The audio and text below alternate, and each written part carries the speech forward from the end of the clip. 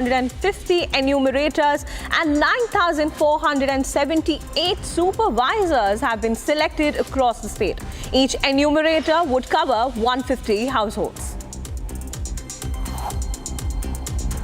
Various sections of the society, at what level, politically, economically, socially, status-wise, at what level they are, and other things, whether they are able to read or receive equally or not.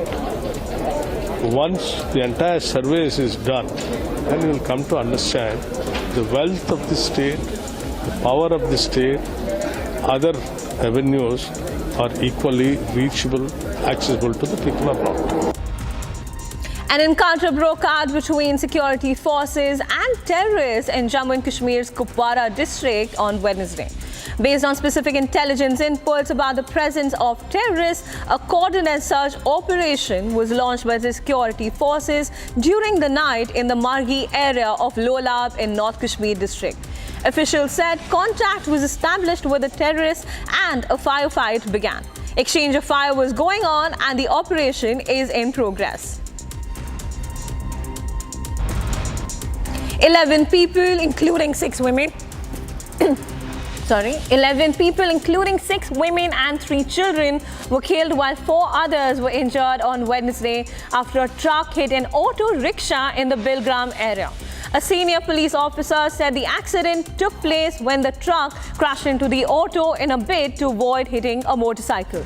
At around 12:30 p.m., the local police were informed about the incident on the Bilgram-Madhavganj road near Roshanpur village. Later, one more woman succumbed to her injuries, taking the toll to 11.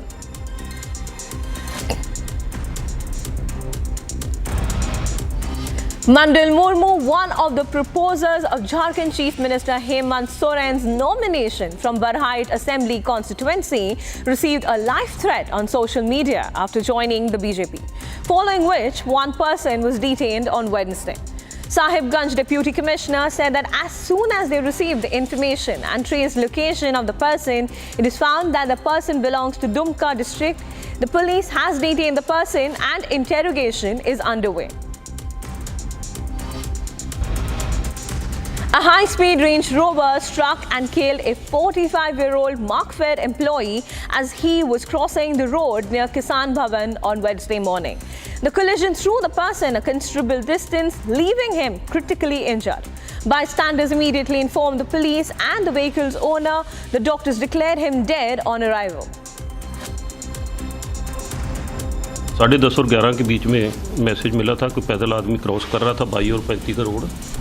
उसको एक range rover गाड़ी है black colour की CHN 0006 जिसे जसविंदर सिंह चला रहा था, तो उससे फैटल एक्सीडेंट हुआ है। वो PGI लेके गए, वहाँ पर उनको ब्रॉड डेड डिक्लेयर कर दिया। सटन एंड दिया पासवान, ये मार्कफेड में PN का काम करते थे टेम्प्रेरी बेस पे, तो वो वहाँ पे उनको ले जाया गया, वहाँ उनकी ब्रॉड डेड कर दिया।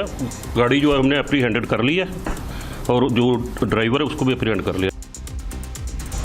A devastating fire broke out a Fortune Mall in Surat's upscale City Light area late Wednesday, claiming the lives of 2 women who died from suffocation. The blaze, which started on the top floor, quickly spread to the spa and gym, trapping those inside. Thick smoke filled the area, making it difficult for people to escape. The cause of the fire remains unknown and an investigation has been launched to determine the origin and potential safety lapses at the facility. The incident has raised concerns over fire safety measures in commercial establishments across Surat.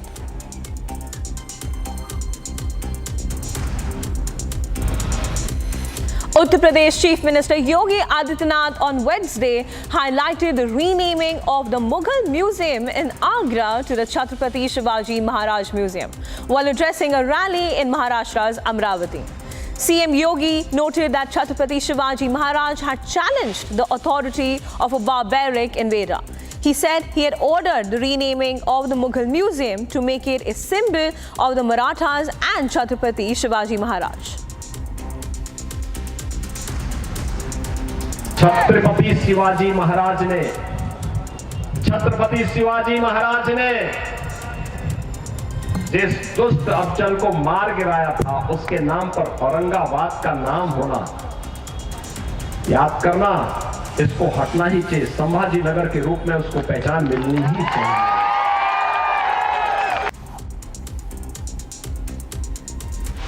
After losing the 2024 US presidential elections to Donald Trump, Vice President Kamala Harris reacted in a post on social media platform X. Kamala said, "Heart is full today, full of gratitude for the trust you have placed in me, full of love for our country and full of resolve." She further added, "The outcome of this election is not what we wanted, not what we fought for." Kamala said, "We must accept the results of this election." Following the loss to Donald Trump, Vice President Kamala Harris has reacted on social media platform X, saying that her heart is full today, full of gratitude for the trust, full of love for the country and full of resolve. She further added that the outcome of this election is not what she would have wanted and not what they fought for. But Kamala Harris said that we must accept the results of this election.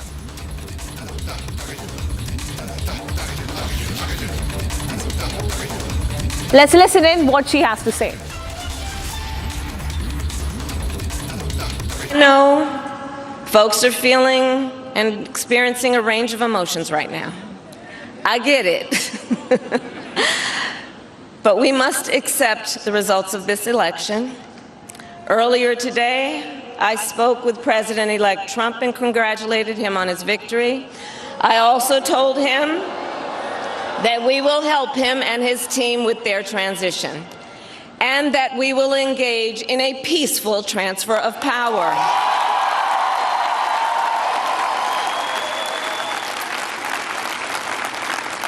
A fundamental principle of American democracy is that when we lose an election, we accept the results. That principle, as much as any other, distinguishes democracy from monarchy or tyranny. And anyone who seeks the public trust must honor it. At the same time, in our nation, we owe loyalty not to a president or a party, but to the Constitution of the United States.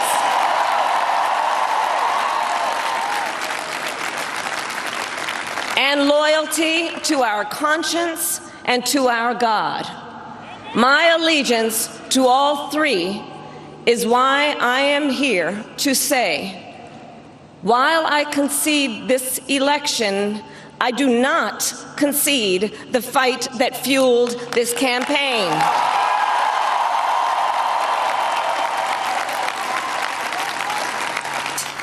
The fight for freedom, for opportunity, for fairness, and the dignity of all people.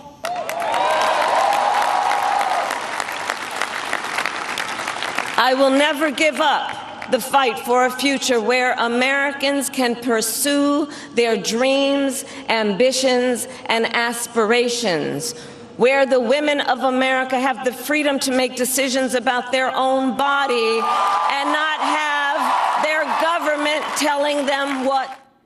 Two terrorists were killed in different encounters between terrorists and security forces in Kupwara and Bandipora. The operations have concluded successfully in Kupwara but continue in Bandipora. Watch our coverage for all the details.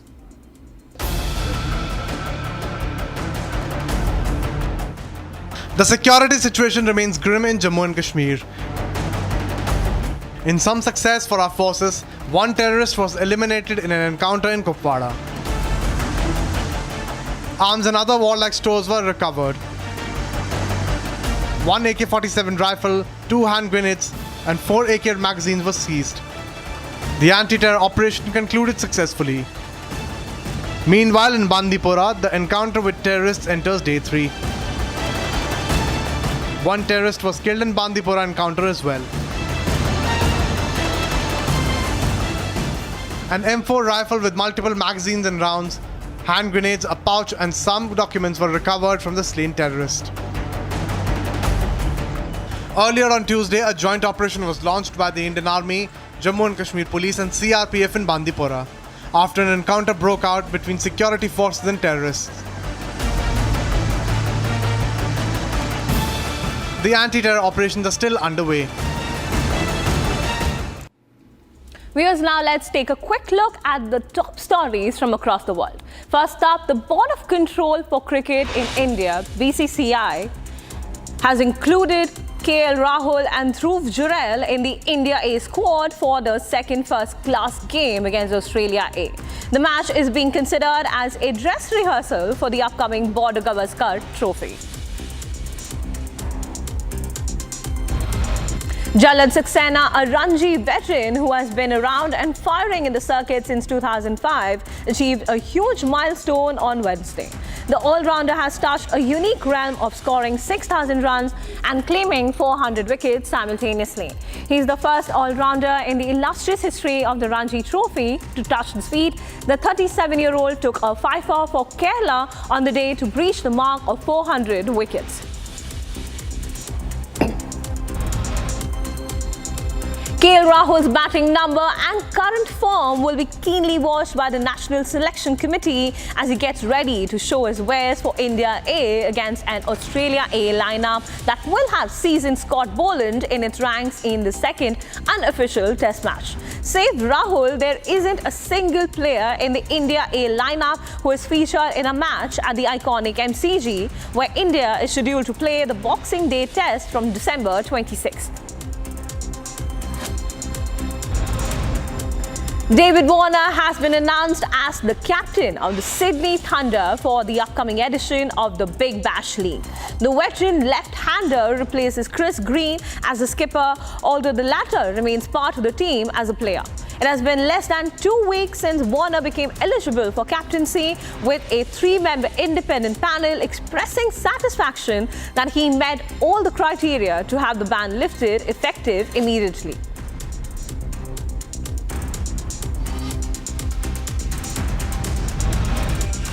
Senior India batter Virat Kohli took a massive hit in his ICC rankings after a terrible showing against New Zealand.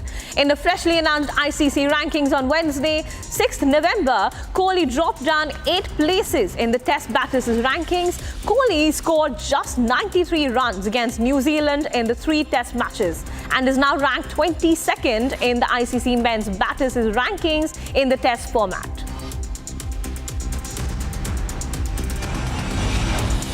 Aaron Finch has reacted strongly to Sunil Gavaskar's suggestions that Jasprit Bumrah should be made captain of the Indian team for the entire Border Gavaskar Trophy if Rohit Sharma cannot play the first test, saying there is only one captain of the Indian team.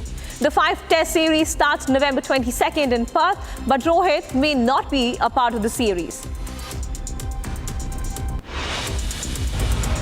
Australia white ball specialist Glenn Maxwell has fired a big Steve Smith warning to the Indian team ahead of the Border Gavaskar Trophy 2024-25. Maxwell, who is currently playing in the ODI series against Pakistan, asserted that Smith is absolutely ready for the Indian challenge and tuned in with his technique after watching him closely in the nets.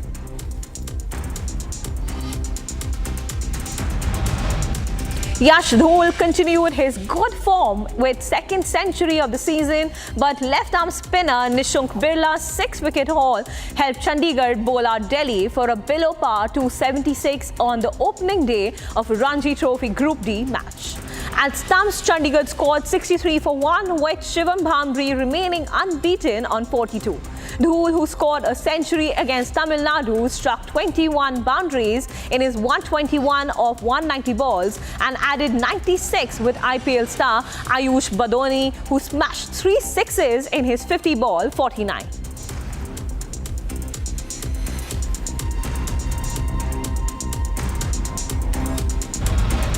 While addressing the supporters after being elected as the 47th president of the USA, Donald Trump spared a few words for Dana White and expressed how he did a phenomenal job in uplifting the sport, which many rejected for its rough nature.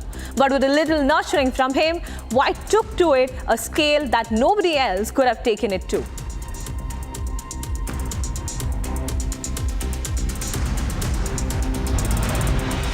Real Madrid are going through a crisis both on and off the field after their back-to-back embarrassing defeats at home.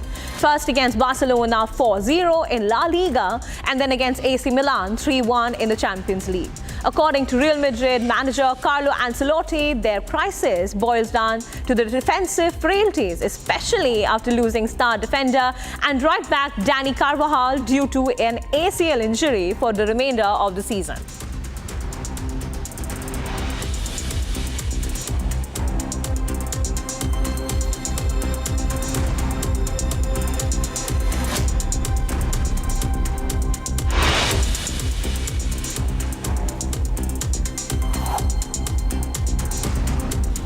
Viewers, it's time for us to slip into a short commercial break. Lots more coming up on the other side. Vice President of the US, Kamala Harris, has conceded her defeat to Donald Trump, who is all set to be the 47th President of the United States of America. Stay tuned to Republic TV as we bring you all the latest developments on the other side.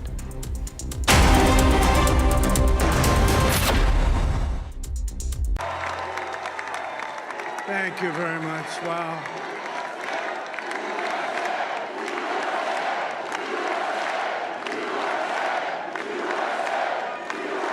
Well, I want to thank you all very much. This is great. These are our friends. We have thousands of friends on this incredible movement. In the India Today Best Universities 2023 survey, India's #1 ranked universities in various streams are JNU Delhi, Amity University, AIIMS Delhi, IIT Delhi, and National Law School Bengaluru.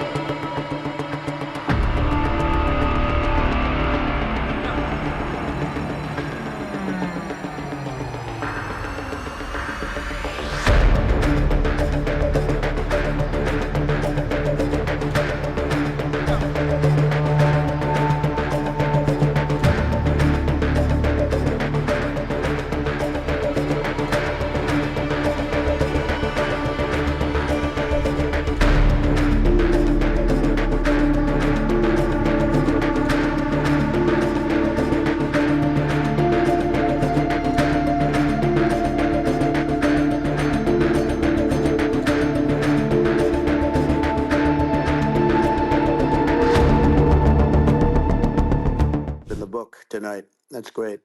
Well, thank you.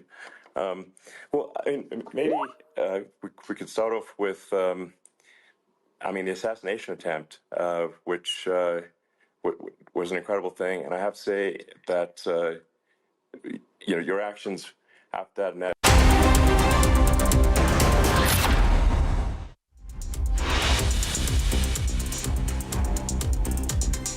After Trump's landslide victory,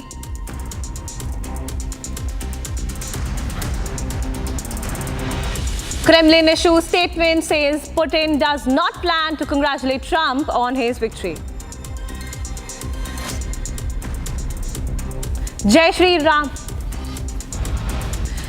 Ram chants echo in JNK Assembly amid ruckus over resolution to restore special status. Forces gunned down one terrorist in JNK's Kupwara, recover rifle, ammunition and hand grenades.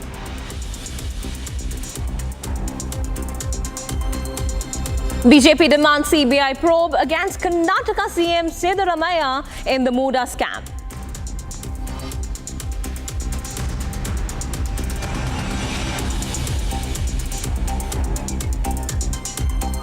यहाँ पे एक Mughal museum बन रहा है।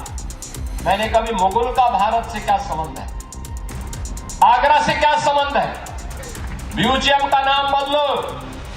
ये मुगल कालखंड और स्थापत्य का नहीं बनना चाहिए, बल्कि मराठा और छत्रपति शिवाजी महाराज का प्रतीक बनना चाहिए। UP Chief Minister Yogi Adityanath highlighted the renaming of the Mughal Museum in Agra to Chhatrapati Shivaji Maharaj Museum while addressing a rally in Maharashtra's Amravati.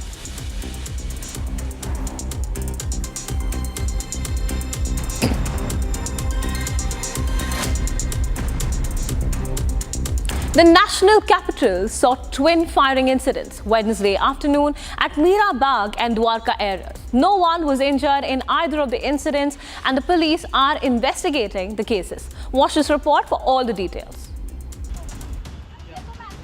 Two firing incidents were reported in the national capital on Wednesday. Around 8 to 9 rounds were fired at an outlet in West Delhi's Mira Bagh in the afternoon around 2:35 p.m. Bullets were fired at an outlet named Raj Mandir. Police reached the spot to carry out this investigation. CCTV footage of nearby regions is being scanned to identify these shooters. On Monday afternoon around 1:30 p.m. an unfortunate incident took place in Delhi, but no one has got injured. Right now I'm just standing outside a furniture store. This is a large furniture store. So what has happened that 3 bike-borne assailants came over here and they went inside this furniture store and they fired 5 to 6 rounds of gunshots. But fortunately no one has got injured. Right now if you see behind me the visuals of this furniture store, the Delhi Police Crime Branch team, apart from Crime Branch team, forensic team is still inside and they are investigating the matter. And what we are learning from our sources that this is not the first incident which took place yesterday. There is another incident which took place in Alipur region in the outer north district. So there as well these 3 bike-borne assailants went over there and they also fired gunshots over there at a property dealer's office. In another incident around 4:14 p.m, some unknown miscreants fired 4 rounds at a car workshop in Chaula area of Dwarka district of Delhi. As per DCP of Dwarka, a motor workshop being run by one Joginder Singh at Najafgarh was visited by 3 bike-borne men, out of which 2 entered the workshop and started firing. No one was injured in this incident. Watch how police are searching for these miscreants in this footage. The incidents come after 2 shooting incidents that occurred in Delhi on Monday. Shooters targeted a property dealer's office in Alipur and then they targeted a furniture shop in Nangloi. In both cases, armed men entered the establishments and fled the scene after firing gunshots. No injuries were reported in the twin firing incidents. Delhi police is investigating the matter. CCTV footage of nearby regions are being scanned to identify shooters.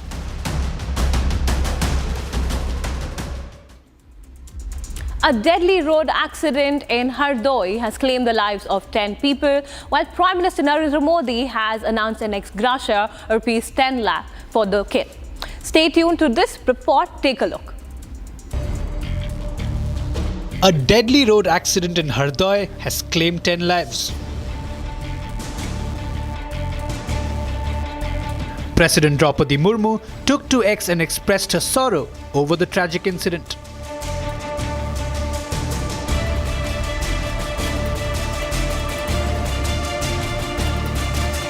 Meanwhile, Prime Minister Narendra Modi has announced an ex gratia payment of rupees 2 lakh each to the next of kin. As per the Prime Minister's office, the injured will receive rupees 50,000 each.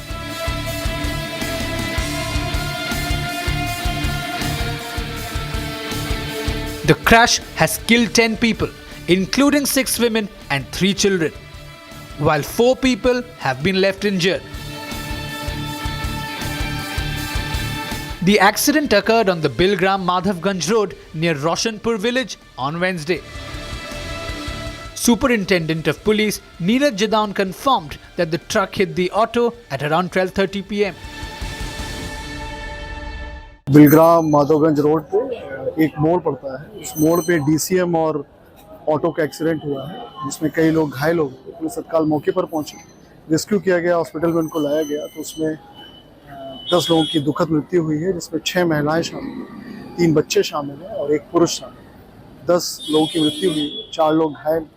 इसमें जब डॉक्टरों से भी बात हुई थी तो उनकी हालत खतरे से बाहर है, लेकिन फिर भी उनको बेटर उपचार के लिए जिला हॉस्पिटल उनको रेफर किया गया, एम्बुलेंस से भेजा जा रहा है।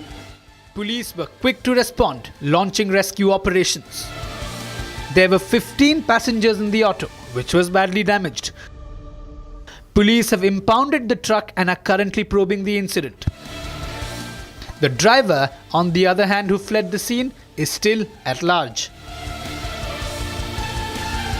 Uttar Pradesh CM Yogi Adityanath too expressed his condolences and directed officials to provide medical care to the injured.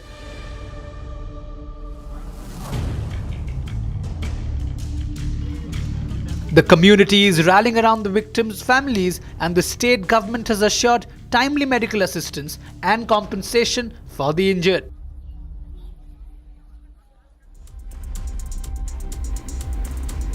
The initial public offering of food delivery major Swiggy began on Wednesday. On day one, it was subscribed 11 times, mostly by individual investors, while non-institutional investors showed limited interest.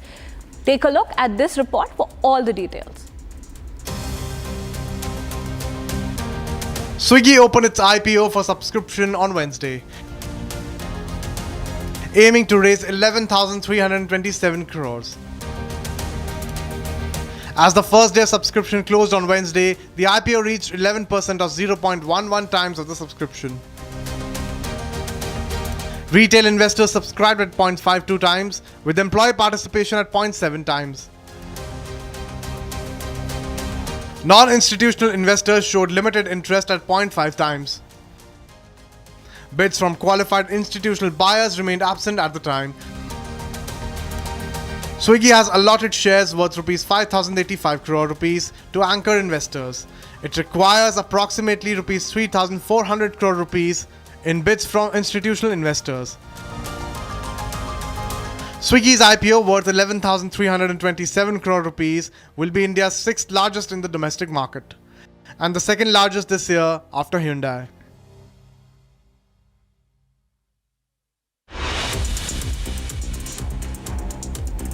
It's time for us to take a quick look at the top stories from across the world. Locals in Melania Trump's hometown in Slovenia expressed pride on Wednesday after her husband's decisive election victory in the United States. Donald Trump was elected as the 47th president of the United States after defeating Democratic candidate and Vice President Kamala Harris. The mayor of Sevnica expressed that the people of Sevnica and Slovenia are very proud of Melania Trump becoming the First Lady once again. He emphasized that she would carry out her role with the same honor and dignity as in her previous tenure. He expressed confidence that Melania would fulfill her responsibilities with honor, further promoting Sevnica and Slovenia onto the global stage. Doctors in Lahore, Pakistan's cultural capital, reported a surge in hospital and clinic visits due to the record high air pollution. Authorities warned that a full lockdown could be enforced if residents do not wear face masks and adhere to the other smoke-related safety measures. Lahore remained the world's most polluted city on Wednesday, with air quality index hitting a record high of over 1,100.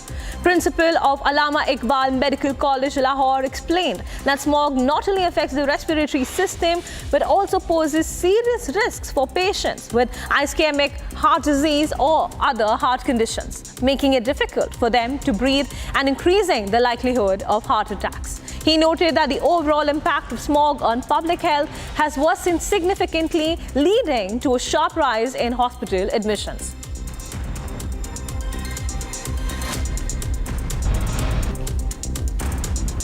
Danny Danon, Israel's ambassador to the United Nations, congratulated President Trump on his victory and expressed eagerness to collaborate with him and his administration. He highlighted the significant challenges ahead, emphasizing that the enemies of the United States are also Israel's enemies, and he was confident that they would continue to work together. Danon also stressed the need for reform at the UN, calling for greater moral clarity, and expressed hope that the new administration would lead efforts in that direction. Trump's strong backing of Israel, combined with his campaign stance advocating for a swift end to the Gaza conflict, raises numerous questions about how his second term will impact the region at this critical juncture.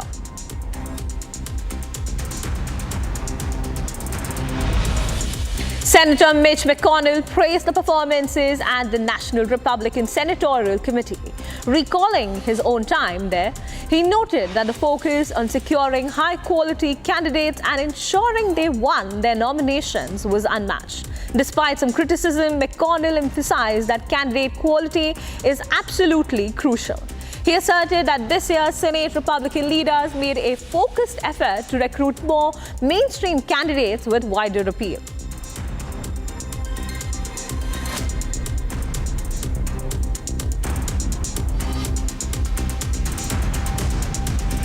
Several explosions rocked Beirut on Wednesday, sending thick smoke billowing across the city's skyline. Lebanon's civil defense reported that at least 30 bodies had been recovered from the rubble of a collapsed apartment building. Search efforts were ongoing as the number of survivors or bodies still trapped under the debris remained unclear. The cause of the blast has not yet been determined. Since the conflict between Israel and Hezbollah erupted in 2023, at least 3,000 people have been killed and some 13,500 wounded in Lebanon alone.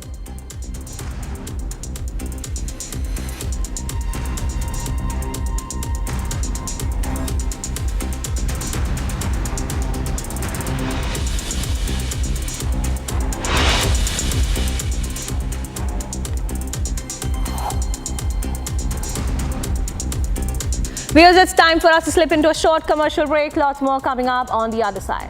In a dramatic political turnaround, Donald Trump has won the crucial race to 270, reclaiming the White House with a series of stunning victories in key swing states. Stay tuned to Republic TV as we bring you all the latest developments.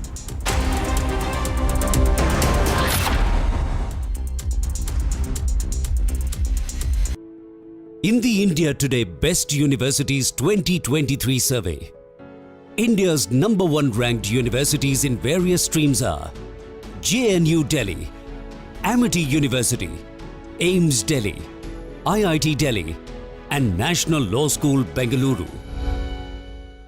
In one of the most consequential elections of our lifetime, and we have momentum. It is on our side. Can you feel it?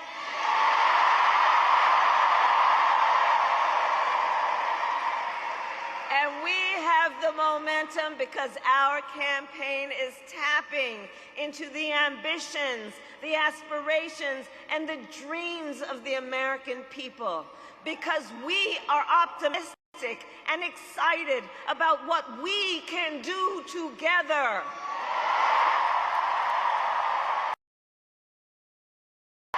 And make no mistake, we will win.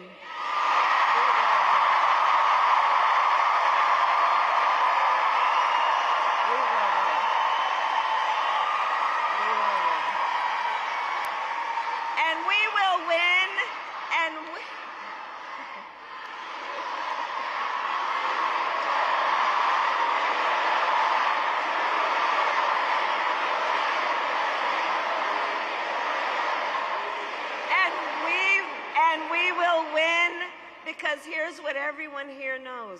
When you know what you stand for, you know what to fight for.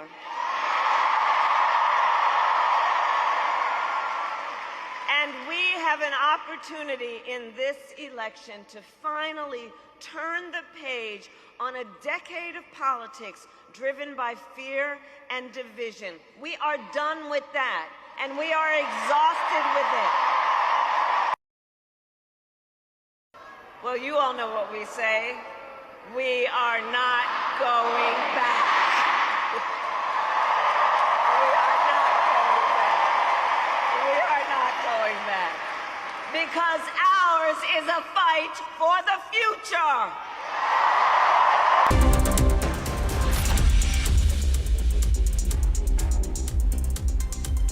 Welcome back, viewers. Thank you for tuning into Republic TV. You're watching live this morning.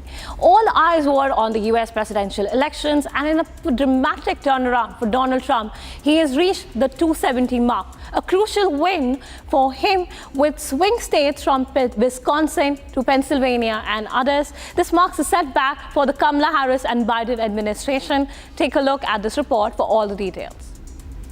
This is a magnificent victory for the American people. that will allow us to make America great again.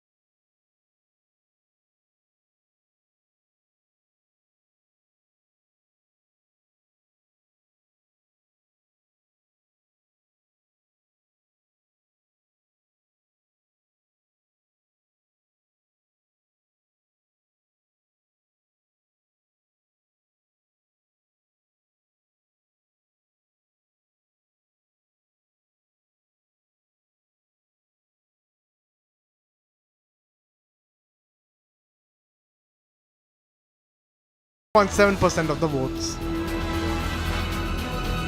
Every single day I will be fighting for you, and with every breath in my body, I will not rest until we have delivered the strong, safe, and prosperous America that our children deserve and that you deserve.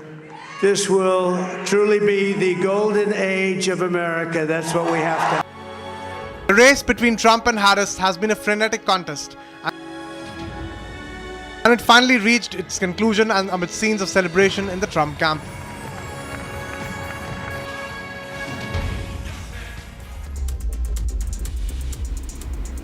Global stock markets experienced a major rally after US president has been announced, and that's Donald Trump. This has boosted the investor sentiment across markets, with the stocks reaching record highs across continents. Take a look at the special report with all the details.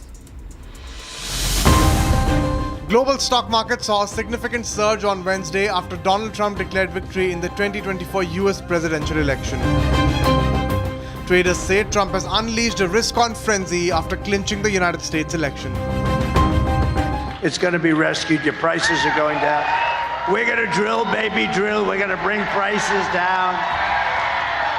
Who can rescue our economy from total obliteration and restore our country to full prosperity, explosive growth? The Dow Jones Industrial Average skyrocketed to a record high, raising by over 3%. The S&P 500 index also reached a historic high, climbing more than 2%. Meanwhile, the Nasdaq Composite Index climbed more than 2.5% to its own record peak. Sensex and Nifty 50, India's key stock market indices, rallied over 1% on Wednesday in response to the US election results. Trump's victory spurs a health boost for Indian investors by 7.75 trillion rupees. While the treasury yields remain high, investors now look forward to inflation clampdown, reduced government borrowing, and favorable federal rate alterations.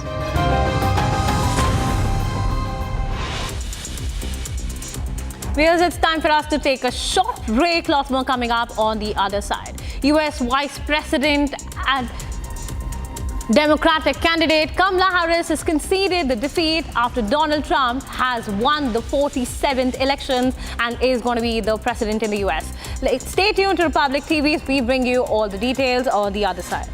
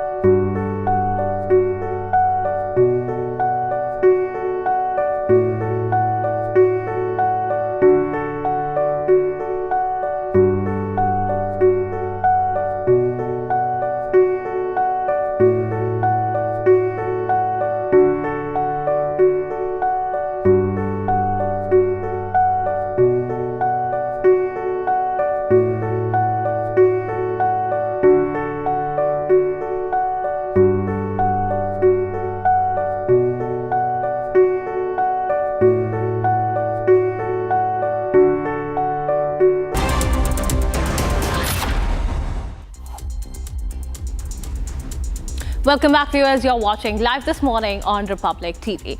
Amid the deadly floods in Spain, the firefighters are tirelessly working to pump out water from the submerged areas and to rescue the people who have been trapped. The navigation of the rescue operations are continuing across the town to rescue the people. Take a look at this report for all the details.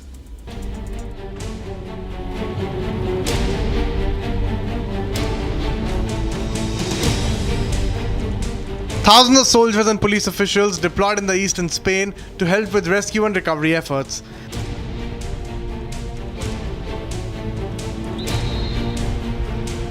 Authorities have recovered 217 bodies and still carrying out search operation to find the missing people.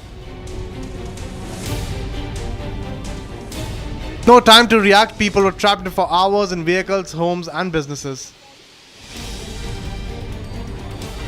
People struggle to cope with the loss and destruction while facing shortages of basic goods, including drinking water. The Spanish army sent about 5,000 soldiers over the weekend to help in distribution of food and water and cleaning up the streets. The Spanish authorities have termed the floods as the worst disaster that has affected Spain in decades.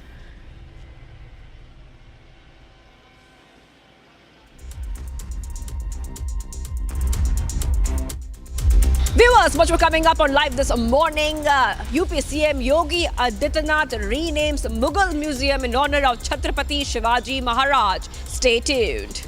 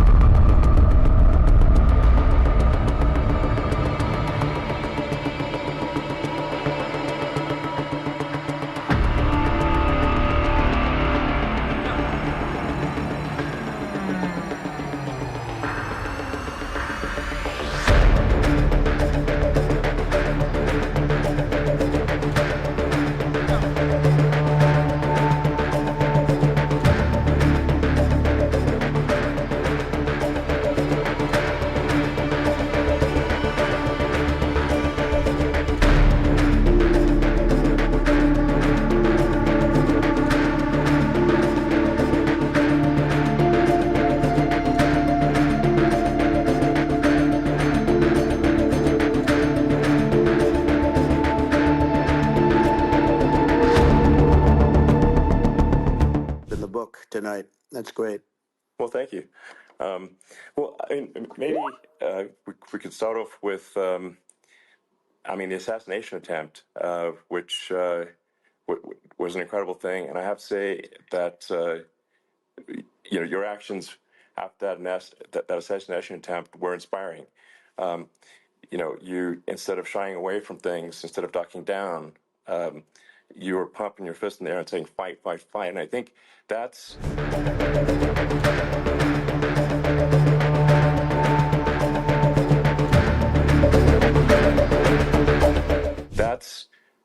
I mean, you know, the President of the United States. From Asia's largest news headquarters, setting the agenda for Bharat.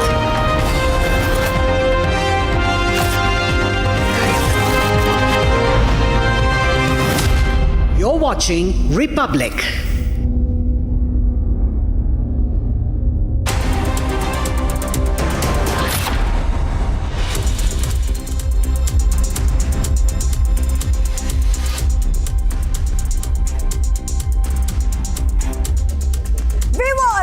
Very good morning. We're live this morning of Shivangi Shukla getting you the latest coming in. And remember, viewers, the big story which is making the headlines is, of course, that Donald Trump is back as the President of the United States. Republicans have taken control of the Senate. And we will track this updates for you as Donald Trump is now going to be the next US President, and all the details, all the analysis on the big international development. But as usual, the headlines we are tracking. Let's get started. After Trump's landslide victory, Kremlin issue statement says Putin does not plan to congratulate Trump on his victory. Jai Shri Ram chants echo in Jammu and Kashmir Assembly amid ruckus on resolution to restore special status. Forces gunned down one terrorist in Jammu and Kashmir's Kupwara, recover rifle, ammunition and hand grenades. BJP demands CBI probe against Karnataka CM Siddaramaiah and the Muda scam. यहाँ पे एक Mughal museum बन रहा है। मैंने कभी मुगल का भारत से क्या संबंध है, आगरा से क्या संबंध है? म्यूजियम का नाम बदलो। ये मुगल कालखंड और स्थापत्य का नहीं बनना चाहिए, बल्कि मराठा और छत्रपति शिवाजी महाराज का प्रतीक बनना चाहिए।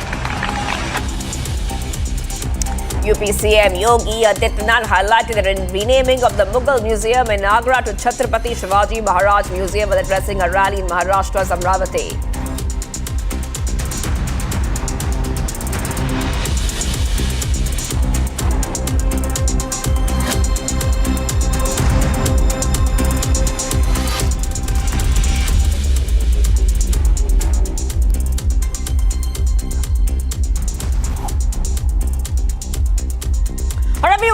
We are getting some breaking updates coming in right now. Let's go to the big breaking update. 11 people, including 6 women and 3 children, were killed while 4 others have been injured after a truck hit an auto rickshaw in the Bilgram area. This is a story we are tracking very closely. This is in Hardoi. We're getting you these updates coming in where there has been this incident which has come out. 11 have unfortunately lost their lives, 4 hurt. A speeding auto has overturned in Uttar Pradesh's Hardoi. Those are the pictures we're getting for you viewers. We will be getting you more updates. But you can see how this entire auto is completely mangled after that collision. 11 people have lost their lives, 4 others injured when a speeding auto rickshaw has overturned in Hardoi district. Among those killed, we will tell you what the details we're getting for you are 6 women, 3 children and 2 men. CM Yogi Adityanath has expressed grief over the loss of lives and announced ex gratia of rupees 2 lakh for the family of each deceased, 50,000 each for the injured. CM has directed the Hardoi administration to provide immediate financial relief to the victims' families. Those are the pictures coming in for you viewers. You can see that that entire auto rickshaw has been completely, I repeat, completely mangled. It's in a bad shape. The truck hit the auto rickshaw in the Bilgram area. Those are pictures of the accident spot and the aftermath. We're getting some reactions coming in. Let's play out what the police has to say. A senior police officer shared the updates of this accident. लगभग 12:30 बजे police को सूचना मिली थी कि Bilgram Madhavganj road पे एक मोड़ पड़ता है। उस मोड़ पे डीसीएम और ऑटो का एक्सीडेंट हुआ है जिसमें कई लोग घायल हो गए। पुलिस तत्काल मौके पर पहुंची, रेस्क्यू किया गया, हॉस्पिटल में उनको लाया गया तो उसमें 10 लोगों की दुखद मृत्यु हुई है, जिसमें 6 महिलाएं शामिल हैं, 3 बच्चे शामिल हैं और 1 पुरुष शामिल है। 10 लोगों की मृत्यु हुई है, 4 लोग घायल। इसमें भी डॉक्टरों से भी बात हुई थी तो उनकी हालत खतरे से बाहर है, लेकिन फिर भी उनको बेटर उपचार के लिए जिला हॉस्पिटल उनको रेफर किया गया, एम्बुलेंस से भेजा जा रहा है उनको। बाकी जो कैजुअलिटी हुई है उनके घर वालों को हम लोग सूचना दे रहे हैं जिससे कि वो आ जाएं यहाँ पे देख लें। बाकी जो डीसीएम है उसको पुलिस ने तत्काली कब्जे में ले लिया था। बाकी जो भी बातें हैं, क्या मेन कारण रहा जिससे एक्सीडेंट हुआ, मैं मौके पर गया था तो लोगों ने ये बताया कि एक मोटरसाइकिल को बचाने के चक्कर में डीसीएम का इस ऑटो के साथ एक्सीडेंट हुआ। उसको भी हम लोग जांच कर रहे हैं और पहली प्राथमिकता ये है कि जो घायल हैं उनको अच्छा उपचार मिले जिससे उनकी जान बच सके और परिजनों को, मृतकों की परिजनों को सूचना दी जाए जिससे कि वो यहाँ पर आके देख सकें। And viewers, let's go ahead to that big international story we told you about, that it is US President Donald Trump who was aiming, the former president of US, Donald Trump, is once again going to be the next president of the United States. And Kamala Harris has conceded defeat. She has reacted on social media platform X. Kamala says, and I read out here, that full of gratitude for the trust you have placed in me, full of love for our country and full of resolve. She further adds that the outcome of this election is not what we wanted, not what we fought for. Kamala says that we must accept the results of this election. Kamala Harris has spoken out after those results came out. Now I know a range of emotions right now. Now I know folks are feeling and experiencing a range of emotions right now. I get it. But we must accept the results of this election. Earlier today, I spoke with President-elect Trump and congratulated him on his victory. I also told him that we will help him and his team with their transition, and that we will engage in a peaceful transfer of power.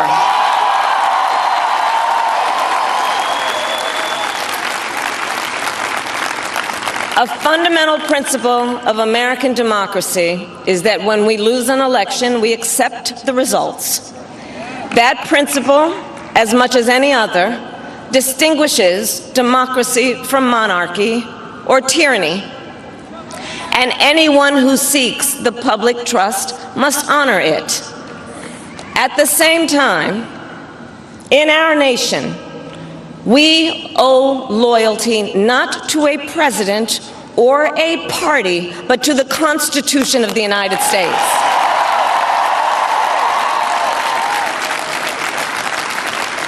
And loyalty to our conscience and to our God. My allegiance to all three is why I am here to say, while I concede this election, I do not concede the fight that fueled this campaign.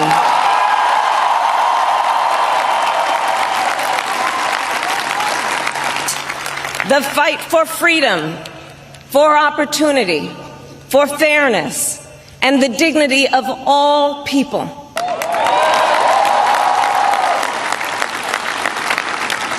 I will never give up the fight for a future where Americans can pursue their dreams, ambitions, and aspirations, where the women of America have the freedom to make decisions about their own body and not have their government telling them what to do.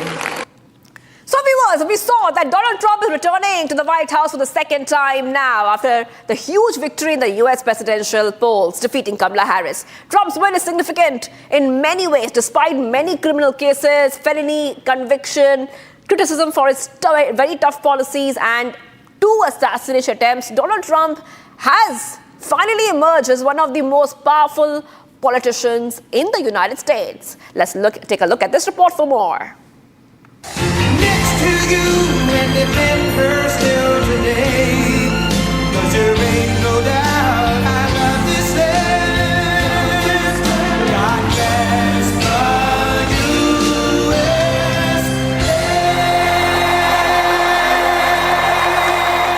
Frankly, this was, I believe, the greatest political movement of all time. There's never been anything like this in this country and maybe beyond.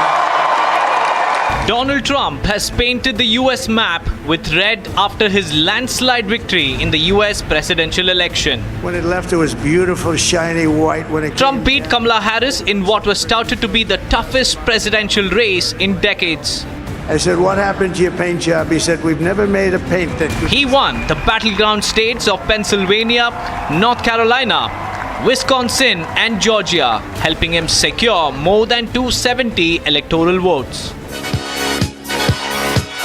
The 78-year-old outran Kamala Harris despite several controversies and criminal charges like the New York hush money case, the classified documents case, as well as the election interference case. His protectionist policy aimed at strengthening American economy and trade, giving more jobs to Native Americans and ending wars in the Middle East worked in his favor. Take a look what happened. An assassination attempt during a rally in Pennsylvania in July, in which he, despite being shot at, fist-pumped the air as a sign of courage, turned his opponents into sympathy votes. God bless you and God bless America. Thank you very much. Thank you very much. This was the third time Donald Trump ran for the top job. He became president of the United States for the first time in 2017, but lost his re-election bid to Joe Biden in 2020. In his victory speech, he thanked his supporters and said that this is the golden age for America and he will make the country great again. Every single day I will be fighting for you, and with every breath in my body, I will not rest until we have delivered the strong, safe, and prosperous America that our children deserve and that you deserve. This will truly be the golden age of America. That's what we have to have. This is a magnificent victory for the American people that will allow us to make America great again.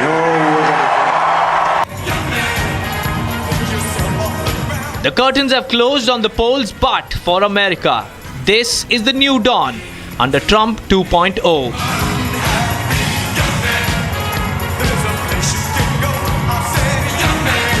In a stunning political turnaround, former President Donald Trump has claimed victory in the 2024 presidential elections, defeating Vice President Kamala Harris. Election marked by intense debates, partisan divisions, a nail-biting contest, and a rather comfortable finish has set the stage for Trump's dramatic return again to the White House. Here's a full report and the victory speech that Donald Trump made.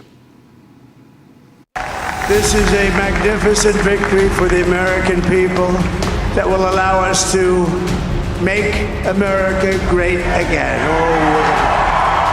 Donald Trump addressed his supporters after scripting a grand comeback to the White House.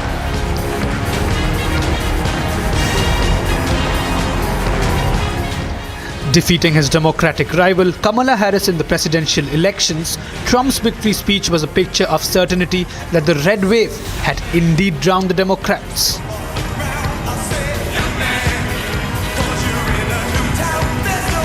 Addressing a crowd of supporters, Trump delivered a rousing victory speech, exuding confidence and pledging to restore America's greatness.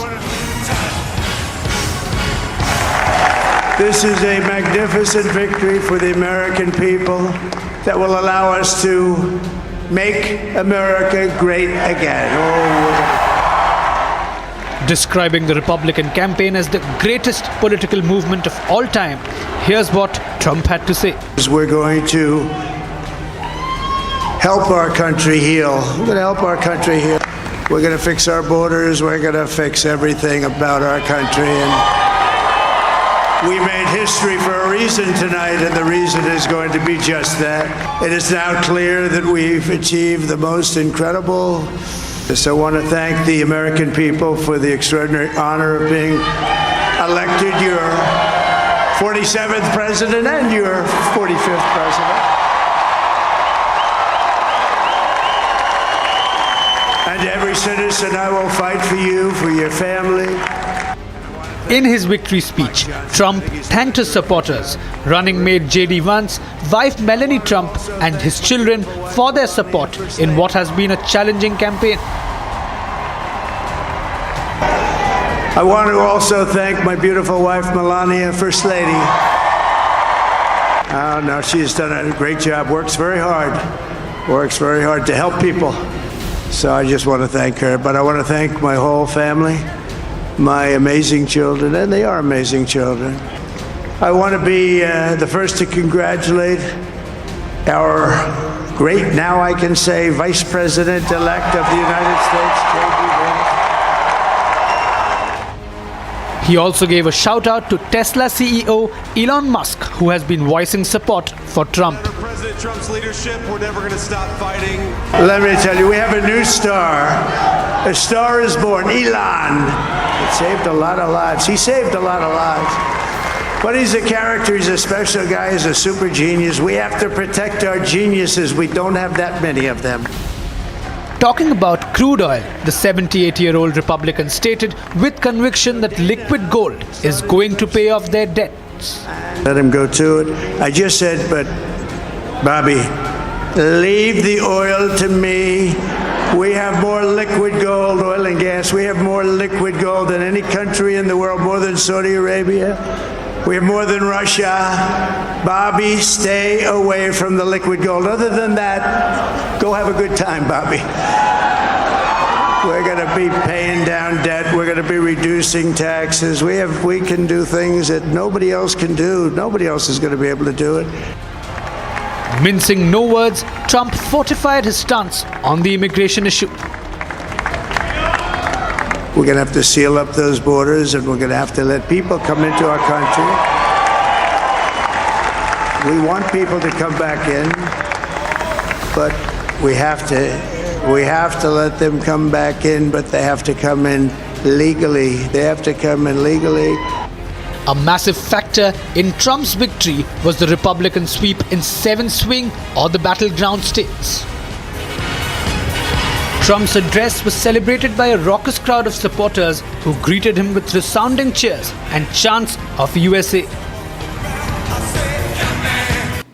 All right, so you saw what Donald Trump said. Now remember, in this heated Trump-Harris race, Donald Trump makes a very, very powerful comeback. The Republican leader sweeps all the 7 key battlegrounds, which are the fate deciders in US elections. As Trump paints map of US into red, let's take a look at what worked for Donald Trump in these elections. Take a look at the report to understand what and went in the favor of Donald Trump, which led to his victory.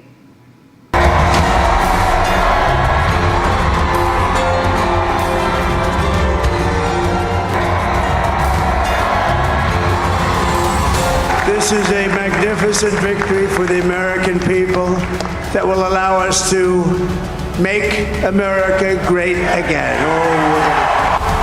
In one of the tightest battles in the US history, Trump has emerged victorious in the 47th US presidential elections.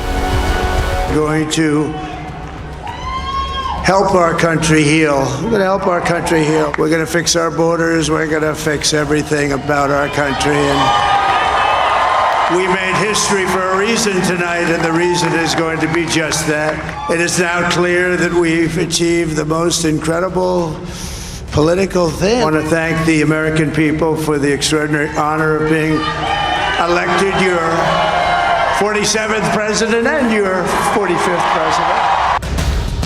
In the 7 key battlegrounds, Donald Trump snatched all the swing state victories and painted them red. Trump's America First and protectionism approach. Every single day I will be fighting for you, and with every breath in my body, I will not rest until we have delivered the strong, safe, and prosperous America that our children deserve and that you deserve.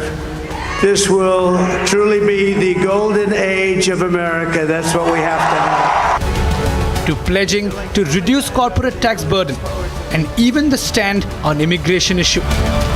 We're going to have to seal up those borders, and we're going to have to let people come into our country.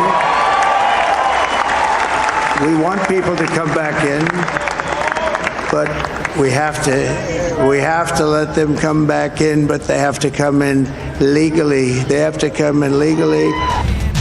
Trump, in his marathon campaign rallies, spoke on issues that struck a chord among the masses. In his victory speech, Trump reignited the issues that will be taken up by his administration. Trump pledged dominance in energy sector, saying America has more liquid gold than Saudi Arabia or Russia. Bobby, leave the oil to me. We have more liquid gold, oil and gas. We have more liquid gold than any country in the world, more than Saudi Arabia. We have more than Russia. Bobby, stay away from the liquid gold. Other than that, go have a good time, Bobby. We're going to be paying down debt. We're going to be reducing taxes. We can do things that nobody else can do. Nobody else is going to be able to do it. The America First approach. Higher tariffs on foreign goods to give a flip to the US economy. And the handling of the West Asia conflict and the Russia-Ukraine war. The US voters made their choice crystal clear with a historic mandate to Trump. With Trump becoming the first Republican to win popular vote in 20 years. Will he be able to meet the promises that have been made? The US presidential election saw a historic sweep by Donald Trump despite Kamala's extensive campaign. It, viewers, seems like Harris's poll plans did not really resonate well with the voters.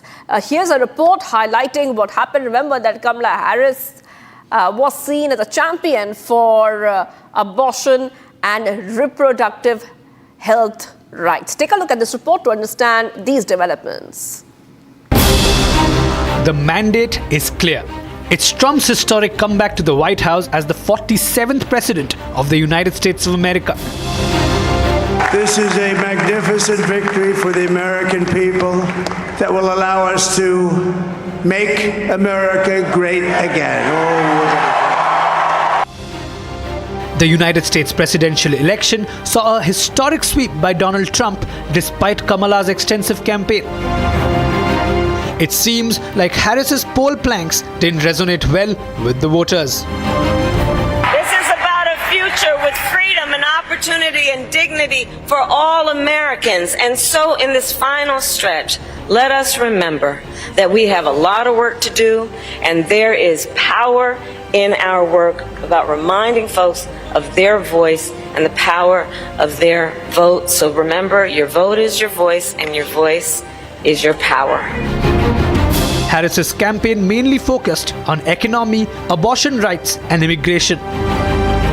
She made abortion the central issue in her bid for the White House, pledging to expand and protect women's ability to terminate a pregnancy. This is the same man who said women should be punished for their choices. He simply does not respect the freedom of women or the intelligence of women to know what's in their own best interest and make decisions accordingly. But we trust women. We trust women.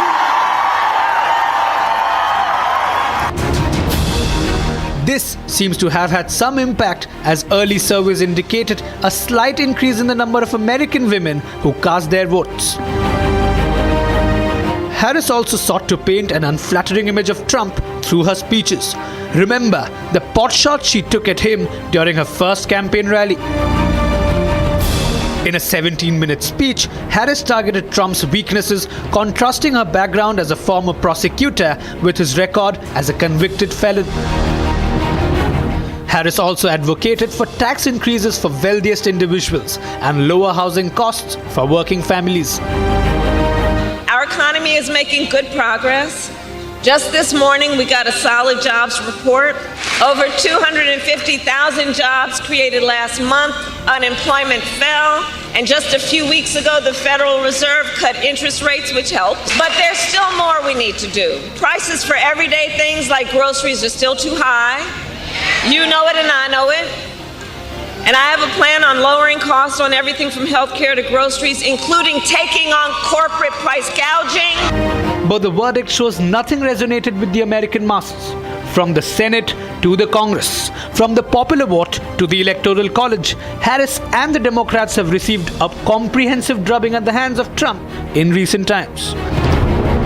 Trump's clarion call to protect Hindus also resonated well with Indian Americans who have historically sided with the Democrats. Another factor that probably worked against Kamala Harris. Given the shift from Joe Biden to Kamala Harris as the presidential candidate happened only a couple of months back, leaving her with little time to strategize for the polls, observers believe this may have contributed to her loss. America has decided. It won't be Kamala Harris. It's Donald Trump who makes the historic comeback to the White House.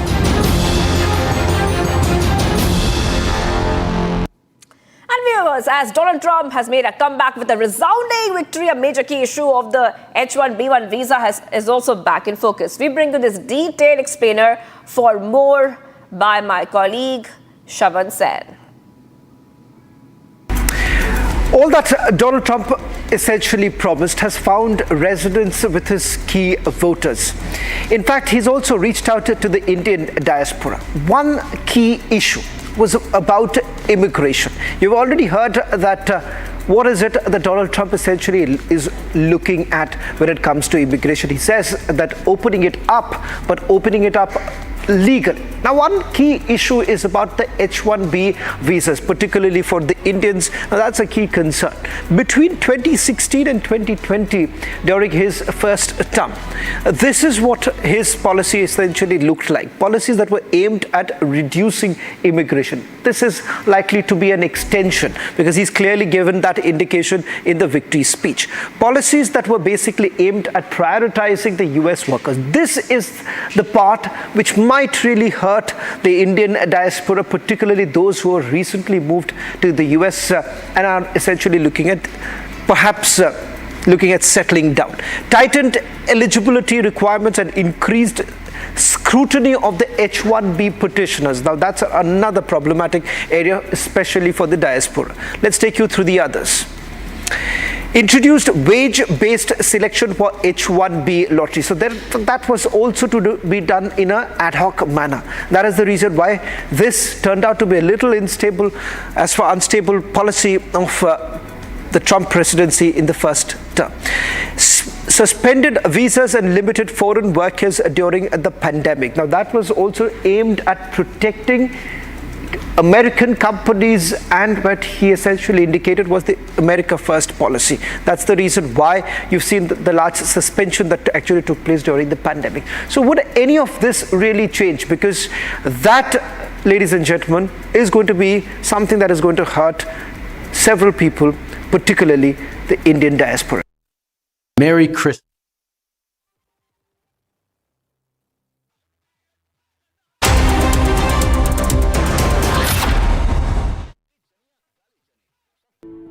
In the India Today Best Universities 2023 survey, India's #1 ranked universities in various streams are JNU Delhi, Amity University, AIMS Delhi, IIT Delhi, and National Law School Bengaluru.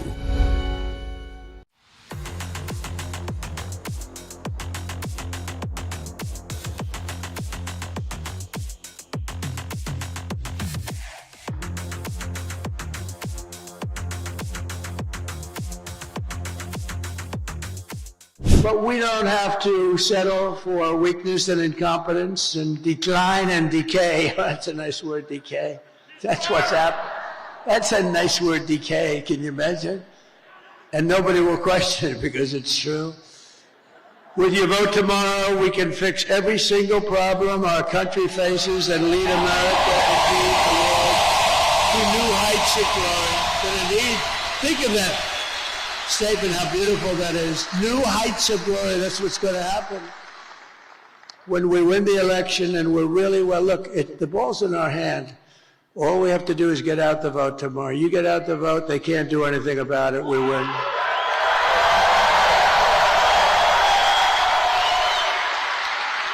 But I think I heard somebody say it's like 900, maybe a little more than 900 rallies. And, you know, rarely do they ever catch me making even a little mistake. I go through rally after rally, 10, 20, 30, and then I say the wrong. They say, he's cognitively impaired. No, we're not. I'll let you know when that time happens. It could happen, but hopefully it's not going to be for a long time. But you've given your time, your money, and your whole heart for this cause, and your support means more.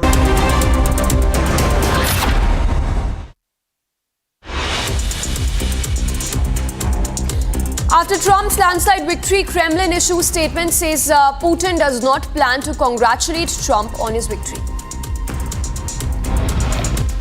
Jai Shri Ram chants echo in J&K Assembly amid ruckus over resolution to restore special status.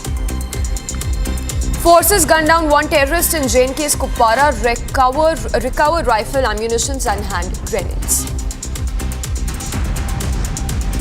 BJP demands a CBI probe into Karnataka against Chief Minister Siddaramaiah in the Mysore Urban Development Authority scam. यहाँ पे एक Mughal museum बन रहा है। मैंने कभी मुगल का भारत से क्या संबंध है, आगरा से क्या संबंध है? म्यूजियम का नाम बदलो।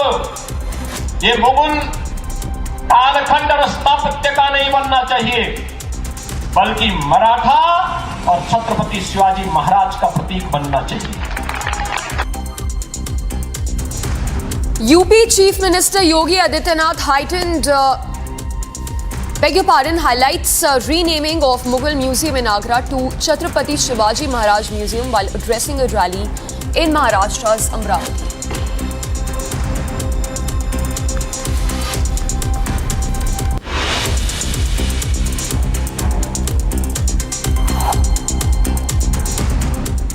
A very good morning. It's 8:30. I'm Samiksha Srivastava. We start this edition with some news break that's coming in from Canada.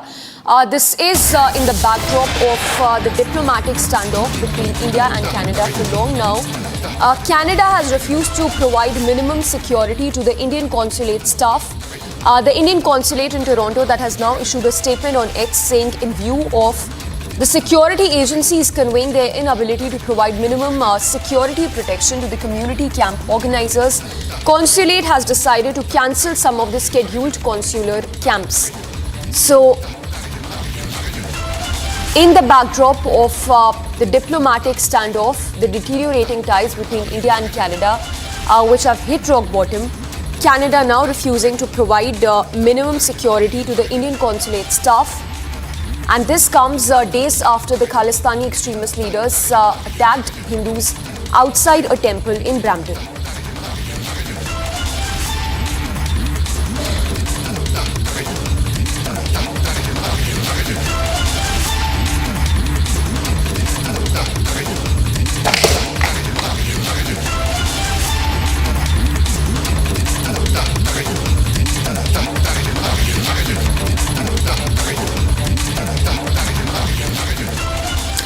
And it's been the toughest contest in US history, the contest between Kamala Harris and Republican Donald Trump, the latter, of course, having won the US presidential race.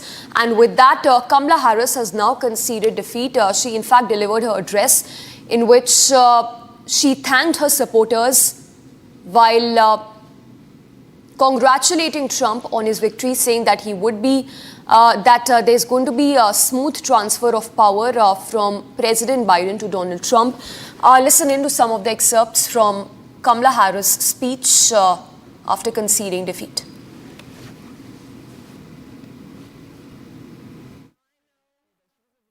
They're feeling and experiencing a range of emotions right now. I get it. But we must accept the results of this election. Earlier today, I spoke with President-elect Trump and congratulated him on his victory. I also told him that we will help him and his team with their transition, and that we will engage in a peaceful transfer of power.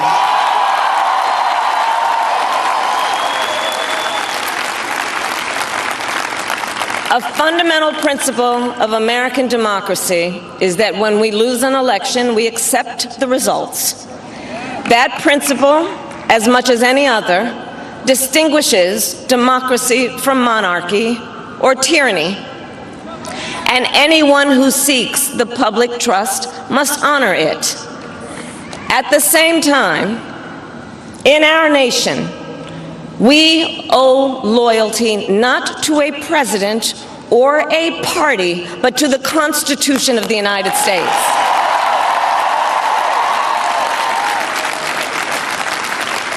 And loyalty to our conscience and to our God. My allegiance to all three is why I am here to say, while I concede this election, I do not concede the fight that fueled this campaign.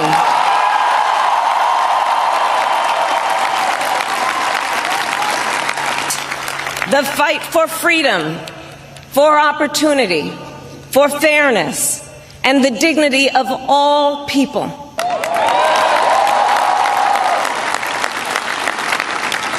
I will never give up the fight for a future where Americans can pursue their dreams, ambitions, and aspirations, where the women of America have the freedom to make decisions about their own body and not have their government telling them what to do. Now, Donald Trump painted Pennsylvania, which was one of the key battleground states in the U.S. presidential race, winning the state by more than 50% of the votes and defeating Kamala Harris by more than a margin of 1,70,000 votes. In fact, note, this is the first time a Republican candidate has won from the state since George H.W. Bush's victory in 1988. This win is significant as Donald Trump has won the state after facing an assassination attempt here at a rally in the month of July. Well, I want to thank you all very much. This is great. These are our friends. We have thousands of friends in this incredible movement. Donald Trump swept the United States of America, winning key states with a significant majority. From Wisconsin to Georgia and North Carolina, Trump triumphed the election, securing more than 270 electoral votes. He won the battleground states of Pennsylvania with 19 electoral votes and over 50% of the vote share, compared to Kamala Harris's mere 48%. He beat Harris with a huge margin of 1,74,799 votes. This is more than double the total of which Joe Biden won the state back in 2020. Pennsylvania has always been a key state in the US elections. This is the same state which saw an assassination bid on Trump during a rally in July. This sent shockwaves across the country, with even his opponents criticizing this attack. The picture of him fist-pumping the air soon became a symbol of resistance and courage, drawing him massive support from across the world. Trump leaned into his image as the candidate best equipped to handle the economy in Pennsylvania, where voters have been hit hard by inflation. He pitched tariffs and mass deportation plans while attacking Harris over her shifting positions on fracking, a key political issue in the state because of its influential natural gas industry.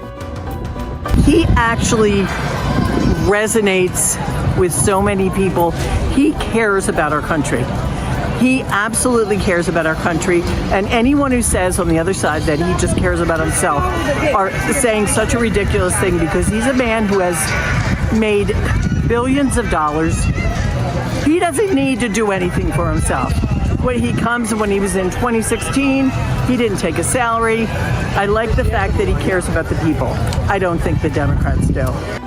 Pennsylvania has been the state with working class voters, urban centers, and has been seen as microcosm of the country.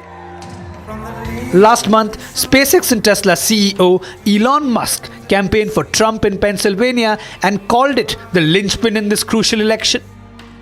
You show what matters by your actions, not your words. And my actions are, I'm here, I'm in Pennsylvania, and I'm here for a very important reason, which is, I can't emphasize enough that Pennsylvania is, I think, the linchpin in this election. And this election, I think, is going to decide the fate of America, and along with the fate of America, the fate of Western civilization. This marks the second time that Donald Trump has won Pennsylvania after 2016. The last Republican presidential candidate to succeed in the state was George Bush in 1988. Trump now makes his way to the White House after an intense neck-and-neck fight with his political opponent Kamala Harris.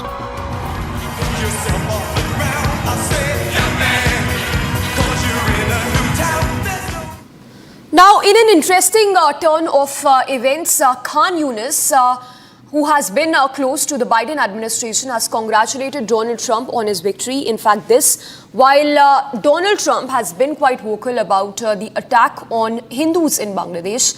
So the question, of course, remains that whether there's going to be a shift in US policy towards Bangladesh. Here's a detailed report. The situation in Bangladesh has been hitting global headlines. From the anti-quota student protest to Sheikh Hasina's ouster, and now the rampant atrocities against the minority Hindu community. Temples vandalized, shops looted, women and children tortured. Bangladesh is indeed in total chaos, and the ones at the receiving end are the Hindus. Donald Trump's recent tweet before his landslide victory condemning the violence against religious minorities in Bangladesh has shifted the global spotlight on Hinduphobia. Trump's message was clear: condemn the barbaric violence against Hindus. On the other hand, the Biden-Kamala duo have remained categorically silent about the situation.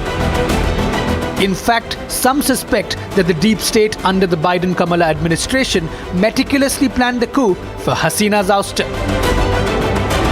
Incidentally, Yunus has time and again been pictured with Democrats like Barack Obama and Hillary Clinton. Amid the haunting silence from the White House, it was Trump's tweet that renewed hopes among thousands of Hindus in Bangladesh.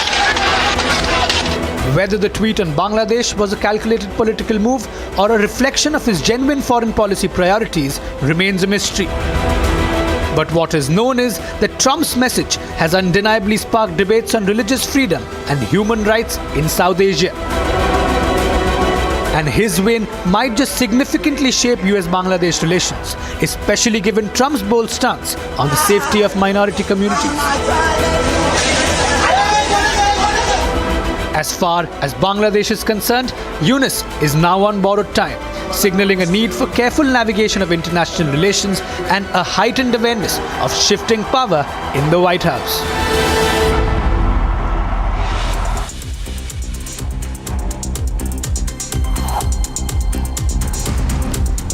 And for now, we head into a very short break. Swiggy IPO up for subscription. We'll get you the details after we come back.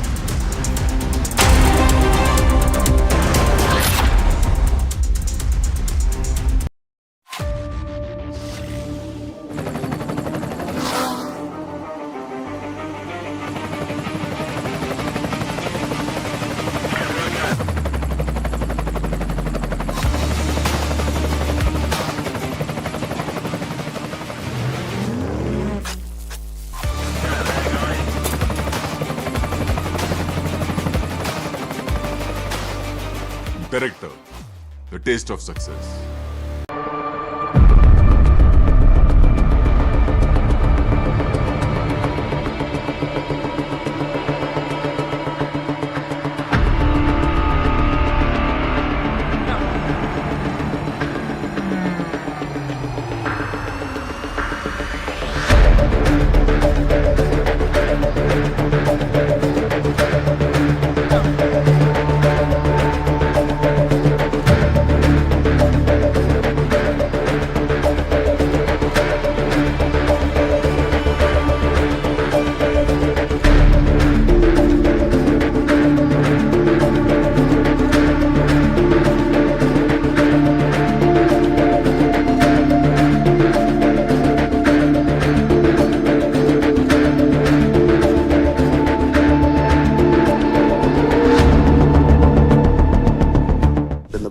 tonight. That's great.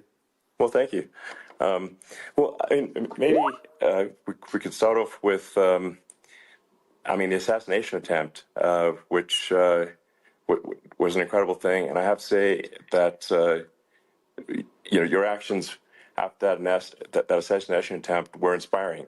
You know, you, instead of shying away from things, instead of ducking down, you were pumping your fist in the air and saying, fight, fight, fight. And I think that's...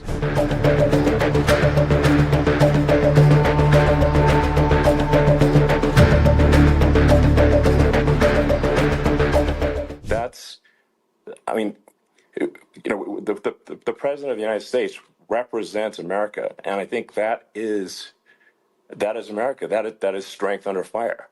And...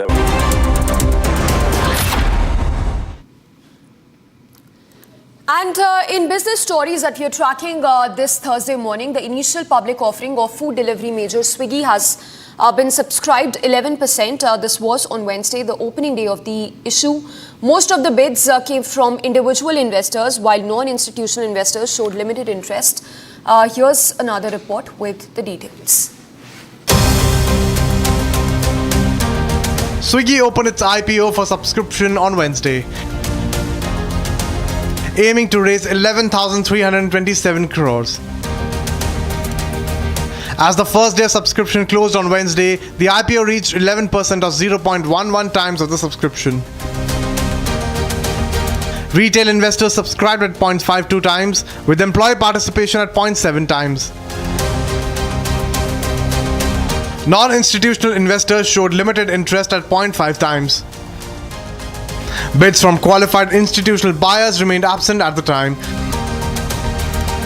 Swiggy has allotted shares worth rupees 5,085 crore rupees to anchor investors. It requires approximately rupees 3,400 crore rupees in bids from institutional investors. Swiggy's IPO worth 11,327 crore rupees will be India's 6th largest in the domestic market and the 2nd largest this year after Hyundai.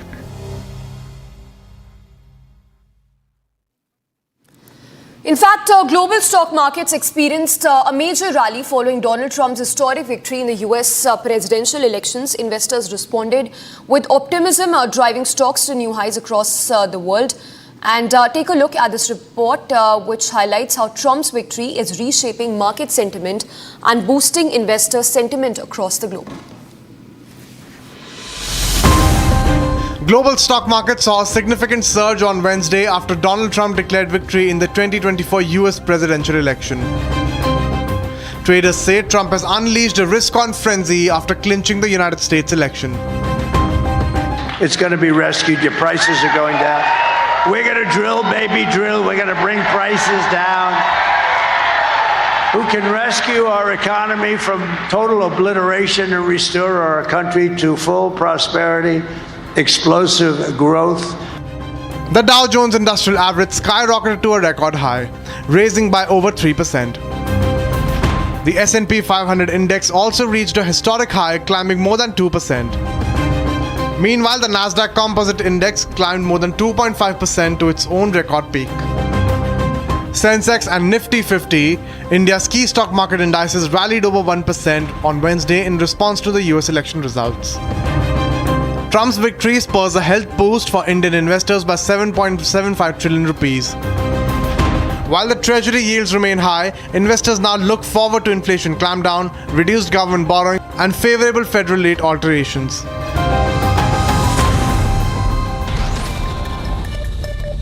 And a quick look at the top stories that we're tracking. French newspaper Libération featured President-elect Donald Trump on its front page with the headline which read, "The reoccurrence." It highlighted Trump's remarkable return to the presidency despite controversies, including refusing his previous election defeat, inciting a capital insurrection, facing felony convictions, and surviving 2 assassination attempts. German Chancellor announced the dismissal of Finance Minister on Wednesday, citing a lack of trust that has strained the coalition government. The move threatens stability within the three-party alliance. While Linda opposed tax increases and debt expansion, his coalition partners pushed for increased state investment and opposed cuts to welfare. The Israeli military facilitated the evacuation of 231 patients and their caregivers from Gaza for medical treatment abroad, coordinating with the WHO, EU and the UAE. These evacuees included trauma and chronic illness patients. The evacuations are urgent due to Gaza's severely strained healthcare system amidst the ongoing Israel-Hamas conflict. California has been facing intense winds that have fueled a swift-moving wildfire near Malibu's Pacific Coast Highway, prompting evacuations in multiple areas.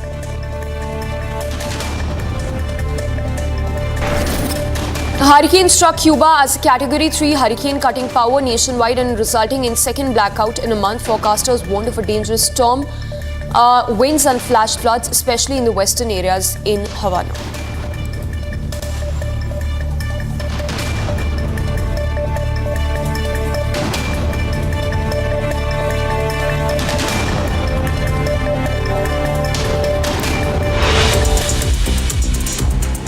Wall Street surges to new record highs as former President Donald Trump reclaims presidency. All this and more after we come back.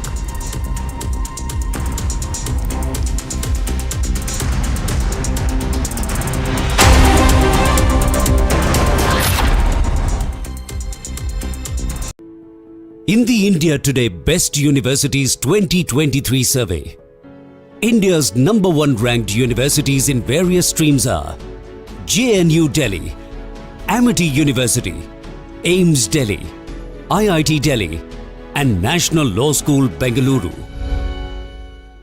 In one of the most consequential elections of our lifetime, and we have momentum. It is on our side. Can you feel it?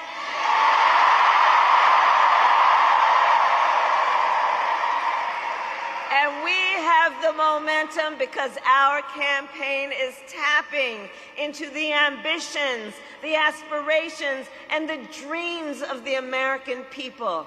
Because we are optimistic and excited about what we can do together.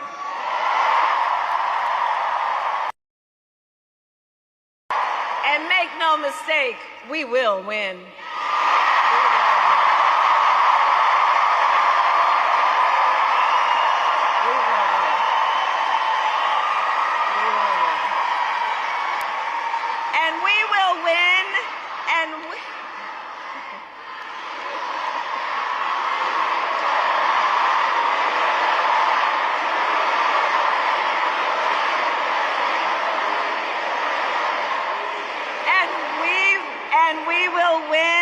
Because here's what everyone here knows.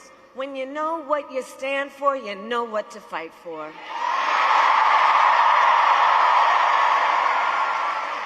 And we have an opportunity in this election to finally turn the page on a decade of politics driven by fear and division. We are done with that, and we are exhausted with it.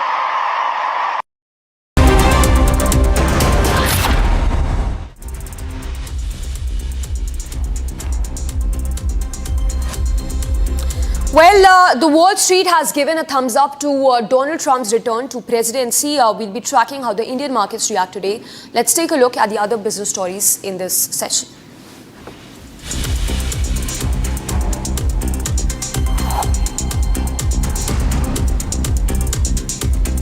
Cabinet chaired by Prime Minister Modi has approved Prime Minister Vidya Lakshmi scheme, which allows students to access loans up to 7,50,000 rupees for higher education without the need for collateral or a guarantor. The initiative aims to reduce financial barriers for students applying to top educational institutions in India. The entire loan process is digital, which enables students to apply online without dealing with paperwork. Additionally, the scheme offers interest relief for students from families with an annual income of up to 8 lakh rupees can receive a 3% interest discount on loans up to 10 lakh rupees during the moratorium period.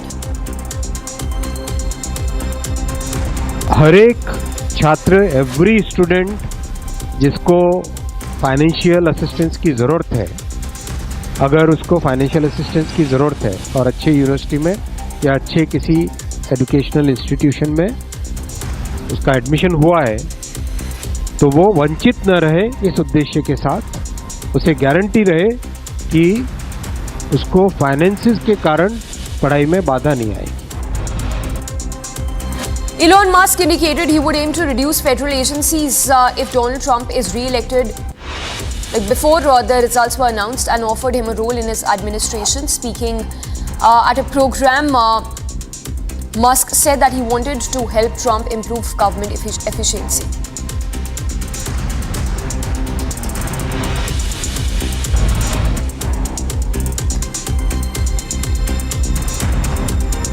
Vehicle retail sales in India witnessed 32% on-year rise in October to 28,32,944 units, with all segments including two-wheelers and passenger vehicles registering strong growth as per the Federation of Automobile Dealers Association.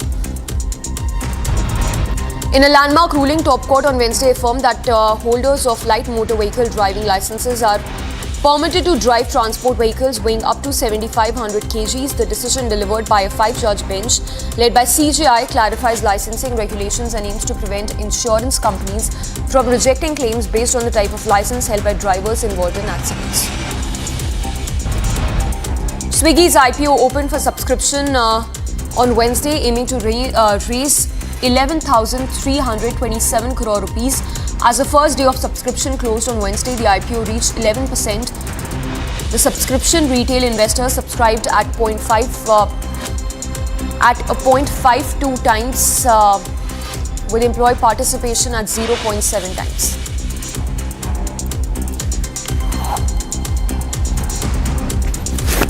Global stocks surged after Donald Trump decisively won the US presidential elections. In fact, the Wall Street surged to new record highs. Stay tuned to Republic TV as we bring you all the details at 9 a.m.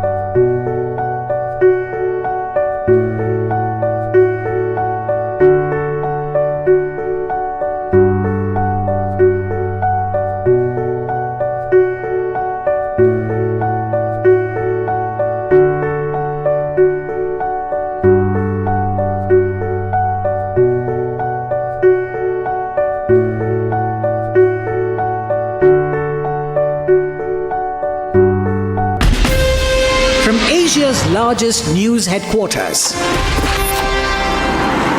Setting the agenda for Bharat.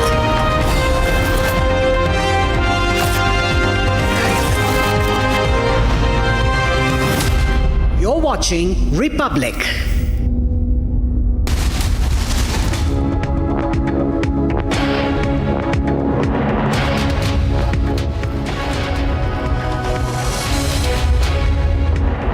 very good morning, viewers. Thank you for tuning into Republic TV. You're watching Live and Breaking. I'm Priyanka Das, and the big story globally has been Donald Trump's victory as the 47th US president. We'll be bringing all the details related to the US elections and a lot more shortly. But first, let's take a quick look at the top headlines. Prime Minister Modi dials Donald Trump.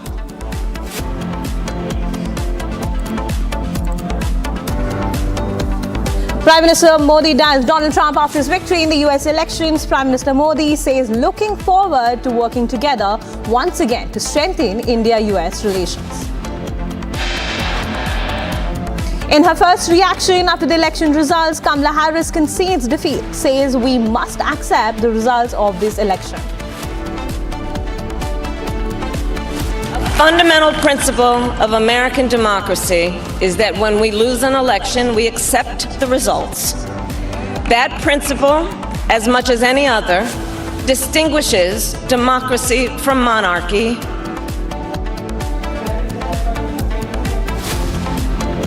US President Joe Biden and Vice President Kamala Harris congratulate Trump for a resounding victory in the elections.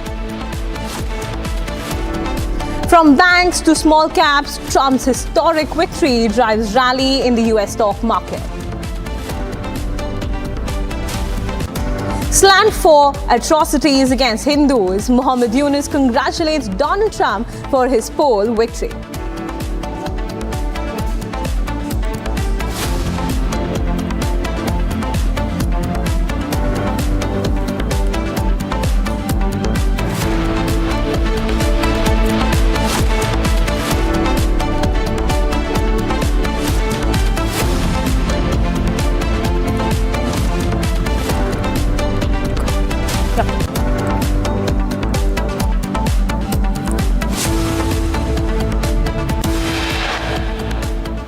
The Wall Street surged to new record highs as former President Donald Trump has reclaimed the presidency, triggering investor optimism and a rally across the major stock indexes. The Dow Jones Industrial Average soared 1,500 points, marking its largest one-day gain since 2022. The global stocks have surged after US president elections have come to a close, with Donald Trump being declared as the 47th president of the USA. This has led to a major rally across markets globally, with the Wall Street, especially the Dow Industrial Jones, scoring a 1,500 points, marking its largest one-day gain since 2022. In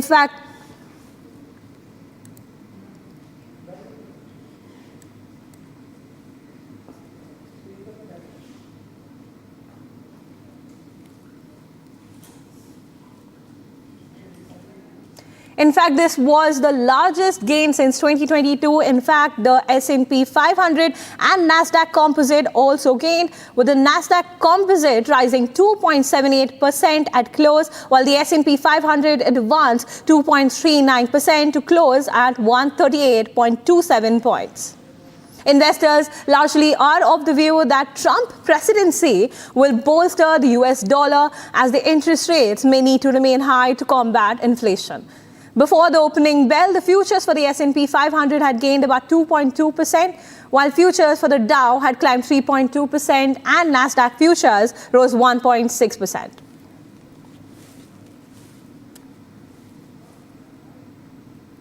We're joined live by Mr. Dev Karlekar, who's a socio-political activist and entrepreneur, who's joining us live from New York. A very good morning, Mr. Karlekar. Thank you for joining us on Republic TV. Good morning to you guys. It's a pretty late evening for me. So first question really to you is that the global stocks have surged, especially the Wall Street, coming up with a record high since 2022. That's great news for the market and investor sentiment, really. So what are your thoughts on it? Well, you're right. The market was expecting President Trump to win the election. Whenever any Republican candidate wins the election, it is always good for the market. Predominantly, when it comes to the taxes. They reduce the income tax slabs. They encourage the investments. They encourage the entrepreneurship.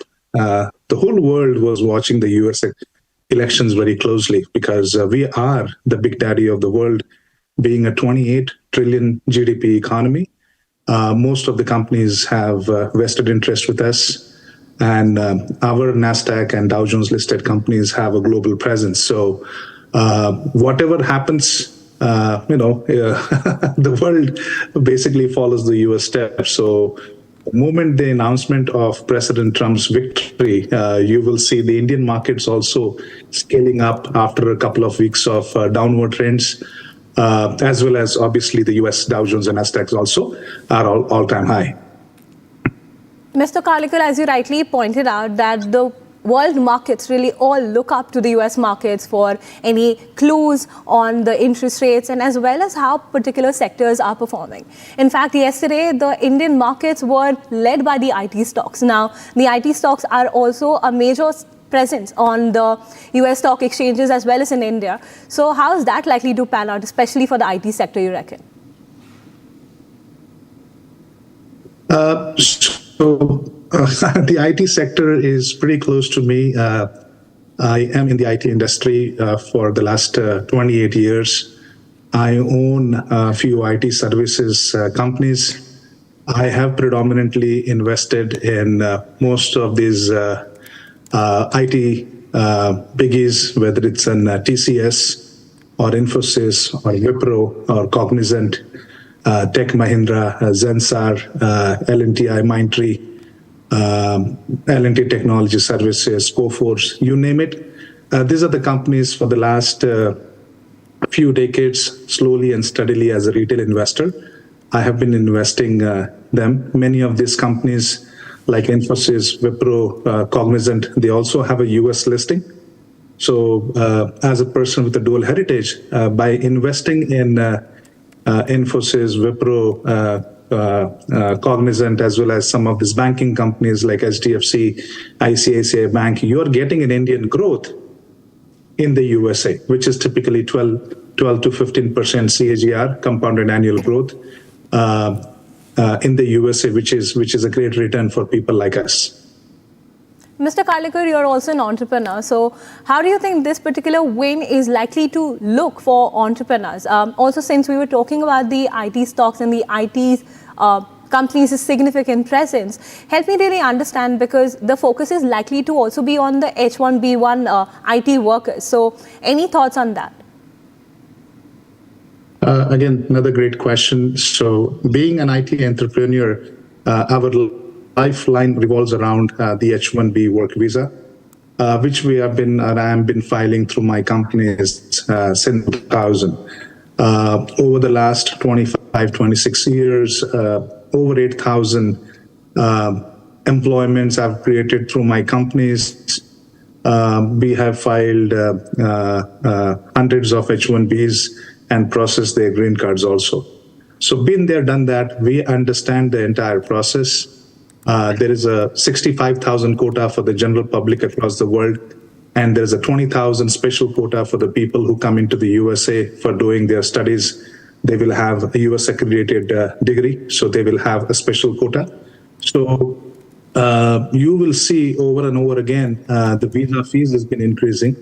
During my time, it was $50 to file an H-1B. And in today's time, it varies anywhere from $1,700 all the way to about $3,500, depending upon whether you're a small business or a big business. Meaning if you have a 50 employees and less, your H-1B visa fees at the USCIS filing fees is $1,710. And if you're more than 50 employees, the fee almost gets doubled. Mr. Karlikar. So H-1B is the backbone. Basically, these are the high technologies. The USA is built on technology. These are hard to find skills where the US depends upon these specialized skills. And predominantly, these skills are coming primarily from India and some from China.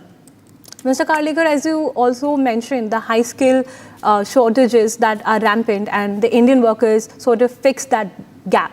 Now, Elon Musk has also been a massive cheerleader for Donald Trump. And Donald Trump has also spoken very fondly of Musk. And he's also been a pioneer with, his initiatives such as the Starlink and the Tesla ventures. So how would that sort of pan out for the emerging businesses in the US, you reckon? Well, I have a different view to this. Elon Musk is a very shrewd business person. He is the richest person in the world. If you were to see his Starlink program, he's eyeing for primarily the Indian market, which is about 145 crore population. And using internet through the satellite, he is looking to monetize that. And this is going to give a biggest competition to Reliance Jio and to the other telecom providers, Bharti, Airtel, and a few other telecom operators, because he's providing the state-of-the-art technology. That's on the Starlink internet providing through satellite. The other thing is his EV, that's a Tesla model. Again, he's looking big time for the Indian market and entering into the EV market as his own terms. He tried doing that a couple of times. The Indian Cabinet Minister Gadkari ji had a few back-to-back meetings past year, didn't materialize.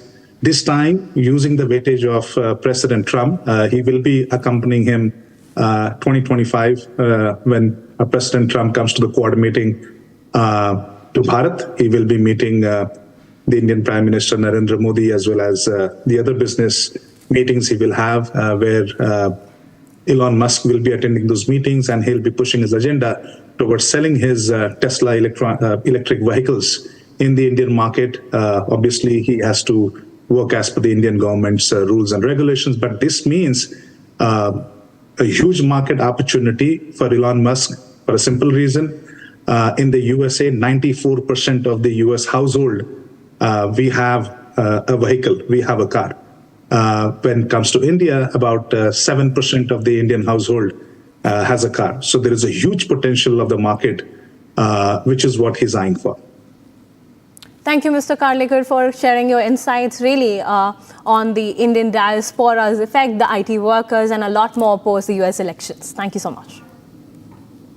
In a stunning political turnaround, former President Donald Trump has claimed victory in the 2024 presidential election, defeating Vice President Kamala Harris. The election marked by intense debates, partisan divisions, a nail-biting contest, and a rather comfortable finish has set the stage for Trump's dramatic return to the White House. Here's a full report on his rousing victory speech. Take a look. This is a magnificent victory for the American people that will allow us to make America great again.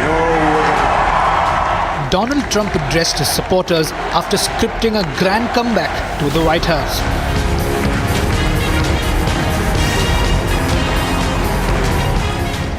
Defeating his Democratic rival Kamala Harris in the presidential elections, Trump's victory speech was a picture of certainty that the red wave had indeed drowned the Democrats.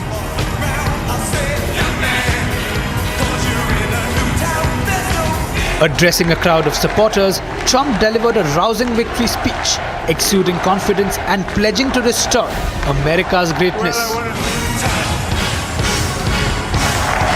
This is a magnificent victory for the American people that will allow us to make America great again.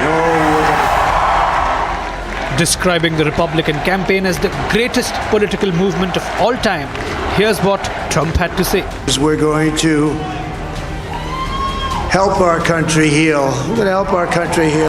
We're going to fix our borders. We're going to fix everything about our country. And we made history for a reason tonight, and the reason is going to be just that. It is now clear that we've achieved the most incredible. So I want to thank the American people for the extraordinary honor of being elected your 47th president and your 45th president. And every citizen, I will fight for you, for your family. I want to In his victory speech, Trump thanked his supporters, running mate J.D. Vance, wife Melania Trump and his children for their support in what has been a challenging campaign. I want to also thank my beautiful wife, Melania, First Lady. Oh, no, she's done a great job, works very hard to help people. So I just want to thank her. But I want to thank my whole family, my amazing children, and they are amazing children. I want to be the first to congratulate our great, now I can say, Vice President-elect of the United States, J.D. Vance. He also gave a shout out to Tesla CEO Elon Musk, who has been voicing support for Trump. Under President Trump's leadership, we're never going to stop fighting. Let me tell you, we have a new star. A star is born, Elon. It saved a lot of lives. He saved a lot of lives. But he's a character, he's a special guy, he's a super genius. We have to protect our geniuses. We don't have that many of them. Talking about crude oil, the 78-year-old Republican stated with conviction that liquid gold is going to pay off their debts. Let him go to it. I just said, but Bobby, leave the oil to me. We have more liquid gold, oil and gas. We have more liquid gold than any country in the world, more than Saudi Arabia. We have more than Russia. Bobby, stay away from the liquid gold. Other than that, go have a good time, Bobby. We're going to be paying down debt. We're going to be reducing taxes. We can do things that nobody else can do. Nobody else is going to be able to do it. Mincing no words, Trump fortified his stance on the immigration issue. We're going to have to seal up those borders, and we're going to have to let people come into our country. We want people to come back in, but we have to let them come back in, but they have to come in legally. They have to come in legally. A massive factor in Trump's victory was the Republican sweep in 7 swing or the battleground states. Trump's address was celebrated by a raucous crowd of supporters who greeted him with resounding cheers and chants of USA. Donald Trump painted Pennsylvania red in the US presidential race, winning the state by more than 50% of the votes and defeating Kamala Harris by more than a margin of 170,000 votes. This is the first time a Republican candidate has won from the state since George H.W. Bush's win in 1988. This win is significant as Trump has won the state after facing an assassination attempt here during a rally in July. Take a look. Well, I want to thank you all very much. This is great. These are our friends. We have thousands of friends in this incredible movement. Donald Trump swept the United States of America, winning key states with a significant majority. From Wisconsin to Georgia and North Carolina, Trump triumphed the election, securing more than 270 electoral votes. He won the battleground states of Pennsylvania with 19 electoral votes and over 50% of the vote share, compared to Kamala Harris's mere 48%. He beat Harris with a huge margin of 174,799 votes. This is more than double the total of which Joe Biden won the state back in 2020. Pennsylvania has always been a key state in the US elections. This is the same state which saw an assassination bid on Trump during a rally in July.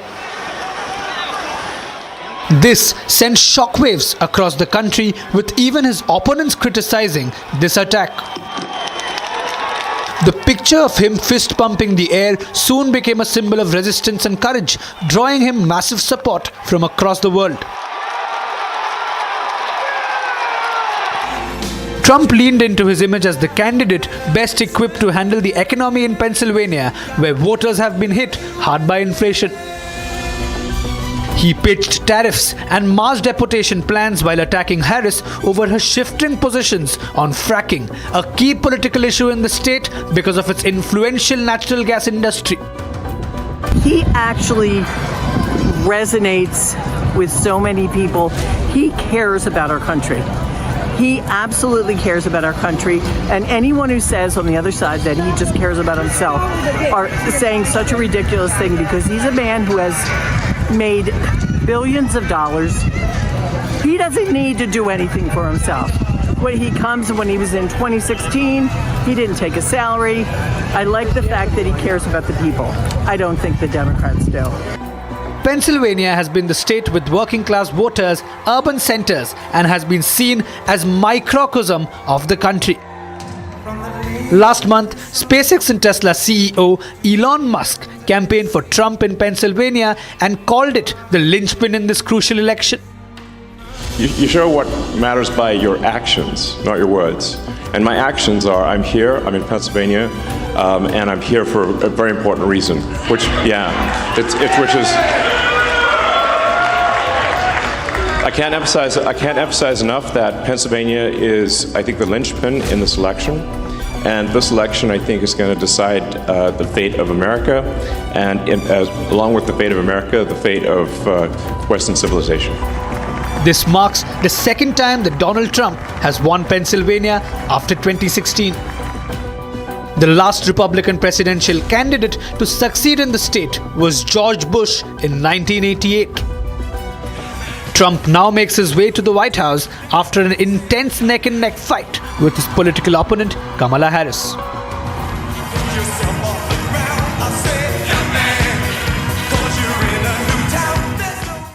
After losing the 2024 US presidential elections to Donald Trump, Vice President Kamala Harris reacted in a post on social media platform X. Kamala said, "Heart is full today, full of gratitude for the trust you've placed in me, full of love for our country, and full of resolve." She further added, "The outcome of this election is not what we wanted, not what we fought for."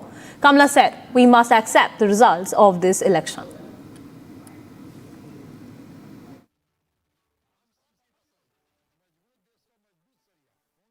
Now, I know folks are feeling and experiencing a range of emotions right now.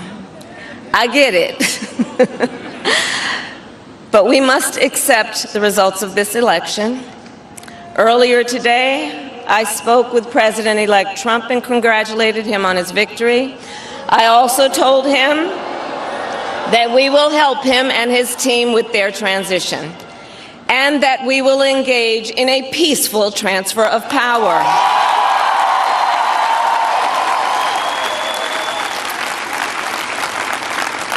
A fundamental principle of American democracy is that when we lose an election, we accept the results. That principle, as much as any other, distinguishes democracy from monarchy or tyranny. And anyone who seeks the public trust must honor it. At the same time, in our nation, we owe loyalty not to a president or a party, but to the Constitution of the United States.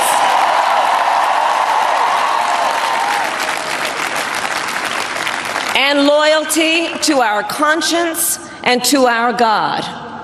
My allegiance to all three is why I am here to say, while I concede this election, I do not concede the fight that fueled this campaign.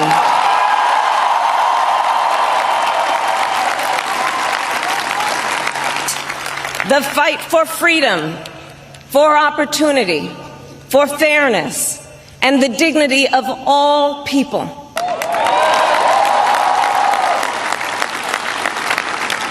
I will never give up the fight for a future where Americans can pursue their dreams, ambitions, and aspirations, where the women of America have the freedom to make decisions about their own body and not have their government telling them what to do.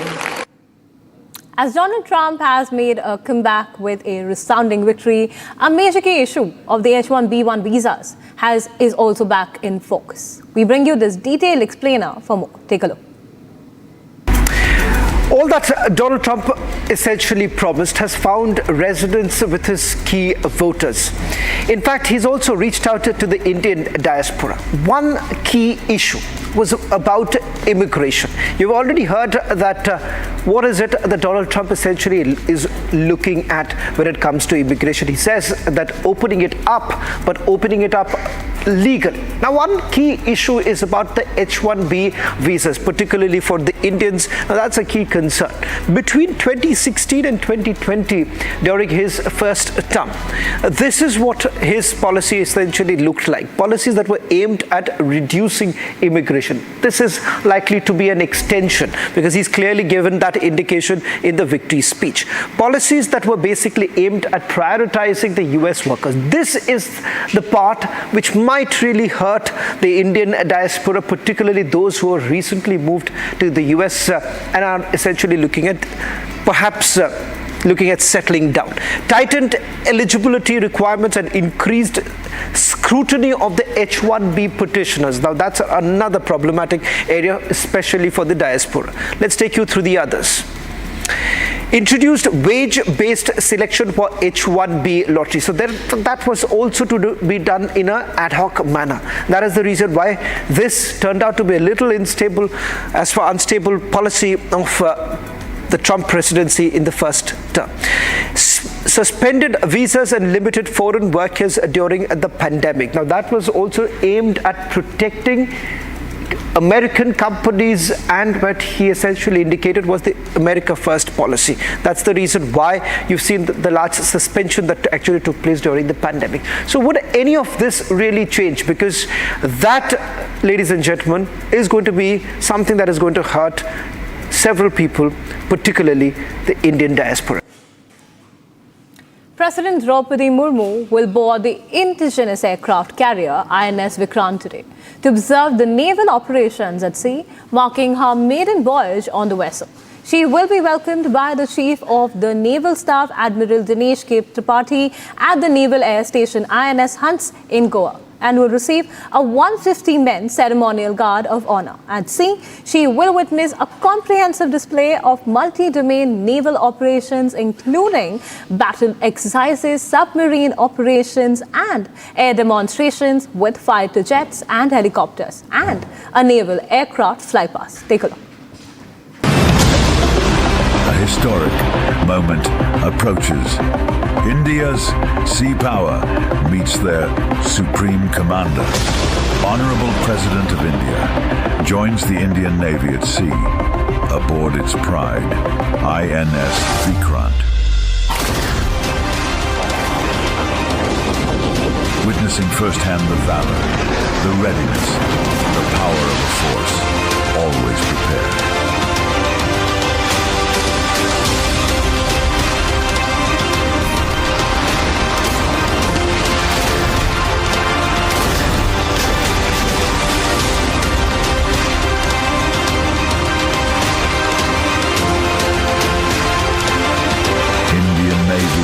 Anytime, anywhere, anyhow.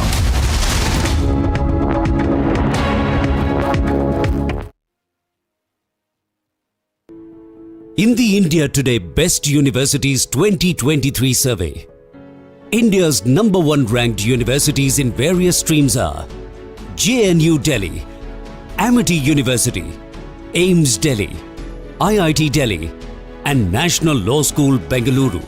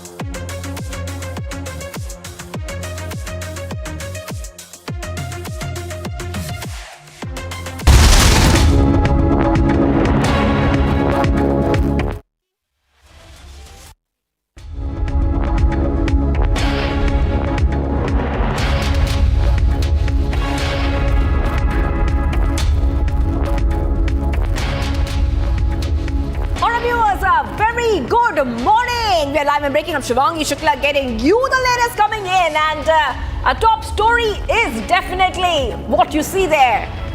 That is right. US is getting its next president, and it is Donald Trump once again. Kamala Harris concedes victory, concedes defeat to Donald Trump. Donald Trump is victorious once more, and he's getting a lot of messages from leaders all over the world. We're tracking the story extremely closely here on Republic TV, but as usual, the headlines that we are tracking. Let's get started.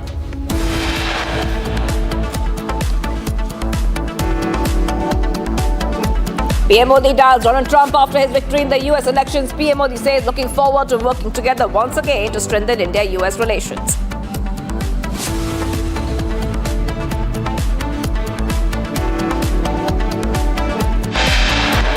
A fundamental principle of American democracy is that when we lose an election, we accept the results. That principle, as much as any other, distinguishes democracy from monarchy. In a first reaction after the election result, Kamala Harris concedes defeat, says we must accept the results of this election.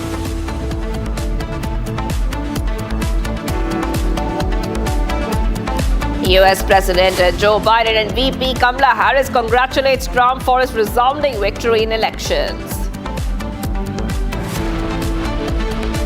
From banks to small caps, Trump's historic victory drives rally in the US stock market.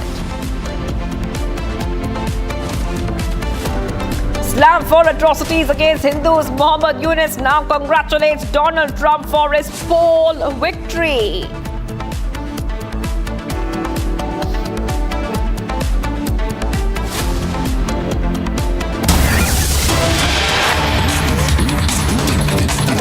Getting us some big updates coming in right now. Bangladeshi interim government chief advisor Muhammad Yunus calls Trump a messiah. In his congratulatory message earlier, Trump had slammed Yunus for atrocities against Hindus in his country. That is right. All right, big update coming in right now, Republic TV viewers. You see what has happened. Remember that Donald Trump had slammed the atrocities against Hindus in Bangladesh. And what is being seen as an indirect response to Donald Trump's remarks on atrocities on minorities and Hindus in Bangladesh, the chief advisor of Bangladesh, Muhammad Yunus, has congratulated US President-elect Donald Trump on his victory, expressing hopes for cooperation and attaining peace and harmony, and also going ahead and calling him a messiah. That is right. There's a big update coming in on Republic TV viewers. And he has said, I'm delighted to convey on behalf of the government and the people of Bangladesh my heartfelt felicitations to you on your victory in US presidential election. Excellency, aligning with a commitment to a peaceful, inclusive society, the government and the peace-loving people of Bangladesh look upon and look forward to partner and collaborate in your efforts to address the global challenges in the pursuit of peace, harmony, stability, and prosperity for all. So this is the big update coming in, and we tell our viewers why this is significant. Remember that Donald Trump, in his Diwali message, had condemned what he called the barbaric violence against Hindus and other minority groups in Bangladesh. He had said very clearly, I strongly condemn the barbaric violence against Hindus, Christians, and other minorities who are getting attacked and looted by mobs in Bangladesh, which remain in a total state of chaos. This is what Donald Trump had put on the social media platform X. And he had also said very clearly that it would never have happened on my watch. So this is what Donald Trump had said on the attacks against minorities in Bangladesh. And he had said, if I was a president, this would have never happened. Now that he is going to be the next president of the United States, we see that Muhammad Yunus, who's the chief advisor of Bangladesh, has congratulated US President-elect, expressing hopes for the cooperation in attaining peace and harmony. And the wish is being seen as Yunus's indirect response to Trump's condemnation of attacks on Hindus in Bangladesh.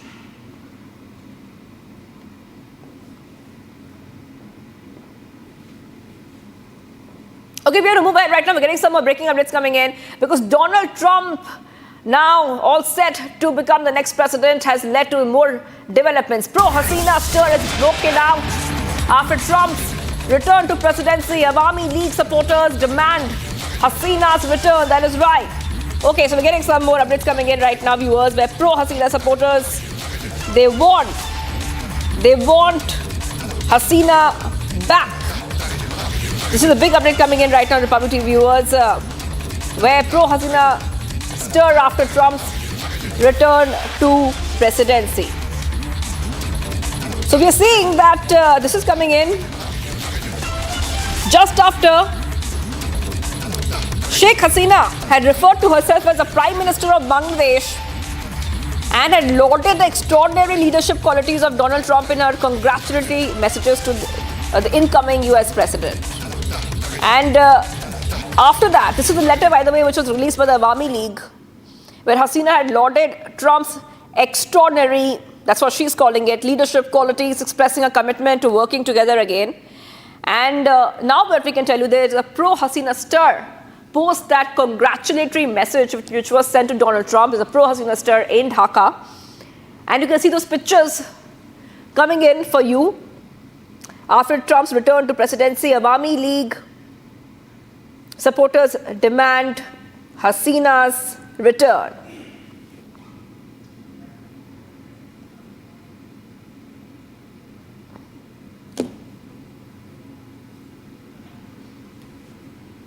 All right, let's go to our guest joining us, Prashant Kumar Shil, political analyst from Bangladesh and a professor at the Chittagong University, joining us live. Thank you for joining us, Mr. Shil, here on Republic TV. Now, those are pictures coming in for our viewers where we see that there seems to be a movement there where they want Sheikh Hasina to return. And like I was telling our viewers, and you could perhaps tell our viewers and explain to them and us what happened.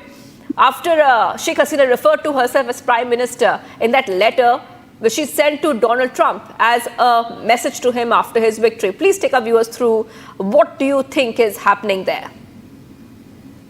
Oh, okay.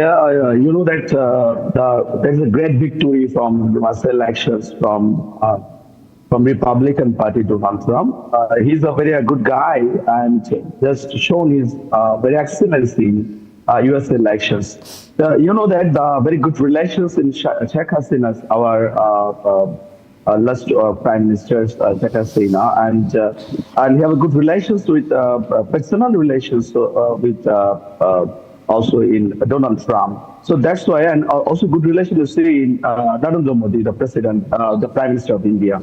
So that's a very good concern and good sophisticated mind to Bangladesh and Sheikh Hasina and also in Donald Trump. So you see that several days ago, that is Donald Trump wrote in his X-Handle that the minorities Hindus are very targetingly offending in Bangladesh, and it's happened from during the 5th August after the migration periods and call, and also the movement situations. And it's happened, he writing very, very focusedly, the message is very crystal clear that the relations, the relations of between the Sheikh Hasinas and also in the Donald Trump. So at the time, we see that there's some the supporter of Awami League who can support in Awami League the ground level. You know that at the present time, the Bangladesh Awami League Chhatro League is a banded party in Bangladesh. So they have a very ground reality, lots of voters. They are the ruling party once upon a time. They're in very fan base. But the reality is that they are not from given the processions in their life. So that's the issues. I think it's a very sophisticated issues from who are ground, working ground. What is happening from the Biden administrations? You know that there's a good relationship between the Biden administration to Dr. Mohammad Yunus. So we see the result also already happening, that Donald Trump very tremendous victory in U.S. elections. So this actually what is the next moment to see because there is a rumor in social media if Donald Trump is win, Sheikh Hasina is coming in Bangladesh. So there is a good rumor, and people already the charities in Awami League who are supporting Awami League and Awami League supporting. So that's the issue. So this is a time we see in politically, in globally, we're just waiting what is happening actually. There's a change in USA president election, also the change in Bangladesh region. So it is happening from whatever we can just exchange our views and ideas. What is happening in those countries and what the bilateral issues in upcoming, because you know that the Quad is very strongest military alliance in the future. So what is happening if Quad is very actively done their works, and also there's a lot of factor actually when we calculate that kind of movement in already Dhaka and different districts in Bangladesh. So I think it's a very tragic line to talk about that. Right. Mr. Shill, we're getting some reactions from these Awami League protesters. I believe we're getting those reactions on what they have to say, because this development is progressing at a fast rate. I'm coming back to you after we play out these reactions. Last update জানি না, এই ট্রাম্পের নির্বাচিত হওয়ার মধ্য দিয়ে আমরা দেখছি যে খুনি শেখ হাসিনা যে এতিম সন্তানগুলোকে দেশে রেখে গিয়েছে পালিয়ে যাওয়ার সময় নিয়ে সাথে করে নিয়ে যেতে পারেনি, তাদের মধ্যে এক ধরনের খুশির আমেজ বিরাজ করছে। আমরা তাদেরকে বলতে চাই, আমেরিকায় কে নির্বাচিত হলো সেটি দিয়ে বাংলাদেশের যে পলিসি নির্ধারিত হবে না। বাংলাদেশের পলিসি নির্ধারিত হবে ওয়াসিমের রক্ত, আমাদের মুগ্ধের রক্ত, আবু সাঈদের রক্তের যে দায়টি আমাদের রয়েছে সে দায়ের উপরে ভিত্তি করে বাংলাদেশের পলিসি নির্ধারিত হবে। মোদির প্রেসক্রিপশনে বাংলাদেশ চলবে না, এখানে কোনো ওয়েস্টার্ন প্রেসক্রিপশনে বাংলাদেশ চলবে না, বাংলাদেশ চলবে বাংলাদেশের ছাত্র নাগরিকের প্রেসক্রিপশনে। হলে সকল ধরনের ছাত্র রাজনীতি, ছাত্রলীগ, ছাত্র দল, ছাত্র শিবির, জাসদ ও ছাত্র ইউনিয়ন সহ সকল রাজনৈতিক ছাত্র সংগঠন স্থায়ীভাবে নিষিদ্ধ করা হলো এবং কোনো ধরনের রাজনৈতিক কর্মকাণ্ড, শোডাউন, মিছিল, গেস্টরুম ও অন্যান্য পরিচালনা করতে দেওয়া হবে। আজকে বিপ্লবের কয়দিন, এখনো রক্তের দাগ শুকায়নি, এগুলো কি সবাই দেখতে পারতেছেন? এগুলো কি কেন কেন প্রশাসনের কাছে আমরা জবাব চাই, জবাব চাই।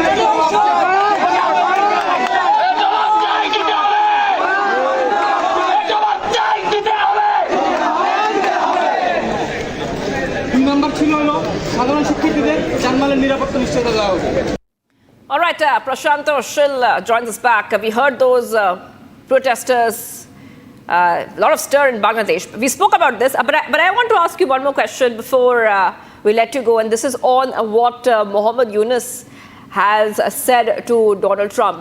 Change of words, change of tenor, change of the entire tone. And this is coming after Donald Trump had said that if I was the president, there would be no atrocities on Hindus in Bangladesh. What do you really make out of this? And do you think that this will change the relationship between India, Bangladesh and the United States simultaneously? Yes, this is a very turning change, I think, because you know that there is a good relations between Bangladesh, the present caretaker had from Dr. Mohammed Yunus, from Biden administration, especially in clear Hilton. So, you know that the Hiltons and between Dr. Yunus, a very good friend, and we know that what the Democratic Party's relations between Bangladesh and also in Dr. Yunus and also in USA. So the game, what you see that the USA elections, we see that there is an come from the Republic one, Donald Trump. We know that who is the tragic man in Donald Trump? The world's very unpredictable leaders. It's just compared to Kim Jong-un from Korea. So that kind of leader is just leading the world. Can you imagine? So that must be a change, a radical change from relations between Bangladesh, India, and also in USA, because there's a platformized relation. You know that there is some obstacles, some issues coming, some economic barriers are also coming, and lots of political pressure, because it's not a small game. We see people are just showing, just thinking about 2 or 3 months ago. They think the Tomobodi University very fascinations within U.S.'s administration. Now we see that that is very tough enough. If we support or excellence of U.S. administration, very tough enough to continue this rule, because it's a factor of definitely Donald Trump. Donald Trump is a very starting leader. We can just he's a businessman. He wants to business something here from his ideological background. So we want to the question about in business, how to make a profit and how to make a business. So I think it's a change theory between the Bangladesh and US. It's not a very parallel situation to Bangladesh to US, because there's a questioning part. And also we see that some people of the caretaker interim government, they place that why we can talk about in our league at this time. So I think it's a issue, because you know that the whole party, if you think about in Bangladesh, because the largest political parties from our league, BNP, Jamaat. So you don't, if you think that you can minus the formula formula theory, it's very impossible, quite impossible to establish in democracy, in real democracy in Bangladesh, very tough democracy in Bangladesh, because it's a one battling game. We can just ensure the fundamentalism, the democratic country. So you have to maintain the all party, they have in the rights. So what are there from voting rights? They have to processions right. They have to organizations right. So that's why you can make sure that your team and your legacy is very professional at that time. All right, thank you, Mr. Shil, for joining us. Prashant Kumar Shil, political analyst, joining us from Bangladesh and dissecting for us the evolving situation post Donald Trump getting a massive victory in the US presidential polls. Remember, Donald Trump recently took to X and condemned the barbaric violence against Hindus in Bangladesh. On the other hand, Kamala Harris had remained pretty much silent on the situation in Bangladesh. As Trump clinches victory he has got this big victory now. The question that we are asking is, will there be any change in the Bangladesh situation, or will there be any shift in the US foreign policy in terms of dealing with Bangladesh? Here's a full report. Take a look. The situation in Bangladesh has been hitting global headlines. From the anti-quota student protest to Sheikh Hasina's ouster, and now the rampant atrocities against the minority Hindu community. Temples vandalized, shops looted, women and children tortured. Bangladesh is indeed in total chaos, and the ones at the receiving end are the Hindus. Donald Trump's recent tweet before his landslide victory condemning the violence against religious minorities in Bangladesh has shifted the global spotlight on Hinduphobia. Trump's message was clear: condemn the barbaric violence against Hindus. On the other hand, the Biden-Kamala duo have remained categorically silent about the situation. In fact, some suspect that the deep state under the Biden-Kamala administration meticulously planned the coup for Hasina's ouster.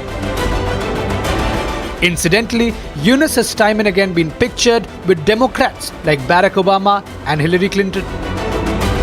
Amid the haunting silence from the White House, it was Trump's tweet that renewed hopes among thousands of Hindus in Bangladesh. Whether the tweet on Bangladesh was a calculated political move or a reflection of his genuine foreign policy priorities remains a mystery. But what is known is that Trump's message has undeniably sparked debates on religious freedom and human rights in South Asia. And his win might just significantly shape US-Bangladesh relations, especially given Trump's bold stance on the safety of minority communities. As far as Bangladesh is concerned, Yunus is now on borrowed time, signaling a need for careful navigation of international relations and a heightened awareness of shifting power in the White House. Getting you some more updates coming in, viewers, in the next segment, Bharat in 2 minutes.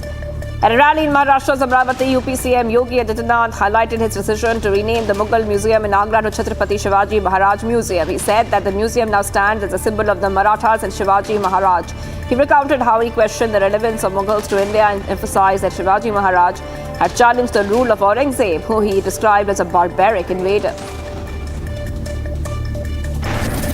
Telangana government launches comprehensive socio-economic, employment, political and caste survey on Wednesday, fulfilling an election promised by Congress leader Rahul Gandhi. The Chief Minister A. Revanth Reddy says that the survey will help promote social justice and equal opportunities for oppressed classes, and it will reshape India's social perspective. In the survey's first phase, which will conclude tomorrow, house listings will occur in each enumeration block. This will be followed by household surveys, which will start from 9th of November. High Court will hear the bail plea of 4 accused in the Goswami murder case. Accused are Pavitra Gowda, Anukumar, Lakshman and Nagaraj, who were previously denied bail by Sessions Court. The accused who are in judicial custody have appealed the Sessions Court dismissal of their bail requests. Joint Parliamentary Committee Chairperson Shri Jagdangbika Pal, along with MP and JPC member Shri Tejasvi Surya, will visit Hubballi, Vijaypura, Belgavi today. They will meet with farmers and organizations concerned about the alleged wrongful and land claims by the State Waqf Board as part of the discussions on the Waqf Amendment Bill 2024.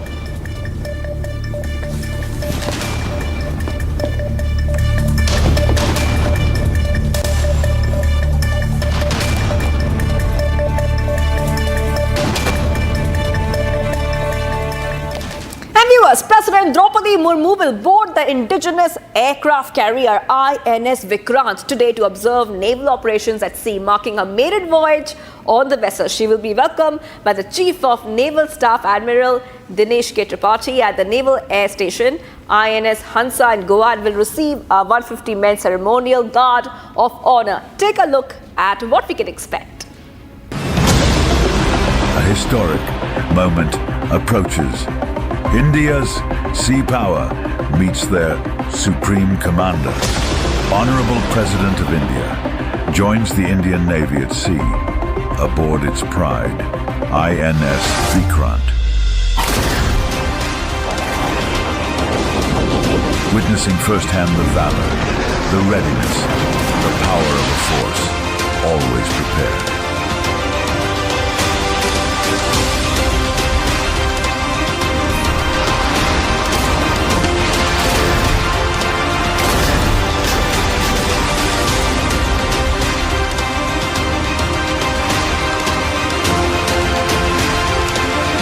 Indian Navy, anytime, anywhere, anyhow.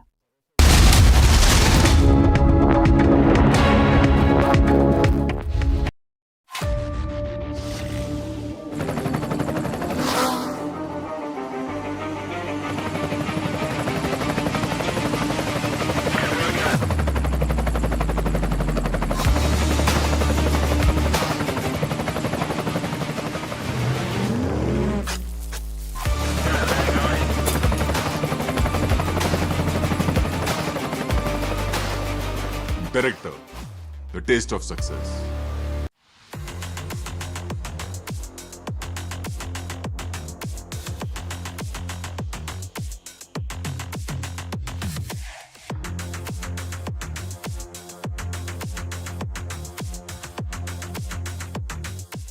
But we don't have to settle for weakness and incompetence and decline and decay. That's a nice word, decay. That's what's happening. That's a nice word, decay. Can you imagine? And nobody will question it because it's true. With your vote tomorrow, we can fix every single problem our country faces and lead America and lead the world to new heights of glory. But indeed, think of that statement, how beautiful that is. New heights of glory, that's what's going to happen. When we win the election and we're really, well, look, the ball's in our hand. All we have to do is get out the vote tomorrow. You get out the vote, they can't do anything about it, we win.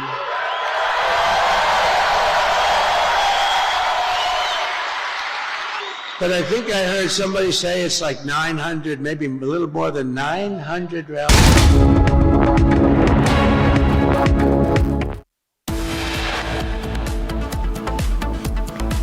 Viewers, much more coming up. Global stock markets experience a major rally following Donald Trump's victory in the US presidential election. Stay tuned.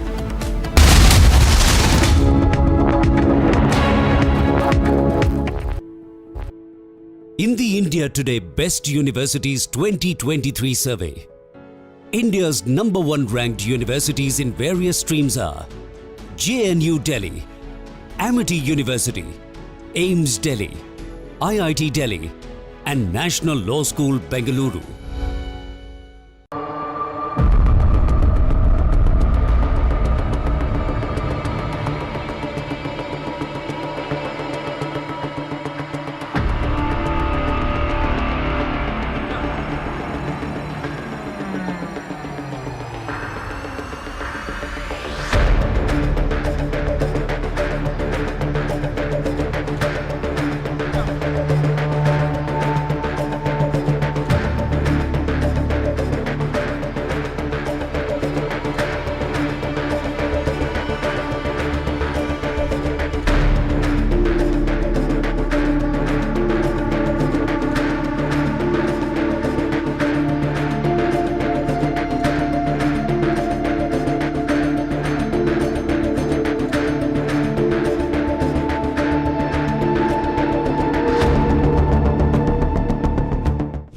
Tonight. That's great. Well, thank you.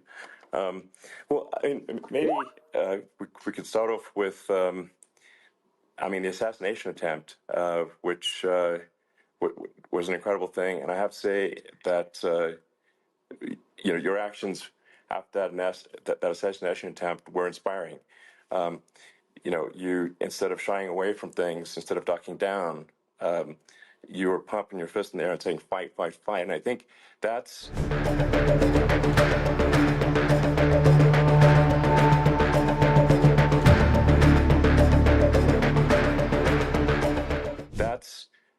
I mean, you know, the President of the United States represents America. And I think that is America. That is strength under fire.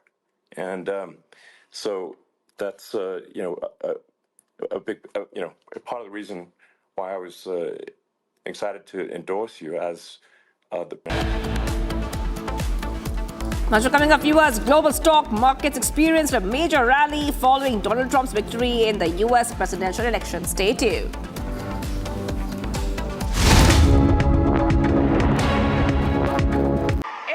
Most consequential elections of our lifetime, and we have momentum. It is on our side. Can you feel it?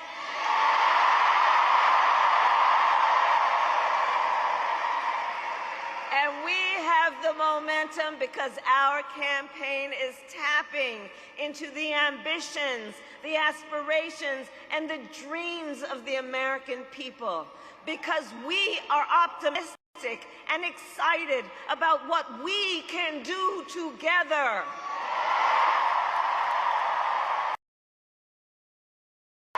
And make no mistake, we will win.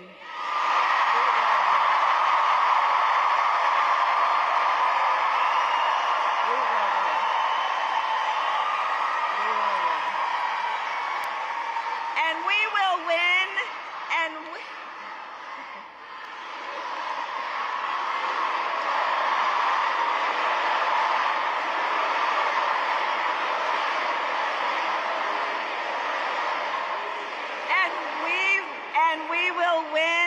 Because here's what everyone here knows. When you know what you stand for, you know what to fight for.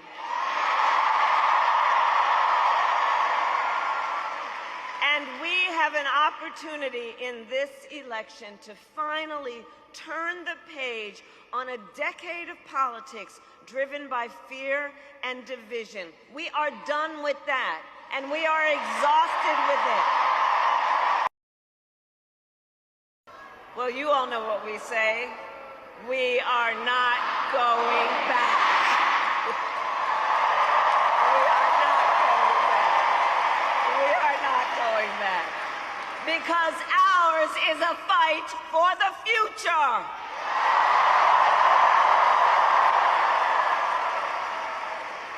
And it is a fight for freedom.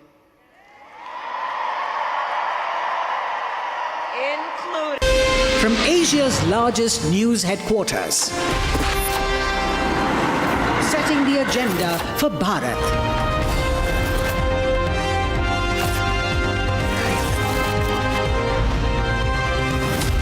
You're watching Republic.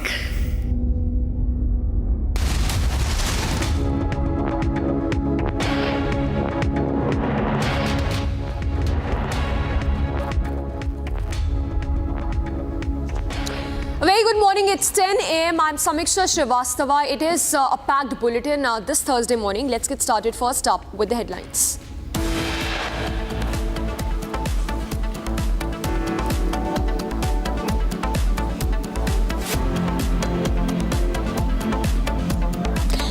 Prime Minister Modi dials Donald Trump after his victory in the US elections, says looking forward to working together again.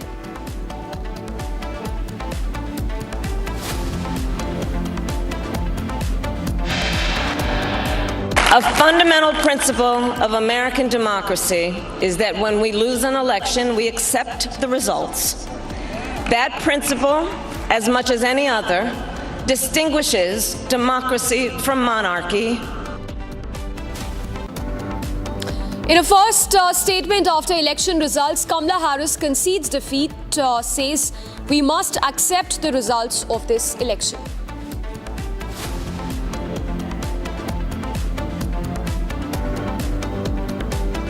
Day after Trump secures historic mandate, Khalistani leader is jittery in Canada. Jagmeet Singh, Canadian MP, says many of us are crushed by this mandate.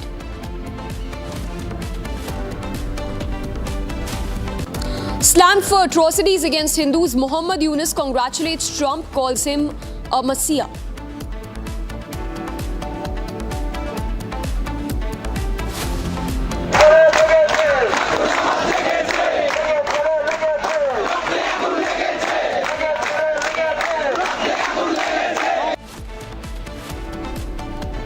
New hope for the Awami League after Donald Trump's return. Pro-Hasina protests in Dhaka as a party demands Hasina's return.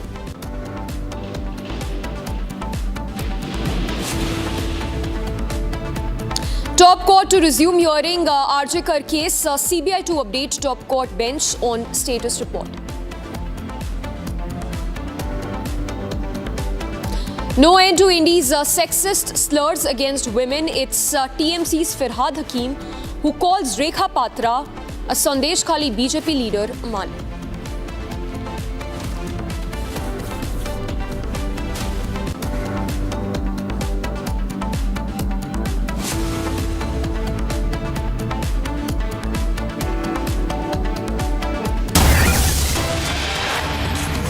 And we begin first up with news that you're tracking from Bengal. This is a misogynist remark that is coming in from Kolkata Mayor TMC leader Firhad Hakim, who's called Rekha Patra BJP leader Amal.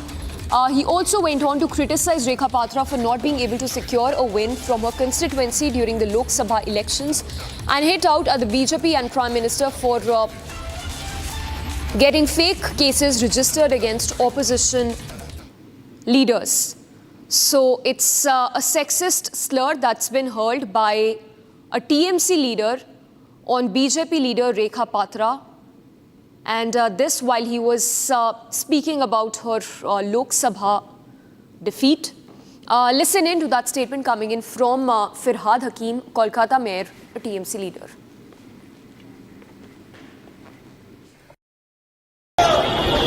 আরে নামটা বলেন নাই দাঁড়িয়ালা তার নাম হচ্ছে নরেন্দ্র মোদী কাঁদছিলেন মেরে সন্দেশ খালিতে কি কান্না বাবা কি কান্না আপনাদের এখানে প্রার্থী দিয়ে দিল সন্দেশ খালিতে সেই ভদ্রমহিলা কোথায় এই তো হাজি নুরুলের বিরুদ্ধে কেস করেছিল হেরে গিয়ে হেরো মাল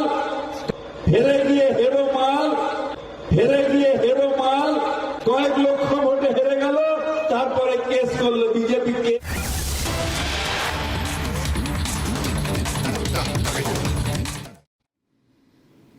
All right, we've cut to these visuals from the JNK Assembly. Once again, ruckus that has marred the JNK legislative session. So another day when you see ruckus and disruption in the JNK Assembly. In fact, this in the backdrop of the PDP making its demand amply clear in the JNK Assembly, calling for statehood to be restored for JNK, and also raking up Article 370 abrogation matter.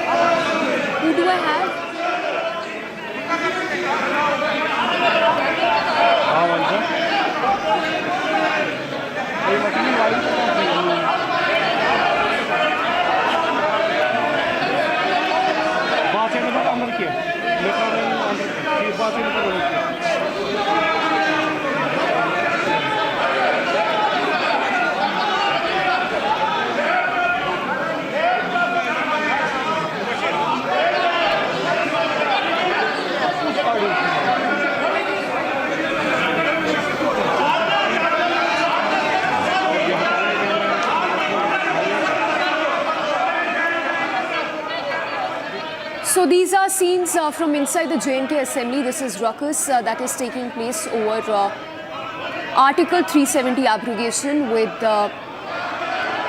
the legislative leaders demanding resolution on Article 370. Another day when the Legislative Assembly session has been disrupted as a result of ruckus and sloganeering that is taking place. In fact, we see scuffle breaking out among those leaders, the PDP, the NC and the BJP leaders in the assembly.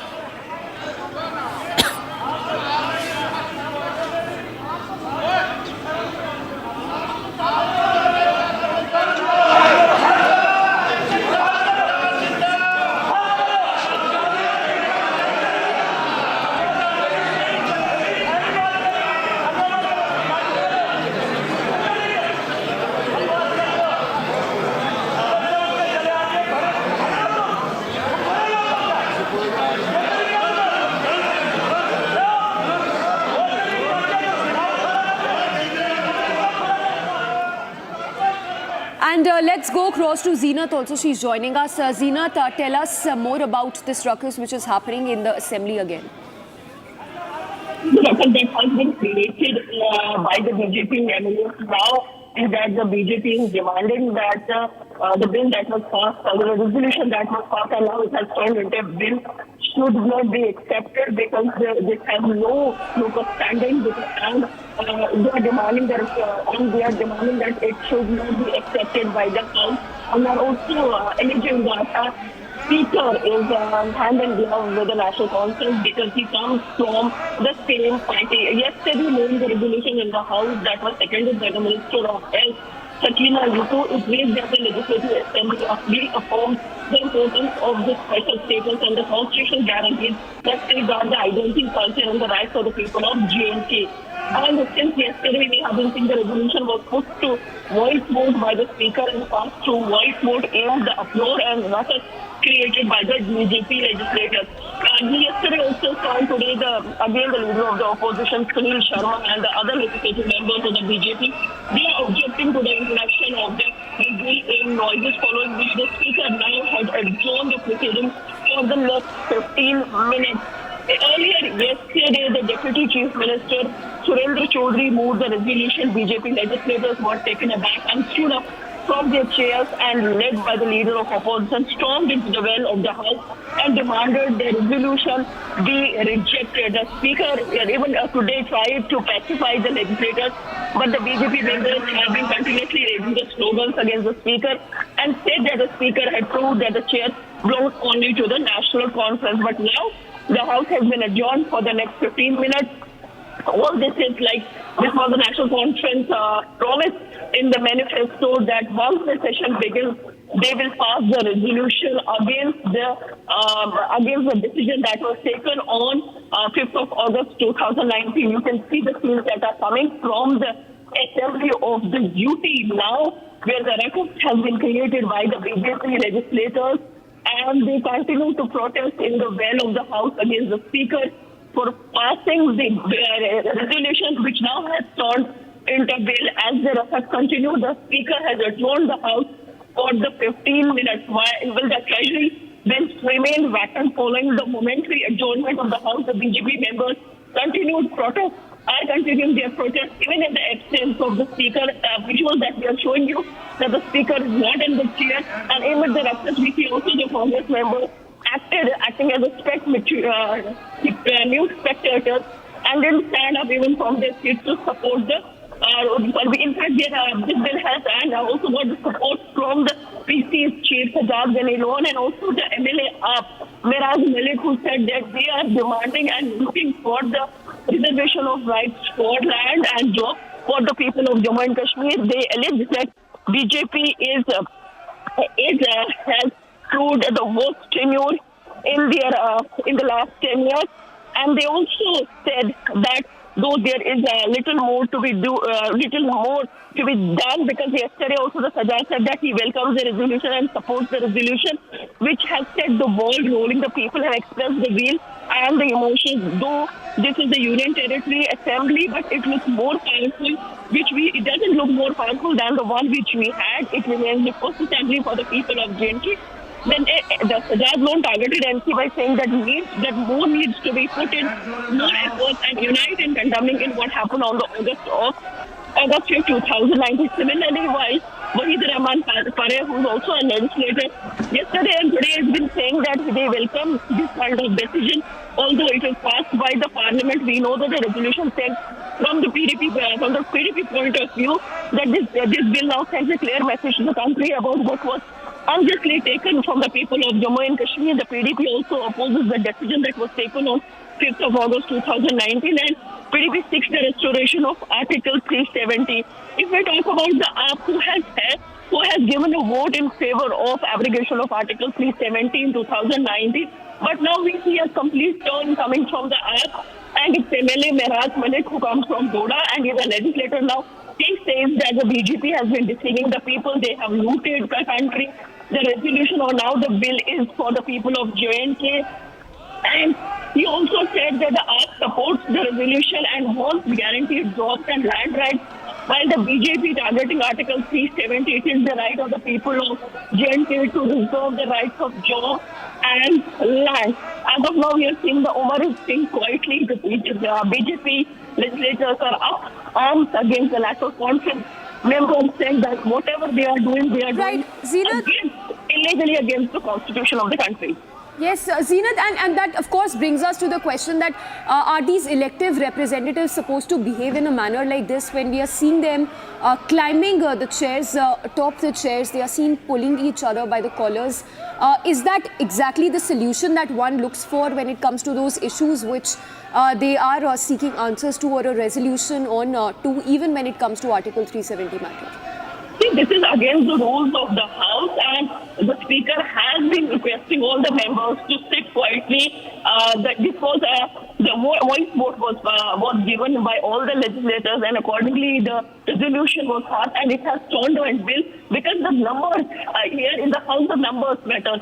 the National Conference has a bigger majority when the BJP has the lesser numbers to support what they've been demanding. Although this has been passed by the Parliament and was accepted by the Supreme Court, but it clearly tells you that the kind of proceedings that are taking place in the House, as far as today's this is concerned, and in fact the Rata breaks out the J&K Assembly. Even we are told that the Engineer Rashid, who is the MP from the Baramulla, his brother is a legislator here, and he has also been displaying a banner on Article 370 when the leader of the opposition, Sunil Sharma, objected to this. Now we are seeing the House has been adjourned. Briefly, it is for the 15 minutes that the Speaker has adjourned the House. All right, Zina, thank you for the moment. We will keep coming back to you to tell our viewers again. These are scenes from inside the J&K Assembly. You see the MLAs who are seen pulling each other by their collars, engaged in a brawl atop the chairs, and all of this while they were seeking a resolution on Article 370 matter. So as we understand, the Legislative Assembly session has been adjourned for the next 15 minutes. And this while you see the ruckus and disruption that marred the J&K Assembly session. I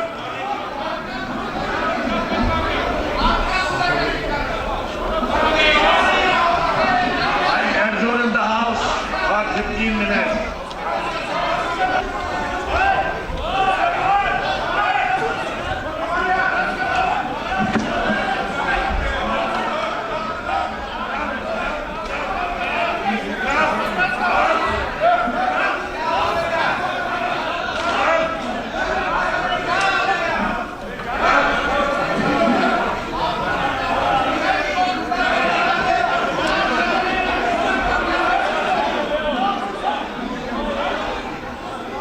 Alright, so as you see, these are scenes like we told you from inside the J&K Assembly, ruckus that broke out after Engineer Rashid's brother and MLA Khurshid Ahmed Sheikh displayed a banner on Article 370.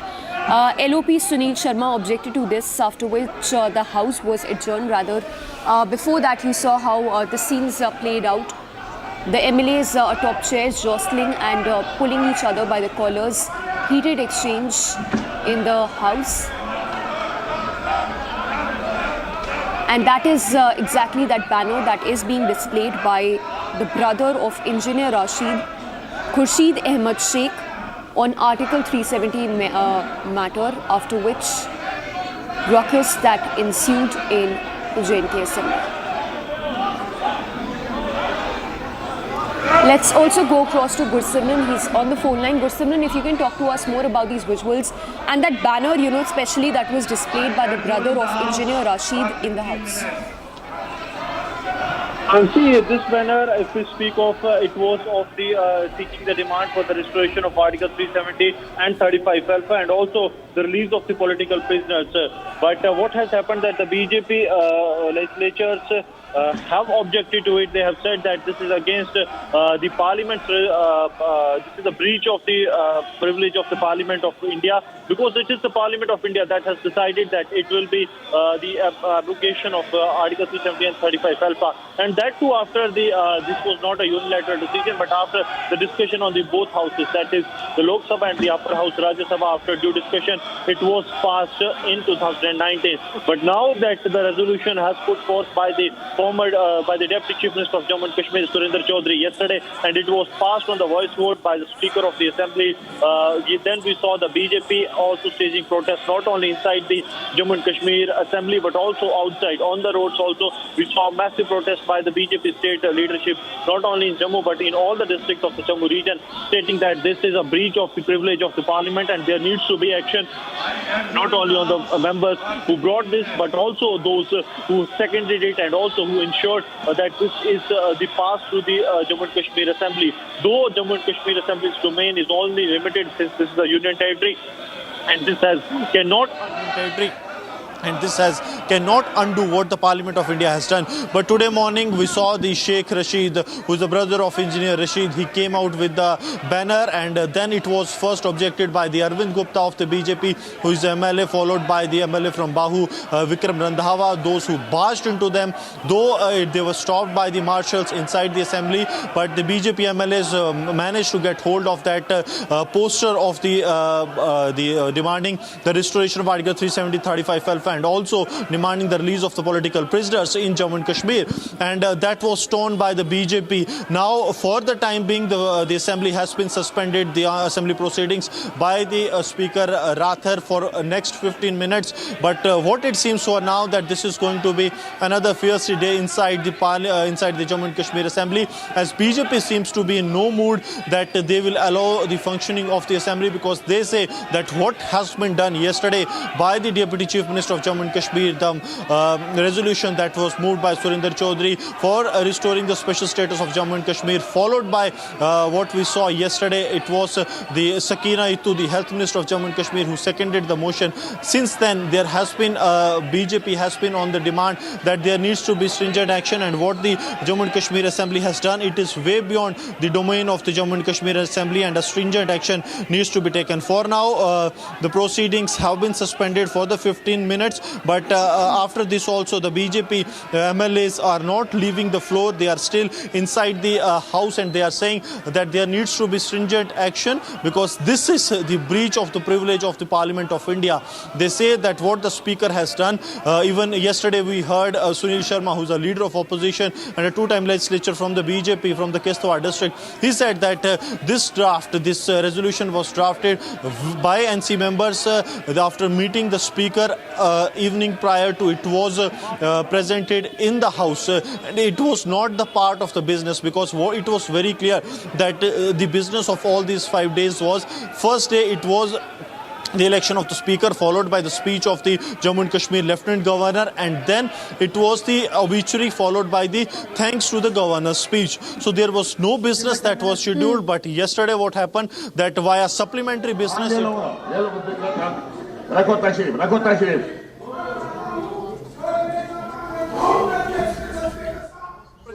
at least when it comes to the union government, because Jammu and Kashmir Assembly during the 2000s they have passed another resolution that was calling for the greater autonomy. That was passed by a full voice vote, that even did not got the objection from the BJP MLAs then, but then even then that was rejected by the then Atal Bihari Vajpayee government, and that was of no use. So the resolution that has been passed by the Jammu and Kashmir Assembly, it will have no repercussions, or it will have no impact when it comes to when it will go to the union government. Yes. Right. Good Simran, stay with us. Let's also go across to Zeenat joining us from Srinagar. Zeenat, while we see those visuals of the MLAs shoving and jostling each other, talk to us about the issues, that are to be taken up in the assembly besides the statehood and Article 370 in this session of the assembly.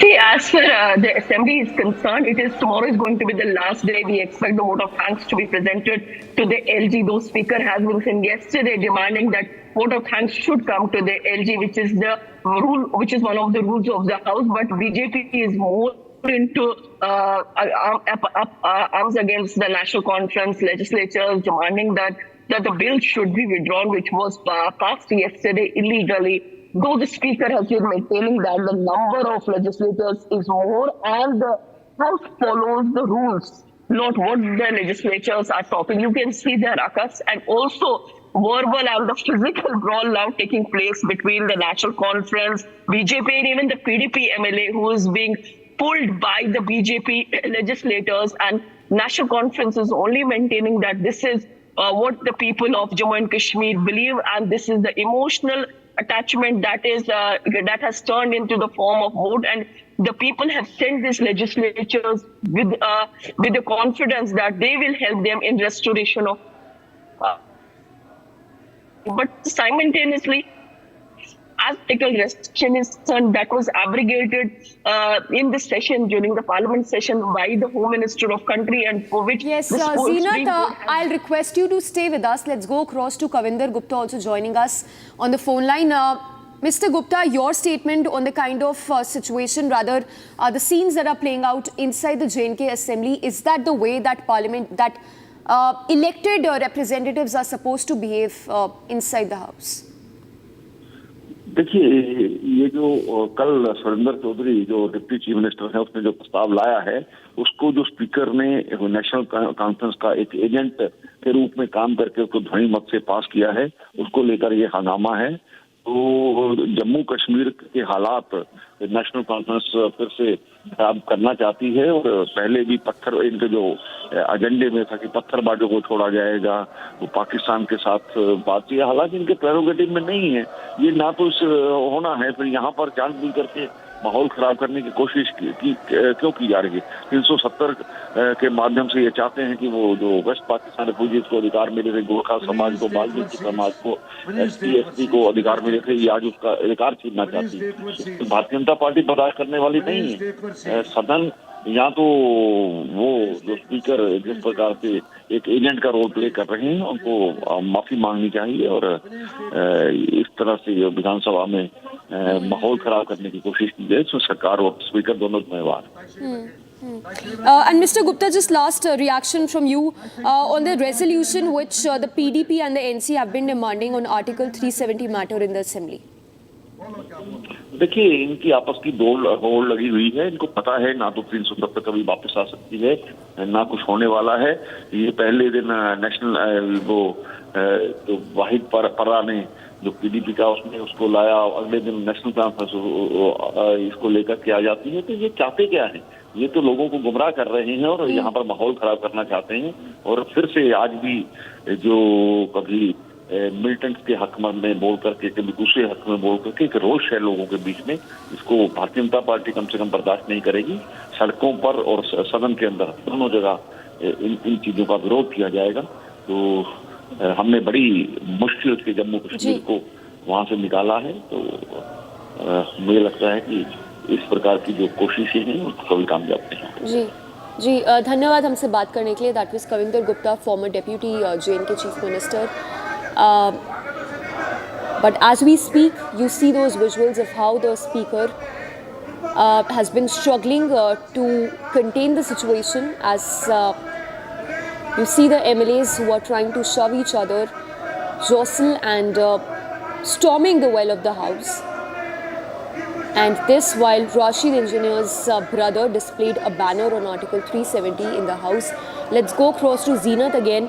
Zeenat, it all started from this when a banner was displayed inside the assembly. The question, of course, that comes here is how exactly was the leader allowed to carry this banner inside the house? See, usually there is not much checking as far as the legislatures are concerned, but we see that he was carrying this poster in his pocket and he immediately displayed it in the house. The moment leader of opposition Sunil Sharma started speaking, and then a ruckus was created and a speaker had to adjourn the house for the 15 minutes. Now that the house has resumed, but still we are seeing the proceedings are being disturbed, and we are also seeing that the AAP MLA Miraj Malik from the Doda is in support of the restoration of Article 370. If we go back into the annals and see in 2019 when the bill was abrogated, that time AAP gave support in the, regarding the abrogation of Article 370. But now the MLA has been saying that they are in support that the restoration should take place of Article 370. Special rights should be given to the people of Jammu. Should be given to the people of Jammu.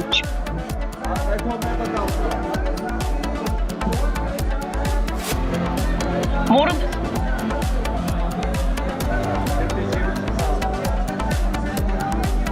Kashmir Assembly as BJP objects to the poster that was brought by the engineer Rashid's brother and MLA from Langate Sheikh Rashid regarding the abrogations Articles 370 and 35 Alpha's restoration, and the BJP is saying that this should not be allowed, and they have also snatched the poster from the legislature. For more, stay tuned to Republic TV right after this short break.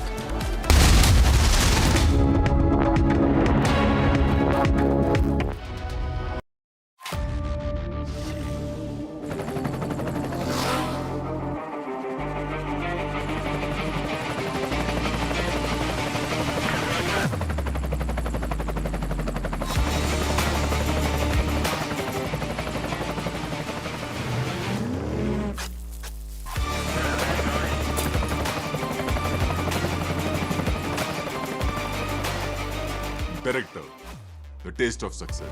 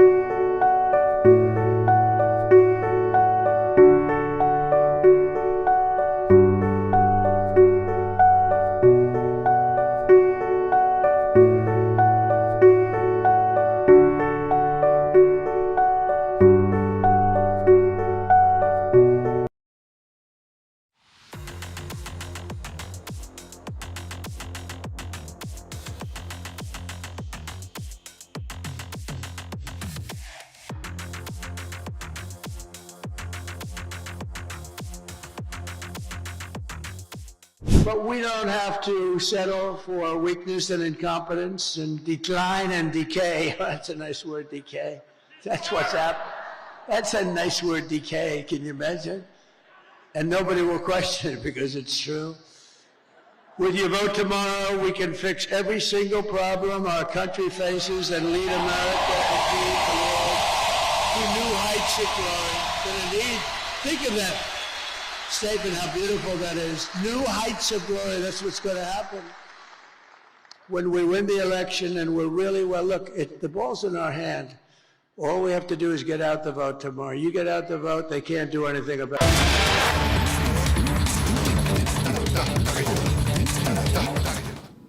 All right, let's cut to these visuals again. You see Farooq Abdullah and Omar Abdullah, who are there in the assembly, while it was disrupted following the display of the banner by brother of Rashid Engineer.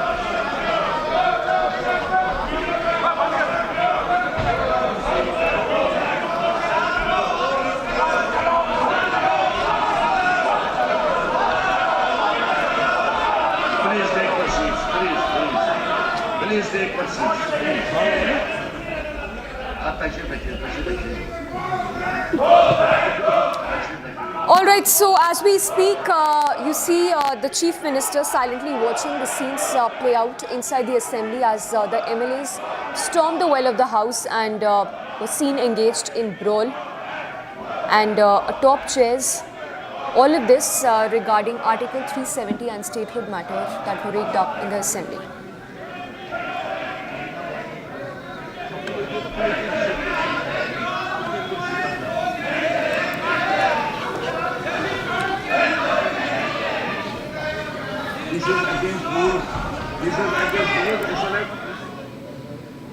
We now switch focus to newsbreak that we are tracking from the state of Bengal. In fact, this is regarding those misogynist remarks that were made by Firhad Hakim, TMC leader, who's also the Kolkata mayor, after he used the word mal for Rekha Patra, BJP leader in Bengal. The BJP going after Kolkata mayor Firhad Hakim following his controversial remarks, accusing him of disrespecting the voices of Sandesh Khali residents who have faced struggles under local governance.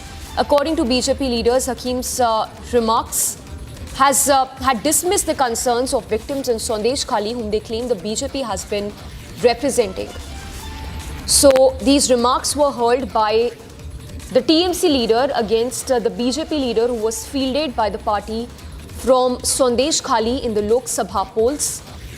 The BJP saying that voice of Sandesh Khali victims has been insulted by TMC leader. So not the first time that misogynist remarks are coming in by TMC leaders, but this time it is Firhad Hakim who hurled a sexist slur on Rekha Patra, BJP leader. Listen in to that reaction coming in from the BJP.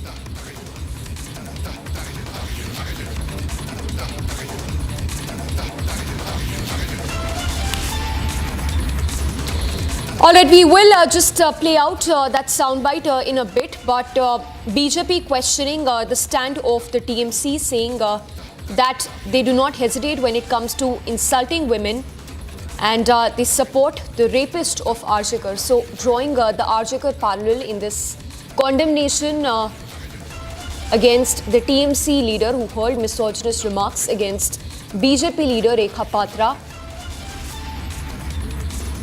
and saying that the voice of Sandesh Khali victims has been insulted by TMC again. Let's try and play out that soundbite of the BJP questioning and slamming the TMC government.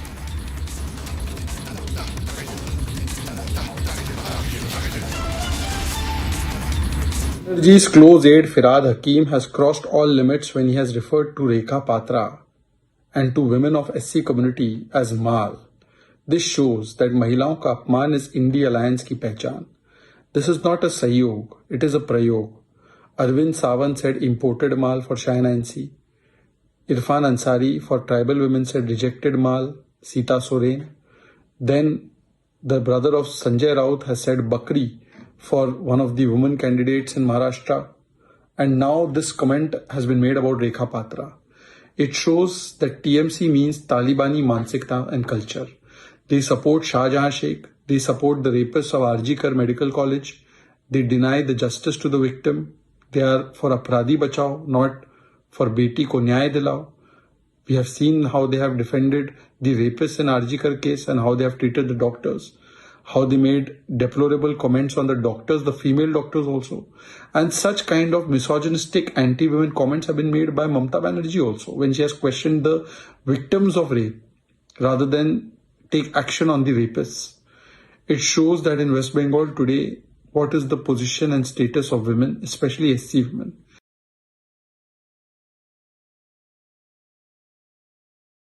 And let's listen in to that soundbite of TMC leader Firhad Hakim, who hurled those misogynist remarks on Rekha Patra.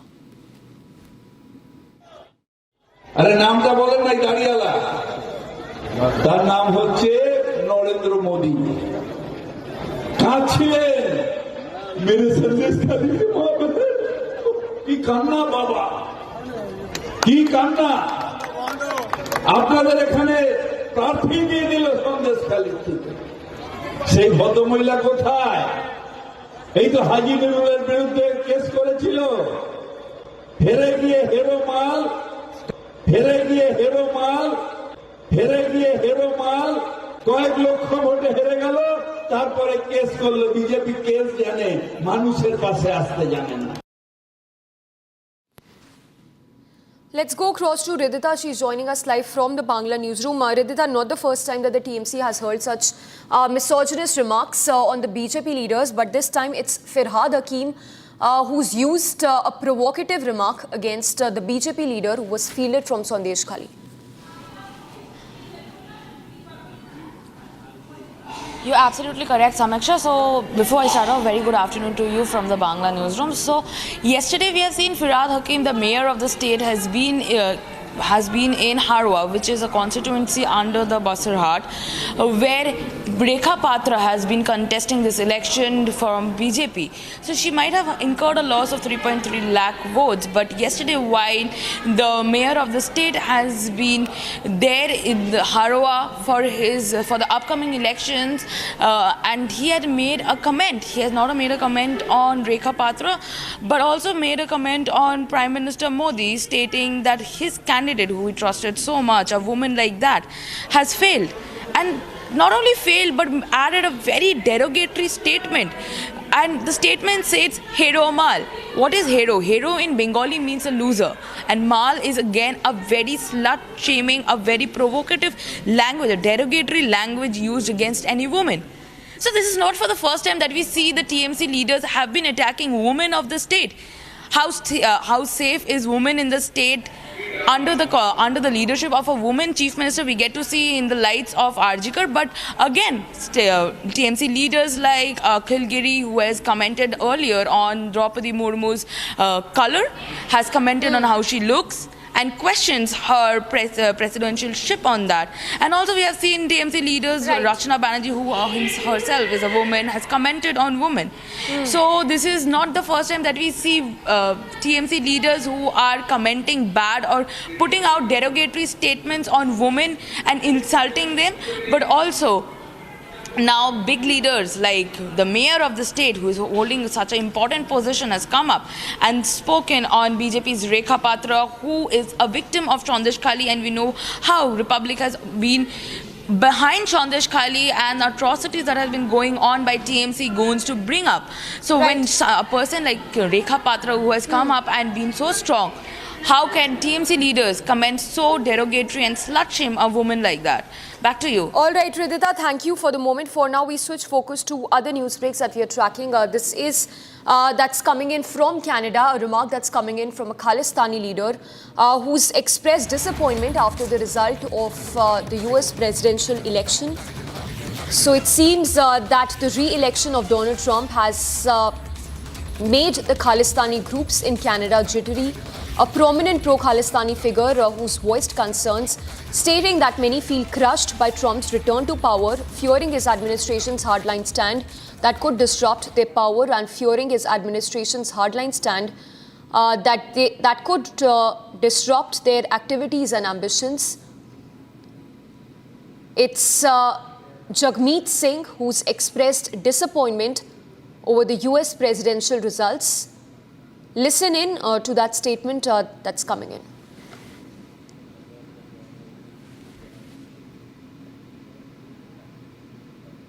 I think a lot of folks woke up today and woke up really worried, really afraid, felt crushed. And I want you to know that now is the time for us to come together to defend Canadian interests. I know that the results of Trump, right now what it looks like Trump's election, is going to have serious impacts on Canadians. So we need to come together, all parties, all leaders, and put Canadian interests first. We have to protect Canadian jobs. We have to be prepared for the impacts of potential tariffs and what that would mean for our economy, for manufacturing, for jobs in Canada. We need to be very united to say, whatever our differences are when it comes to Canadian interests and Canadian jobs, we're all going to work together to defend Canada, to defend Canadian jobs, to defend Canadian interests. That's our priority. And let's go across to a senior executive editor, Abhishek Kapoor, joining us. Abhishek, good morning. We just heard Canadian leader, Khalistani leader, who's expressed his disappointment after US election results. The question, of course, being that what is making the Khalistani leaders in Canada jittery after Trump's comeback? Well, naturally so. Jagmeet Singh is no liberal. He, in fact, purposes a very narrow Khalistani agenda. And his party, the NDP, has been the sort of a lifeline for Justin Trudeau. And in many ways, it's a cohabitation between the liberal establishment, which sort of allows these kind of extremist views to coexist so long as their own bread is buttered. And we have seen what havoc it has caused to India-Canada relationship specifically, and generally to Canadian civil life also. We have seen how protests have turned violent in the recent past, Brampton and Surrey being the latest examples, not the first, of course. And all this Khalistani extremism and activism happening on Canadian soil has obviously Jagmeet Singh connection. So given the kind of protection and safe harbor that was being given by the liberal establishment from the United States to Canada, obviously someone like a Jagmeet Singh would be disturbed, not because the liberals are disturbed, they are disturbed for a different reason because they are out of power, but with Jagmeet Singh, because the liberal establishment is out of power, that oxygen of support sort of tapers off. Coming off Trump has created a flutter among a lot of extremist ideologies, not just in the United States, but around the world. Samiksha, we have seen how the Houthis have sort of indicated that they are done with violence and they are sort of announcing a ceasefire. We have seen how Iranian Rial tanked last evening as it became clear that Donald Trump is going to be the next president again. And we have seen how in the United States also there's been a meltdown of sorts among the left liberal space. Jagmeet Singh essentially expressing those jitters because with that protection away, I think there would be a lot of things which Jagmeet Singh was easily getting away with, and his cohabitation with the Khalistanis particularly, which perhaps now would not have protection. Remember, even in Canada, we are seeing the winds of change, and it's likely that while Trudeau government is on life support as of now, yes. It's actually on its way out come March or April next year. So obviously, with a conservative government in Canada and a conservative government already in the United States now with Trump taking over in the month of January, Jagmeet Singh expressing what is going on in his mind, which is clearly that space for his kind of politics and his cohabitation with extremist ideology, those days are numbered. Right. Abhishek, requesting you to stay with us. We have some more newsbreak that's coming in from Canada. Canada has refused to provide minimum security to the Indian consulate, and this is a fallout of the attack outside Hindu temple in Brampton. Let's go across to Abhishek again. Abhishek, this comes days after there were attacks carried out by the Khalistanis outside the Hindu temples in Brampton. Talk to us about how exact does this essentially indicate that how Canada has been giving a free platform to the Khalistanis in the country? Well, exactly. This is one more evidence, if at all one was needed, Samiksha, of the manner in which the Trudeau government and the Trudeau regime and the establishment under Trudeau has behaved in its spite and has sort of targeted the Indian consulate, Indian embassy, Indian mission staff, because Justin Trudeau believes that he has to somehow get back at India because he has to preserve his vote bank back in Canada. It's a losing fight in a way because Justin Trudeau is on his way out, but even as on his way out, he really wants to destroy the once beautiful India-Canada relationship. We have seen this spat in which for the first time even Prime Minister spoke just a couple of days back when the Brampton and Surrey attacks on Hindu temples happened. Remember, despite all the first Prime Minister was maintaining a studied silence, even as External Affairs Minister and the Ministry of External Affairs continued to do much of the talking and handling of the crisis. The Prime Minister has spoken, and despite that, if security is not being provided, remember what our High Commissioner to Canada, Sanjay Verma, said before he came back, that he was physically attacked with swords, he was threatened with swords, and that's the situation, precarious situation where the Canadian regime is not even able to take care of its obligations under the Vienna Convention so far as safety and security of our diplomatic staff is concerned. And it's such a precarious situation that if we try to talk to people in Canada who can defend Justin Trudeau so that we can bring across their side of the story, nobody speaks. Nobody wants to talk about it. And that really gives you an idea of the kind of isolation Justin Trudeau is facing before he is just shunted out by the people of Canada. Samiksha. All right, Abhishek, we leave it at that. Appreciate you giving us those details and putting it all in context. And important that Abhishek also pointed out how the recalled envoy had spoken about how there was an attempt by the Khalistani leaders to attack him with swords. For now, we switch focus to other news break that we are tracking.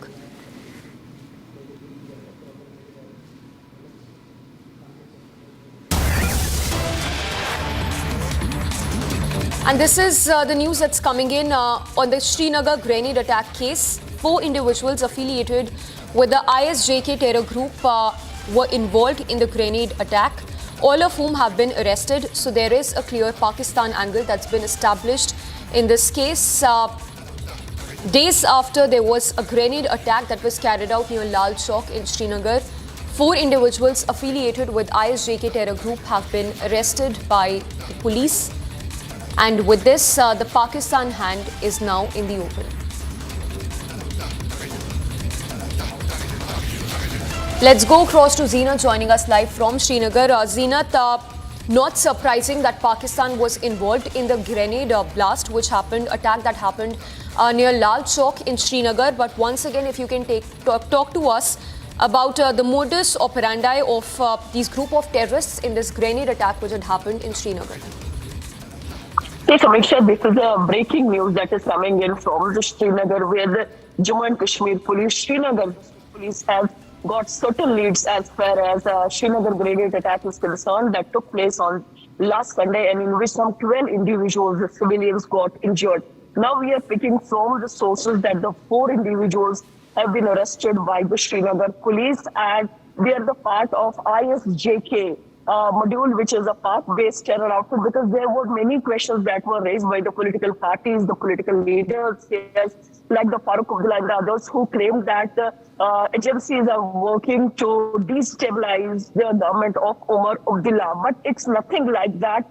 It is rather the Pakistan element that is making rounds again in the Kashmir Valley to destabilize the peaceful atmosphere in the Kashmir Valley, and JNK police have been working day and night, got multiple leads, checked the CCTV footage.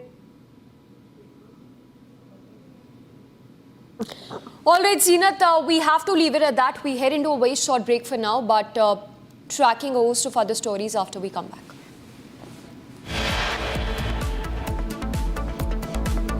And all eyes will be on the Arjikar case that will be taken up in the top court today.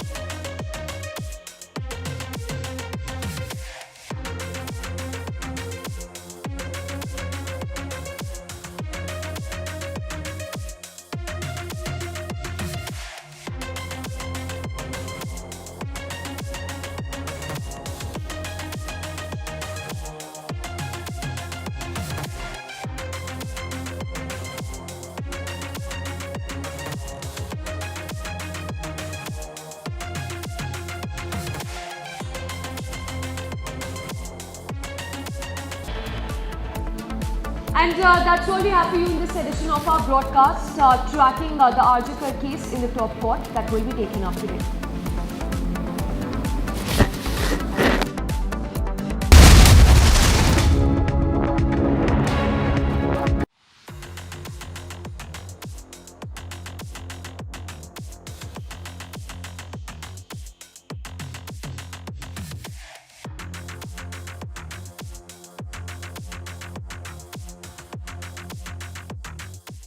But we don't have to settle for weakness and incompetence and decline and decay. That's a nice word, decay.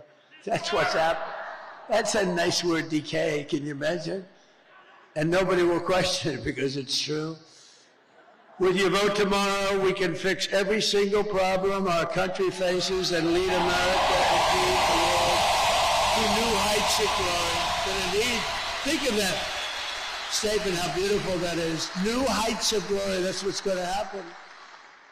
When we win the election and we're really, well, look, the ball's in our hand. All we have to do is get out the vote tomorrow. You get out the vote, they can't do anything about it, we win.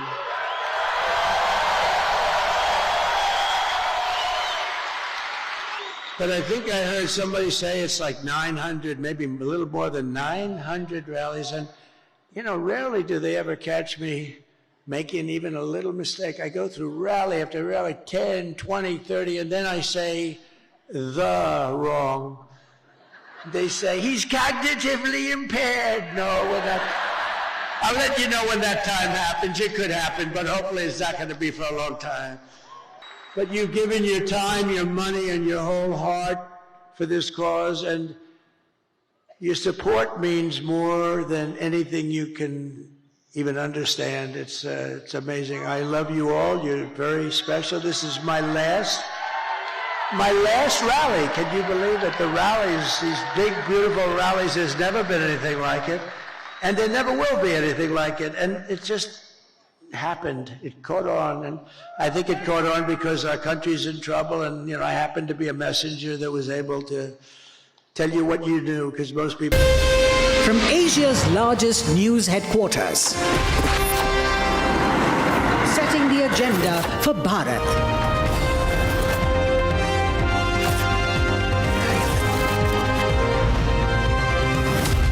You're watching Republic.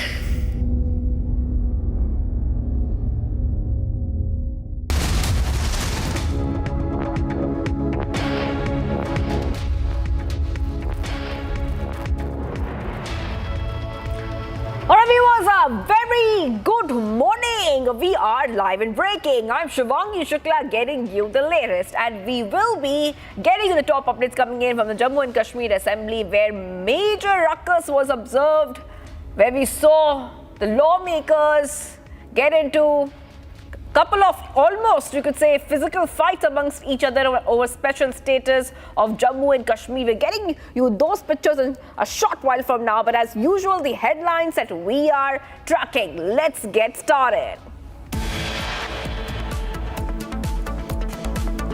PM Modi dials Donald Trump after his victory in the US election, says looking forward to working together once again to strengthen India-US relations.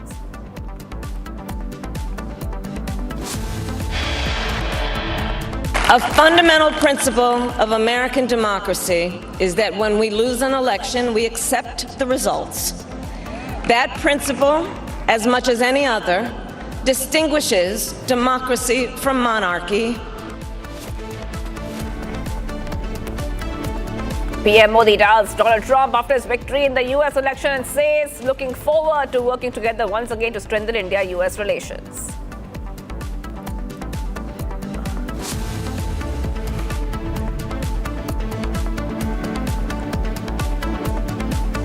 Day after Trump secures historic win, Khalistani leaders jittery in Canada. Jagmeet Singh says some of us are crushed by this mandate.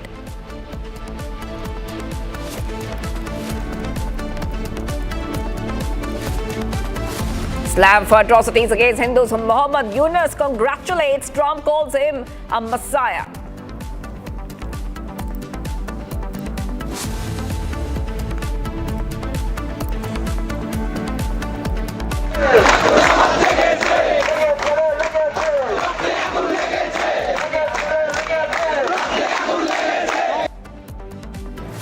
Hasina. Protests erupt in Dhaka after Trump's Awami League demands Hasina's return.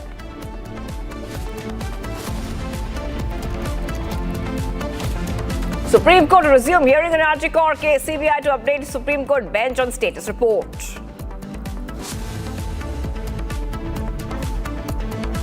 No end to India's sexist slurs against women. TMC's Firhad Hakim calls Rekha Patro a mal.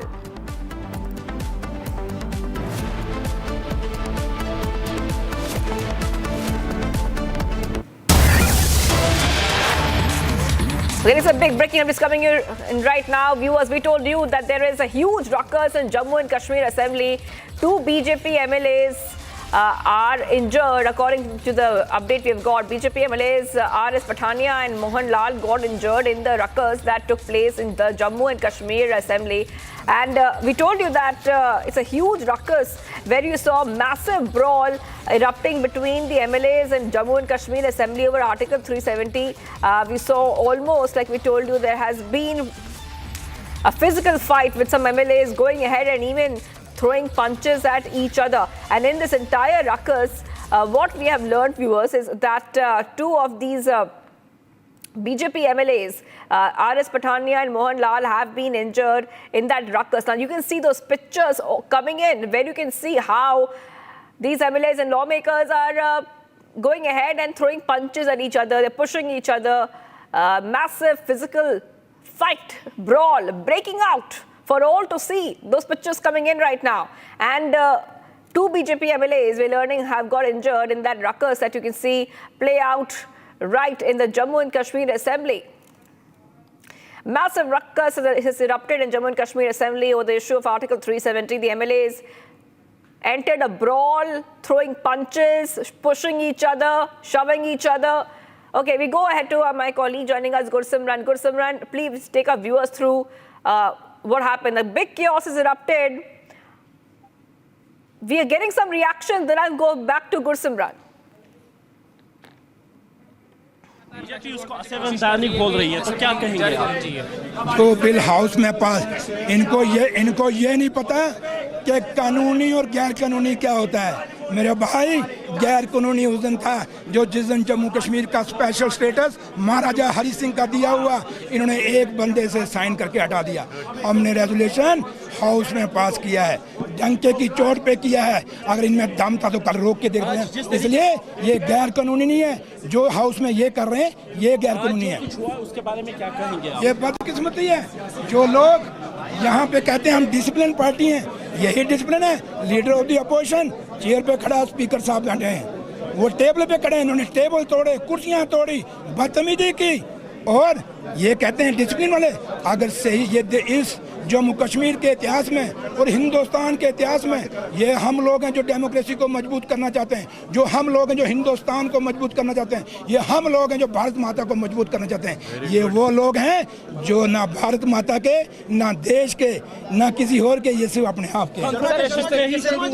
Sharma कहाँ से हो गया? चौधरी में या शर्मा? चौधरी जी, confrontation will also try. Right, so you heard that. You heard that many reactions are coming in where they're clearly saying that there's a huge brawl, massive fight, physical fight,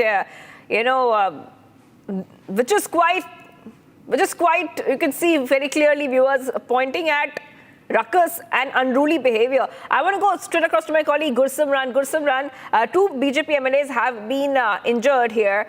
If you could take our viewers through what happened, and this is just after the Awami Ittihad Party MLA and Engineer Rashid's brother Khurshid Sheikh displayed a banner on Article 370, and next thing we know is that a huge ruckus prevailed.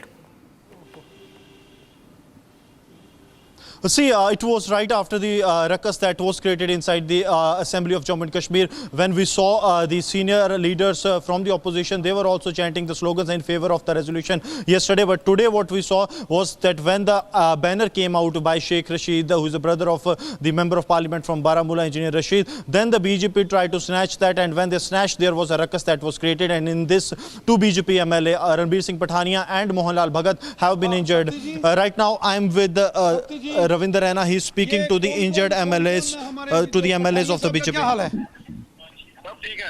वो सुना पठानिया साहब और ये जो मोहनलाल भगत जी पर हमला हुआ है वहाँ बड़ा उनको लगी है। ये पठानिया साहब से मेरी बात करा सकते हो?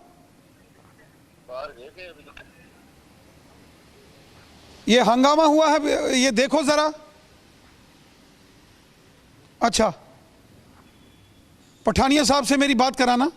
Mr. Rana, we saw ruckus. Ranbir Singh Pathania. Two of the BJP MLAs have got injured. What you have to say?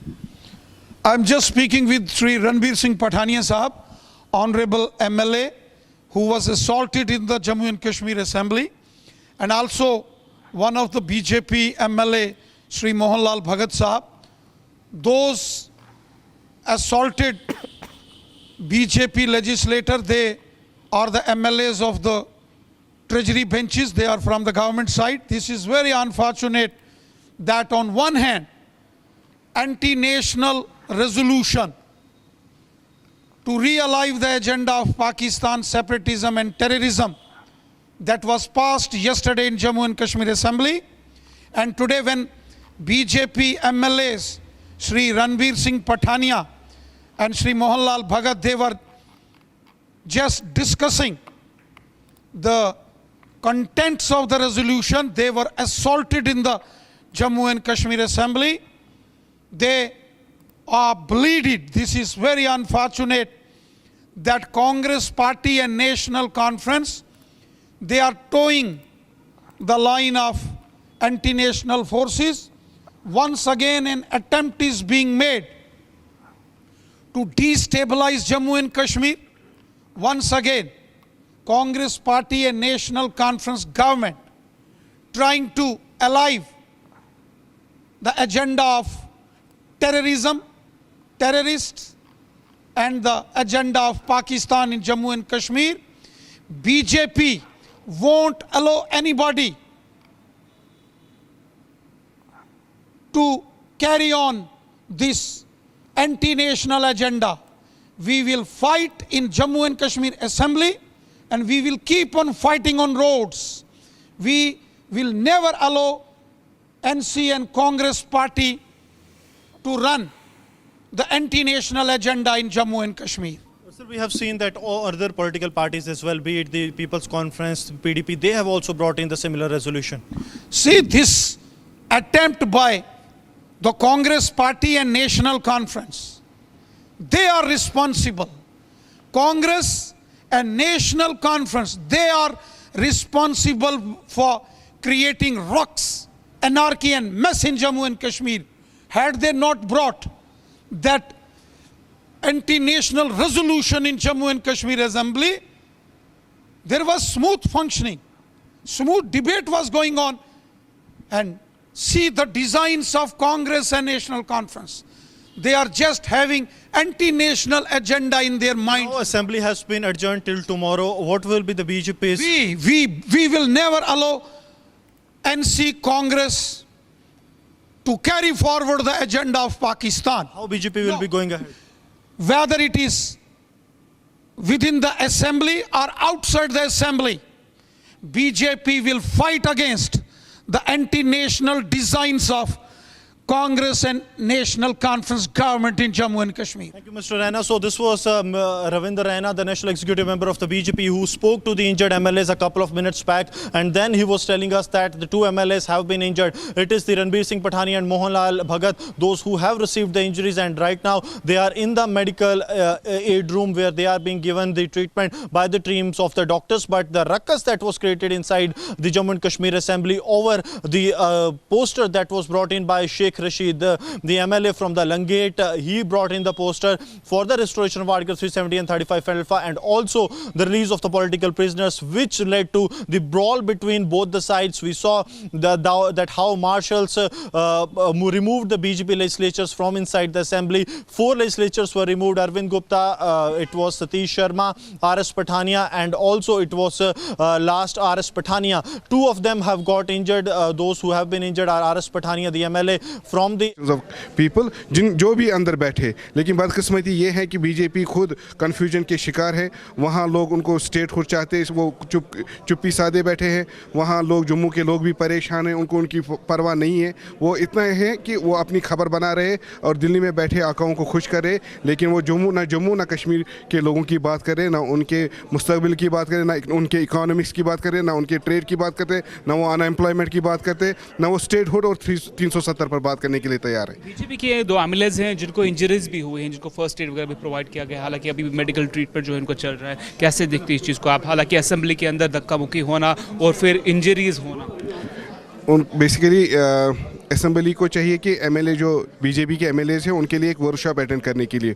उनको पता नहीं कि डिसिप्लिन और हाउस की सैंक्टिटी क्या है। आपने देखा होगा कि वो टेबल्स पर खड़े रहे, उसी टेबल पर जिस टेबल पर कॉन्स्टिट्यूशन रखा जाता है, तो वो कॉन्स्टिट्यूशन की बात कर रहे, कॉन्स्टिट्यूशन का सबसे ज़्यादा जो उल्लंघन कर रहे हैं वो टेबल पर खड़ा होकर। लिहाजा उनको भी चाहिए, आपको चाहिए कि उनको एक वर्कशॉप करने के लिए ये असेंबली अमले को चाहिए, असेंबली अथॉरिटीज़ को चाहिए। रही बात, उन्होंने धक्का मुक्का तो उन्होंने शुरू किया हमारे एमएलए के खिलाफ, जब वो सिंपली डिमांड करते, which was the democratic right. हम डिमांड रख सकते हैं जिस चीज़ के लिए हमने वोट लिया है, उसकी हक अदाई के लिए, हम 1 मेंबर हो या 5 मेंबर हो, ये सब हाउस पर बारी हुआ, क्योंकि हमारी डिमांड जो थी वो हमने जिस चीज़ के लिए वोट लिया था, तो वो डिमांड हमने रखी, रिलीज ऑफ पॉलिटिकल प्रिजनर्स और 35 और 370 की बहाली के लिए। जो पोस्टर दिखाया गया, बैनर दिखाया गया असेंबली के अंदर, क्या कुछ लिखा था उसके ऊपर? उसमें यही लिखा था कि हमारी डिमांड जो है वो 370 और 35A की रेस्टोरेशन है, जिसके लिए हमारे एमएलएज ने वोट लिया है, हमने वोट लिया है। हमारा सबसे अवामी इत्तेहाद पार्टी का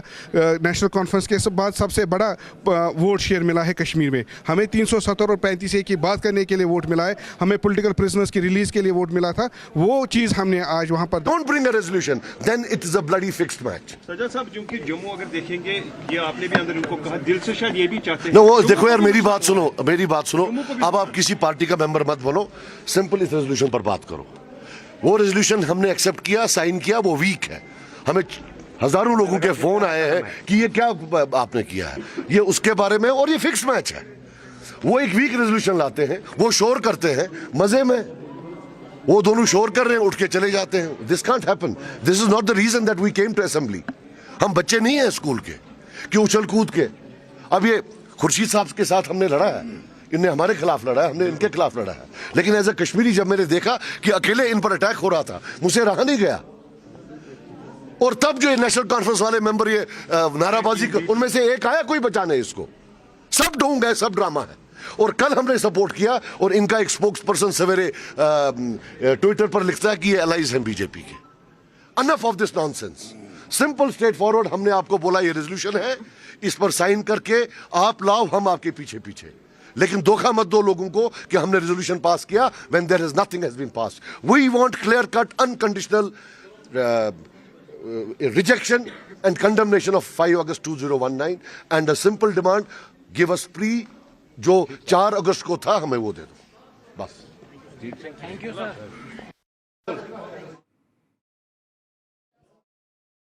नेशनल कॉन्फ्रेंस की जानिब से क्या ये लीगल है?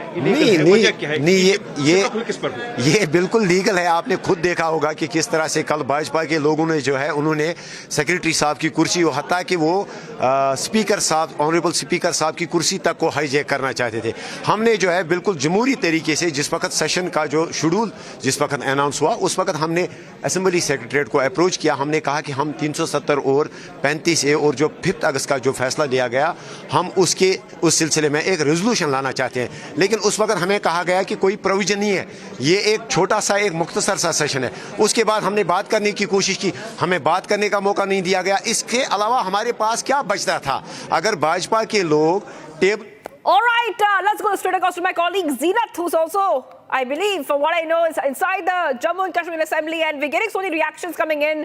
Zeenat, for all our viewers, where they're hearing the accounts of what happened inside, if you could take our viewers through, what happened. The 2 BJP MLAs have been injured, and yesterday also the BJP was extremely unhappy with the resolution, and they even had created a huge protest.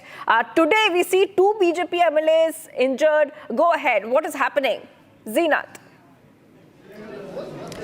See, we have seen today once again in the House ruckus created by the BJP legislators about yesterday's development when National Conference along with PDP, PC and others passed the resolution. It was a voice vote that was given to the resolution and it has turned into a bill. Today again we saw the ruckus and also three of the BJP MLAs were moved out of the House after Speaker asked the marshals to take them out. We also witnessed the BJP legislators chanting slogans. Meanwhile, again, PDP leader Wahidur Rahman Para along with Sajjad Lone and Fayaz Mir of PDP also put one more resolution before the House to have more clarity, which they believe yesterday's resolution hasn't much clarity because what ultimately they want the rejection of the decision that was taken on 5th of August 2019. To know more about the fresh resolution, I'm joined by PDP legislator Wahidur Rahman Para, who comes from Pulwama constituency. Wahid, what made you to bring one more resolution before the House? There's a resolution yesterday passed by National Congress. Before that, the first day of the session started, we submitted a resolution. That was ignored and they have not even mentioned it. Now, the yesterday's resolution is very ambiguous and very vaguely written. What it writes is they seek for dialogue on special status. Yes. I don't think there is any room for negotiations for dialogue on Article 370, 35A and special status. The people of Jammu and Kashmir want to condemn the BJP's act of 5th August 2019, where they robbed us of our rights. Secondly, they want a resolution sending a message to the BJP, to the Government of India, to the Parliament of India and to the people in the country that Kashmiris want restoration of 370. 35A and special status of Jammu and Kashmir restored in its original form, pristine form, in its first real form. So this is the message we have today tabled to the Honorable Speaker, a resolution signed by 8-9 members that we seek this resolution to be sent to the House. Isn't that the majority of the legislators who hold the majority in the House are divided within its own self, because NC yesterday's resolution talks about the dialogue when the same members are saying that this has an ambiguity. Unfortunately, there's a fixed match between NC and BJP. Okay. Yesterday's resolution, the first welcome statement came from Amit Malviya, the BJP chief spokesperson. The head of IT welcomes the National Conference resolution. That's where the whole confusion lies. That we had to again face public anger in the evening. That people's expectations were not reflected in the resolution. That's why we have come up first with an amendment which was not accepted. Then we have come with a fresh resolution. If they are very sincere, let them table the resolution. We are not seeking anything. Let them table this resolution and let's see who is not willing to condemn. If you're not condemning 5th August, then how you're telling BJP that you're wrong?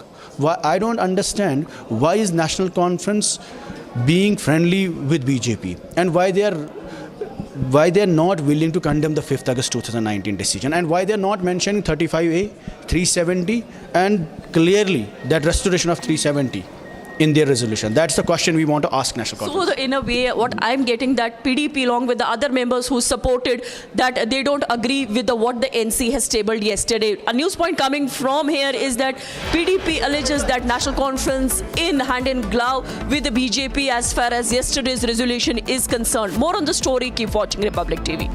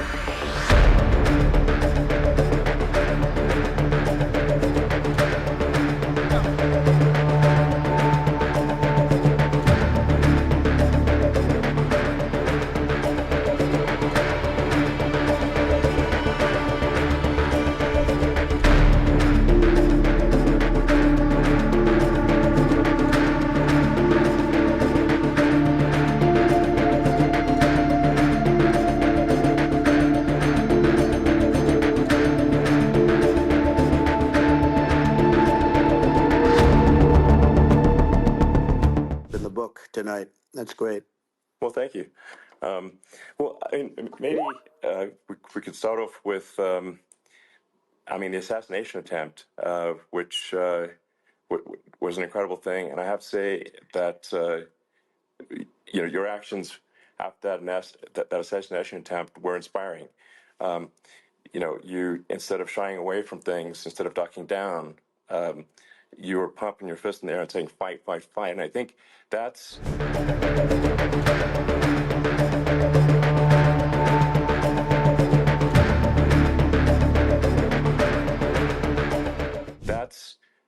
I mean, the president of the United States represents America, and I think that is America. That is strength under fire, and so that's a big part of the reason why I was excited to endorse you as the president of the United States for having another term here. Is that was just incredibly inspiring. But I mean, what was it like for you?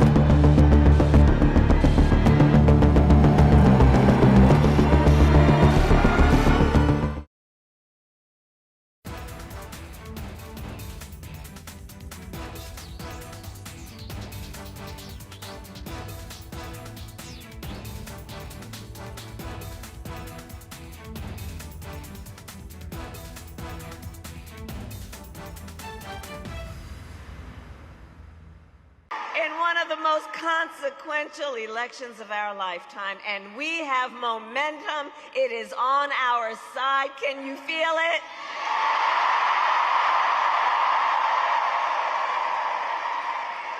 And we have the momentum because our campaign is tapping into the ambitions, the aspirations, and the dreams of the American people, because we are optimistic and excited about what we can do together.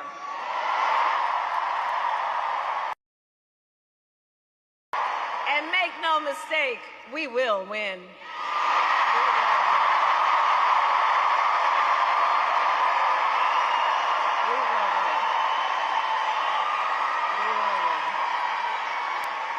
And we will win, and we...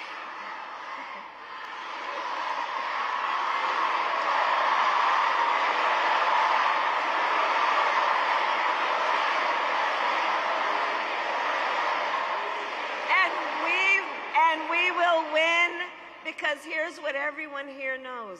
When you know what you stand for, you know what to fight for. What's coming up, viewers? Ruckus in Jammu and Kashmir Assembly. 2 BJP MLAs injured in the ruckus. Stay tuned.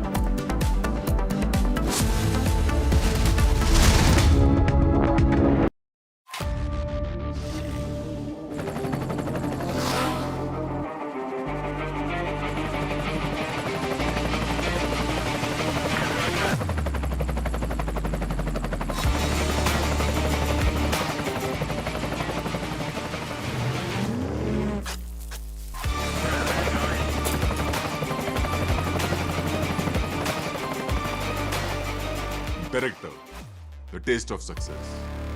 In one of the most consequential elections of our lifetime, and we have momentum. It is on our side. Can you feel it?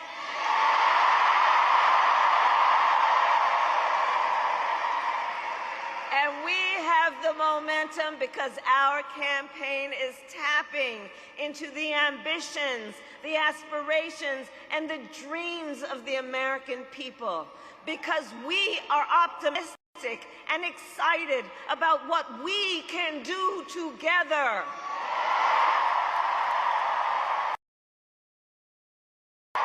And make no mistake, we will win.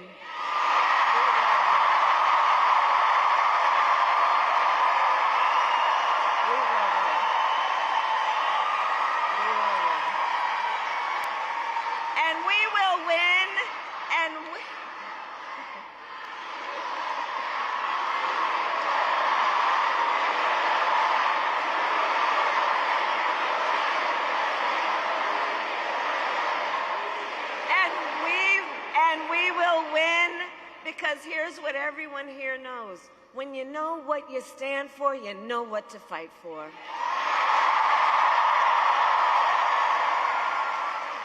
And we have an opportunity in this election to finally turn the page on a decade of politics driven by fear and division. We are done with that, and we are exhausted with it.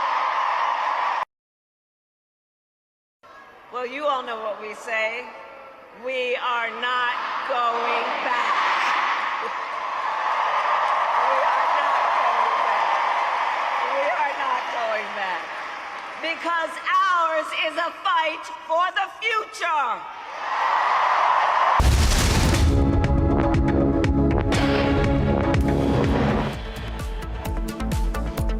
PM Modi doubts Donald Trump after his victory in the US election, says looking forward to working together once again to strengthen India-US relations. A fundamental principle of American democracy is that when we lose an election, we accept the results. That principle, as much as any other, distinguishes democracy from monarchy. In a first reaction after the election results, Kamala Harris concedes defeat, says we must accept the results of this election. Day after Trump secures historic win, Khalistani leaders jittery in Canada. Jagmeet Singh says some of us are crushed by this mandate. Islam for atrocities against Hindus. Muhammad Yunus congratulates Trump, calls him a messiah.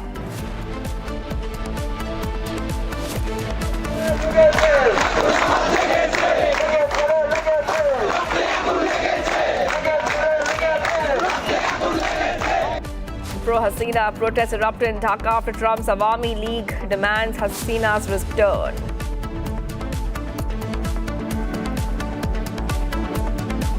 Supreme Court resumed hearing an Arji Kaur case as CBI to update Supreme Court bench on status report.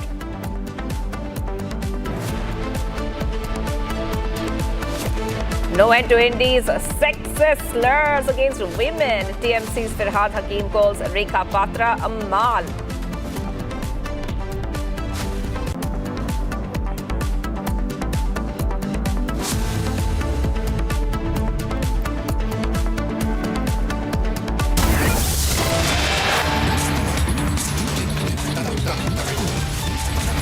Getting some breaking updates coming in right now. Punjab Congress Chief MP from Ludhiana Raja Amrinder Raja Waring has now made a very sexist remark for his wife while campaigning. And I just want to say what he said. What should I do? She goes out at 6 a.m. wearing lipstick and bindi and returns at 11 p.m. She's of no use to me. She has gone out of my hands. Find someone for me. After that, there will be marriage and ceremonies.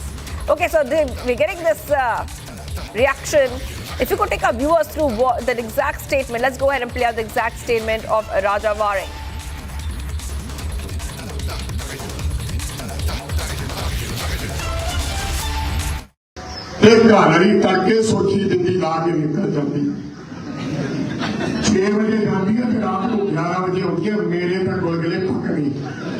मैं तो मेरे तक कमो गई नहीं सच्ची गल है तुम दसो 6 बजे जनानी जाए 11 बजे आते तो मेरे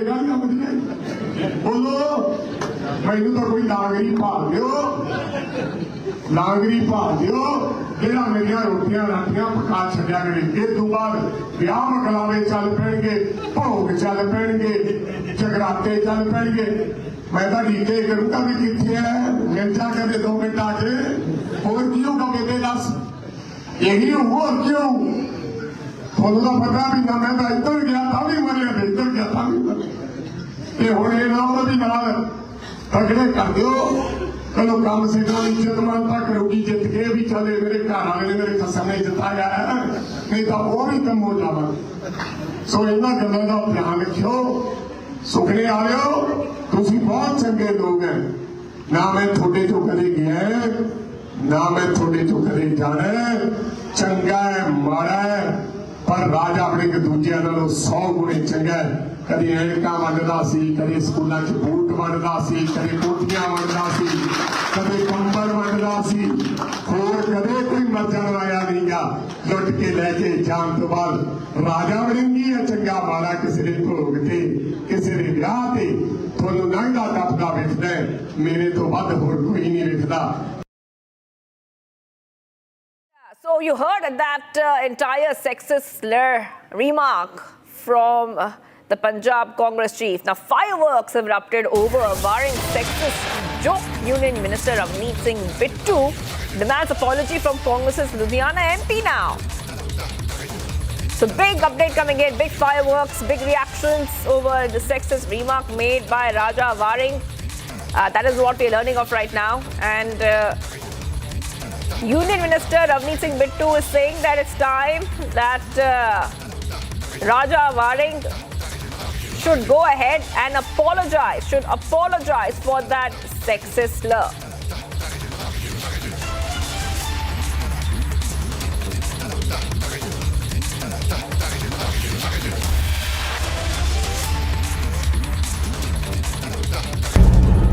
मैं हुणी एक साडे कांग्रेस पार्टी ਦੇ ਪੰਜਾਬ ਦੇ ਜਿਹੜੇ ਪ੍ਰਧਾਨ ਨੇ ਰਾਜਾ ਵੜਿੰਗ ਸਾਹਿਬ, ਉਹਨਾਂ ਦੀ ਮੈਂ ਕਿਤੇ ਸਪੀਚ ਕਿਸੇ ਚੈਨਲ ਤੇ ਸੁਣ ਰਿਹਾ ਸੀ।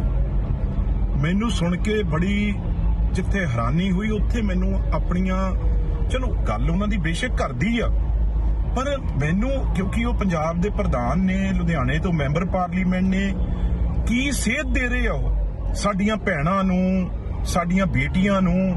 ਉਹ ਕਹਿਣਾ ਕੀ ਚਾਹ ਰਹੇ ਆ? ਉਹ ਕਹਿ ਰਹੇ ਆ ਵੀ ਮੇਰੀ ਘਰ ਵਾਲੀ ਮੇਰੀ ਜੋਗੀ ਨਹੀਂ ਰਹੀ। ਉਹ ਸਵੇਰੇ ਹੀ ਸੁਰਖੀ ਬਿੰਦੀ ਲਾ ਕੇ 6 ਵਜੇ ਨਿਕਲ ਜਾਂਦੀ ਆ, 11 ਵਜੇ ਰਾਤ ਨੂੰ ਆਉਂਦੀ ਆ। ਕੀ ਮਤਲਬ? ਠੀਕ ਆ, ਉਹ ਤੁਹਾਡੇ ਘਰ ਦੀ ਗੱਲ ਆ। ਤੁਸੀਂ ਕੀ ਕਹਿਣਾ ਚਾਹੁੰਦੇ ਹੋ ਵੀ ਜਿਹੜੀਆਂ ਸਾਡੀਆਂ ਭੈਣਾਂ, ਮਾਵਾਂ, ਸਾਡੀਆਂ ਬੇਟੀਆਂ ਕੰਮ ਕਰਦੀਆਂ, ਅੱਜ ਤਾਂ ਬੰਦੇ ਤੇ ਕੋਈ ਲੇਡੀਜ਼ ਕੋਈ ਫਰਕ ਹੀ ਨਹੀਂ। ਦਿਨ ਰਾਤ ਉਹ ਕੰਮ ਕਰਦੀਆਂ, ਮਿਹਨਤ ਕਰਦੀਆਂ, ਘਰੋਂ ਜਾਂਦੀਆਂ, ਆਪਣੇ ਬੱਚੇ ਛੱਡ ਕੇ ਜਾਂਦੀਆਂ। ਇਹਦਾ ਮਤਲਬ ਤੁਸੀਂ ਕੀ ਕਹਿੰਦੇ ਹੋ ਵੀ ਉਹ ਕਿਸੇ ਜੋਗੀਆਂ ਨਹੀਂ ਰਹਿੰਦੀਆਂ? ਇਸ ਕਰਕੇ ਬੜੀ ਗੰਦੀ ਤੇ ਘਟੀਆ ਸ਼ਬਦਾਵਲੀ ਤੁਸੀਂ ਇਹ ਇੱਕ ਮੈਸੇਜ ਦੇਣ ਦੀ ਕੋਸ਼ਿਸ਼ ਕੀਤੀ ਆ, ਕਿਉਂਕਿ ਇਹ ਗੱਲ ਕਰਦੀ ਨਹੀਂ ਰਹਿ ਗਈ। ਜਦੋਂ ਤੁਸੀਂ ਇਲੈਕਸ਼ਨਾਂ 'ਚ ਆ ਜਾਂਦੇ ਹੋ, ਫਿਰ ਸਾਰਾ ਕੁਝ ਲੋਕਾਂ ਦੇ ਨਾਲ ਤੁਹਾਡਾ ਵਾਹ ਵਾਸਤਾ ਹੁੰਦਾ, ਲੋਕਾਂ ਦੇ ਕੀ ਅਸਰ ਪਾਉਂਦੇ ਹੋ ਤੁਸੀਂ, ਕੀ ਗੱਲ ਕਹਿੰਦੇ ਹੋ। ਪਰ ਅੱਜ ਜਿਹੜੀਆਂ ਤੁਸੀਂ ਗੱਲਾਂ ਕੀਤੀਆਂ, ਮੈਨੂੰ ਸਮਝ ਨਹੀਂ ਆਈ। ਇੱਕ ਪਾਸੇ ਤਾਂ ਤੁਸੀਂ ਆਪ ਪ੍ਰਧਾਨ ਹੋ, ਆਪਣੀ ਵਾਈਫ ਨੂੰ, ਘਰ ਵਾਲੀ ਸਾਡੀ ਭੈਣ ਨੂੰ ਟਿਕਟ ਦਿੱਤੀ, ਅੱਜ ਸਾਡੀ ਭੈਣ ਨੂੰ ਤੁਸੀਂ ਕਹੀ ਜਾਂਦੇ ਹੋ ਮੇਰੇ ਕੰਮ ਦੀ ਨਹੀਂ ਰਹੀ। Congress's pehchan is Mahila ka appan, the sexist, misogynistic and the absolutely disgusting comments made by Raja Waring, and that too about his own wife, that she wears bindi lipstick at 6 a.m, goes out, comes back at 11 p.m, she's of no use to me, she has gone out of my hands, find someone else for me. This shows the mindset of Congress. Congress is a anti-woman party. From Shah Banu to Shaira Banu, they have opposed women's rights. We have seen Irfan Ansari has said Sita Soren is a rejected mal. Now their allies also, Arvind Sawant has called China NC imported mal. The brother of Sanjay Raut has said Bakri for the women candidate in Maharashtra. This is the kind of words they use. Shanti Dhariwal said rapes happen because it's a Mardon ka Pradesh. Long litany of statements like from Randeep Surjewala to Karnataka Congress leaders who have mocked women, mocked rapes and made light of it. And Priyanka Vadra is quiet. She was quiet when Sharda Rathod made the allegation of Chamdi Damdi for tickets in Haryana. She was quiet when Simi Rosebell John made casting couch allegations and she was removed. She was quiet during Ankita Datta. She was quiet during Priyanka Chaturvedi. She has been quiet when Radhika Kheda was also abused. This shows that how Mahila Virodhi Congress party has become. And they claim Ladki Hu Lad Sakti Hu. Actually, it is not so. In Arjikar case, they took no stand. In Swati Maliwal case, they took no stand. Today, Priyanka Vadra must tell us what action will they take on leaders like Raja Vading. Will they take action on him or they will be quiet? All right, so we heard those reactions coming in from the BJP. I want to go across to my colleague Lalit joining us live. Lalit, what has happened? Has the apology come from the Punjab Congress chief on this sexist comment he has made on his own wife?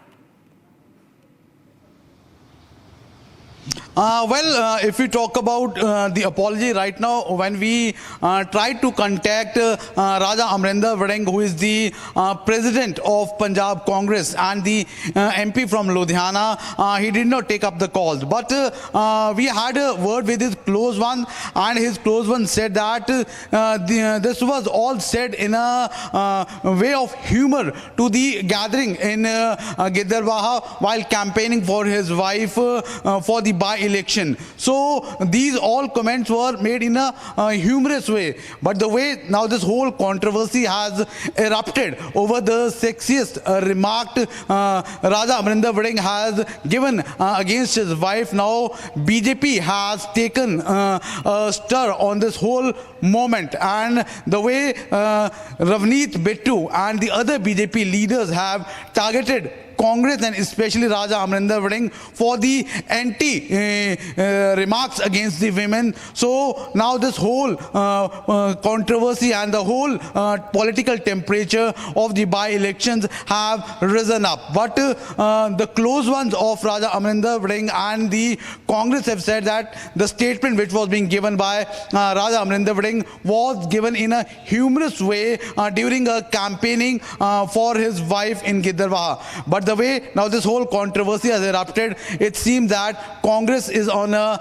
back foot and they want to be tight-lipped. Back to the studio. All right, thank you for joining us there, Lalit, with all those details. We'll be keeping a very close eye on the story because we can expect many more reactions on this latest comment, this sexist slur from the Punjab Congress chief. Okay, we'll move ahead right now, viewers, because let's talk a little bit about what is happening after now Donald Trump has clinched the presidency of the US. We are seeing pro-Hasina stir breaking out after Trump's return to presidency. Awami League supporters were seen demanding Hasina's return. Let's have a listen in to what these supporters are saying and the kind of demands that they're making. They're saying that they want Hasina to return as their leader.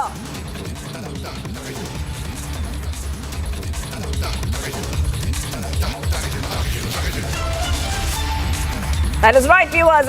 We'll put those pictures out for you right now on Republic TV, where you can see that Hasina's supporters have gone ahead and they have said that Hasina should return.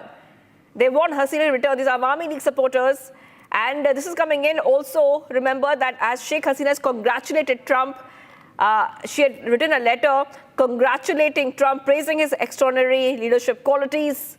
And post that, we're seeing that the Awami League supporters want Sheikh Hasina to return. Sheikh Hasina has congratulated Donald J. Trump on his victory. This is a statement issued through a post of the Awami League. So post this development, what we see right now are these big updates coming in right now, where we can see that Sheikh Hasina, after calling herself the Prime Minister of Bangladesh, in a letter congratulating Donald Trump, has now led to this new development where Awami League supporters want Sheikh Hasina to make a comeback.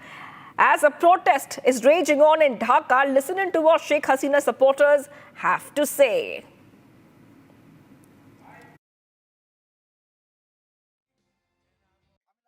জানি না এই ট্রাম্পের নির্বাচিত হওয়ার মধ্য দিয়ে আমরা দেখছি যে খুনি শেখ হাসিনা যে এতিম সন্তানগুলোকে দেশে রেখে গিয়েছে পালিয়ে যাওয়ার সময় নিয়ে সাথে করে নিয়ে যেতে পারেনি, তাদের মধ্যে এক ধরনের খুশির আমেজ বিরাজ করছে। আমরা তাদেরকে বলতে চাই, আমেরিকায় কে নির্বাচিত হলো সেটি দিয়ে বাংলাদেশের যে পলিসি নির্ধারিত হবে না। বাংলাদেশের পলিসি নির্ধারিত হবে ওয়াসিমের রক্ত আমাদের মুগ্ধের রক্ত, আবু সাঈদের রক্তের যে দায়টি আমাদের রয়েছে সেই দায়ের উপরে ভিত্তি করে বাংলাদেশের পলিসি নির্ধারিত হবে। মোদির প্রেসক্রিপশনে বাংলাদেশ চলবে না, এখানে কোনো ওয়েস্টার্ন প্রেসক্রিপশনে বাংলাদেশ চলবে না, বাংলাদেশ চলবে বাংলাদেশের ছাত্র নাগরিকের প্রেসক্রিপশনে। হলে সকল ধরনের ছাত্র রাজনীতি, ছাত্রলীগ, ছাত্র দল, ছাত্র শিবির, জাসদ ও ছাত্র ইউনিয়ন সহ সকল রাজনৈতিক ছাত্র সংগঠন স্থায়ীভাবে নিষিদ্ধ করা হলো এবং কোনো ধরনের রাজনৈতিক কর্মকাণ্ড, শোডাউন, মিছিল, গেস্টরুম ও অন্যান্য পরিচালনা করতে দেওয়া হবে। আজকে বিপ্লবের কয়দিন, এখনো রক্তের দাগ শুকায়নি। এগুলো কি সবাই দেখতে পারতেছেন? এগুলো কি? কেন কেন প্রশাসনের কাছে আমরা জবাব চাই।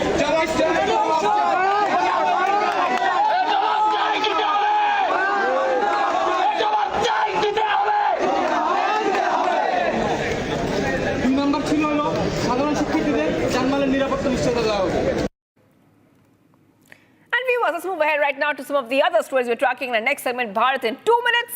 Let's get started.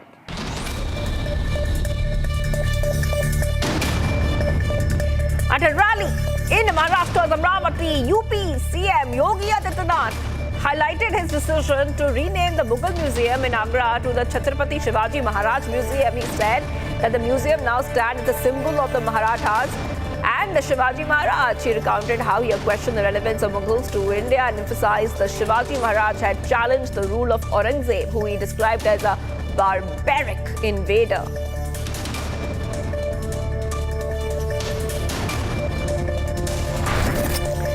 Telangana government launched a comprehensive socio-economic, employment, political and caste survey on Wednesday, fulfilling an election promise by Congress leader Rahul Gandhi. Chief Minister A. Revanth Reddy says that the survey will help promote social justice and equal opportunities for oppressed classes and will reshape India's social perspective. The survey's first phase, which will conclude tomorrow, house listing will occur in each enumeration block. This will be followed by household surveys, which will start from 9th of November. The High Court will hear the bail plea of 4 accused in the Goswami murder case. Accused Pavitra Gowda, Anukumar Lakshman and Nagraj, who previously denied bail by Sessions Court. The accused who are in judicial custody had appealed. The Sessions Court dismissed a will of their bail request. Joint Parliamentary Committee Chairperson has, along with the MP, JPC member Shri Tejasvi Surya, visited Hubballi, Vijaypura, Belgavi today. They met with farmers and organizations concerned about alleged wrongful land claims by State Waqf Board as part of discussions of the Waqf Amendment Bill 2024.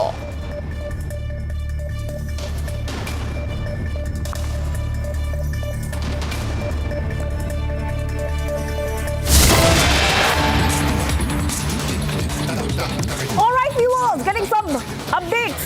And this is from Pakistan. Big update coming in from Pakistan. From Pakistan's Khyber Pakhtunkhwa, where 3 terrorist attacks have left at least 7 people dead, including 4 Frontier Corps personnel in South Waziristan, Upper Tehsil of Ladha, an IED targeted bomb. And we are seeing that there seems to be a gunfire. There seems to be a bomb, killing 4 FC members and wounding 5 others, who 2 critically. Security forces have launched a search operation. In another incident in the Daza Ghunda area, militants attacked a vehicle, killing a counter-terrorism department officer and injuring 2 civilians. Okay, so we're getting these updates. 3 terror attacks in Pakistan's Khyber Pakhtunkhwa. At least 7 people dead. Pakistan Army is launching search operations, and we're getting you those pictures that we have accessed for you. And you can see that the damage seems to be quite intense. These cars are completely mangled and burnt from what it looks like. Taking a very short break, viewers. We will be right back. 3 terror attacks in Pakistan, 7 people dead. Stay tuned as we get more updates.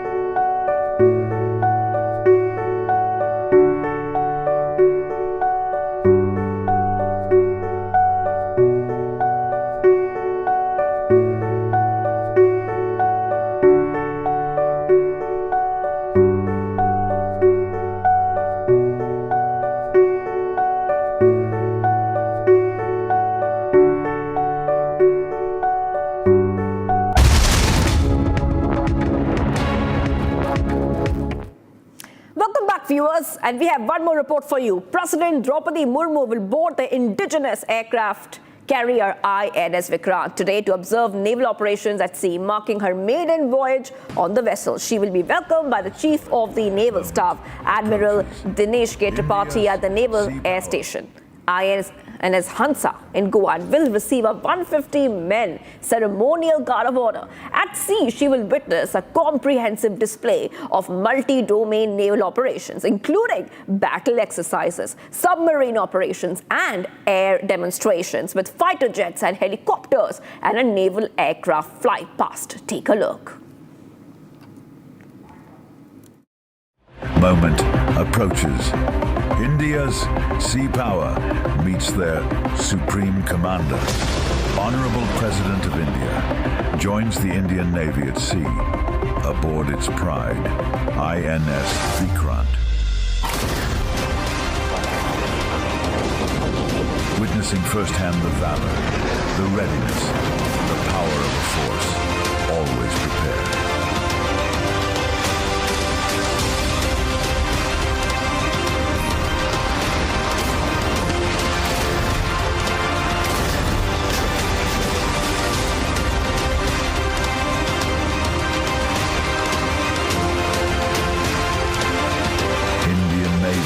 Anytime, anywhere, anyhow.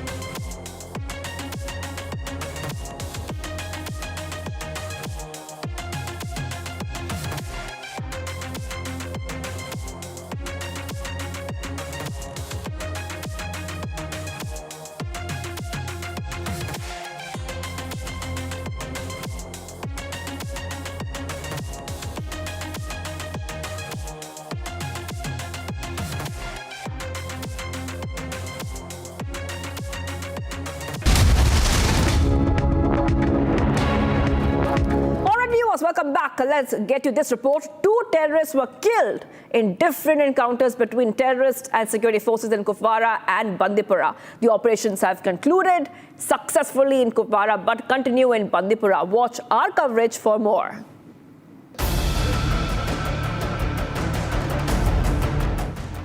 The security situation remains grim in Jammu and Kashmir. In some success for our forces, 1 terrorist was eliminated in an encounter in Kupwara. Arms and other warlike stores were recovered. 1 AK-47 rifle, 2 hand grenades, and 4 AK magazines were seized. The anti-terror operation concluded successfully. Meanwhile, in Bandipora, the encounter with terrorists enters day 3. One terrorist was killed in Bandipora encounter as well. An M4 rifle with multiple magazines and rounds, hand grenades, a pouch and some documents were recovered from the slain terrorist. Earlier on Tuesday, a joint operation was launched by the Indian Army, Jammu and Kashmir Police and CRPF in Bandipora after an encounter broke out between security forces and terrorists. The anti-terror operations are still underway.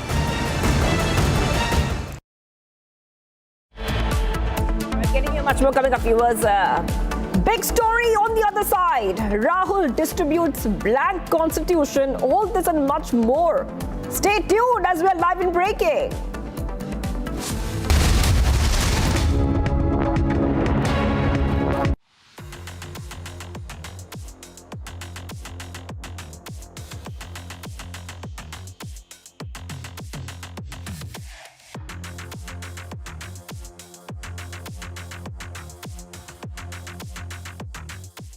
But we don't have to settle for weakness and incompetence and decline and decay. That's a nice word, decay. That's what's happening. That's a nice word, decay. Can you imagine? And nobody will question it because it's true. With your vote tomorrow, we can fix every single problem our country faces and lead America and lead the world to new heights of glory. And indeed, think of that statement, how beautiful that is. New heights of glory, that's what's going to happen. When we win the election and we're really, well, look, the ball's in our hand. All we have to do is get out the vote tomorrow. You get out the vote, they can't do anything about it, we win.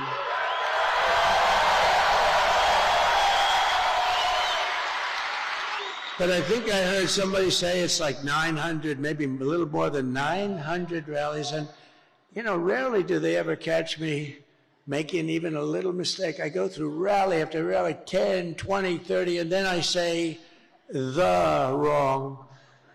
They say, he's cognitively impaired. No, we're not. I'll let you know when that time happens. It could happen, but hopefully it's not going to be for a long time. But you've given your time, your money, and your whole heart for this cause, and your support means more than anything you can even understand. It's amazing. I love you all. You're very special. This is my last rally. Can you believe it? The rallies, these big, beautiful rallies, there's never been anything like it.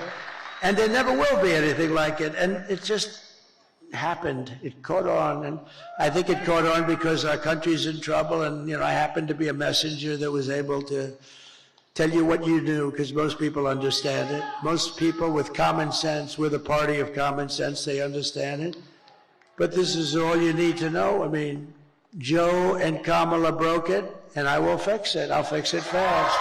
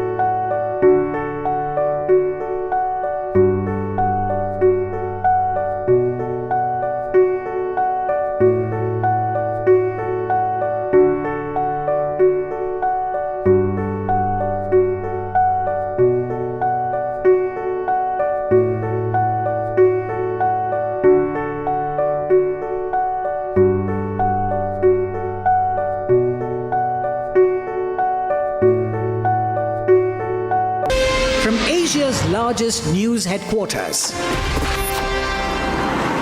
setting the agenda for Bharat.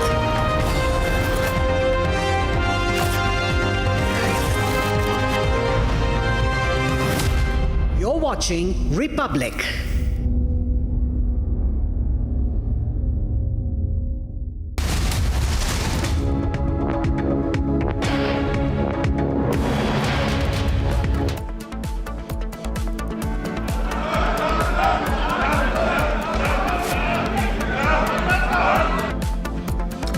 Ruckus brawl, a fist fight, all-out showdown inside J&K Assembly over Article 370 application.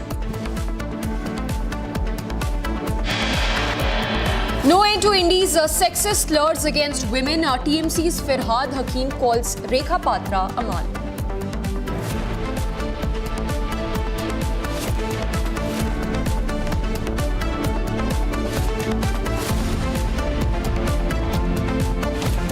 Punjab Congress chief stokes controversy over vulgar remarks on wife, says my wife is of no use to me.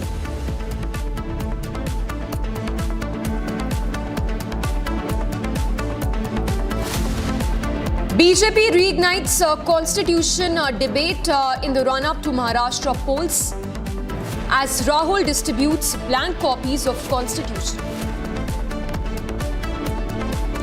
Day after Trump secures historic win, Khalistani leader is jittery in Canada. Jagmeet Singh says, some of us are crushed by this mandate.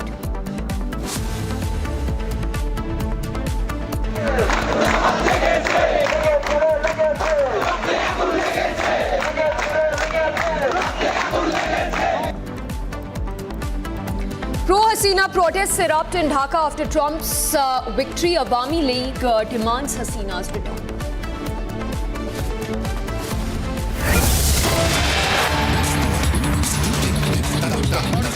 इसके खिलाफ अगर हमें सटीक तरीके से अपनी रणनीति बनानी है तो एनआईए का उपयोग कर इस प्रकार के सम्मेलनों से आतंकवाद को, नारकोटिक्स को, हवाला के काम को और कई प्रकार की अनेक गतिविधि जो देश की न केवल सीमा, अर्थतंत्र और कई प्रकार की सुरक्षाओं को खतरे में डालती है, इसके खिलाफ मजबूत लड़ने का तंत्र बनाना है। तो इसका एकमात्र रास्ता आज के जैसा सम्मेलन है। और ये 2 दिन के सम्मेलन में अभी प्रेजेंटेशन में दिखाया अनेक विषय लिए गए हैं। मैंने भी 1 महीने से इनकी तैयारी को बारीकी से देखा है और मुझे भरोसा है कि ये सम्मेलन सिर्फ चर्चा का प्लेटफॉर्म नहीं बनेगा। इस सम्मेलन से कुछ एक्शनेबल पॉइंट निकलेंगे जो हमारी देश की आतंकवाद के खिलाफ की लड़ाई को मजबूत करेंगे, ठोस आधार देंगे और परिणाम लक्ष्य भी बनाएंगे। इस सम्मेलन की उपयोगिता तभी ही है कि कॉन्फ्रेंस में निकले हुए एक्शनेबल पॉइंट को हम थाने तक ले जाएं, बीट तक ले जाएं और बीट से लेकर एनआईए के डीजी तक पूरे तंत्र को आतंकवाद के खिलाफ के खतरों से जागरूक करने का हम अगर काम करते हैं तभी ये सम्मेलन को सफल माना जाएगा। मित्रों, आप सभी जानते हैं और अब पूरा देश और दुनिया भी मान रही है, मोदी जी के आने के बाद आतंकवाद के खिलाफ ढेर सारा काम हुआ है। आतंकवाद के खिलाफ लड़ाई का मतलब ये नहीं है कि कुछ षड्यंत्र को पकड़कर उसका पर्दाफाश कर दिया जाए। आतंकवाद के खिलाफ लड़ाई का मतलब है आतंकवाद के खिलाफ लड़ने वाली एजेंसियों के हाथ कानूनी रूप से मजबूत किया जाए, एक ऐसी इकोसिस्टम बनाई जाए जिसके आधार पर आतंकवाद के खिलाफ की लड़ाई हमारी मजबूत हो। और मैं आज आप सभी को बताना चाहता हूं, क्योंकि पिसमिल होते जाता है, हम लोग इसको एक पेपर पर रखकर जब देखते हैं तभी मालूम पड़ता है कि कितना विराट काम ये 10 साल के हुआ है। 2 अगस्त 2019 को हमने एनआईए एक्ट में संशोधन किया जिसमें नए अपराध भी जोड़े और एक्स्ट्रा टेरिटोरियल क्षेत्राधिकार भी दिया। एनआईए अब विदेश में भी जांच कर सकती है। यूएपीए में भी 14 अगस्त 2019 को संशोधन किया और संपत्ति जब्त करने का अधिकार दिया और व्यक्ति को और संगठन को आतंकवादी घोषित करने का अधिकार भी हमने यूएपीए के तहत दिया, जिसका बहुत संयमित परंतु सटीक उपयोग ये 5 साल में हमारे तंत्र ने किया है। हमने गृह मंत्रालय द्वारा डी रेडिकलाइजेशन के प्रयासों का समन्वय किया गया। विभिन्न मंत्रालयों ने भी अपनी रणनीति तैयार की और एक संस्थागत तंत्र स्थापना करने का काम भारत सरकार के गृह विभाग ने 5 साल के अंदर करा है। आतंकवाद की फंडिंग को नियंत्रित करने के लिए 25 सूत्रीय इंटीग्रेटेड योजना 2020 में बनाई गई, जिसमें आतंकवाद के हर स्वरूप को, जिहादी आतंकवाद से लेकर नॉर्थ ईस्ट के आतंकवाद से लेकर वामपंथी उग्रवाद से लेकर फेक इंडियन करेंसी नोटों से लेकर नारकोटिक्स तक ढेर सारे कदम उठाए गए। एफसीआरए से लेकर रेडिकलाइजेशन की फाइनेंसिंग से लेकर अवैध हथियारों की तस्करी तक 4 एजेंसियों में काम बांटकर सामंजस्य के साथ ये इकोसिस्टम को तोड़ने का काम किया गया और इसके बहुत अच्छे नतीजे मिले हैं। मल्टी एजेंसी सेंटर मैक की वर्किंग को रिवैम्प किया गया। मल्टी एजेंसी सेंटर का 2022 का जो ऑर्डर निकला है, इसके अंदर न केवल मैक के दायरे को बढ़ाया गया, इसको साइबर सुरक्षा, narco terrorism, gun running, organise crime network और उभरते हुए कट्टरवादी हॉटस्पॉट, इसकी एक कंटिन्यूअस मॉनिटरिंग की एसओपी भी बनाई गई, जिसके परिणाम स्वरूप ढेर सारे गुनाहों को हम होने से पहले रोकने में सफल हुए हैं। और जब ये मीडिया के मित्र भी खड़े हैं, मैं उनको हमारे अधिकारियों की ओर से एक बात बताना चाहता हूं कि जब कहीं पर 1 किलो आरडीएक्स पकड़ा जाता है तो 2 कॉलम भी इसको समाचार नहीं मिलता है, प्रसिद्धि नहीं मिलती है, मगर 1 किलो आरडीएक्स का बम बनकर अगर धमाका होता है तो दिनों तक आप रिपोर्टिंग कर रहे हैं। जो अभी मैक का दायरा बढ़ाया गया, इसके कारण ढेर सारे गुनाहों को होने से पहले रोकने में हमने सफलता करी। नेशनल मेमोरी बैंक को स्थापित किया गया और उसको प्रभावी रूप से लागू करने के लिए काम किया गया। इंफॉर्मेशन के आधार पर एक सेंट्रल डेटाबेस की रचना भी की गई।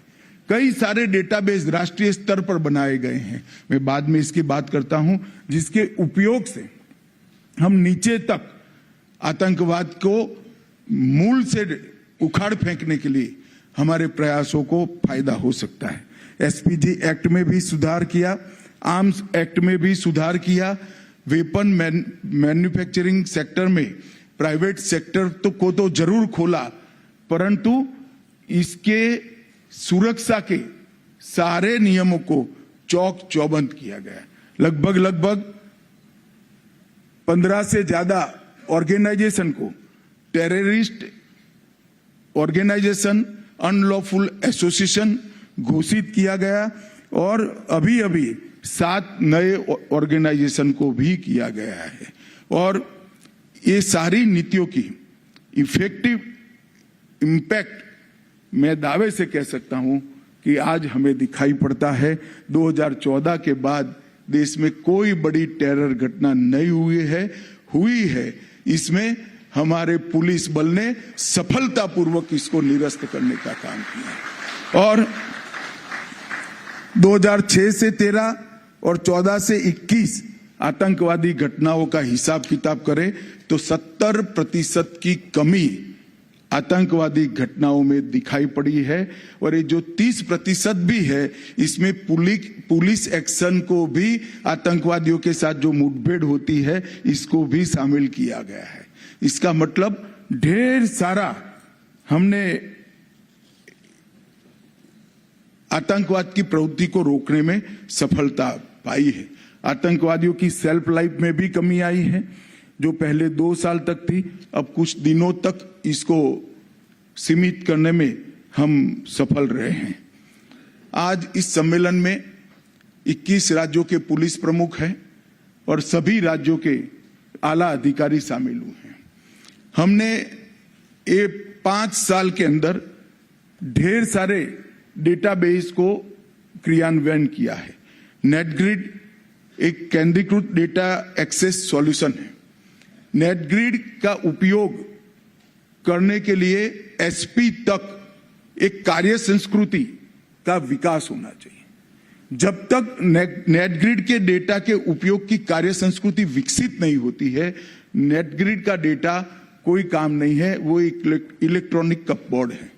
मैं चाहूंगा कि ये इलेक्ट्रॉनिक कपबोर्ड में डेटा की जो ज्वेलरी है वो आपके थाने तक पहुंचे, आपके एसपी तक पहुंचे, इसलिए आप सबने काम करना पड़ेगा। एनआईए ने एनटीडीएफएसी का डेटा बनाया है, राष्ट्रीय आतंकवाद का डेटा और उसका विश्लेषण केंद्र बनाया है, अभी वो बनने की प्रक्रिया में है, परंतु इसको समृद्ध करने का काम आपको करना चाहिए। एंटी टेरर डेटाबेस भी बन चुका है, निदान के द्वारा नार्को अपराधियों का डेटा बन चुका है, नफीस के अंदर 3 करोड़ से ज्यादा फिंगरप्रिंट का डेटा आज उपलब्ध है, जो आपके पुलिस स्टेशन से एक्सेस इसको मिल सकता है। एनकोड नार्कोटिक्स के समन्वय मैकेनिज्म का हमने एक प्लेटफॉर्म बना दिया है और मानस एक हेल्पलाइन भी बनाई है नार्कोटिक्स के रोकथाम के लिए। ये सारे डेटाबेस को उपयोग कर कर, इस साइलो में पड़े डेटाबेस को एआई का उपयोग कर कर इसके एनालिसिस और उपयोग के लिए भी अब एनआईए इनिशिएटिव ले रही है। परंतु मेरा सभी राज्यों के पुलिस प्रमुखों को आग्रह है और विनंती भी है कि आपके सभी स्तंभ की ट्रेनिंग में ये डेटा के उपयोग को हिस्सा बनाइए। अमित गर्ग जी यहां बैठे हैं, हम राष्ट्रीय अकादमी में तो अब बनने वाले सभी एसपी को इसका ढंग से प्रशिक्षण देंगे, परंतु जब तक डीवाईएसपी, पीआई, पीएसआई इस सबको भी ये डेटाबेस के उपयोग का महत्व नहीं समझाएंगे, मैं नहीं मानता इसका उपयोग हो पाएगा। तो मैं चाहता हूं कि इसका उपयोग ज्यादा हो और मैं एनआईए को भी कहना चाहूंगा कि क्वेरी बेस्ड एक्सेस के माध्यम से ये डेटा को नीचे पहुंचाने में आपने भी कोई तंत्र को समन्वयित करना चाहिए और तंत्र की रचना करनी चाहिए। रैंसमवेयर, मेलवेयर, ये सब से ये डेटा की सुरक्षा की जिम्मेदारी भी एनआईए ने ही लेनी पड़ेगी।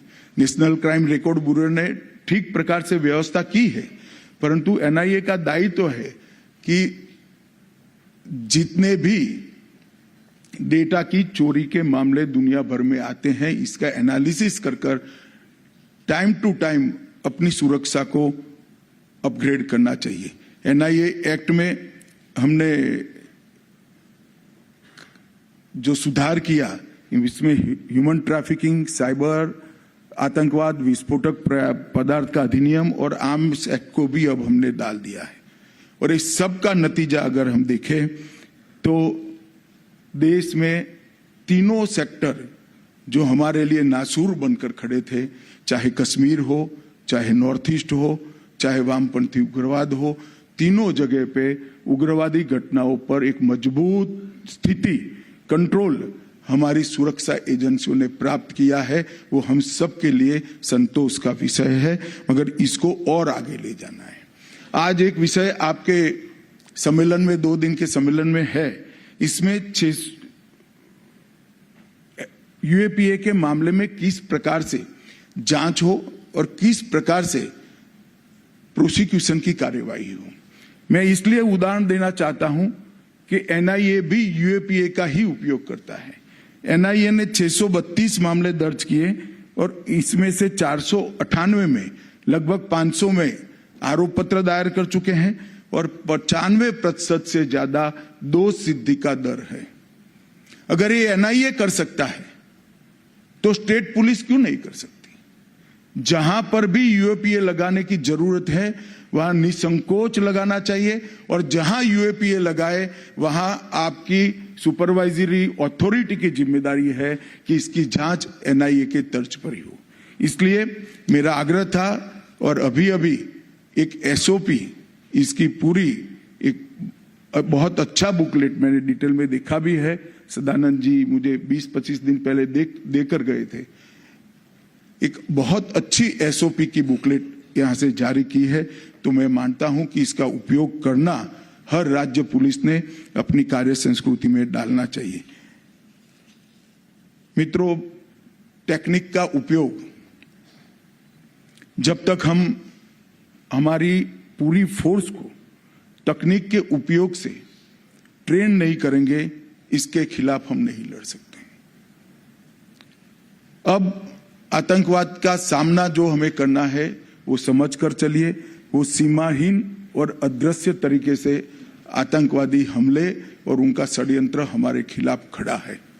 अगर इसका हमें सटीक सामना करना है तो उच्चतम टेक्नोलॉजी से हमारे युवा अफसरों को लैस करना पड़ेगा, उनकी ट्रेनिंग करनी पड़ेगी और उसको भी हमने आने वाले दिनों में ट्रेनिंग का एक अहम हिस्सा बनाना।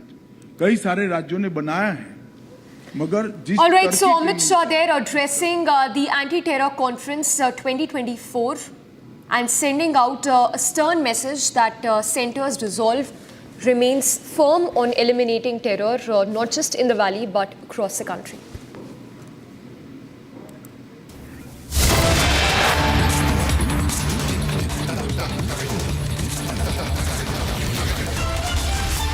And let's put out a news break that is coming in from poll-bound Maharashtra. It's Congress leader Rahul Gandhi who's once again surrounded himself in a controversy after Maharashtra BJP made that charge that he carried and distributed blank copies of the Constitution at a Constitution conference, sparking strong reactions from the BJP. The BJP essentially has accused the Congress of disrespecting the nation's fundamental document as Rahul Gandhi was seen carrying a constitution book which the BJP claims as blank copies of the constitution that the latter carried and thereby insulted the constitution again. The BJP claims that this incident reflects Congress' disregard for constitutional values and its willingness to cross boundaries for political maneuvering. So the visuals on your screens of that blank constitution book that Rahul Gandhi carried at an event in Pune, red constitution book that he carried that had blank pages on it. So the constitution book that he carried had blank pages in it. Let's go across to Soumya. That's exactly the claim that's coming in from the BJP. Soumya, we see those pages of the constitution book apparently that Rahul Gandhi carried. But talk to us about what really was the reason for Rahul Gandhi to carry the constitution book that had blank pages in it. And with this, we see the Maharashtra BJP raking up the constitutional debate once again. Yes, Amisha, see, first of all, note that this is not the first time that we see the leader of opposition carrying the constitution, that too, which is red in color. Now, this came into light right after Maharashtra Deputy Chief Minister Devendra Fadnavis pointed out that the leader of opposition was seen carrying the red colored constitution book while he was campaigning and while he was there in the poll-bound state Maharashtra right before the release of the MVA manifesto.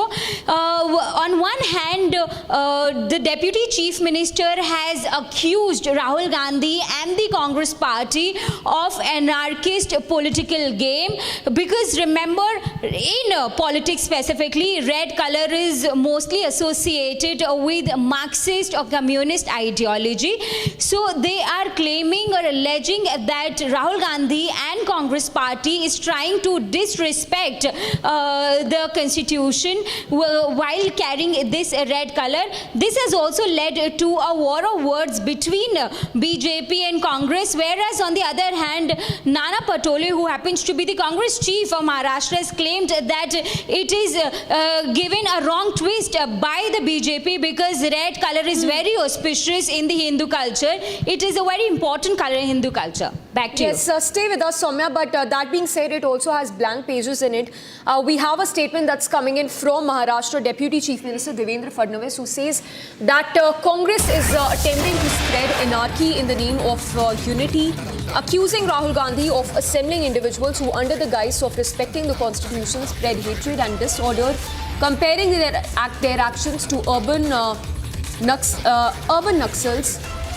Let's play out that statement also coming in from Devendra Fadnavis, who says that Rahul Gandhi is influenced by urban Naxals. Bharat जोडो हा जो काही एक समूह तयार करण्यात आलेला आहे, या समूहामध्ये अनेक संघटना अशा आहेत की ज्या संघटना अतिशय एक्स्ट्रीम डाव्या विचाराच्या आहेत, ज्यांची हे धोरण जर आपण बघितली, ज्यांची कामाची पद्धत आपण बघितली, तर ही अराजक पसरवणारी अशा प्रकारची ही संपूर्ण सिस्टीम आहे. एनार्किस्ट सिस्टीम त्याला आपण म्हणू शकतो. एकीकडे राहुल गांधी एक पुस्तक आपल्याला दाखवतात, खरं म्हणजे संविधानाचा सन्मान. Let's go across to Soumya again. Soumya, we heard Devendra Fadnavis. He says that Rahul Gandhi has been colluding with the urban Naxals. Any statement that's come in from the Congress justifying as to why exactly was Rahul Gandhi carrying that blank constitution book?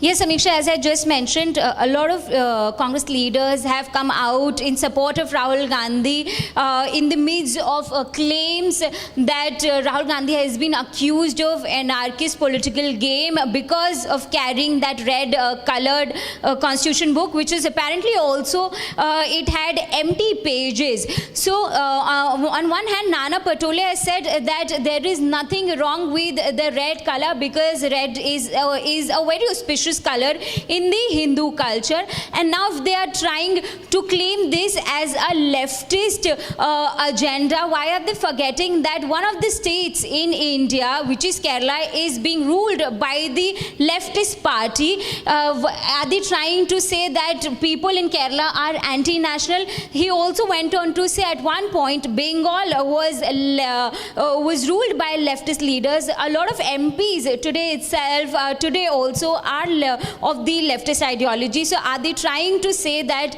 all of these people are anti-nationals? So this is what is being said by the Congress leaders in support of Rahul Gandhi. All right, Soumya, we leave it at that for now. We switch focus to more news break coming in. This is from the state of Karnataka. The Joint Parliamentary Committee led by Chairman Jagdambika Pal arrived in Hubballi to address rising property dispute matter involving the Waqf Board. During this meeting held at a private hotel, a group of farmers and lawyers from North Karnataka, including Dharwad, Haveri and Gadag districts, submitted a memorandum urging resolution of land-related issues. The Waqf Board also presented a plea for settling the dispute. So this is in the backdrop of the showdown over the notices that were sent to farmers in Vijaypura in Karnataka. And the JPC team now arriving in Hubballi to assuage the concerns of the farmers who've been up in arms against the Karnataka government.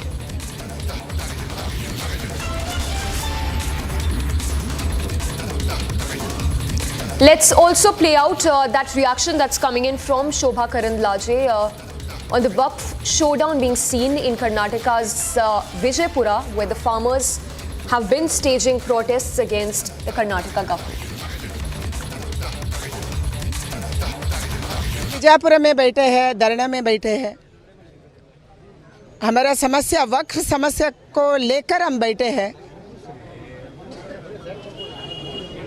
Joint parliamentary committee को ये पता चला इतना बड़ा संघर्ष बीजापुर में हो रही है बोल के, उसके कारण आज जगदम्बिका पाल जी जेपीसी का चेयरमैन हमको सुनने के लिए बीजापुर आ रहे हैं. वो 12 बजे इधर आएंगे.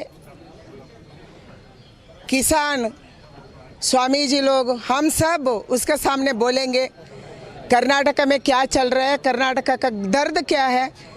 वफ केवल बीजापुर एक ही जिला में 16,000 एकड़ को कब्जा करने का एक मकसद रख के आगे जा रहे हैं।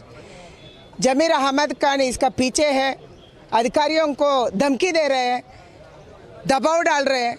उसके कारण ये सब बातों को चेयरमैन का सामने हम बोलेंगे एंड उसके बाद वापस जाएंगे। चेयरमैन सर, मुझे लग रहा है ये बिल लाने के समय ये हमारा बीजापुर का संघर्ष भी एक इशू होगा, उसके आधार पर कुछ निर्णय होगा, ऐसा हम आशा रखते हैं।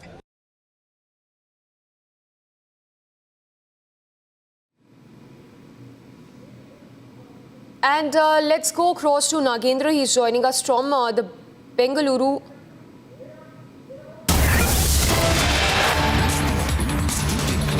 अधिकार मिले, क्या कांग्रेस और इंडिया अलायंस आदिवासी समाज के उन अधिकारों के खिलाफ खड़े रहेंगे? जम्मू कश्मीर में धारा 370 हटने के बाद दलित समाज, पिछड़े समाज को जो अधिकार भारत के संविधान के माध्यम से भारत की संसद ने सुपुर्द किए, क्या कांग्रेस नेत इंडिया अलायंस उनके खिलाफ खड़े रहेंगे? कल का रेजोल्यूशन कांग्रेस और इंडिया अलायंस के नेताओं का टैक्टिकल समर्थन दिखाता है उग्रवाद और आतंकवाद के समर्थन में। यह भारत में हर नागरिक को ज्ञात है कि धारा 370 हटने के बाद नागरिकों की मृत्यु में 80% की गिरावट हुई। यह हर हिंदुस्तानी को ज्ञात है कि धारा 370 हटने के बाद जम्मू कश्मीर में आतंकी घटनाओं में 70% की कमी हुई। लोकतांत्रिक ढांचे के माध्यम से एक चुनी हुई सरकार विकास के मुद्दों पर काम करने की बजाय, भारत को जोड़ने की बजाय भारत को तोड़ने का प्रमाण दे रही है। मैं इंडिया अलायंस के सभी नेताओं को, देश के नागरिकों और भारतीय जनता पार्टी के कार्यकर्ताओं के माध्यम से आश्वस्त करना चाहती हूं कि संसद द्वारा पारित धारा 370 पुनर्स्थापित नहीं होगा और जम्मू कश्मीर को भारत से बांटने का उनका ये प्रयास कामयाब नहीं होगा। Today I stand as an Indian outraged at the attempt by the Congress-led India Alliance to bring to the floor of the House a resolution that stands against the Indian Constitution and the opinion of the Supreme Court of India. The question that now is to be posed to the Congress-led India Alliance is this. After the revocation of Article 370, tribals in Jammu Kashmir received their constitutionally guaranteed rights.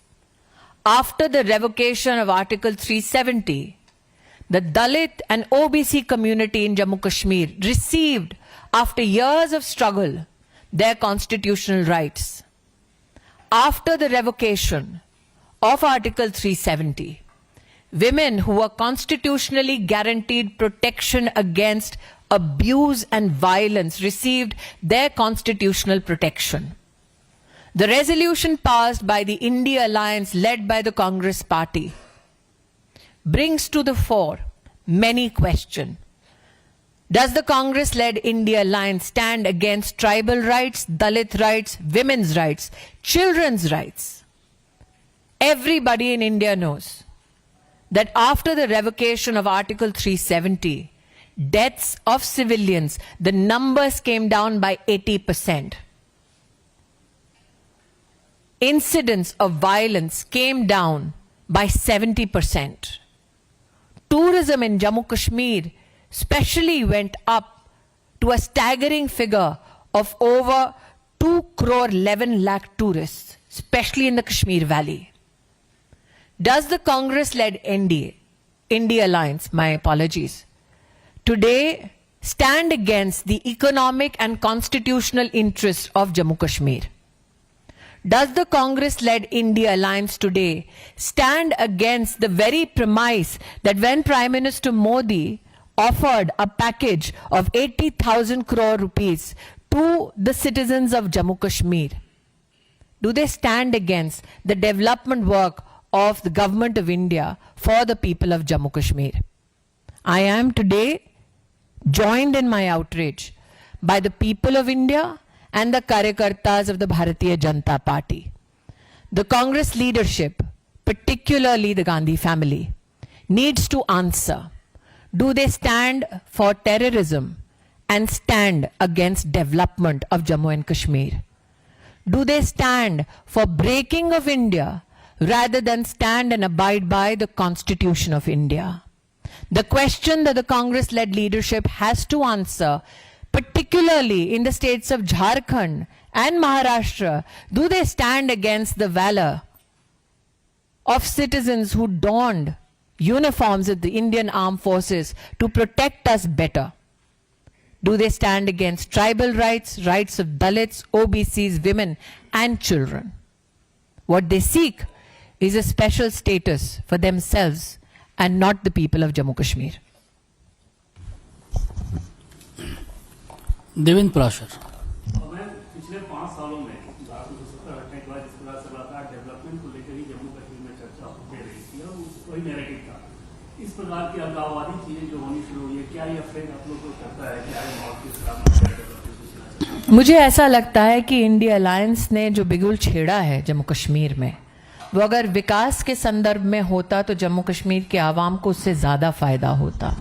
मुझे लगता है कि आंतरिक सुरक्षा के विषयों पर अगर भारत की सरकार के साथ मिलकर राष्ट्रीय सुरक्षा और नागरिक सुरक्षा पर वो बल देते तो वो एक सकारात्मक राजनीति का प्रमाण होता।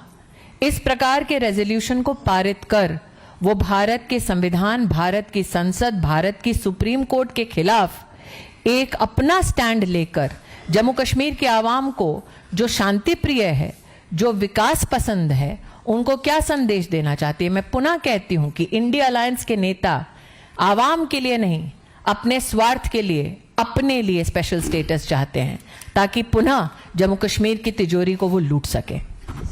आमोद राय। जम्मू कश्मीर में लगातार अपनी आइडेंटिटी और राइट्स की बात कर रहे हैं और इसके जरिए लोगों को करने की कोशिश करें, उनके बीच जाने की कोशिश करें। आपको लगता है कि इस तरह के कामों से आइडेंटिटी और राइट्स ज्यादा स्ट्रॉन्ग होगा? आमोद जी, जब आप कहते हैं कि जम्मू कश्मीर में कांग्रेस और इंडिया अलायंस के नेता आइडेंटिटी की पॉलिटिक्स कर रहे हैं, तो आइडेंटिटी क्या है? हम सब की, हम चाहे किसी भी प्रदेश से क्यों ना हो, हम सब हिंदुस्तानी हैं। और जम्मू कश्मीर के नागरिकों के उस आइडेंटिटी पर किसने तोहमत लगाई है, किसने प्रश्न चिन्ह लगाया है? जहां तक की बात जम्मू कश्मीर के आवाम की राइट्स की है, तो सबसे उत्तम डेमोक्रेटिक राइट है द राइट टू वोट। हाल ही में जो इलेक्शन कमीशन के सानिध्य में इलेक्शंस हुए, वो जम्मू कश्मीर के आवाम के डेमोक्रेटिक राइट्स के इम्प्लीमेंटेशन का सबसे सुनहरा प्रमाण है। तो वो जब आइडेंटिटी की बात करते हैं तो आइडेंटिटी हमारी, हमारे देश से, हमारी माटी से है। जब वो राइट्स की बात करते हैं तो वो राइट्स संवैधानिक हैं, जो गारंटीड हैं after the revocation of article 370। वो राइट्स जब धारा 370 था तब आदिवासी समाज को, दलित समाज को, ओबीसी समाज को, महिलाओं को, बच्चों को नहीं मिलता था। तो वो अपनी बेहतरी के लिए गारंटी मांग रहे हैं, आवाम की नहीं। Akhilesh Singh ji.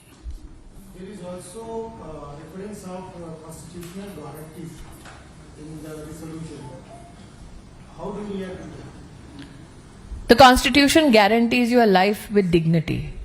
Was the Valmiki Samaj in Jammu and Kashmir leading a life of dignity when they were bereft of their constitutional rights while Article 370 was in place? The Constitution gives us, especially women, the right to life, to an income, the right to property. Were they guaranteeing that constitutional right to the women of Jammu and Kashmir?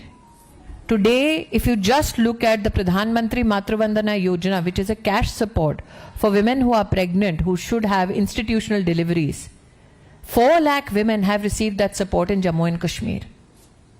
Is that not a constitutional guarantee that was delivered by the BJP? Children from sexual exploitation are guaranteed protection by the Constitution under the POCSO Act. That act was not implemented in Jammu and Kashmir because of Article 370.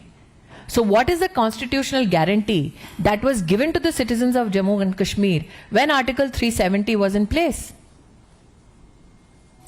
Ravinder Singh.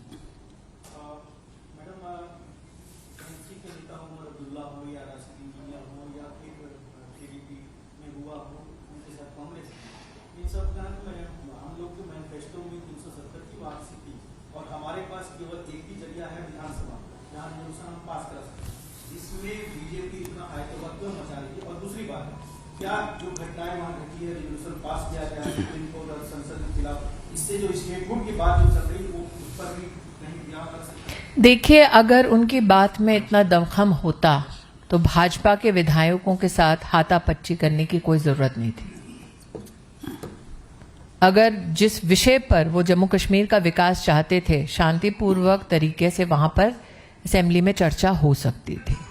और जहां तक धारा 370 को पुनर्स्थापित करने की बात है, मैं नहीं जानती कि उमर अब्दुल्ला ने क्या स्टेटमेंट दिया है, लेकिन अगर इतनी हिम्मत थी तो आज मैं उन्हें चुनौती देती हूं कि झारखंड और महाराष्ट्र में जाकर ये बोल दें किसी मंच से।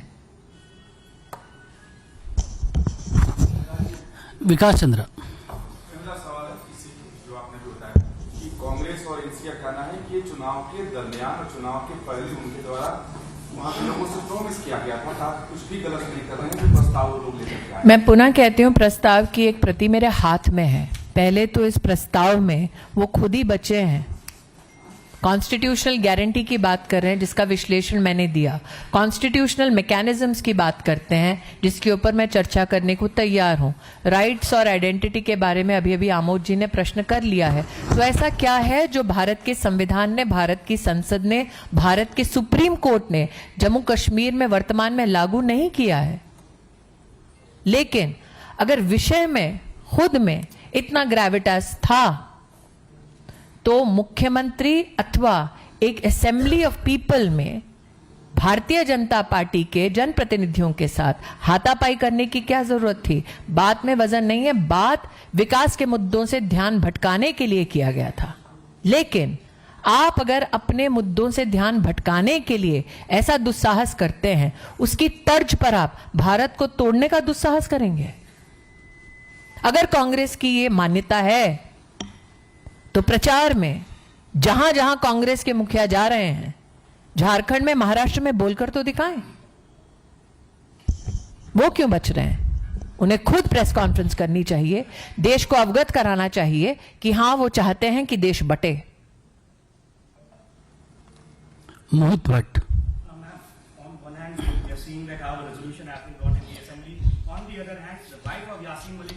Rahul Gandhi, and she says that Rahul Gandhi should initiate a discussion on Yasin Malik in the parliament. Because aren't you intrigued why somebody who is accused of killing innocents, civilians, people in uniforms is reaching out to the Gandhi family?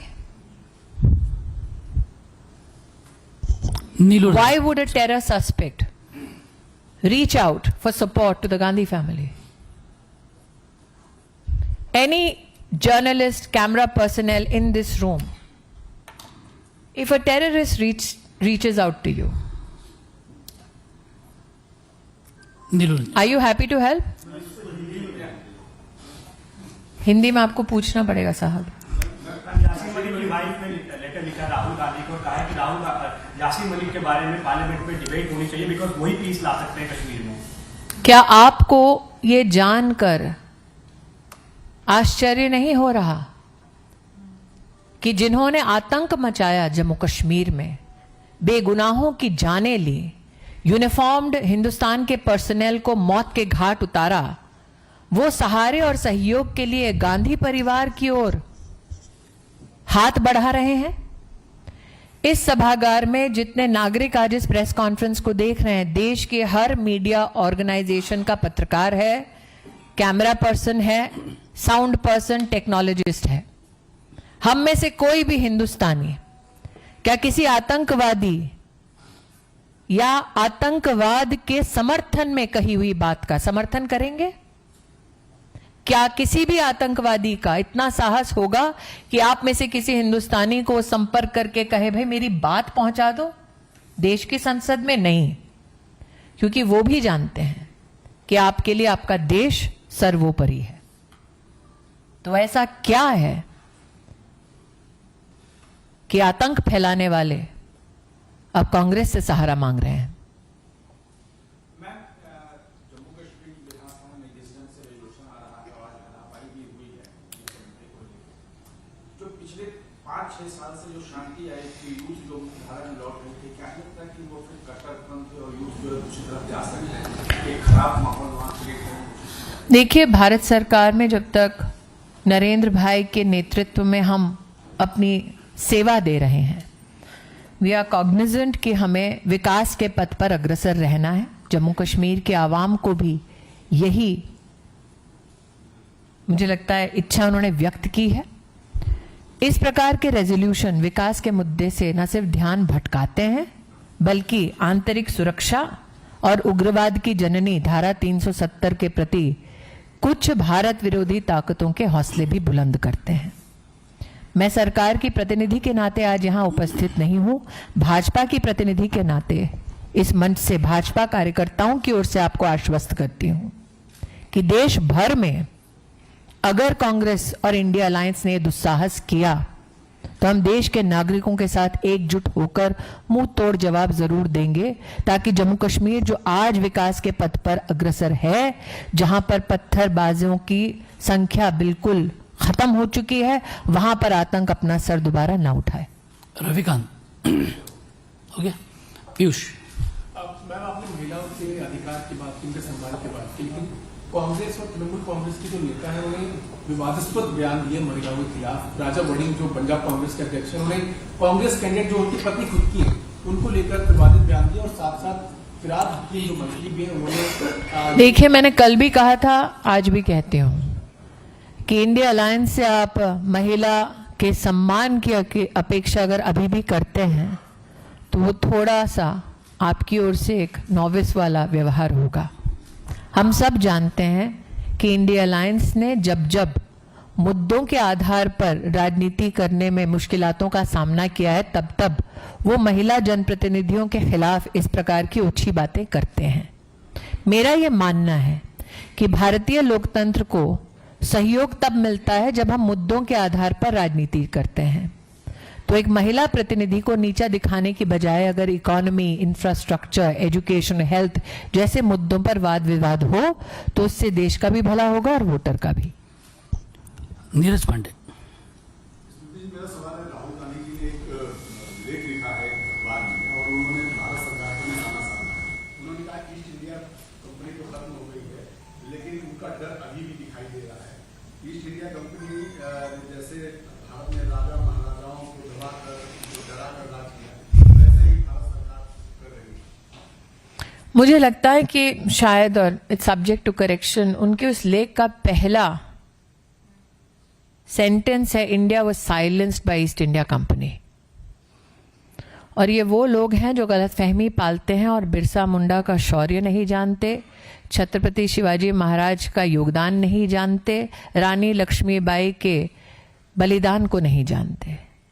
जो मंगल पांडे के बारे में नहीं जानते, शायद उनको लगता होगा कि हिंदुस्तान और हिंदुस्तानी ईस्ट इंडिया कंपनी के सामने साइलेंट थे। साइलेंट होते तो आज भी ब्रिटिश साम्राज्य यहाँ होता। लेकिन हास्यास्पद है नीरज जी, जिन्होंने पॉलिटिक्स को एक single family private limited company बना दिया, वो आज ईस्ट इंडिया कंपनी पर चर्चा कर रही है। पायल।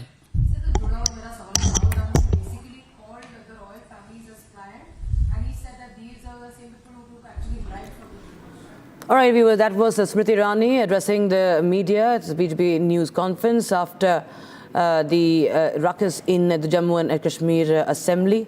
And of course, she was speaking on multiple issues right now. after the question and answer session. We'll get you more, viewers, what has happened in Jammu and Kashmir, and also what's happening in the Supreme Court. The RG Kaur case to be heard in the top court today. We'll get you the latest. Stay tuned, don't go anywhere.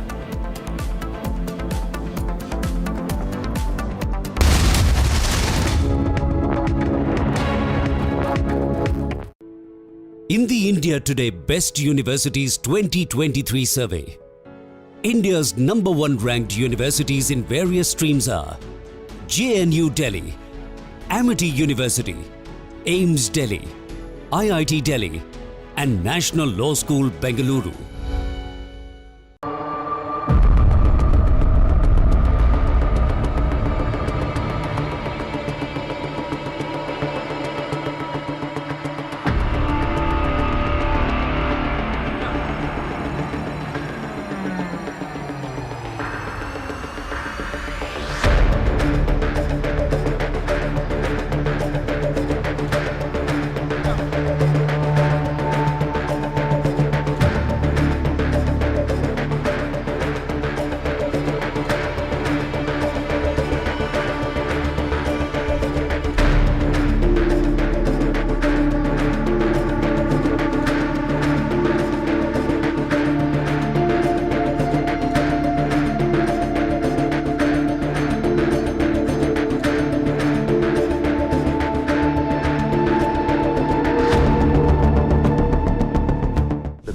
Tonight. That's great.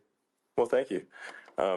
Well, I mean, maybe we could start off with, I mean, the assassination attempt, which was an incredible thing, and I have to say that you know, your actions after that assassination attempt were inspiring.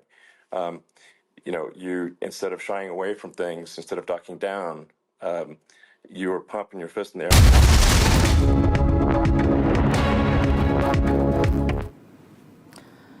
Welcome back, viewers. Now, in troubling development, 2 Hindu families in Jammu's Mohalla Dalpatian area have been issued a verbal ultimatum by the Waqf board officials to vacate the land they have called home since 1947. Now, Rani Devi, a widow, and Ratan Kumar have reportedly been told that they must leave within 2 days or face demolition of their houses. Rani lost her husband and her son. She expressed distress, saying she has nowhere else to go and relies on her job at a school for income. Ratan Kumar has said that the officials threatened bulldozing the house if they did not comply. Take a look at this report, a special report filed by my colleague Gursimran Singh. There have been several instances of the Waqf emergency throughout the country where the Waqf, how they are resorting to the unruly behavior of occupying the lands, has come into the fore. In the Jammu and Kashmir's Wazarat Road, Mohalla Dalpatian, the story is of a Hindu family. The 2 families that are living in the area, they have been asked to vacate the land. That is what we have shown you earlier as well. But now a 2 days ultimatum has been given to the families to vacate their land. The families that comprises of an old woman who has lost her husband and son, and also the other family that is totally dependent upon the daily course that they do to earn their livelihood. They have been asked to vacate this area so that they can move out from this area and also the Waqf and reclaim this land. But they are saying that they have no solution other than staying at this area, because they have been living in this area for more than 7 decades time. And now when the Waqf is asking them to vacate the land, they don't know where to go, because these are the families of the Hindu community that have been living here for a longer period of time,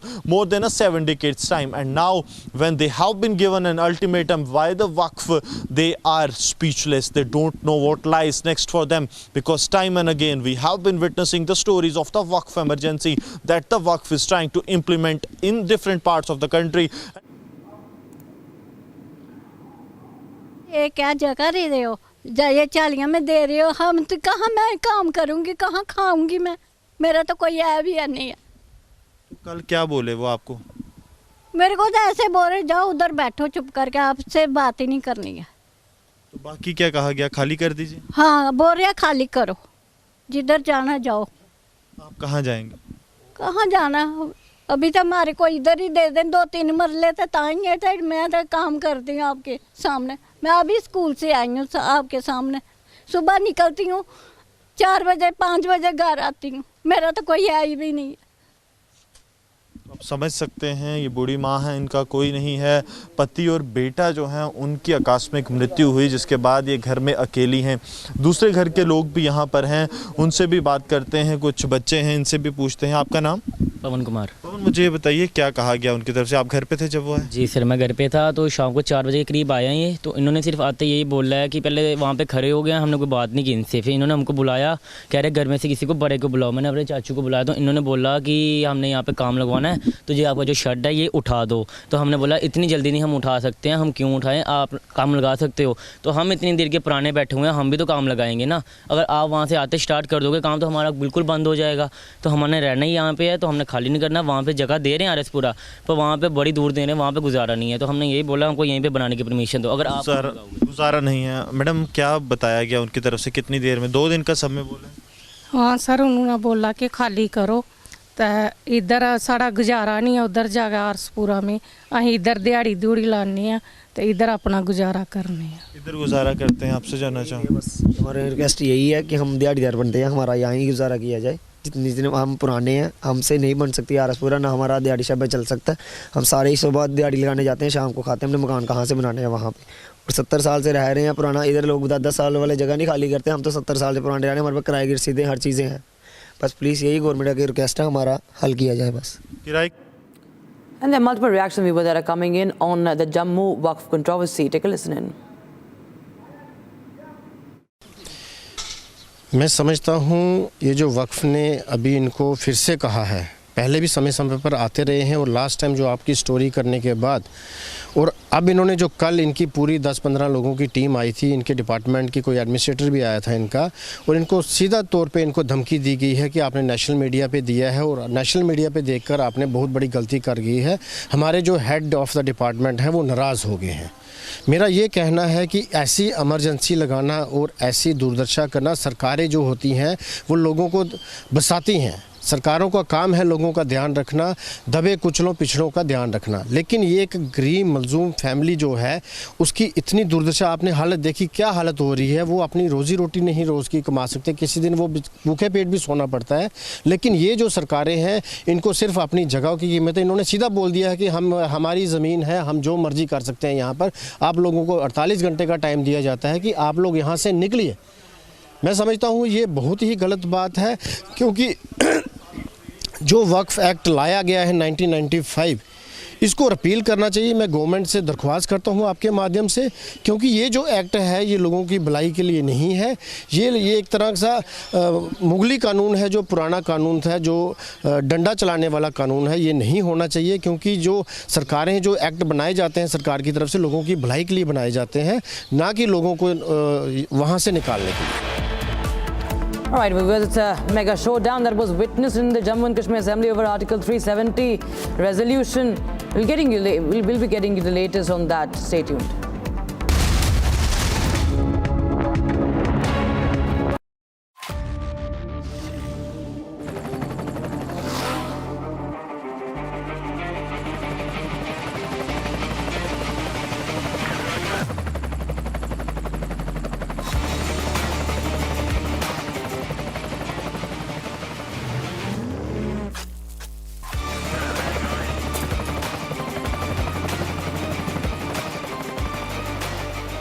Director, the taste of success.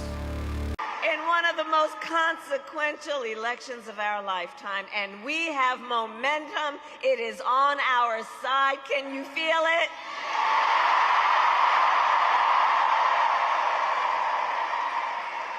And we have the momentum because our campaign is tapping into the ambitions, the aspirations, and the dreams of the American people. Because we are optimistic and excited about what we can do together.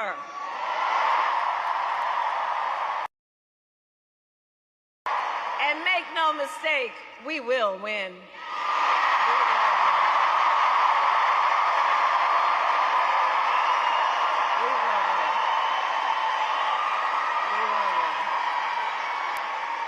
And we will win, and we...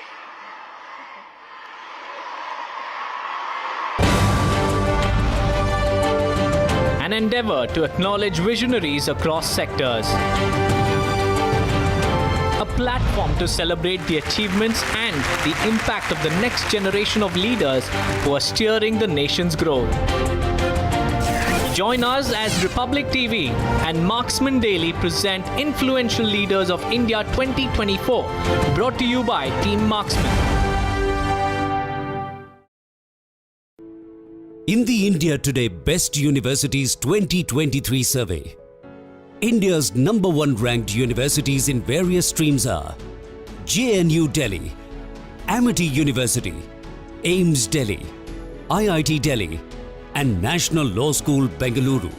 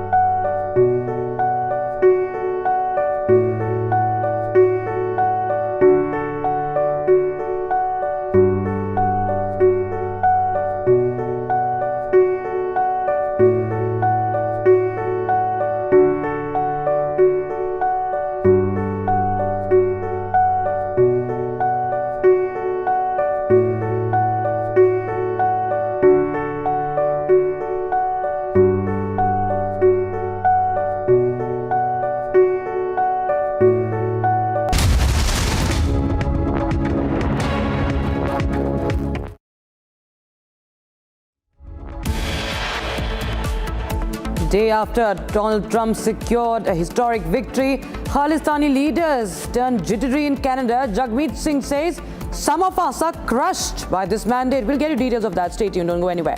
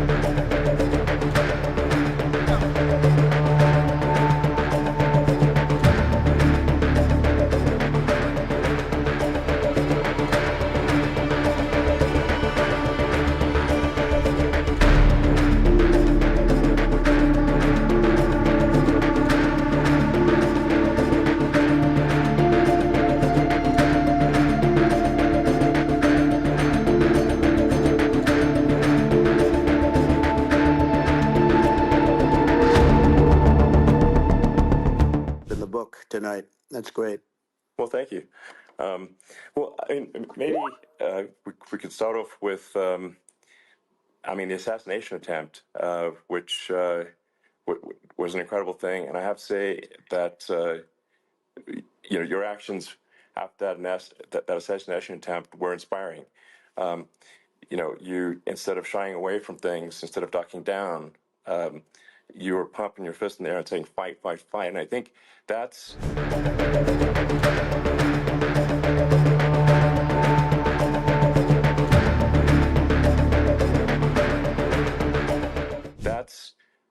I mean, you know, the President of the United States. From Asia's largest news headquarters, setting the agenda for Bharat.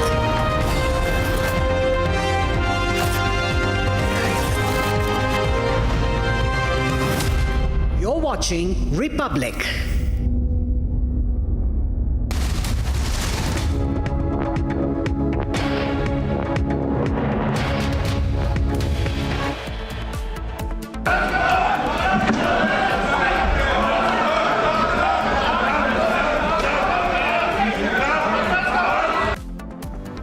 Massive ruckus erupts in Jammu and Kashmir Assembly over Article 370 and special status for UT.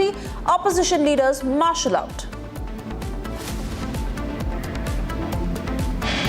I stand as an Indian outraged at the attempt by the Congress-led India Alliance to bring to the floor of the House a resolution that stands against the Indian Constitution. Politics heats up over Jammu and Kashmir Assembly ruckus. Former Union Minister Smriti Irani says Chief Minister Omar and Gandhis must clear their stand.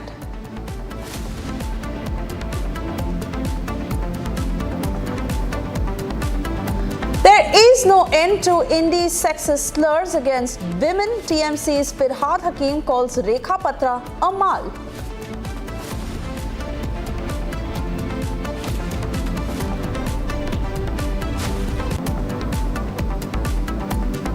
Punjab Congress chief stokes controversy over vulgar remarks on wife. Says my wife is of no use to me.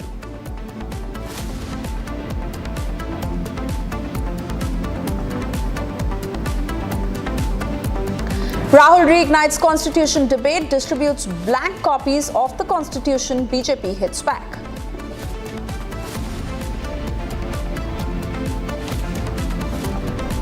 Day after Trump secures historic win, Khalistani leaders jittery in Canada. Jagmeet Singh says some of us are crushed by this mandate.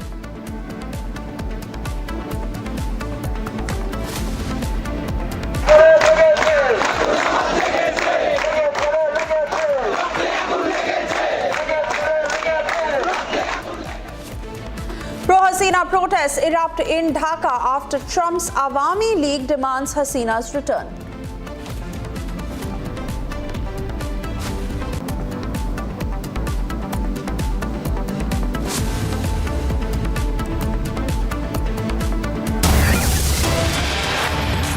Yes, politics heats up over Jammu and Kashmir Assembly ruckus. BJP has levelled big charge on Assembly Speaker and said Assembly Speaker working on National Conference's directions. Listen in to more reactions to this effect.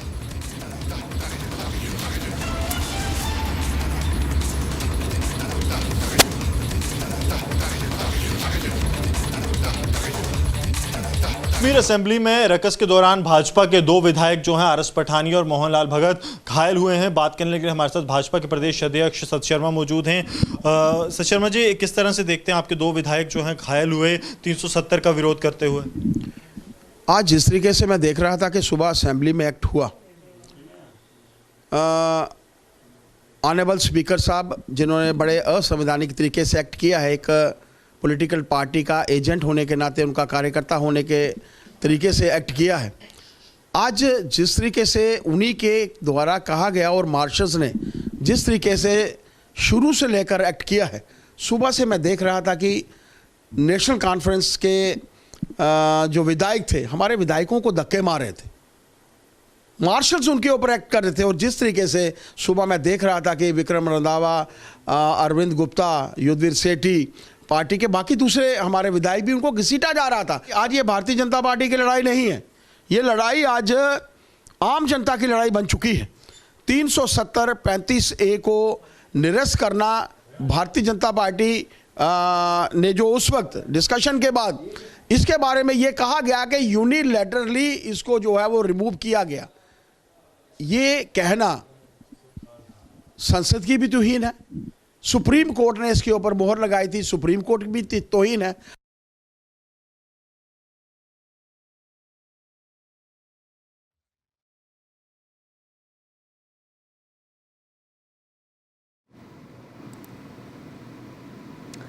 And we continue to get you more reactions to this effect as you see that massive ruckus that unfolded over this looming issue and where the NC stands. Politics that is speaking over Jammu and Kashmir Assembly's ruckus. BJP MLA Mohan Lal, who got injured during the chaos, he spoke exclusively to Republic TV. Listen in. Fortunately, I was referred to Bone and Joint Hospital, Barjula. Fortunately, there is no fracture, but there is a soft tissue injury, having a lot of pain. Can you show us the kind of injuries that you have received? No, only the doctor can say what type of injuries, but they have dressed it, they have given the treatment. Fortunately, there is no fracture, but I was manhandled inside the house. I was just trying to put a point, a ballot point, because they are demanding for the special status, which is not good for the state, which is not good for the country, which is not good for the people of this area. Because of this, lot of bloodshed has been done and lot of irregularities has been done by the concerned government. That's why they are demanding special status. They want to carry on all these irregularities, all those wrong things. We are protesting against this. There should not be any special status. We are the part of the country. We are part of the India. Is it because BJP has a very less number or not? They are not in majority. That is why their voice is not being heard. Yes, the role of Honorable Speaker is also partisan. It's not fair. It's biased. That's why we are protesting. We are trying to put a point, and unfortunately, we are not allowing. We are not being allowed to put a point, and most of our members, they were marshalled out, and I was one of them. In fact, the marshals, they mishandled. That's why I suffered the injuries. Moving on, as the ruckus that broke out in Jammu and Kashmir after engineer Rashid's brother brandished a banner over Article 370, followed by which the BJP MLAs stormed to the well of the House and were later marshalled out. Two BJP MLAs who also got injured during the assembly ruckus. Meanwhile, BJP leader Smriti Irani has slammed Jammu and Kashmir Chief Minister Omar Abdullah and demanded Omar to clear his position on the issue of Article 370 abrogation.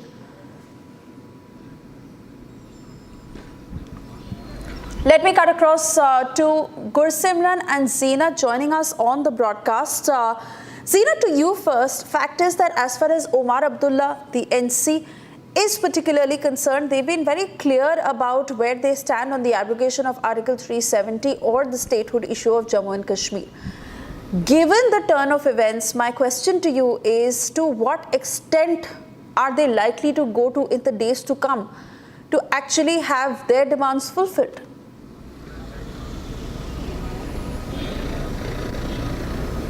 See, Suisha, we need to understand that the National Conference has made it very clear from the very beginning when they started campaigning for the assembly elections that they will demand for the restoration of Article 370. That is the #1 pointer in the National Conference manifesto.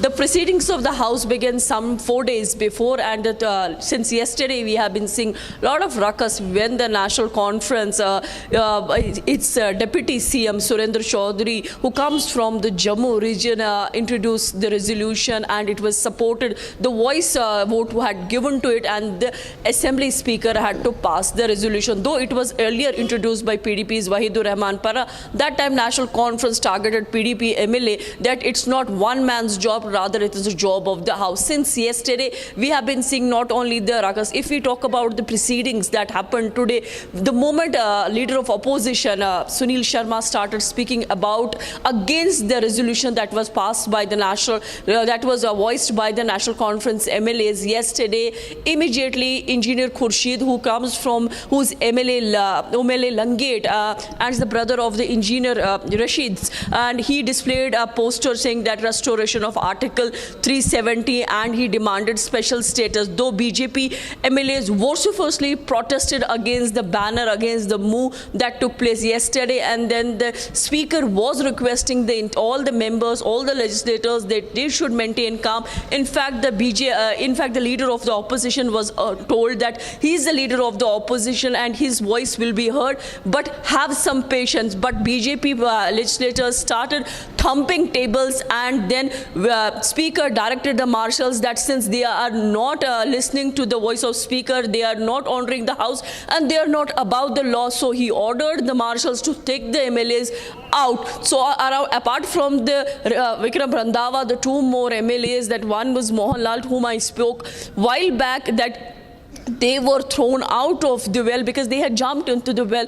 Mohanlal has received some injuries, some small tissue fractures that his body has witnessed, but National Conference has maintained that it is their demand, the people of voice of the people, the emotions of the people, and they have been elected by the people of Jammu and Kashmir to solve the problems, to restore the Article 370, and whatever they are doing, it is certainly the will of the people. Because Umar, while addressing the House today, because also said that National Conference is here to solve the problems of the people of Jammu and Kashmir. Yesterday, in the resolution that the National Conference passed, has asked for the dialogue between centre as well. Zeenat, in fact, we are receiving more breaking news coming in, after which I go across to Gursimran.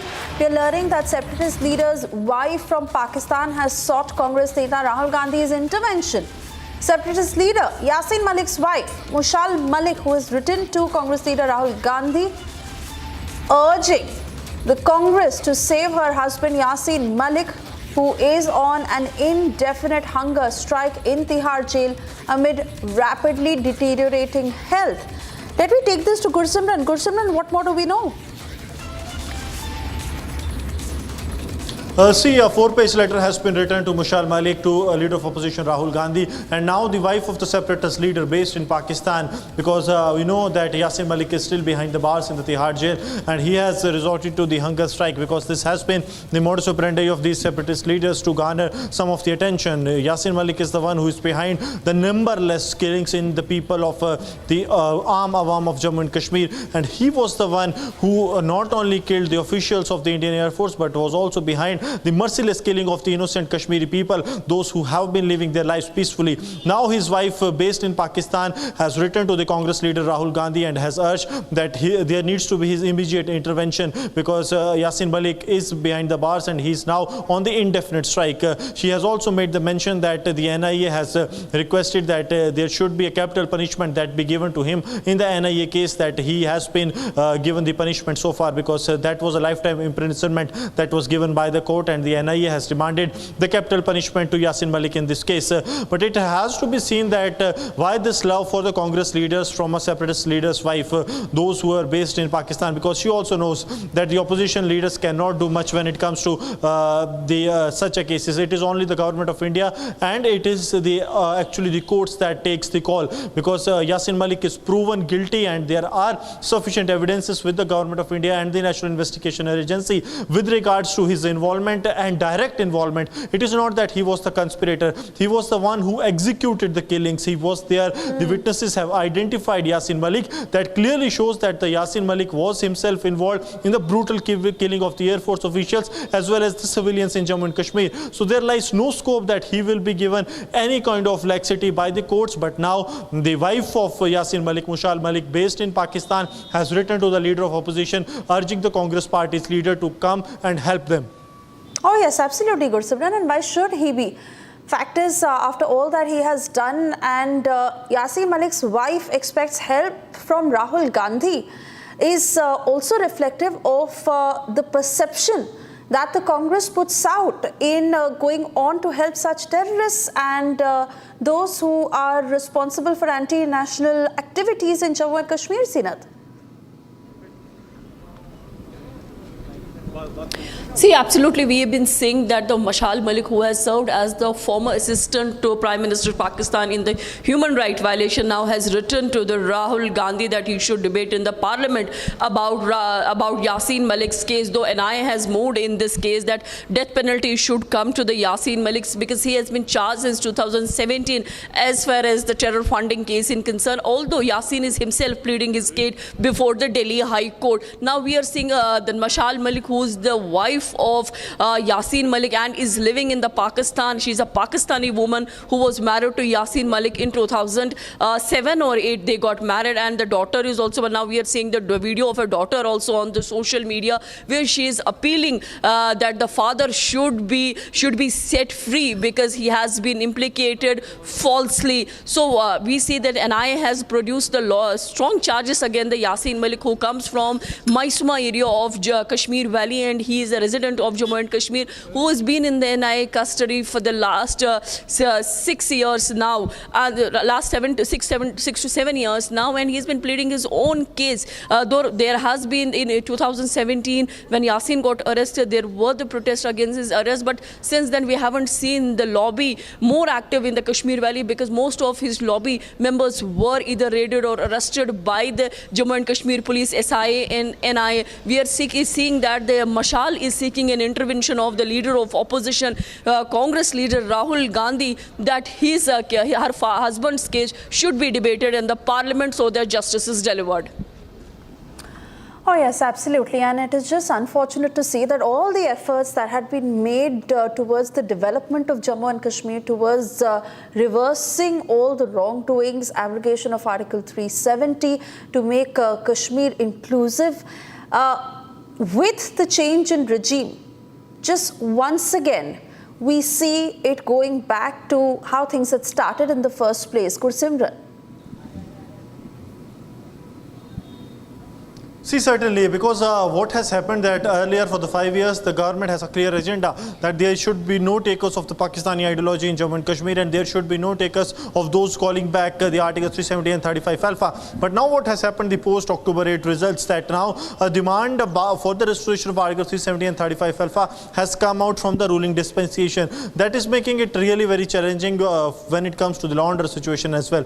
Reason being that the government himself, at the Jammu and Kashmir, be it the National Conference Congress government, and also supported by the PDP and the opposition MLAs, because more or less their demand remains to be same. They are demanding that there should be restoration of Article 370 and 35 alpha, and the number of the sequence that follows this is really very concerning, because you see what is happening, that the demand is rising, so is the morale of those who have been advocating the Article 370 and 35 alpha, because they know that if it returns back to Jammu and Kashmir, they will have a free hand like they had before the 5th of August 2019, and that is what the union government does not want in Jammu and Kashmir. This is not a matter of being in the government, because BJP is at the opposition and they have accepted it. They have accepted the people's verdict. But when it comes to restoration of Article 370 and 35 alpha, the challenges that will be for the law and order that are going to be really, really serious, and that is why the union government has made it amply clear that the statehood will be given to the Jammu and Kashmir, but there will not be any talk on the Article 370 and 35 alpha that has destroyed Jammu and Kashmir and has taken countless lives in Jammu and Kashmir.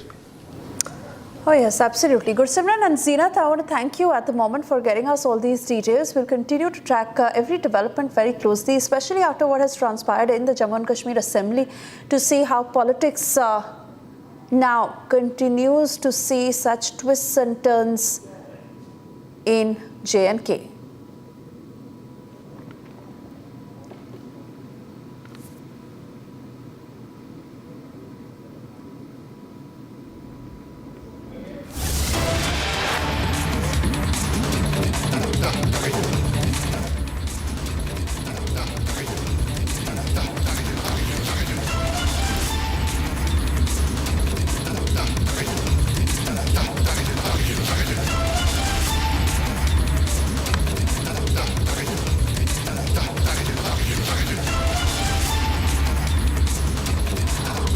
right, in connection with the same story, we are now getting more details as the BJP is questioning the Congress's sympathy towards terror backers. After Mashal Malik had written that letter to Rahul Gandhi seeking his help, asking him to use his political influence to have her husband be lodged out of jail, Yasin Malik, the man who is admitted on several public platforms to have killed those Air Force officers, is now in jail. And Yasin Malik's wife, Mashal Malik, has written to Rahul Gandhi asking him to use his political influence to have her husband come out of jail. The BJP is going all guns blazing against the Congress, asking Rahul Gandhi to clear his position on whether they back terrorists and terrorism, and how long will they continue with such a soft approach towards those who carry out anti-national activities in our country.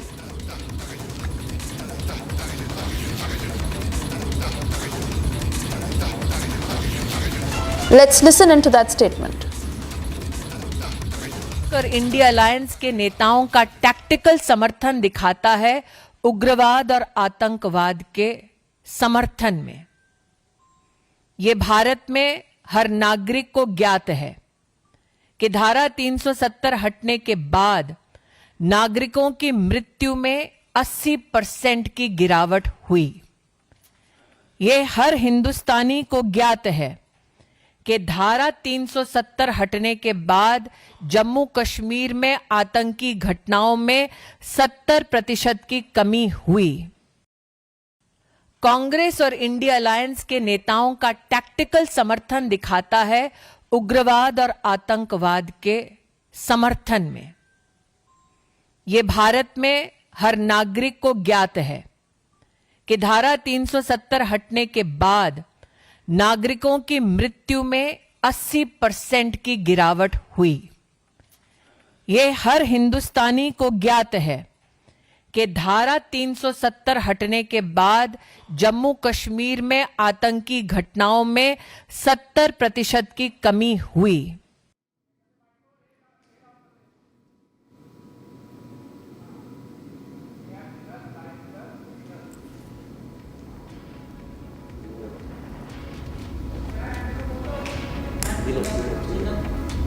All right, cutting across to Zeenat.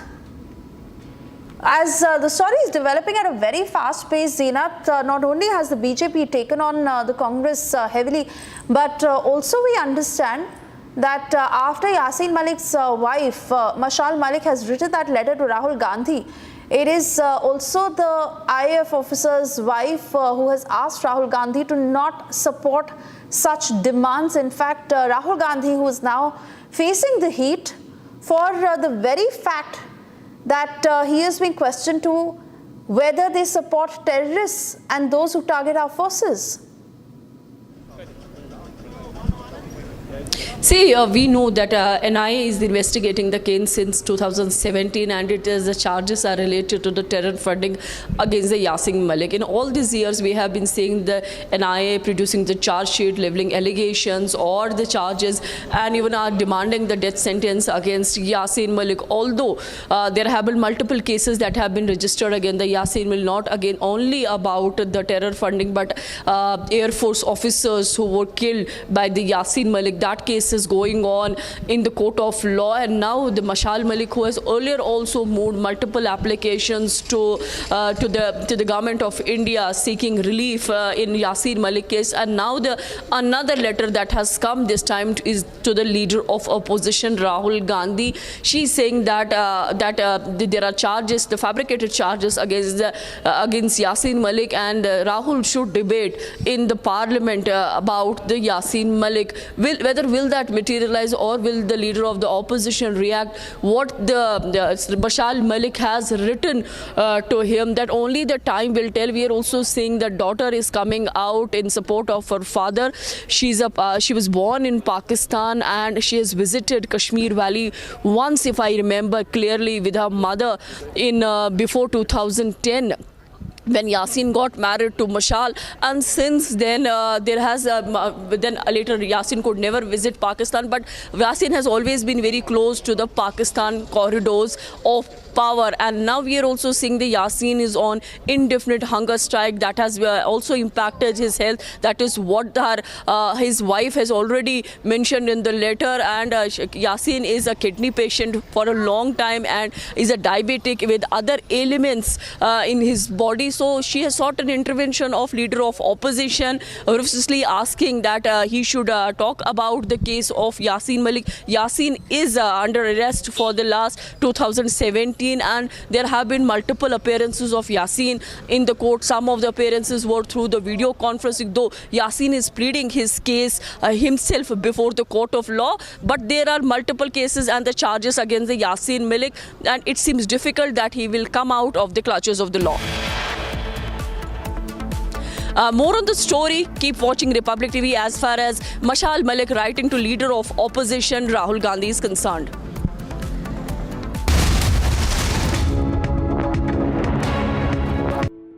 In the India Today Best Universities 2023 survey, India's #1 ranked universities in various streams are JNU Delhi, Amity University, AIMS Delhi, IIT Delhi, and National Law School, Bengaluru.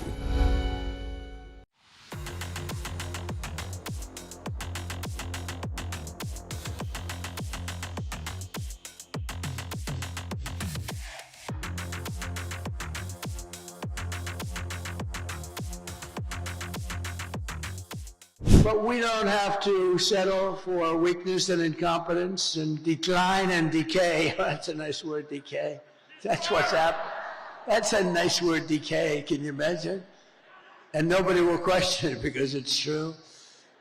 With your vote tomorrow, we can fix every single problem our country faces and lead America and lead the world to new heights of glory.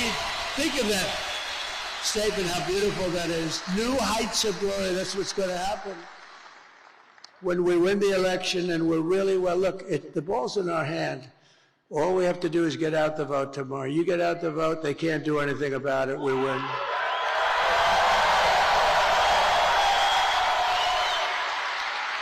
But I think I heard somebody say it's like 900, maybe a little more than 900 rallies. And, you know, rarely do they ever catch me making even a little mistake. I go through rally after rally, 10, 20, 30, and then I say the wrong. They say, he's cognitively impaired. No, we're not. I'll let you know when that time happens. It could happen, but hopefully it's not going to be for a long time. But you've given your time, your money, and your whole heart for this cause. And from Asia's largest news headquarters, setting the agenda for Bharat.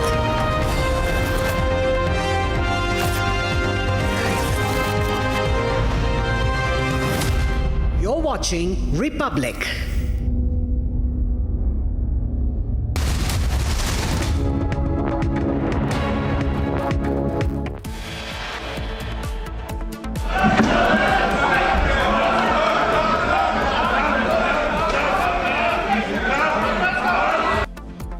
Ruckus erupts in Jammu and Kashmir Assembly over Article 370 and special status.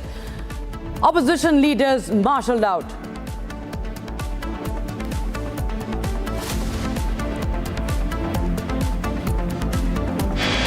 Stand as an Indian outraged at the attempt by the Congress-led India Alliance to bring to the floor of the House a resolution that stands against the Indian Constitution.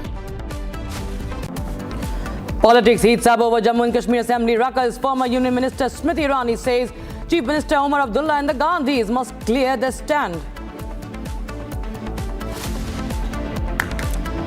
There's no end to India's sexist slurs against women. TMC's Farhad Hakim calls Rekha Patro Imal.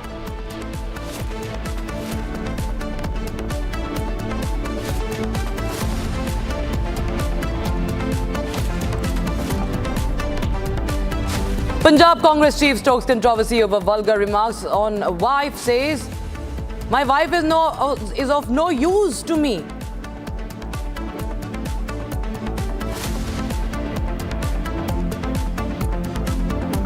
Rahul Gandhi reignites the constitution debate, distributes blank copies of the constitution.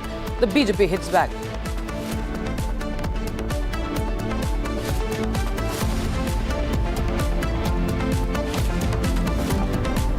Day after Trump secures historic victory, Khalistani leaders jittery in Canada. Jagmeet Singh says some of us are crushed by this mandate.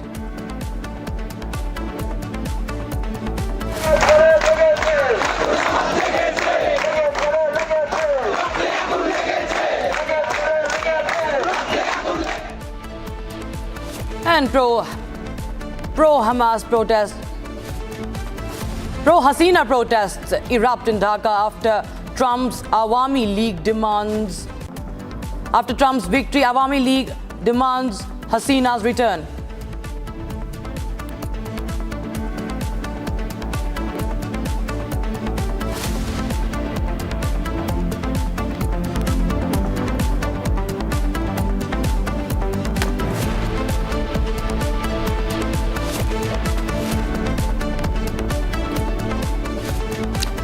Very good afternoon, viewers. You're watching Republic TV and I'm Rakshita Mishra with you. Now, separatist leader's wife from Pakistan is now seeking Congress Neta Rahul Gandhi's intervention. Separatist leader Yasin Malik's wife, Mushal Malik, has written a letter to the Congress leader and who is the leader of opposition in Lok Sabha, Rahul Gandhi.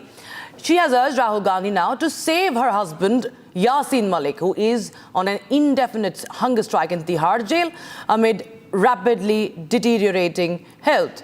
So now Yasin Malik's wife is alleging judicial neglect and has written a letter to the LOP Congress's Rahul Gandhi.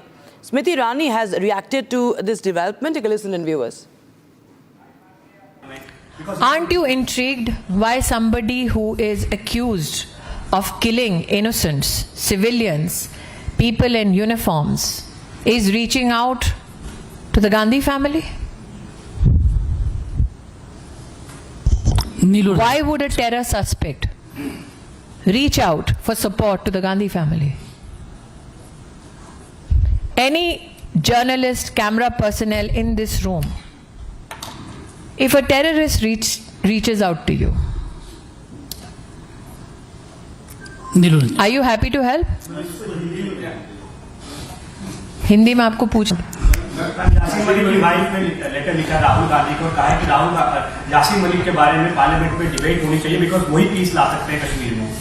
क्या आपको ये जानकर आश्चर्य नहीं हो रहा कि जिन्होंने आतंक मचाया जम्मू कश्मीर में, बेगुनाहों की जानें ली, यूनिफॉर्म्ड हिंदुस्तान के पर्सनेल को मौत के घाट उतारा, वो सहारे और सहयोग के लिए गांधी परिवार की ओर हाथ बढ़ा रहे हैं? And my colleague Samiksha joins us live on the broadcast from the newsroom. Samiksha, now Yasin Malik's wife is having a lot of hopes from the LOP, Rahul Gandhi, and expecting a lot of sympathies from him, writing a letter to him alleging judicial neglect as well. BJP now getting the ammunition to attack the Congress party, putting in a spot and saying that if Rahul Gandhi is happy to help a terror sympathizer, a terror enabler. Well, absolutely, Rakshita, and it's a long-known fact that Congress has had links with a terror sympathizer. We'll also put out those visuals of Manmohan Singh, the erstwhile Prime Minister, who was seen with the terror sympathizer Yasin Malik, who was sentenced in a terror funding case in 2017, in a 2017 terror funding case in the year 2022, and since then he's been lodged in the Tihar jail. His wife has written a letter to Rahul Gandhi saying that her husband has been languishing in Delhi prison and that there should be a debate that Rahul Gandhi must initiate in the parliament. She's further said that she wants her husband to be transferred to the ICU given his condition has been deteriorating by the day. Just to read out some key excerpts from that letter that she's written to Rahul Gandhi, she says that her husband has been languishing in Delhi's Tihar jail and that Rahul Gandhi must initiate a debate in the parliament must intervene in this matter. She says, and I quote, "I request Rahul Gandhi to bring to use your high moral and political influence in the parliament and to initiate a debate in case of Yasin Malik, who could become an instrument for bringing organic and not cosmetic peace back in Jammu and Kashmir." So that's essentially the request that she's made in that letter that she's written to Rahul Gandhi as we speak. The visuals on your screens of how Rahul Gandhi has time and again come out in support of the terror sympathizer. It's Yasin Malik's wife who says that her husband has renounced the armed struggle and chose to believe in the concept of non-violence. She further says, "I recall those anecdotes not to glorify Malik, but to recall..." की गुंजाइश नहीं है। और राहुल जी को मैं request करती हूँ, राहुल एक अच्छा बच्चा है, भारत माता का प्यारा सपूत है, उनको ऐसा कोई काम नहीं करना चाहिए। हु इज़ मिशाइल by the way? Why she should be entertained? क्यों? मतलब उसकी ऐसी क्या से है? ऐसा दरबार कौन सा खोला है राहुल जी ने कि कोई भी उसमें घुस के आके खून से सने हाथों से फिर वो गुहार लगाता है? ऐसा नहीं करना चाहिए। मेरी उनको रिक्वेस्ट है कि इतिहास में अपना नाम इस तरीके से दर्ज ना कराएं कि आने वाली पीढ़ियां भी तिरस्कार करें। सत्कार योग बच्चा है, उनको चाहिए कि ये जो कानून क्या देख रहा है, कोर्ट में केस चल रहा है, इस वक्त तक हुकूमतों ने भी कुछ नहीं किया। अगर यासिन मलिक के केस में तो रीज़न यही है कि हुकूमतें पता नहीं क्या चाहती हैं। पर चलो, मैं देश की सुपुत्री हूँ, मैं अभिमन्यु तो बेचारा चला गया, अब मेरे जब तक श्वास हैं मैं अपने देश की इज्जत, शान, आन बान के लिए हमेशा तत्पर। आपने तो एक लंबी लड़ाई लड़ी है, आपने कोर्टों में किस तरह से काम होता है उसको बड़े नज़दीक से देखा है।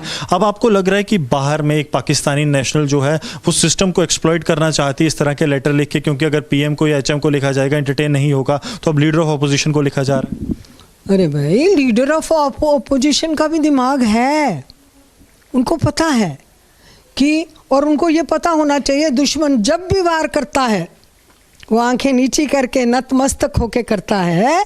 धनुष जो होता है वो तरकश में जब होता है तो पीठ पर ऊंचा होता है, जब वो लगाना पड़ता है ना निशाना तो उसका मुंह नीचे की तरफ होता है। संतों महात्माओं ने इसीलिए कहा है, रहीम जी ने भी कहा है, रहीमन ओछे नरंते तजो वैर और प्रीत। वो कौन है? काटे चाटे स्वान के दोनों भांति विपरीत। कुत्ता काटे तो भी नुकसान, चाटे तो भी नुकसान।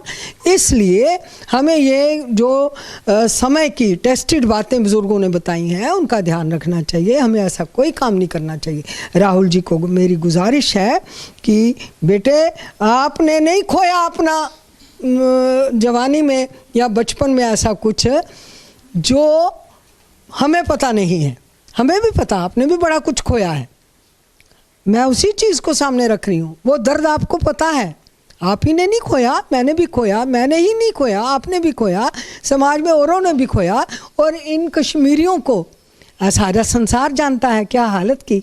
यासीन मलिक ऐसा कौन सा, मैंने सुबह भी एक रिक्वेस्ट की थी राहुल जी को कि यासीन मलिक, अगर मिशाइल मलिक को भरोसा है कि वो पीस ला सकता है हिंदुस्तान में, मतलब इस वक्त उसकी वो हैसियत है, तो वो उस अंगुली माल डाकू को मेरे हवाले करो, मैं उसको बैठ के अभ्यास कराऊं, चिंतन कराऊं, उसको बताऊं कि भाई इतनी जल्दी तो नहीं ये काम हो सकता।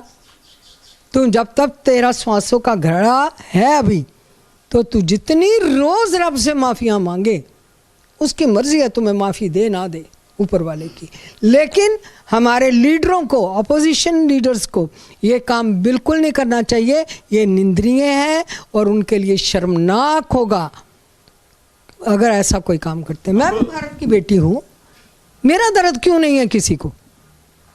आप तो उन सरकारों से भी अपील करती रही हैं जब कांग्रेस सत्ता में भी थी। हाँ, मैं देखो बेटा, 34 साल से, अब मेरा हुलिया देख रहे हो, उस टाइम का भी देख लो। Geography is totally change. क्यों नहीं? क्योंकि मैंने सफ़र किया है। मैंने जो ये पिक्चरें बनती है ना, रोज़ा पिक्चर तब देखी थी और कई चीज़ें देखी थी, उनका इतना सफ़र नहीं है जो मेरा है। मेरे पैरों में कॉर्न हो गए थे, जूतियाँ आर पार हो गई थी, कॉर्न्स बन गए थे। लेकिन मैं सच कह रही हूँ, जब तक मेरे श्वास हैं मैं तब तक अपने हक के लिए लड़ूंगी। अभी भी मेरे सारी चीज़ें नहीं मेरी हुई, मैं उनके लिए, शायद मुझे मालिक ने धरती पे अभी इसीलिए रखा हुआ है कि मुझे भी, लीडर्स मासिस को लेके चलते हैं। वो लीडर्स कौन होते हैं? Leader is a born leader. समाज में जो वोटों से लीडर बनते हैं ना, वो लीडर सिर्फ कुर्सी के लिए बनते हैं, और कुर्सी के लिए वो कोई ना कोई घटिया काम भी, इसीलिए हमें समझाया जाता है कि बड़ा तप किया हो तो राज मिलता है, फिर राजपाट में इतने गंदे काम हो तो नरक भी मिलता है। तो कुछ यहाँ भोगेंगे तो कुछ इतिहास में निंदनीय रहेंगे। NIA ने जो है मांग की है कि मृत्यु दंड मिलना चाहिए यासीन मलिक को। लगता है आपको वही जो है सबसे सही जस्टिस होगा आपके साथ जो हुआ? हाँ बिल्कुल, मैंने पहले भी कहा, खून का बदला खून, जस्टिस तो यही है।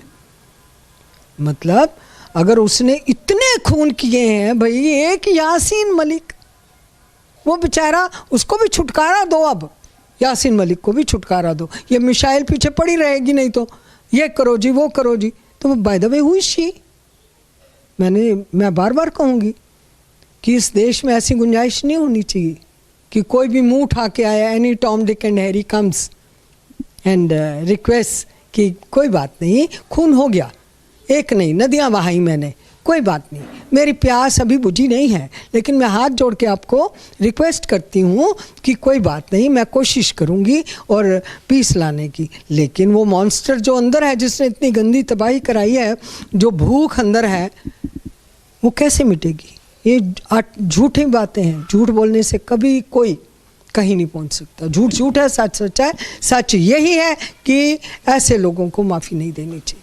So this was Ms. Khanna speaking to us, sending a very clear message that khoon ka badla khoon. If Yasin Malik has killed so many innocent people, then he should be given the same fate. He should meet the same fate, and the request of Michelle should not be taken into consideration. Yes, back to studios.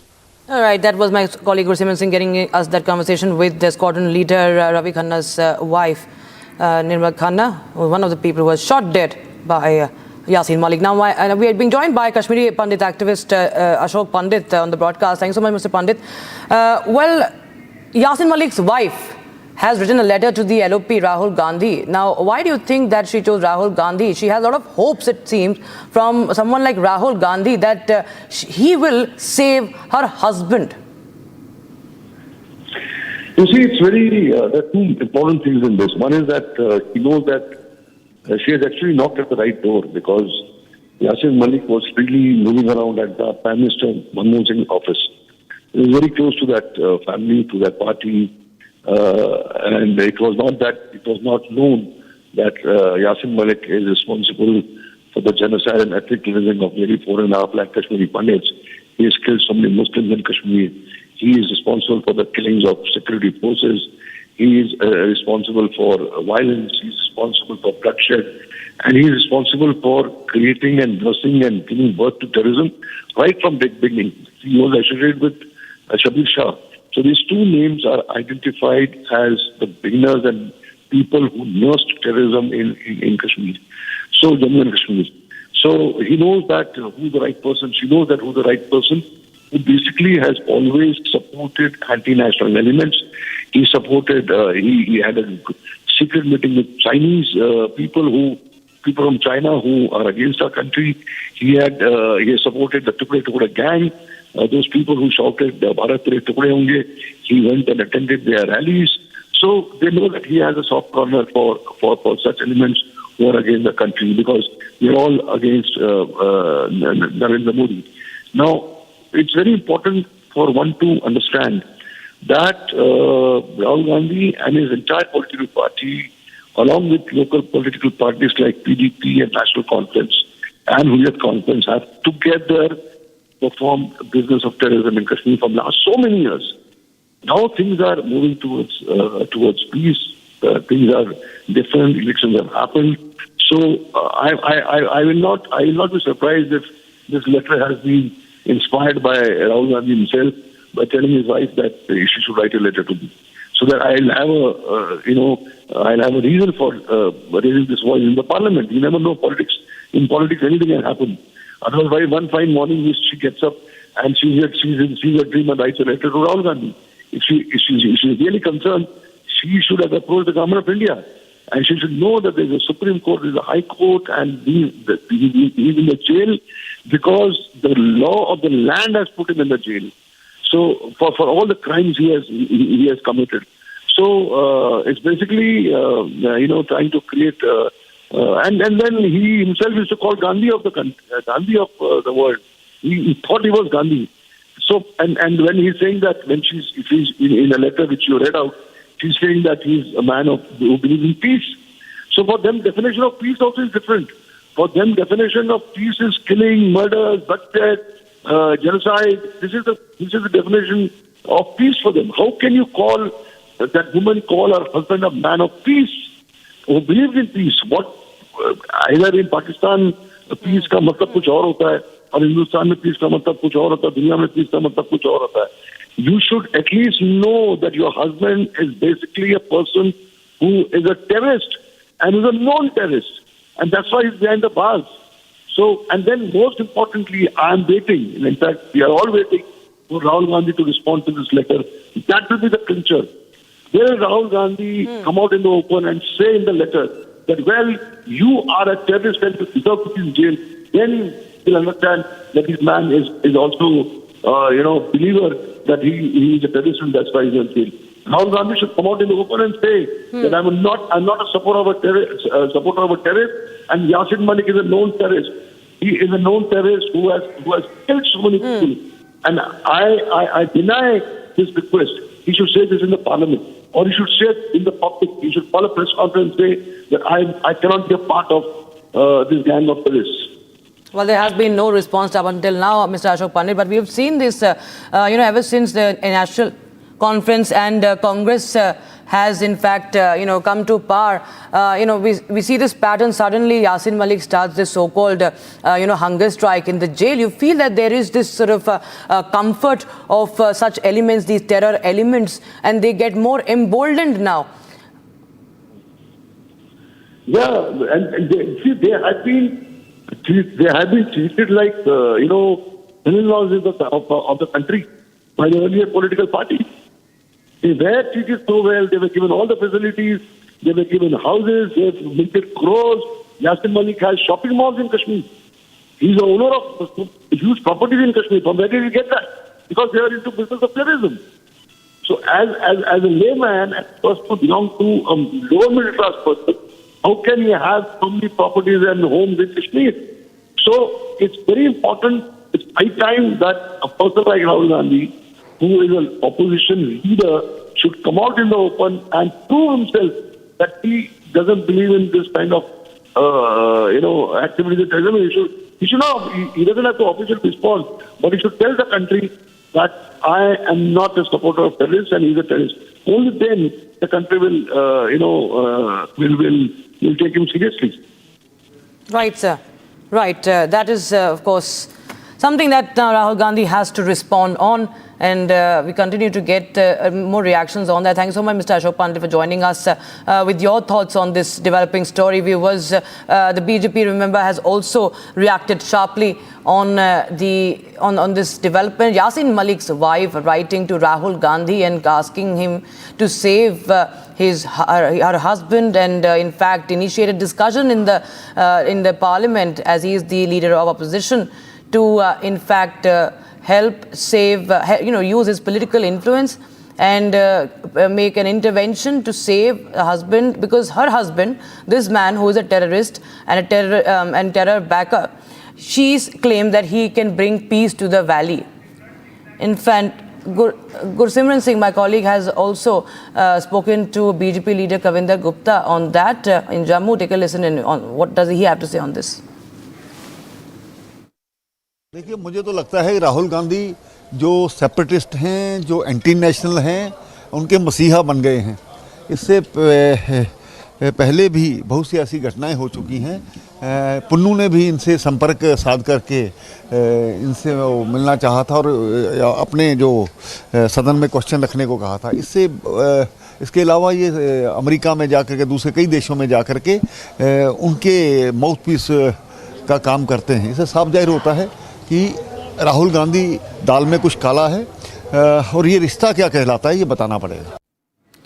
So viewers, Yasin Malik has been at the forefront of Kashmir's separatist movement, and he is right now involved in challenging the NIA's appeal for capital punishment in a terror funding case. And Mushal Hussain Malik, who is his wife, has written this letter to LOP Rahul Gandhi that he should initiate a debate in the parliament for Yasin Malik. And she claims he can bring peace to Jammu and Kashmir. And remember, even Malik, she's a former assistant to the Prime Minister of Pakistan on human rights and women empowerment. And she believes that Yasin Malik's role in this peace process in Jammu Kashmir is critical. And remember, Republic TV has also got this conversation with Nirmal Khanna, who is the wife of the martyr IF officer, squadron leader Ravi Khanna. And she has put this question across to Rahul Gandhi that why is a terror packer's wife writing to you, and do you, will you give in to her demands? Do you listen to it? That you have to answer that. And she continues to demand justice for her husband and those who have been killed by this man who is Yasin Malik, who has a long-drawn movement for led the movement for separatism in Jammu and Kashmir. And remember, the BJP has taken a dig at the Congress party, saying that those who kill innocent people in Jammu and Kashmir seek Rahul Gandhi's intervention, that they know that they have a friend in Rahul Gandhi, that they have a sympathizer in Rahul Gandhi in the Congress party. And remember, viewers, Yasin Malik was invited by former UP Prime Minister Manmohan Singh as well. He was invited over as a guest for discussions. And that, of course, stoked big-time controversy. The BJP calling it support for terrorists, separatists. What?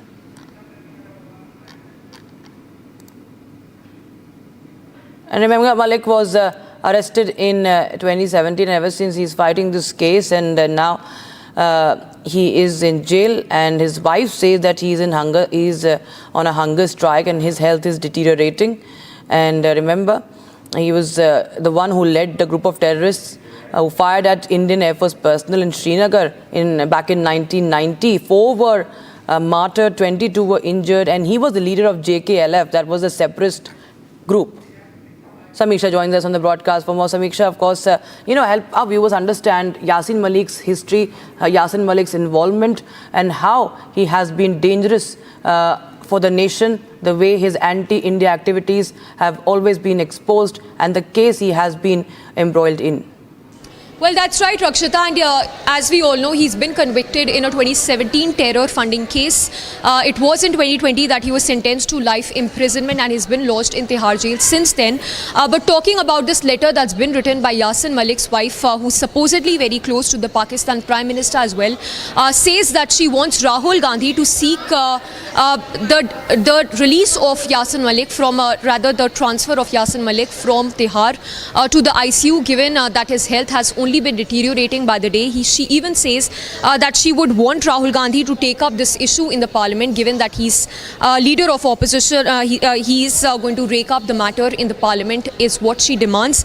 Just to read a few excerpts from that letter that she's written to Rahul Gandhi. She says, Rahul Gandhi, you being leader of the opposition of the Lok Sabha are burdened with the immense responsibility of speaking the truth, no matter what and how bitter or politically disadvantageous it may be. She further says that I trust fully that you are also capable of discharging this shoulders by the Indian people, responsibility which has been placed on your shoulders. Further adding that I request you to bring to use... we have an exclusive conversation with Shagun Parihar. Republic TV has spoken to her. Let's take a listen in.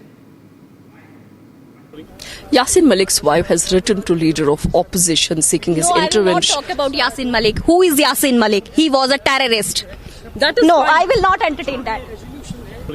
Yasin Malik's wife has written to leader of opposition seeking his intervention. I will not talk about Yasin Malik. Who is Yasin Malik? He was a terrorist. That is no, fine. I will not entertain that. Yasin Malik's wife has written to leader of opposition seeking his intervention. I will not talk about Yasin Malik. Who is Yasin Malik? He was a terrorist. That is no, fine. I will not entertain that. Yasin Malik's wife has written to leader of opposition seeking his intervention. I will not talk about Yasin Malik. Who is Yasin Malik? He was a terrorist. That is no, fine. I will not entertain that. That was Shagun Parihar, a BJP MLA, and her father was, remember, killed in a terror attack. She won in the assembly elections from Kishtwar. Her father, Ajit Parihar, and uncle were killed by terrorists in November 2018. And now you can see, viewers, the sentiment amongst the people of the valley and the anger they have. You can clearly see the anger they have, like the moment they even hear the name of these people. We'll keep track of various developments coming in, viewers. The reactions coming in on that story we are tracking. Don't go anywhere. We'll be right back.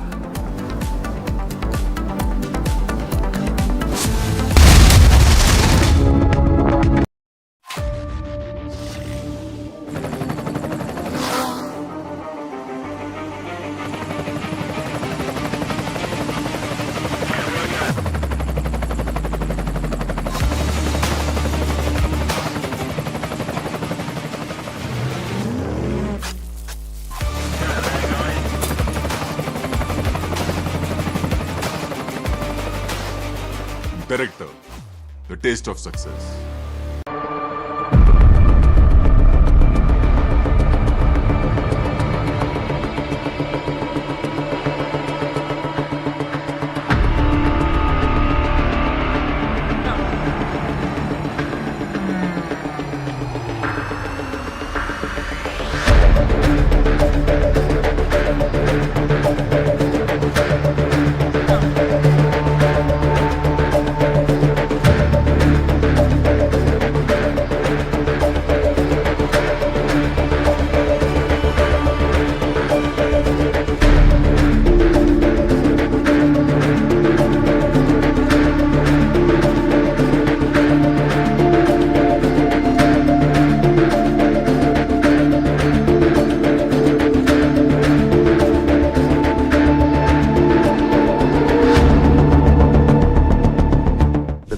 Tonight. That's great. Well, thank you. Well, I mean, maybe we could start off with an endeavor to acknowledge visionaries across sectors. A platform to celebrate the achievements and the impact of the next generation of leaders who are steering the nation's growth. Join us as Republic TV and Marksman Daily present Influential Leaders of India 2024, brought to you by Team Marksman. In the India Today Best Universities 2023 survey, India's #1 ranked universities in various streams are JNU Delhi, Amity University, AIIMS Delhi, IIT Delhi, and National Law School, Bengaluru.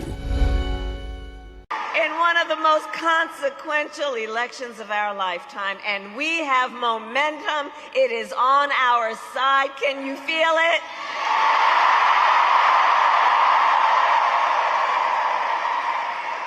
And we have the momentum because our campaign is tapping into the ambitions, the aspirations, and the dreams of the American people. Because we are optimistic and excited about what we can do together.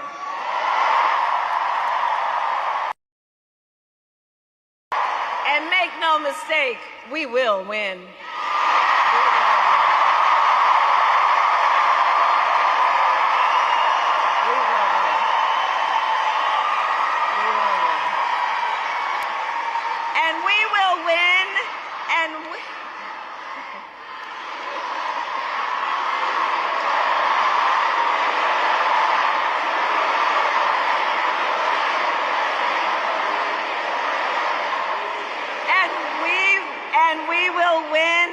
Because here's what everyone here knows. When you know what you stand for, you know what to fight for.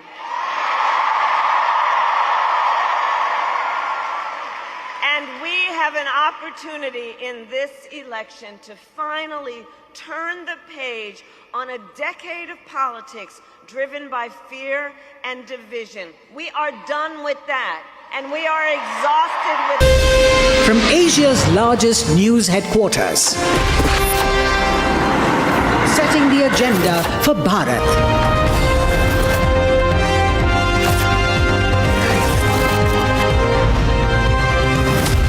You're watching Republic.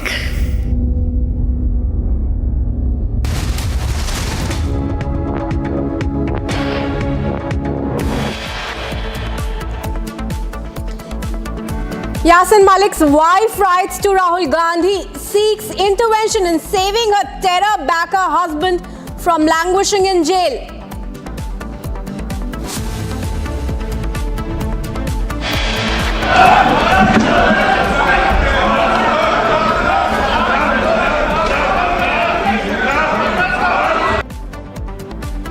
Massive ruckus erupts in Jammu and Kashmir Assembly over Article 370 and special status for the Union Territory. Opposition leaders marshalled out.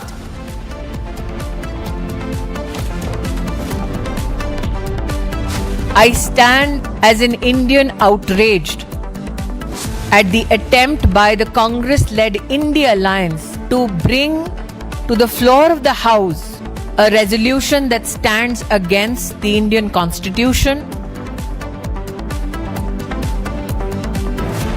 Politics heats up over Jammu and Kashmir Assembly ruckus. Former Union Minister Smriti Irani says Chief Minister Omar and Gandhi's must clear their stand.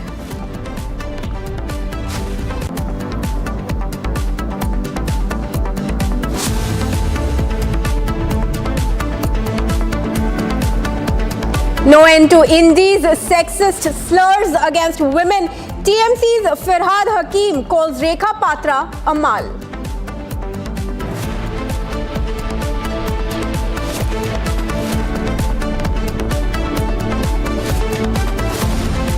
Punjab Congress chief stokes controversy over vulgar remarks on wife, says my wife is of no use to me.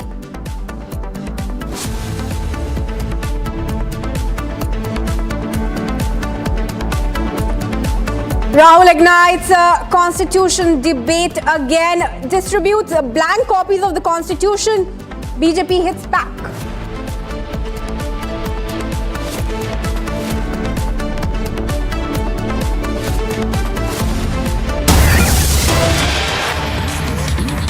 While cutting across to breaking news coming in at top of the hour, politics is heating up over Jammu and Kashmir Assembly ruckus. The BJP has levelled big charge on Assembly Speaker and said Assembly Speaker working on National Conference's directions. BJP has termed the Speaker as an NC worker, says the Speaker is working on the directions of the government. BJP Chief Sat Sharma has said that the Speaker is not doing what he is supposed to do. As per his chair, he is acting on behalf of the National Conference. Now, my colleague Gursimran has spoken to Sat Sharma. Let's listen in.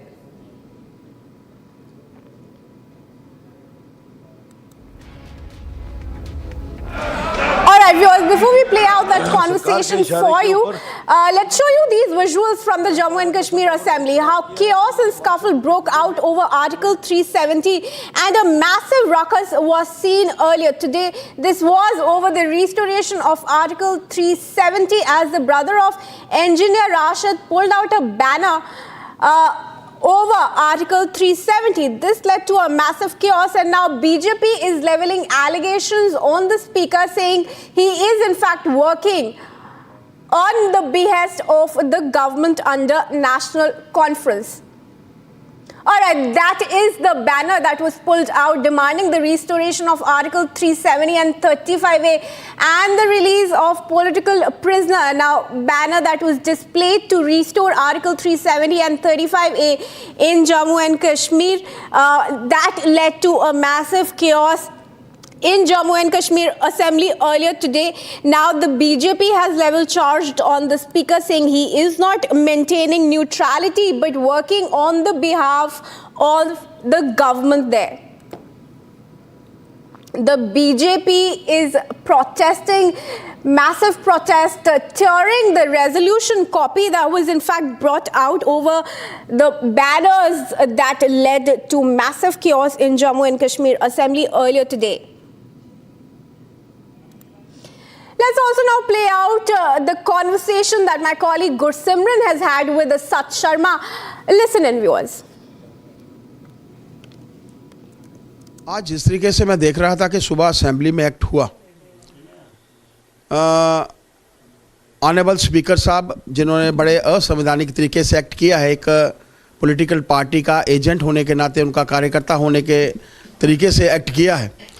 आज जिस तरीके से उन्हीं के द्वारा कहा गया और मार्शल्स ने जिस तरीके से शुरू से लेकर एक्ट किया है, सुबह से मैं देख रहा था कि नेशनल कॉन्फ्रेंस के जो विधायक थे, हमारे विधायकों को धक्के मार रहे थे, मार्शल्स उनके ऊपर एक्ट कर रहे थे। और जिस तरीके से सुबह मैं देख रहा था कि विक्रम रंधावा, अरविंद गुप्ता, युद्धवीर सेठी, पार्टी के बाकी दूसरे हमारे विधायक भी, उनको घसीटा जा रहा था। आज ये भारतीय जनता पार्टी की लड़ाई नहीं है, ये लड़ाई आज आम जनता की लड़ाई बन चुकी है।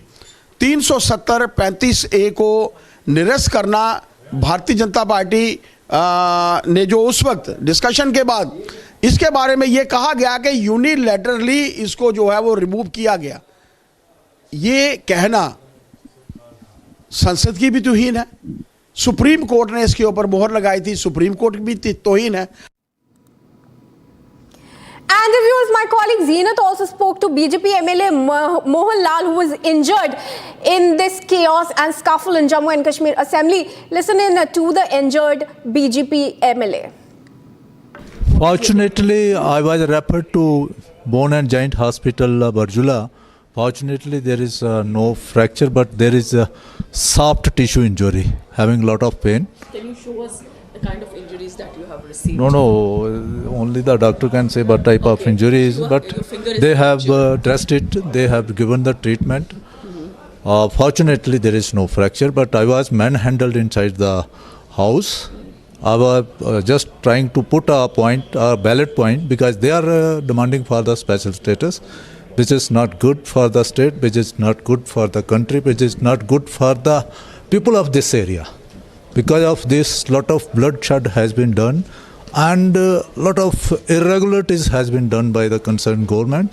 That's why they are demanding special status. They want to carry on all these irregularities, all those wrong things. We are protesting against this. There should not be any special status. We are the part of the country. We are part of the India. Is it because BJP has a very less number, or not? They are not in majority. That is why their voice is not being heard. Yes, the role of honorable speaker is also partisan. It's not fair. It's biased. That's why we are protesting. We are trying to put a point, and unfortunately, we are not allowing. We are not being allowed to put a point, and most of our members, they were marshalled out, and I was one of them. In fact, the marshals, they mishandled. That's why I suffered the injuries. And moving on to the biggest story that we're tracking, viewers, separatist leader Yasin Malik's wife from Pakistan is seeking Congress Neta Rahul Gandhi's intervention.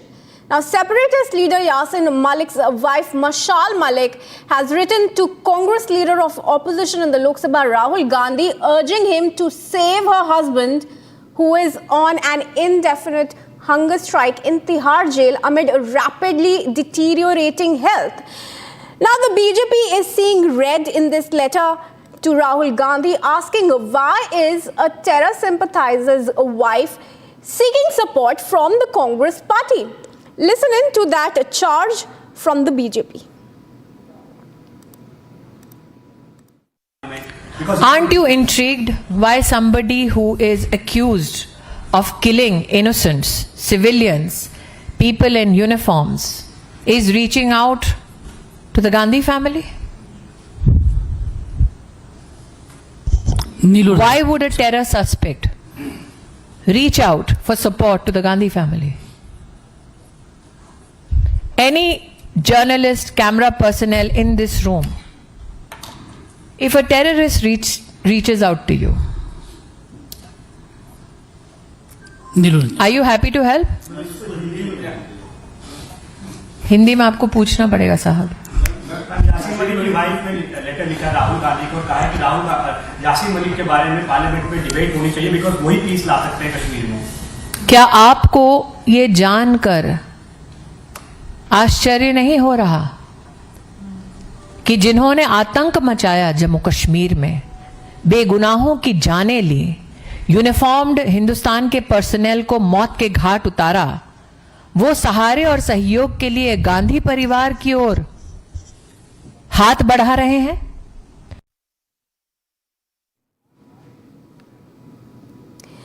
And let's go across to my colleague Samiksha, who's joining us live from the newsroom. Samiksha, the big question is why is a terror sympathizer's wife writing to the Congress party seeking support for a person for whom the NIA is seeking death penalty in the 2017 terror funding case? That's right, Kriti. You know, it's a long-known fact how Congress has time and again expressed support for terror backers. Yasin Malik, in this case, he was even seen during his meet with the erstwhile Prime Minister Manmohan Singh. In fact, one of the key excerpts that she's written to that letter to Rahul Gandhi, in which she said that she would want Rahul Gandhi to initiate a debate in the parliament on Yasin Malik, further adding that how her husband has been the very instrument for bringing peace in the valley. And this even as Yasin Malik has been convicted in the 2017 terror funding case in 2022. But let's go across to Kashmiri activist, Pandit activist Lalit Ambardar, who's joining us. Mr. Ambardar, Yasin Malik's wife seeking that help from Rahul Gandhi. Is it even surprising given that there's been a long history of Congress giving its support to terror backers? I'm not surprised. You know, successive governments right from 90s, I don't know why they have been looking towards Yasin Malik to be some kind of hope in Kashmir. They have been patronizing him. And it reached a climax, infamous climax, you recall, when he had an access, he was received in the then Prime Minister of India's home, Mr. Manmohan Singh. And that infamous picture is known to everybody. Let me say, he's not only responsible for having founded Pakistan's Kashmir Jihad in Kashmir. He's not only responsible for having been responsible for initiating the genocide of Kashmiri Hindus. He is not only responsible for the continued cycle of death and destruction in Kashmir. Remember, he was responsible, which he has confessed to himself, in killing of non-combatant 3 Air Force officers. He confessed it to Tim Sebastian, a journalist, on a show head-to-head on BBC. Everybody, the whole world has seen that. I don't know, why is he still alive? Forget about Hindus massacre. Hindus' life do not matter in India. Nobody's bothered about the genocide of the Kashmiri Hindus. At least think about the security establishment. Imagine the Air Force officers. Imagine the wife, one of the wives, she has been crusader against this man, Mrs. Nirmala Khanna, the wife of Scott Khanna, who was martyred by these goons, this guy and his goons, who even had the audacity to dance around the dead body of those slain Air Force officers. And why is he surviving? Was he alive? Let me tell you, he was not only patronized by the government, he was even promoted by the civil society, so-called civil society, left liberal civil society of India, the media houses. We used to infiltrate into those conventions and would be thrown out by the bouncer, where this man would be sitting on the dais, sharing the dais with then member of parliament, film stars, even big industrialists. I've been personally thrown out of an auditorium where the moderator of the event, I don't want to name him, he's a big businessman, big industrialist of India. He called him future of India, the future of youth.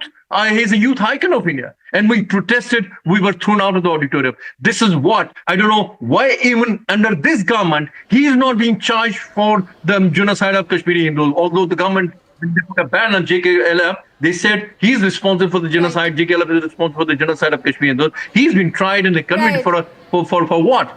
The money laundering case. Well, Mr. Ambardar, thanks for joining us for now. We're cutting short on running a little short on time, but we also want to show our viewers the reactions that have come in from top BJP leaders. My colleague Gursimran has spoken. We have those conversations, but before we play those out, let's move on to the next big story that we're tracking in this bulletin, viewers. This is over TMC leader and Kolkata Mayor Firhad Hakim, who has hurled sexist slurs at BJP leader Rekha Patra, who has been referred to as a mal. Now, he also went on to criticize Rekha Patra for not being able to secure a win from her assembly constituency, parliamentary constituency, beg your pardon, during the Lok Sabha election, and hit out at the BJP and Prime Minister Modi for filing false cases against opposition leaders. Let's show you that statement of Firhad Hakim, Kolkata Mayor.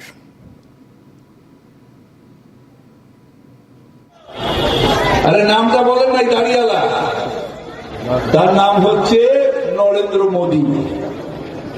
কাঁদছিলেন মেরে সন্দেশ খাদিকে কি কান্না বাবা, কি কান্না।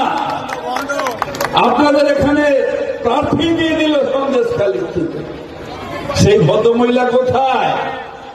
এই তো হাজি নুরুলের বিরুদ্ধে case করেছিল, হেরে গিয়ে হেরো মাল, হেরে গিয়ে হেরো মাল, হেরে গিয়ে হেরো মাল, কয়েক লক্ষ ভোটে হেরে গেল, তারপরে কেস করলো। বিজেপি কেস জানে, মানুষের পাশে আসতে জানে না।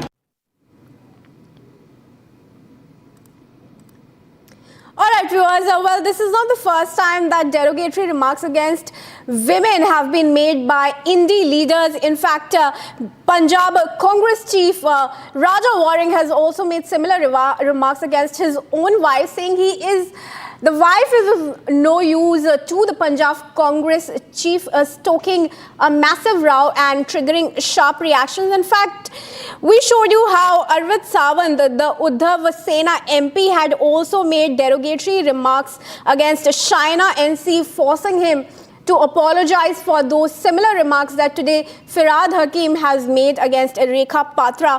The Indi, of course, unrelenting in its sexist slurs against women leaders. Several women leaders, in fact, raising several questions on the kind of mindset that the Indian leaders is harboring. Firhad Hakim, Raja Waring and Arvind Sawant. Three recent examples of how Indi leaders have made sexist slurs against women leaders, MLAs and MPs alike. In the latest, Firhad Hakim, the TMC leader and Kolkata mayor, hurling sexist jibe at BJP leader Rekha Patra, calling him a mal. We will play out that statement of Firhad Hakim as well and go across to get some more reactions. But before that, viewers, it's time to move on to the next story. And viewers, we will now bring you a series of such comments that have been made by Indi leaders in the recent past, which have really exposed their model of abuse politics and disclosure. First, take a look at this comment by Punjab Congress chief Raja Waring, who resorted to making vulgar jokes on his own wife.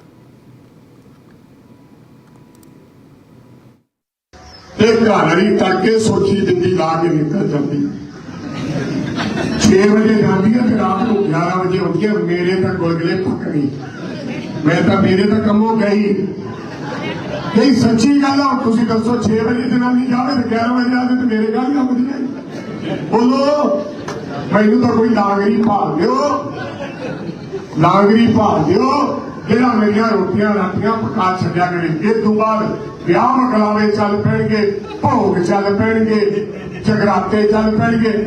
मैं तो ढीके करूंगा भी कितने है, मिल जा कदे 2 minute आके और क्यों का बेटे दस यही और क्यों थोड़ा तो पता भी ना। मैं तो इधर गया था भी मरे, इधर गया था भी मरे। हुण ये नाम भी नाल तगड़े कर दो, चलो कम से कम इज्जत मान तक करोगी, जित के भी चले। मेरे घर वाले ने मेरे खसम ने जिताया है, नहीं तो और ही कम हो जावा।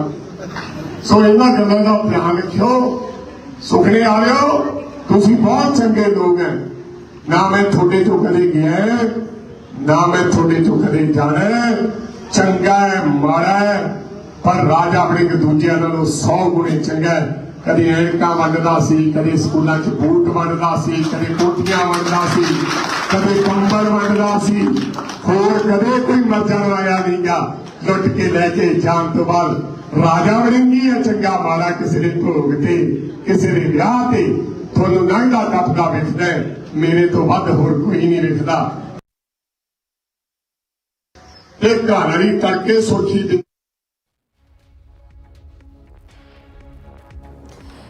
In fact, let's also listen into what Arvind Sawant, the Uddhav Sena MP, said on China NC a few days ago, making similar such derogatory remark against her.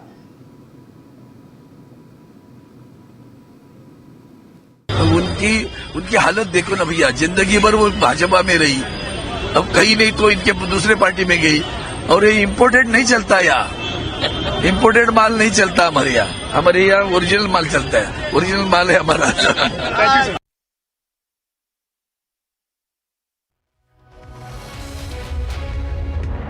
उनकी हालत देखो।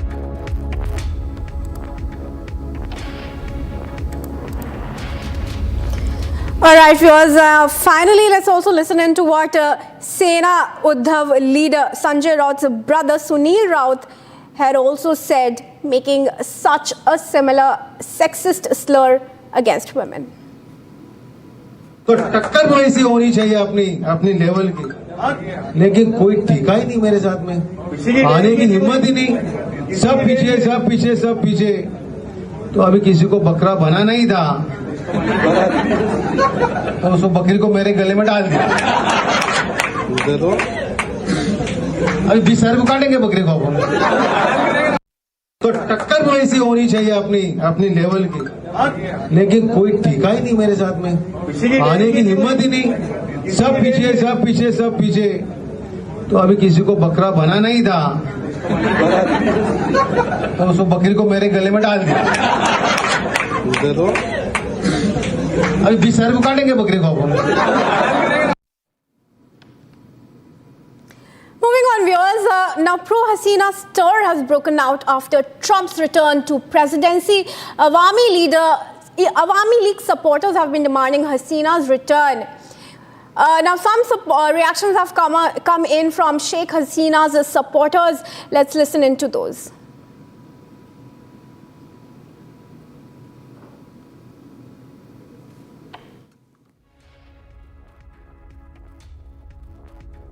জানি না এই ট্রাম্পের নির্বাচিত হওয়ার মধ্য দিয়ে আমরা দেখছি যে খুনি শেখ হাসিনা যে এতিম সন্তানগুলোকে দেশে রেখে গিয়েছে পালিয়ে যাওয়ার সময় নিয়ে সাথে করে নিয়ে যেতে পারেনি, তাদের মধ্যে এক ধরনের খুশির আমেজ বিরাজ করছে। আমরা তাদেরকে বলতে চাই, আমেরিকায় কে নির্বাচিত হলো সেটি দিয়ে বাংলাদেশের যে পলিসি নির্ধারিত হবে না, বাংলাদেশের পলিসি নির্ধারিত হবে ওয়াসিমের রক্ত, আমাদের মুগ্ধের রক্ত, আবু সাইদের রক্তের যে দায়টি আমাদের রয়েছে সে দায়ের উপরে ভিত্তি করে বাংলাদেশের পলিসি নির্ধারিত হবে। মোদির প্রেসক্রিপশনে বাংলাদেশ চলবে না, এখানে কোনো ওয়েস্টার্ন প্রেসক্রিপশনে বাংলাদেশ চলবে না, বাংলাদেশ চলবে বাংলাদেশের ছাত্র নাগরিকের প্রেসক্রিপশনে।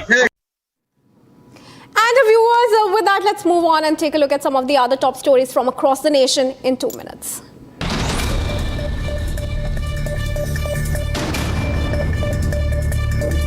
At a rally in Maharashtra's Amravati, UP Chief Minister Yogi Adityanath highlighted his decision to rename the Mughal Museum in Agra to the Chhatrapati Shivaji Maharaj Museum. He said that the museum now stands as a symbol of the Marathas and Shivaji Maharaj. He recounted how he questioned the relevance of Mughals to India and emphasized that Shivaji Maharaj had challenged the rule of Aurangzeb, whom he described as a barbaric invader.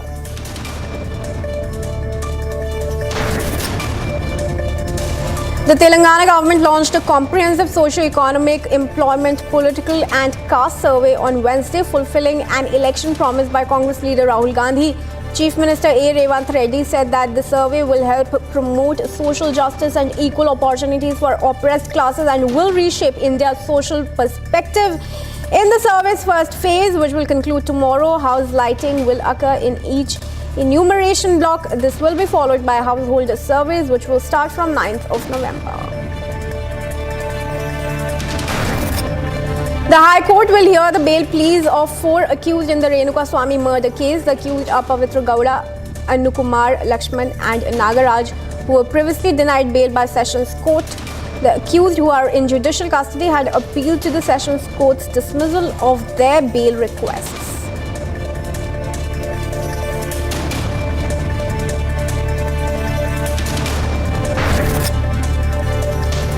Joint Parliamentary Committee Chairperson Shri Jagdambika Pal, along with MP and JPC members Shri Tejasvi Surya, visited Hubballi, Vijaypura and Belagavi today. They met with farmers and organizations concerned about alleged wrongful land claims by the State Waqf Board as part of discussions on the Waqf Amendment Bill 2024.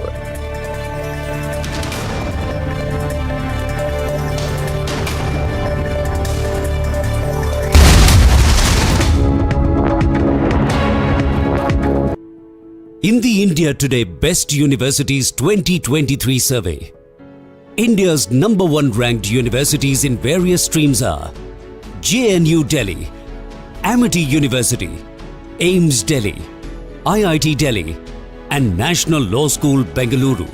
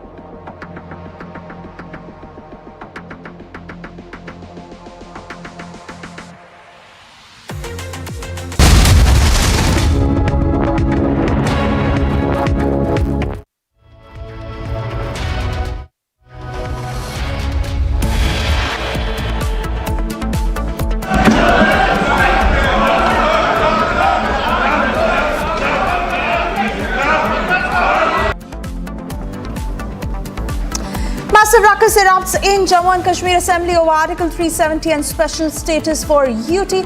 Opposition leaders marshalled out.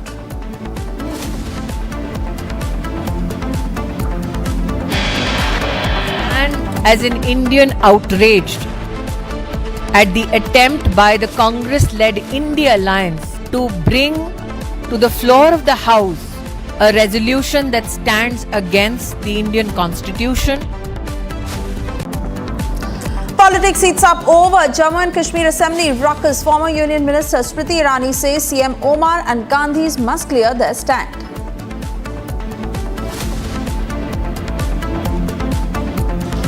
Wife of terror backer Yasin Malik has asked leader of opposition Rahul Gandhi to initiate a debate in parliament for her husband, who she claimed can bring peace to Jammu and Kashmir.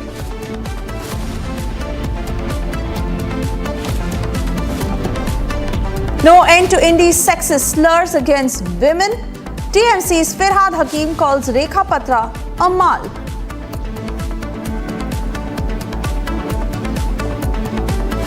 Rahul reignites constitution debate, distributes blank copies of the constitution. BJP hits back.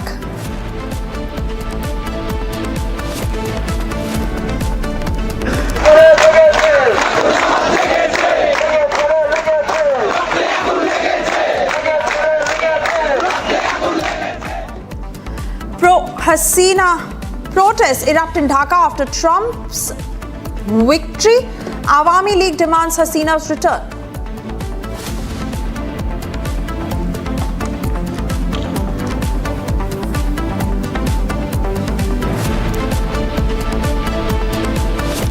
Hi, good afternoon and thank you for tuning in. You're watching Live and Breaking at 2:30. I'm Suesha Sawant. We begin this edition with getting you more on Mizoram Chief Minister N. Biren Singh, whose speech had sparked a massive row in the United States.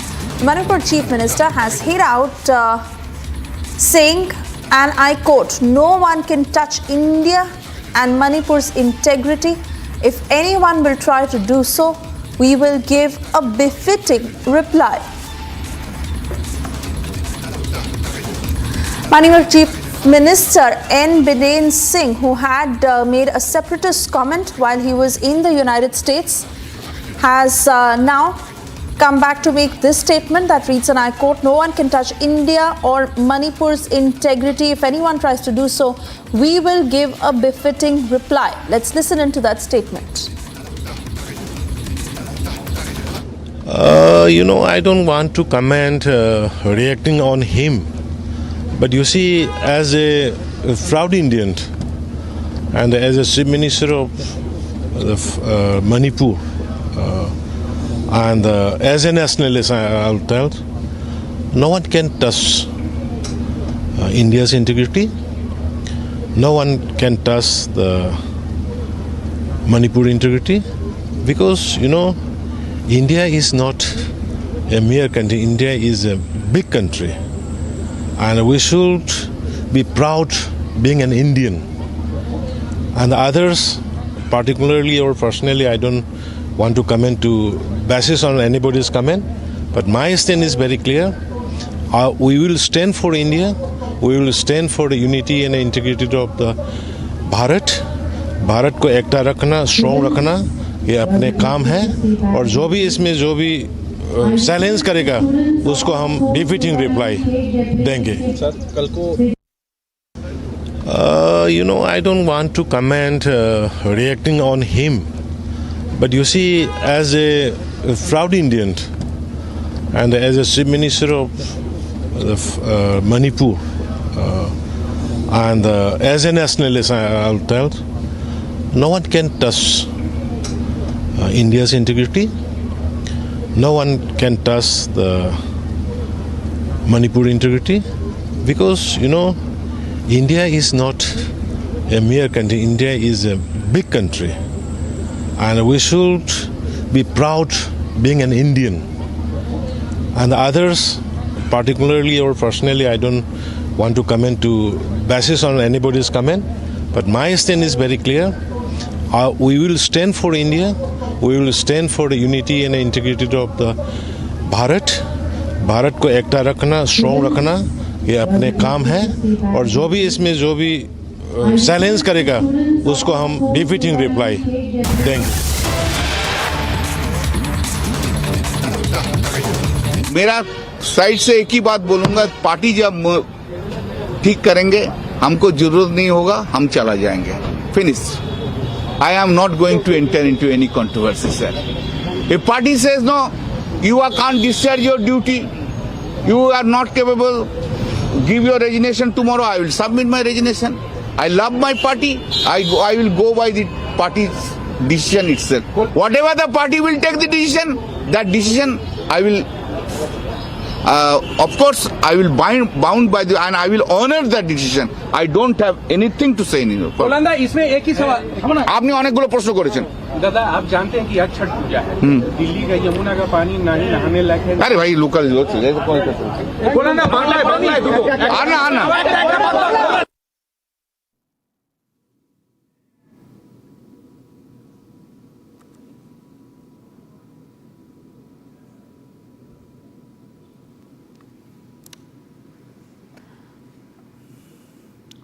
All right, so we now shift our focus to the biggest story of the day. Yes, massive ruckus that broke out on the floor of the House in the Jammu and Kashmir Assembly after Engineer Rashid's brother brandished a banner over Article 370, followed by which the BJP MLAs stormed to the well and were later marshalled out. Two BJP MLAs who also got injured during this ruckus that unfolded in the assembly. Meanwhile, BJP leader Smriti Irani, who slammed Jammu and Kashmir Chief Minister Omar Abdullah, demanding Omar to clear his position on the issue of Article 370 abrogation. Listen in.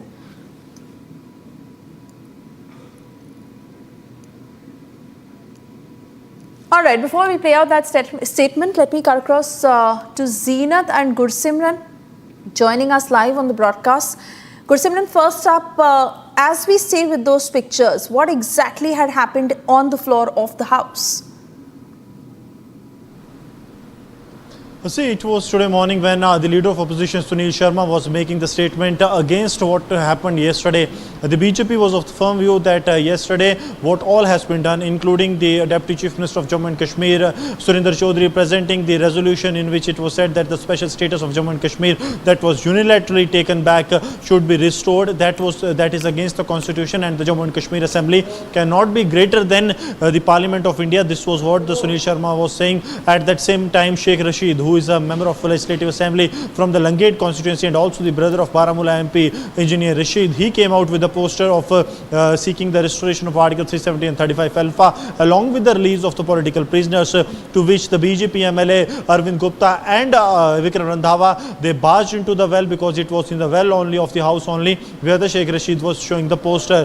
There we saw the confrontation, and also the MLA from Mad, Surinder Bhagat, he snatched the poster from Engineer Rashid's brother, and when it was taken back to the BJP side, we saw the ruckus being created, and the Speaker of the House directed the marshals to move these BJP MLAs, those who are creating the ruckus, out of the assembly, in which we saw the BJP MLAs, including the Arvind Gupta, Vikram Randhawa, RS Pathania, Mohanlal Bhagat, who is MLA from Akhnoor and a retired SSP, they were moved out, and during that time we saw them, two of them got injured. They got injuries and then were shifted to the medical room immediately, after which the BJP kept on protesting, and the Speaker decided that there will be no more proceedings for the day, and the House has been adjourned for tomorrow being the last day of the Assembly. The BJP has said that the Speaker is working on the behest of the National Conference. He is not acting like Speaker but a National Conference worker, and getting the directions from the ruling party, the Treasury bench only, and that was the reason that the marshals were given the directions to throw the BJP MLAs out, in which two of them got injured. Zeenat, I want to come to you on this point because the picture is very clearly indicating, as Gursimran also put it, that the NC Congress combined ensuring that they bulldoze their way on the floor of the House, given how these two BJP leaders also stood injured, and the BJP coming down heavily on both NC and Congress, asking them to clarify their position on the abrogation of Article 370. But NC has been very clear from day one that they want the restoration of Article 370 and they want statehood to be returned back to Jammu and Kashmir. See, NC has been quite clear about what they are supposed to do once they are in power, and that is also mentioned in the manifesto as a point number 1, restoration of the special status to Jammu and Kashmir. Yesterday, it was introduced by Deputy CM, who comes from Jammu but is a part of National Conference, Surinder Chaudhary, who introduced, and the resolution was passed through a voice vote. It got the majority not only from the National Conference members but joined by PDP, PC and also AI.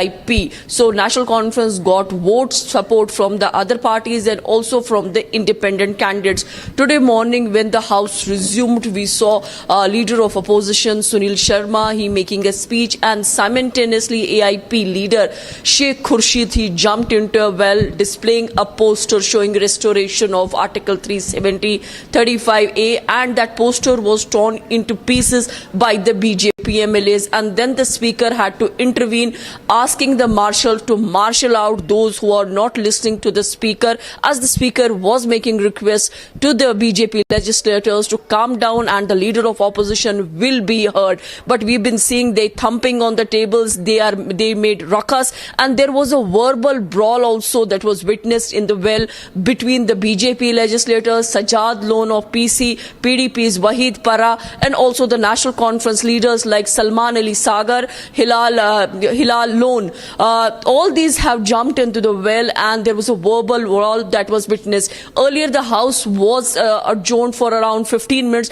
Then again, when it got resumed, we saw the continuous protest. In fact, the vociferous protest was witnessed in the well of the House today. And finally, the Speaker had to adjourn the House till tomorrow at 10 p.m. because it's going to be the last day of the Assembly session tomorrow. We've been seeing that the leader of opposition and the other BJP leaders saying that NC's Speaker, because he comes from the National Conference and is the 7th-time elected member MLA, he has worked. He's a bias. He's not the Speaker of the House. He don't listen to BJP.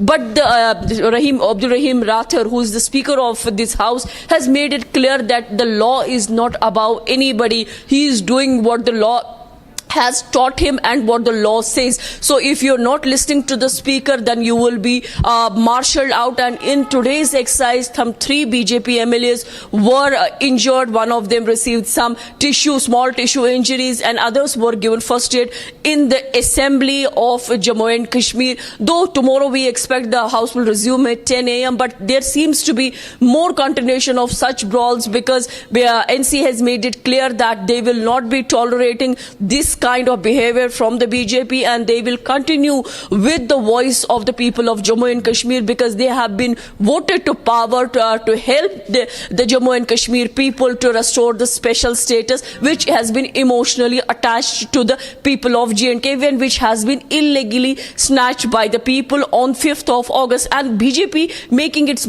stance very clear that Jammu and Kashmir is a part of of the entire country. It was unconstitutional, and they have removed the hurdles so that the people of J&K are benefited. So overall, we see that there has been the verbal brawl. Both legislators from both the parties have been loggerheads. BJP saying that in small number, that is why their voice is not being heard, when the National Conference is quite clear that they will push for the restoration of special status to Jammu and Kashmir. Zeenat, this is not just extremely concerning but unfortunate that all the things that had been reversed in Jammu and Kashmir, now the political regime wanting to take it back to where it was. We'll continue to track the situation very closely. For the moment, Gursimran and Zinda, thank you. We listen into more reactions that have come in.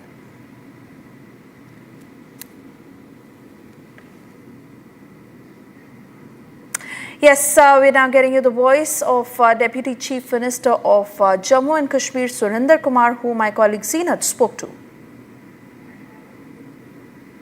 चढ़ जाए तो वहाँ जो party कहती है we are with the difference, जो party कहती है वी आर वेरी डिसिप्लिन। आज उन्होंने दर्शाया कितने डिसिप्लिन में, जहाँ लीडर ऑफ द अपोजिशन खुद टेबल पे चढ़ जाए, चेयर पे चढ़ जाए, तो वहाँ बाकियों से क्या तवक्को करोगे। ये जो आज उन्होंने किया है, ये चेयर का कहीं तौहीन थी, ये उस हाउस की तौहीन थी जिस हाउस में ये आए हैं। तो लिहाजा ये क्या कहते हैं, जो ये कर रहे हैं, ये अपने आप को नीचा गिरा रहे हैं। वो लोग जो जम्मू के लोग हैं जिन्होंने इनको चुन के किसी बेरोजगार बच्चों के रोजगार के लिए भेजा है, उन्होंने माइनिंग का रेट ठीक करने के लिए भेजा है, उन्होंने इंडस्ट्री पॉलिसी ठीक करने के लिए भेजा है, उन्होंने टूरिज्म को अपना बढ़ावा देने के लिए भेजा है, उन्होंने इनको भेजा है तो हॉस्पिटलों की कंडीशन ठीक करो उसलिए भेजा है, उन्होंने कहा हमारे स्कूल ठीक करो उसलिए भेजा है। लेकिन ये कौन से चक्रों में पड़ गए हैं? ये सिर्फ यहाँ फोटो सेशन करने के लिए आते हैं, ये लोगों की हमदर्दी करके नहीं आते। हमने जो रेजोल्यूशन दिया है वो लोगों के हित में, जो चीज़ हमने कही, जिनके लिए कही, जिस आम गरीब के लिए कही, वो समझ रहा है। दिल्ली वाले समझ रहे हैं, जिनको हमने समझाना वो समझ रहे हैं, हमने जो कहा वो करके दिखाया। अब कौन क्या कहता है, ए डैश कहाँ आई, फुल स्टॉप कहाँ आया, कॉमा कहाँ आया, ये हम मास्टर नहीं है पढ़ाने आए, हम ये दिखाने आए हैं कि जो लोगों से वादा करके आए हैं उस वादे को निभाया है, वो लोगों को करके दिखाया है। उसमें हम अपने आप को खाली ये किया नहीं, इसको करवा के छोड़ेंगे। And we are cutting across to getting you further details. This is the latest in connection with the Sarai Khan gang rape case, where we are learning that the Delhi police has arrested 3 while the victim is undergoing treatment at AIIMS hospital. Yet another horrific case of gang rape that has emerged in the national capital. The Sarai Khan gang rape case that has shocked everyone as the police is investigating into the matter. And in the very latest, we are learning that the Delhi police has arrested 3 in connection with this case, including the auto driver. In fact, the victim, who is currently undergoing psychiatric treatment at AIIMS, the incident that occurred on the intervening night of 10th and 11th October, when 3 accused identified as Prabhu Mato, Pramod Babu and Mohammad Shamsul, who the police has been looking for. A naval officer found a young woman soaked in blood on the roadside of Sarai Kale Khan, blood that was oozing from her private parts. And seeing this, the naval officer quickly admitted the young woman to AIIMS hospital, and the police was informed about this incident. The medical examination report that has made it very clear that the woman was gang raped. She is a resident of Orissa. She was living in Delhi for a while, and it was found that the victim was gang raped by 3 people in a moving auto. The police also recovered the blood-soaked clothes of the girl on the Gandhi Smriti Road near Rajghat.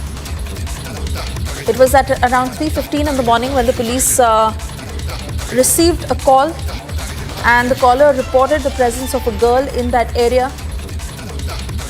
So in the latest, we are learning that 3 people have been arrested in this connection.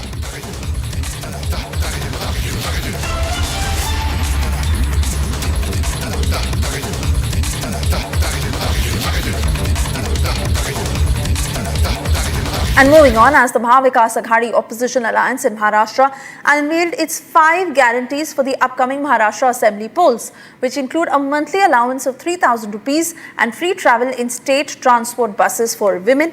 It said that it would waive farm loans of up to 3 lakh rupees and provide 50,000 as financial assistance to farmers who have been regular in the repayment of loans. Congress is trying to replicate the same guarantee schemes of Himachal and Karnataka, which led to the financial crisis that both the states later witnessed. The big question being, has the Congress learned no lessons from its past mistakes?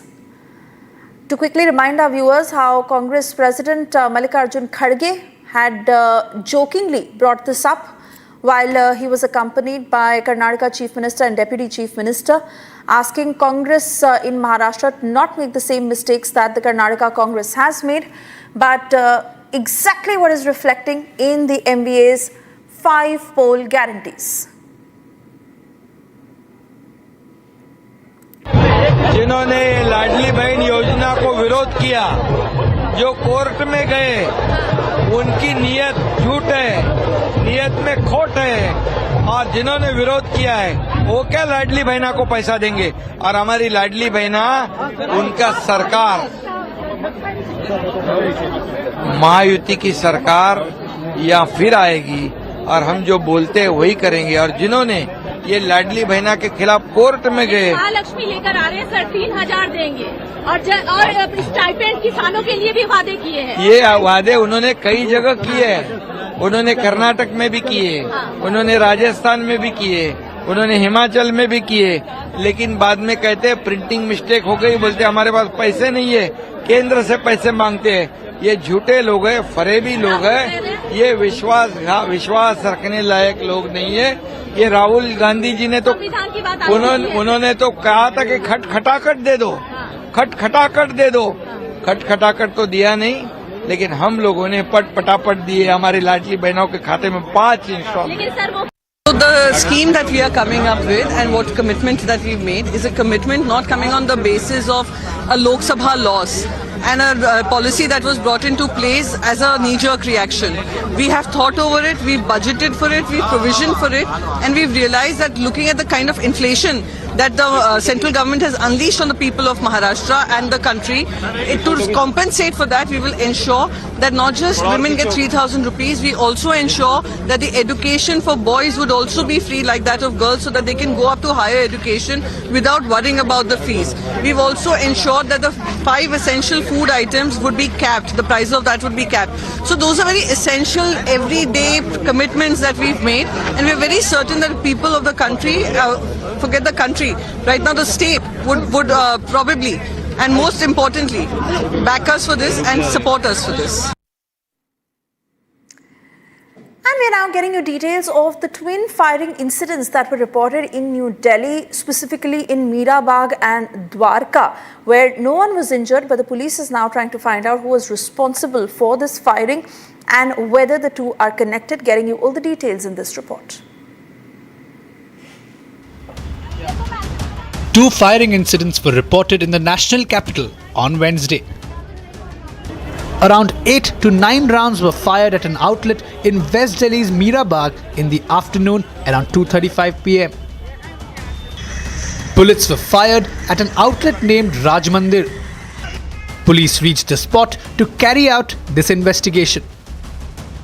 CCTV footage of nearby regions is being scanned to identify these shooters. On Monday afternoon around 1:30 p.m. an unfortunate incident took place in Delhi, but no one has got injured. Right now I'm just standing outside a furniture store. This is a large furniture store. So what has happened that 3 bike-borne assailants came over here and they went inside this furniture store and they fired 5 to 6 rounds of gunshots. But fortunately no one has got injured. Right now if you see behind me the visuals of this furniture store, the Delhi Police Crime Branch team, apart from Crime Branch team, forensic team is still inside and they are investigating the matter. And what we are learning from our sources that this is not the first incident which took place yesterday. There is another incident which took place in Alipur region in the outer north district. So there as well these 3 bike-borne assailants went over there and they also fired gunshots over there at a property dealer's office. In another incident around 4:14 p.m, some unknown miscreants fired 4 rounds at a car workshop in Chola area of Dwarka district of Delhi. As per DCP of Dwarka, a motor workshop being run by one Joginder Singh at Najafgarh was visited by 3 bike-borne men, out of which 2 entered the workshop and started firing. No one was injured in this incident. Watch how police are searching for these miscreants in this footage. The incidents come after 2 shooting incidents that occurred in Delhi on Monday. Shooters targeted a property dealer's office in Alipur and then they targeted a furniture shop in Nangloi.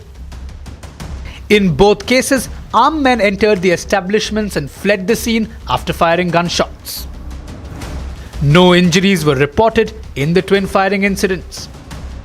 Delhi police is investigating the matter. CCTV footage of nearby regions are being scanned to identify shooters.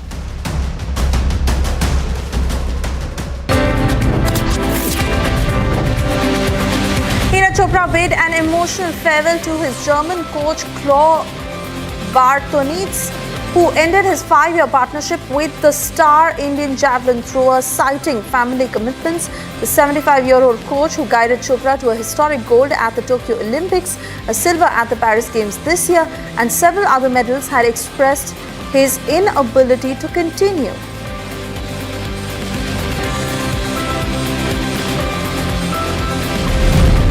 Josh Inglis has been named Australia's captain for the upcoming T20I series against Pakistan and will also lead the ODI outfit in the final match of the current campaign in Perth as Test players step up their preparation for the Border Gavaskar Trophy.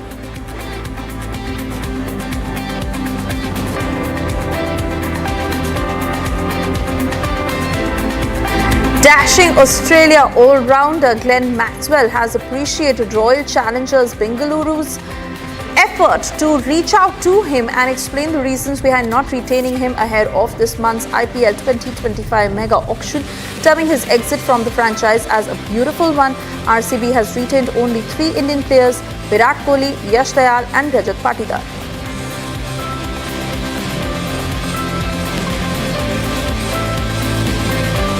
Sri Lanka has announced their T20I and ODI squad for the upcoming series against New Zealand. For the 2-match T20I series, Sri Lanka has retained the squad that defeated the West Indies 2-1, even as players like Chamindu, Vikramasinghe and Dinesh Chandimal have also made it to the lineup.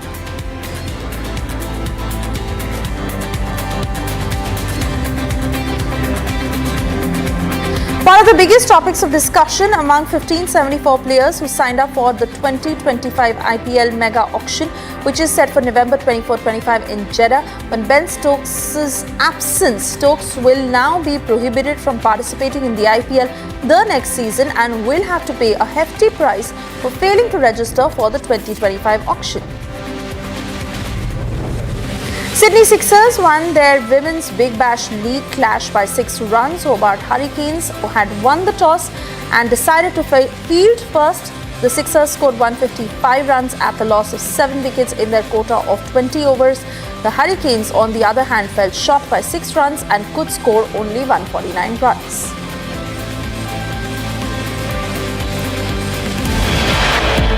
Time now for a short commercial break. On the other side, we get you details as wife of terror backer Yasin Malik has asked leader of opposition Rahul Gandhi to initiate a debate in the parliament for her husband, who she claimed can bring peace to Jammu and Kashmir.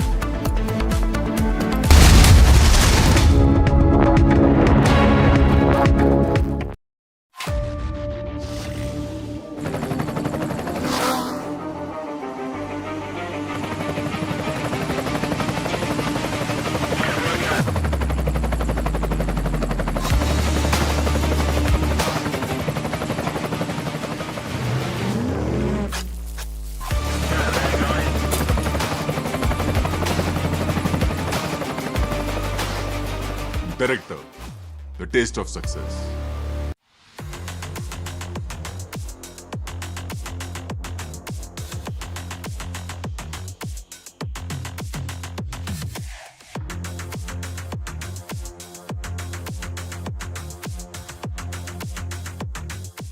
But we don't have to settle for weakness and incompetence and decline and decay. That's a nice word, decay. That's what's happening. That's a nice word, decay. Can you imagine? And nobody will question it because it's true. With your vote tomorrow, we can fix every single problem our country faces and lead America and lead the world to new heights of glory. And indeed, think of that statement, how beautiful that is. New heights of glory, that's what's going to happen. When we win the election and we're really, well, look, the ball's in our hand. All we have to do is get out the vote tomorrow. You get out the vote, they can't do anything about it, we win.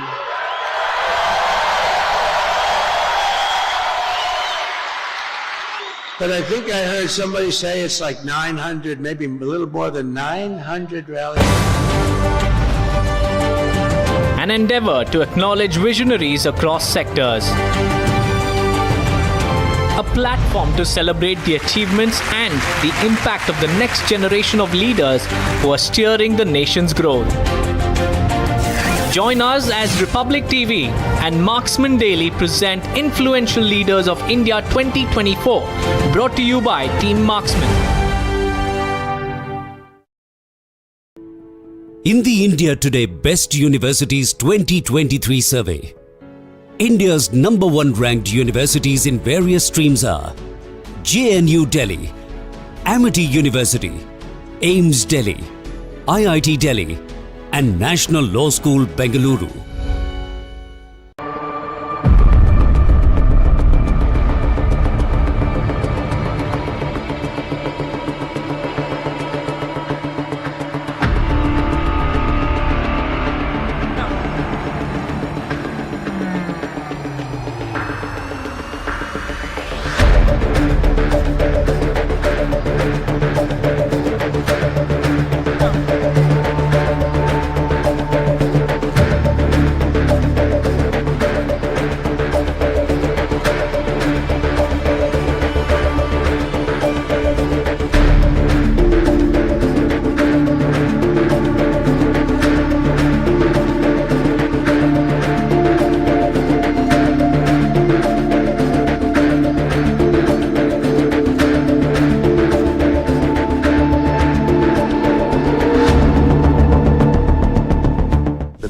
Tonight. That's great.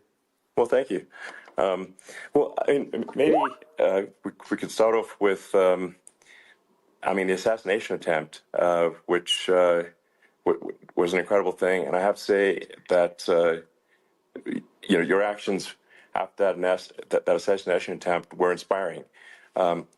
You instead of shying away from things, instead of ducking down, you were pumping your fist in the air and saying fight, fight, fight. And I think that's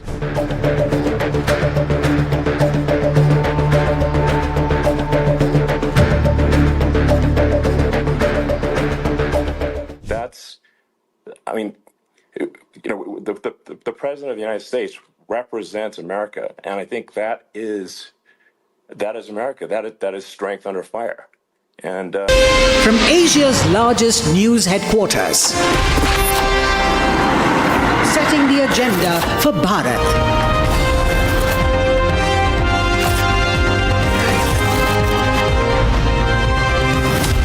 You're watching Republic.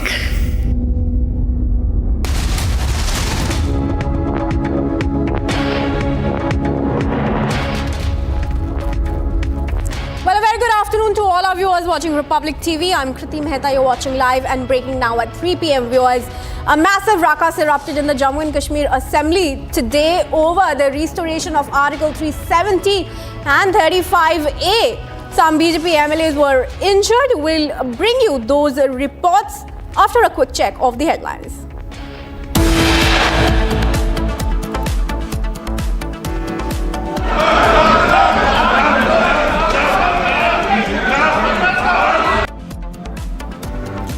Massive ruckus erupts in Jammu and Kashmir Assembly over Article 370 and special status of the Union Territory. Opposition leaders marshalled out.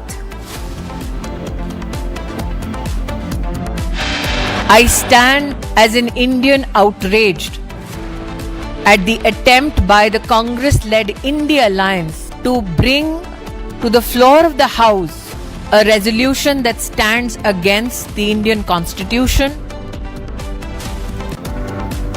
Politics heats up over Jammu and Kashmir Assembly ruckus.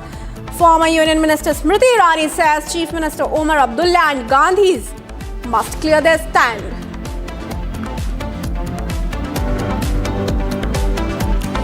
Wife of terror backer Yasin Malik has asked Leader of Opposition Rahul Gandhi to initiate a debate in Parliament for her husband, who she claimed can bring peace to Jammu and Kashmir.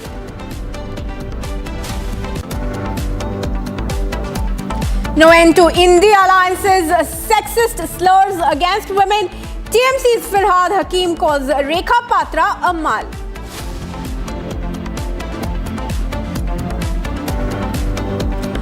Rahul reignites constitution debate, distributes blank copies of the constitution. BJP hits back.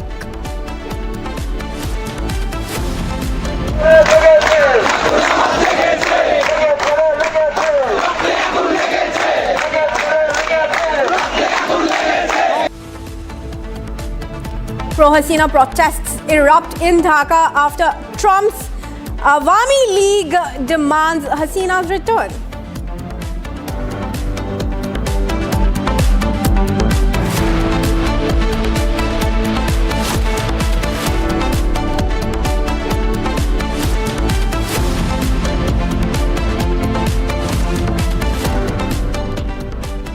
Ladies and gentlemen, the call for Hindu unity has now gone national after Yogi Adityanath, Prime Minister Modi and Mohan Bhagwat. It is now BJP MP and former Union Minister Anurag Thakur who has given a call for Hindu unity, backing the "batenge to katenge" remark that was first given by Yogi Adityanath.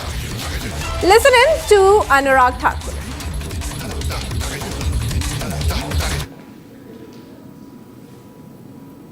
Jharkhand में जहां कांग्रेस की सरकार झारखंड मुक्ति मोर्चा के साथ है, वहां demography इतनी तेजी के साथ बदली है कि जो अपने आप में बहुत बड़ा प्रश्न चिन्ह खड़ा कर रही है। और प्रधानमंत्री जी ने कहा, साथियों, एक है तो सेफ है, और ये देश के लिए बहुत एक महत्वपूर्ण संदेश है। और मैं आप सबसे कहना चाहता हूं, जातियों में मत बटिए, जातियों में बटेंगे तो कटेंगे, एक रहेंगे तो सेफ रहेंगे। हमें ना जाति के नाम पर बटना है, ना भाषा के नाम पे बटना है, ना क्षेत्र के नाम पे बटना है। हमें तो एकजुट रहकर अपने भारत को आगे बढ़ाना है और नंबर 1 देश बनाना है। साथियों, 1947 से जो जग कांग्रेस ने देश को दिए वो आज तक भरे नहीं। इतिहास और वर्तमान ये गवाह ही कि जब भी जाति और भाषा के नाम पर हम बटे हैं तो कटे हैं, और बड़ी निर्ममता के साथ हिंदू कटे। हिंदू कटा है अपने व्यापार से, हिंदू कटा है अपने मकान से, हिंदू कटा है अपने आप से, अपने आज से, हिंदू कटा है अपने समाज से, हिंदू कटा है अपने स्वाभिमान से, हिंदू कटा है अपने आस्था के स्वाभिमान से, हिंदू कटा है अपनी बहन बेटियों की आबरू से, हिंदू कटा है अपने धर्म के नाम से। और मैं आप सबसे कहना चाहता हूँ, हम बटे बिना, हम कटे बिना, हम एकजुट होकर आगे बढ़े। और आज की श्रद्धांजलि सभा में यही एक संदेश है कि इस देश के टुकड़े भी नहीं होने देंगे, देश को कटने भी नहीं देंगे, ना जाति के नाम पे, ना धर्म के नाम पर, ना संप्रदाय के नाम पर। And I'm joined now by Rakshita, my colleague from the newsroom. Rakshita, एक रहेंगे तो सेफ रहेंगे, बटेंगे तो कटेंगे. The BJP seems to be making it a campaign now ahead of the election in Jharkhand and Maharashtra.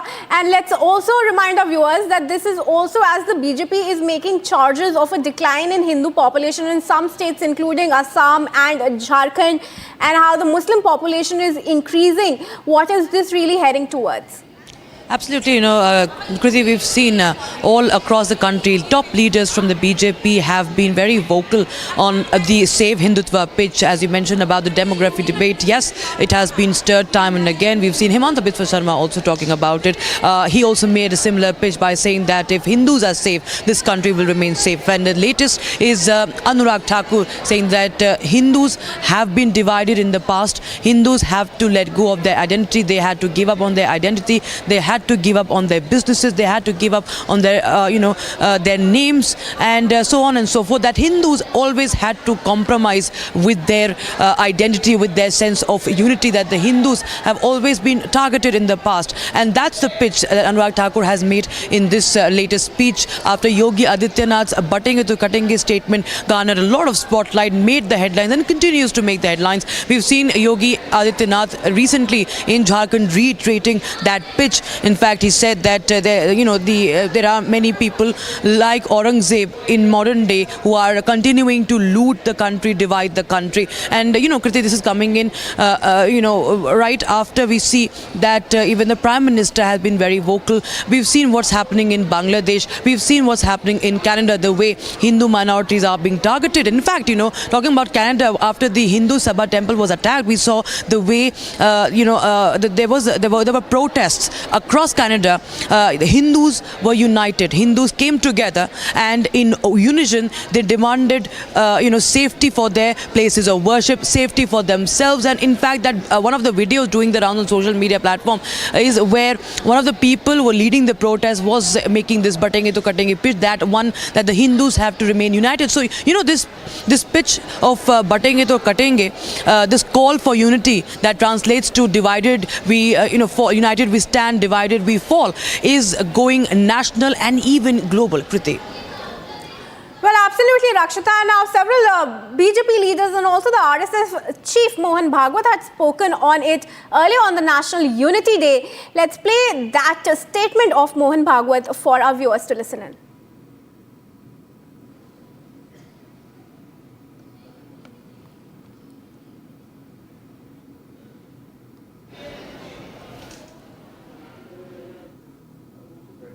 Jharkhand में जहां कांग्रेस की सरकार झारखंड मुक्ति मोर्चा के साथ है, वहां डेमोग्राफी ने तेजी के साथ बदली है कि जो अपने आप में बहुत बड़ा प्रश्न चिन्ह खड़ा कर रही है। और प्रधानमंत्री जी ने कहा, साथियों, एक है तो सेफ है, और ये देश के लिए बहुत एक महत्वपूर्ण संदेश है। और मैं आप सबसे कहना चाहता हूं, जातियों में मत बटिए, जातियों में बटेंगे तो कटेंगे, एक रहेंगे तो सेफ रहेंगे। हमें ना जाति के नाम पर बटना है, ना भाषा के नाम पे बटना है, ना क्षेत्र के नाम पे बटना है। हमें तो एकजुट रहकर अपने भारत को आगे बढ़ाना है और नंबर 1 देश बनाना है। साथियों, 1947 से जो जग कांग्रेस ने देश को दिए वो आज तक भरे नहीं। इतिहास और वर्तमान ये गवाह ही कि जब भी जाति और भाषा के नाम पर हम बटे हैं तो कटे हैं, और बड़ी निर्ममता के साथ हिंदू कटा है अपने व्यापार से, हिंदू कटा है अपने मकान से, हिंदू कटा है अपने आप से, अपने आज से, हिंदू कटा है अपने समाज से, हिंदू कटा है अपने स्वाभिमान से, हिंदू कटा है अपने आस्था के स्वाभिमान से, हिंदू कटा है अपनी बहन बेटियों की आबरू से, हिंदू कटा है अपने धर्म के नाम से। और मैं आप सबसे कहना चाहता हूँ, हम बटे बिना, हम कटे बिना, हम एकजुट होकर आगे बढ़े। और आज की श्रद्धांजलि सभा में यही एक संदेश है कि इस देश के टुकड़े भी नहीं होने देंगे, देश को कटने भी नहीं देंगे, ना जाति के नाम पे, ना धर्म के नाम पर, ना संप्रदाय के नाम पर।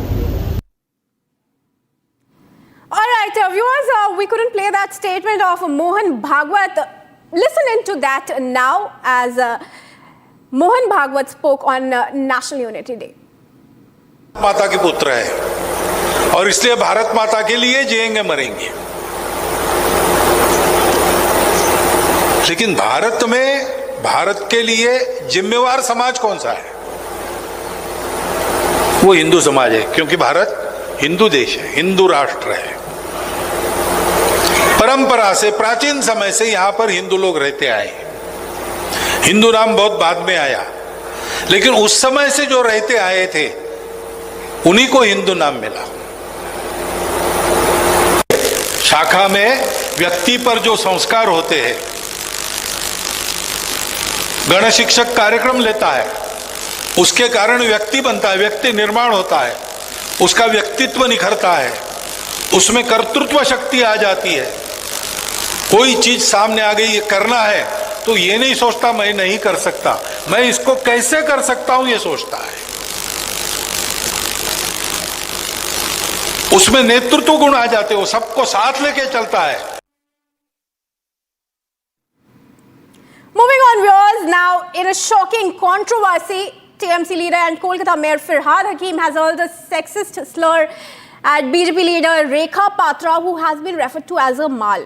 He went on to criticize Patra as well for not being able to secure a win from her constituency during the Lok Sabha election, and hit out at the BJP and Prime Minister Modi for filing false cases against opposition leaders. Listen into this sexist slur by Kolkata Mayor.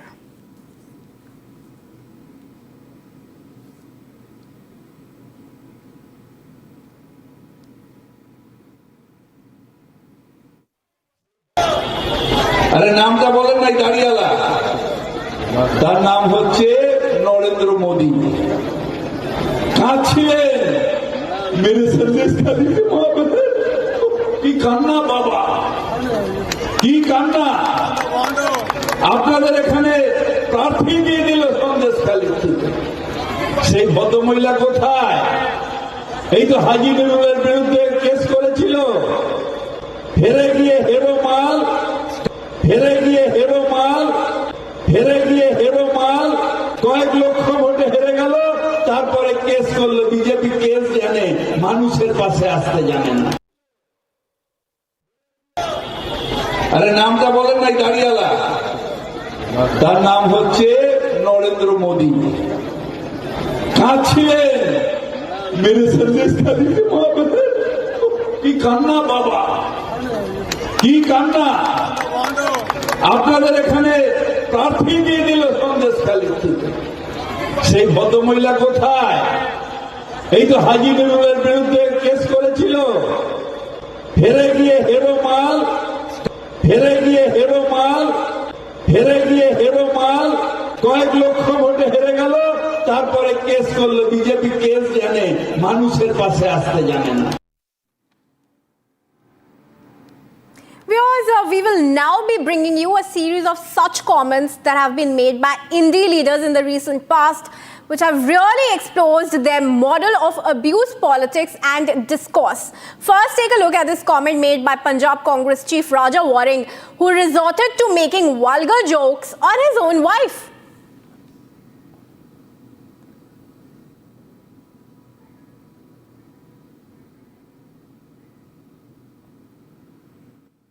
ਤੇ ਘਰ ਵਾਲੀ ਤੜਕੇ ਸੋਚੀ ਦਿੰਦੀ ਲਾ ਕੇ ਨਿਕਲ ਜਾਂਦੀ 6 ਵਜੇ ਜਾਂਦੀ ਹੈ ਤੇ ਰਾਤ ਨੂੰ 11 ਵਜੇ ਉੱਠ ਕੇ ਮੇਰੇ ਤਾਂ ਗੁਲਗੁਲੇ ਪੱਕਣੀ ਮੈਂ ਤਾਂ ਮੇਰੇ ਤਾਂ ਕੰਮੋਂ ਗਈ ਨਹੀਂ ਸੱਚੀ ਗੱਲ ਆ ਤੁਸੀਂ ਦੱਸੋ 6 ਵਜੇ ਜਨਾਨੀ ਜਾਵੇ ਤੇ 11 ਵਜੇ ਆਵੇ ਤੇ ਮੇਰੇ ਗੱਲ ਕੰਮ ਦੀ ਬੋਲੋ ਮੈਨੂੰ ਤਾਂ ਕੋਈ ਲਾਗਰੀ ਭਾਲ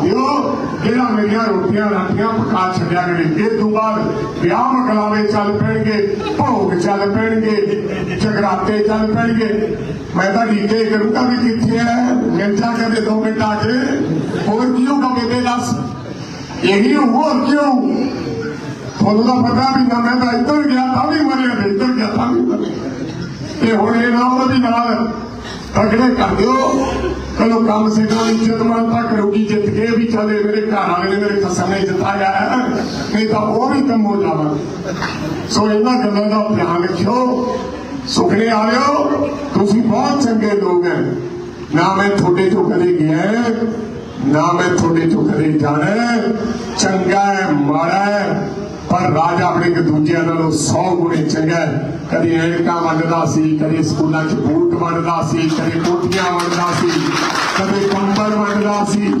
ਹੋਰ ਕਦੇ ਕੋਈ ਮਰਜਣ ਆਇਆ ਨਹੀਂਗਾ ਲੁੱਟ ਕੇ ਲੈ ਕੇ ਜਾਣ ਤੋਂ ਬਾਅਦ ਰਾਜਾ ਬਣੇਗੀ ਹੈ ਚੰਗਾ ਮਾੜਾ ਕਿਸੇ ਦੇ ਭੋਗ ਤੇ ਕਿਸੇ ਦੇ ਵਿਆਹ ਤੇ ਤੁਹਾਨੂੰ ਲੰਘਦਾ ਟੱਪਦਾ ਵੇਖਦਾ ਮੇਰੇ ਤੋਂ ਵੱਧ ਹੋਰ ਕੋਈ ਨਹੀਂ ਵੇਖਦਾ Now listen to what Arvind Sawant, the Uddhav Sena MP, had said about Shiv Sena candidate Shaina NC a few days ago. A similar mal remark that was made against her, over which he later had to issue an apology.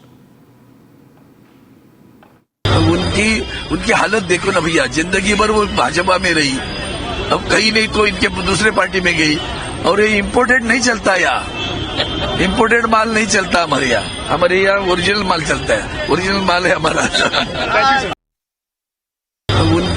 उनकी हालत देखो ना भैया जिंदगी भर वो भाजपा में रही अब कहीं नहीं तो इनके दूसरे पार्टी में गई और ये इम्पोर्टेड नहीं चलता यहाँ इम्पोर्टेड माल नहीं चलता हमारे यहाँ ओरिजिनल माल चलता है ओरिजिनल माल है हमारा And finally, listen to what Sunil Raut, the brother of Sanjay Raut, the Uddhav Sena MP, said against women. टक्कर वैसी होनी चाहिए अपनी लेवल की लेकिन कोई ठिका ही नहीं मेरे साथ में आने की हिम्मत ही नहीं सब पीछे तो अभी किसी को बकरा बनाना ही था तो उसको बकरी को मेरे गले में डाल दिया दे दो अभी 20 साल को काटेंगे बकरे को Moving on, viewers, let's take a quick check of stories from across the nation in 2 minutes. At a rally in Maharashtra's Amravati, Uttar Pradesh Chief Minister Yogi Adityanath highlighted his decision to rename the Mughal Museum in Agra to the Chhatrapati Shivaji Maharaj Museum. He said that the museum now stands as a symbol of the Marathas and Shivaji Maharaj. He recounted how he questioned the relevance of Mughals to India and emphasized that Shivaji Maharaj had challenged the rule of Aurangzeb, whom he described as a barbaric invader. The Telangana government launched a comprehensive socio-economic, employment, political and caste survey on Wednesday, fulfilling an election promise by Congress leader Rahul Gandhi. Chief Minister A. Revant Reddy said that the survey will help promote social justice and equal opportunities for oppressed classes and will reshape India's social perspective. In the survey's first phase, which will conclude tomorrow, house listing will occur in each enumeration block. This will be followed by household surveys, which will start from the 9th of November.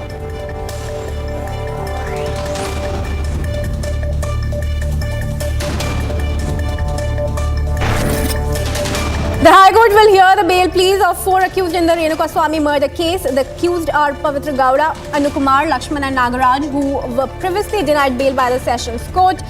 The accused, who are in judicial custody, had appealed to the Sessions Court's dismissal of their bail pleas. Joint Parliamentary Committee Chairperson Shri Jagdambika Pal, along with MP and JPC member Shri Tejasvi Surya, visited Hubballi, Vijaypura and Belagavi. They met with farmers and organizations concerned about the alleged wrongful land claims by the State Waqf Board as part of the discussions on the Waqf Amendment Bill 2024.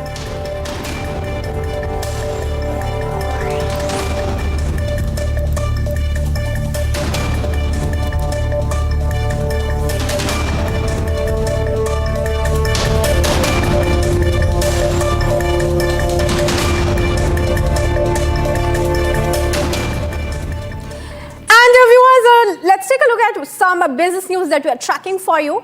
Plans to revive the bankrupt Jet Airways has fallen flat after the Supreme Court overturned the NCLAT's earlier ruling on transfer of ownership to the Jalan Kalro Consortium.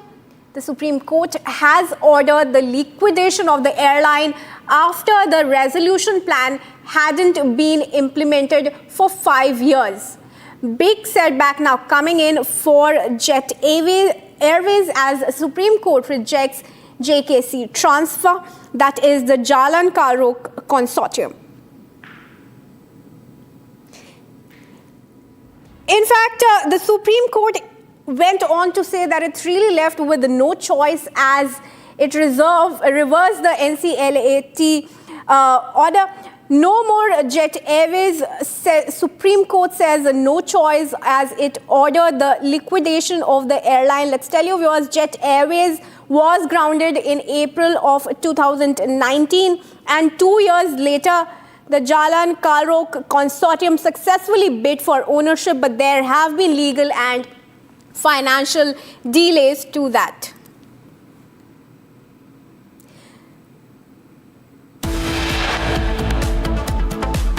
And viewers, it's time for a very quick break on this bulletin, but stay tuned. A massive ruckus erupted in Jammu and Kashmir Assembly over Article 370 and special status for the Union Territory. Opposition leaders were marshalled out. Stay tuned.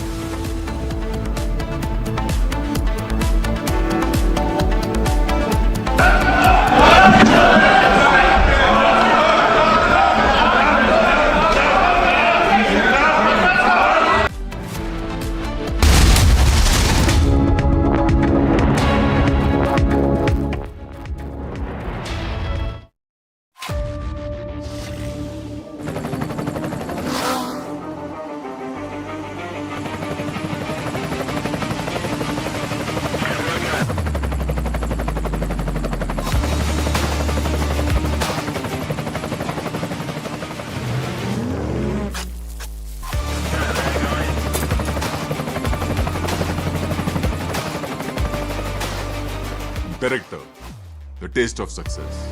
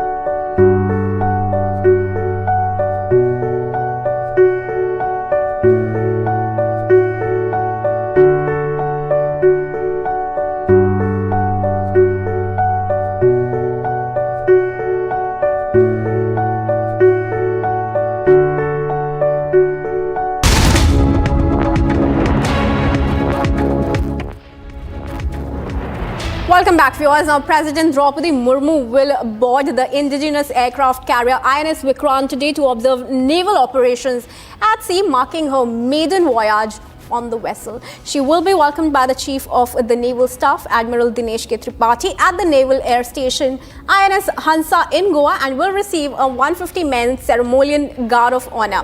At the sea, she will witness a comprehensive display of multi-domain naval operations, including battle exercises, submarine operations, and air demonstrations with fighter jets and helicopters and the naval aircraft fly past. Watch this report.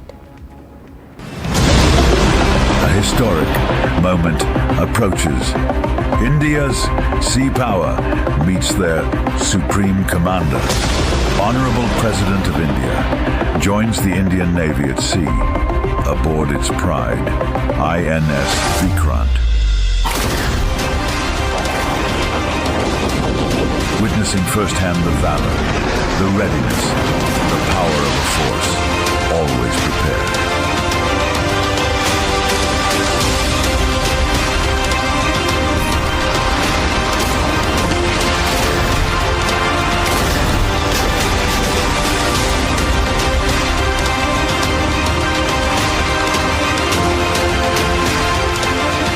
Indian Navy, anytime, anywhere, anyhow. A historic moment approaches. India's sea power meets their supreme commander. Honorable President of India joins the Indian Navy at sea aboard its pride, INS Vikrant. Witnessing firsthand the valor, the readiness, the power of a force always prepared.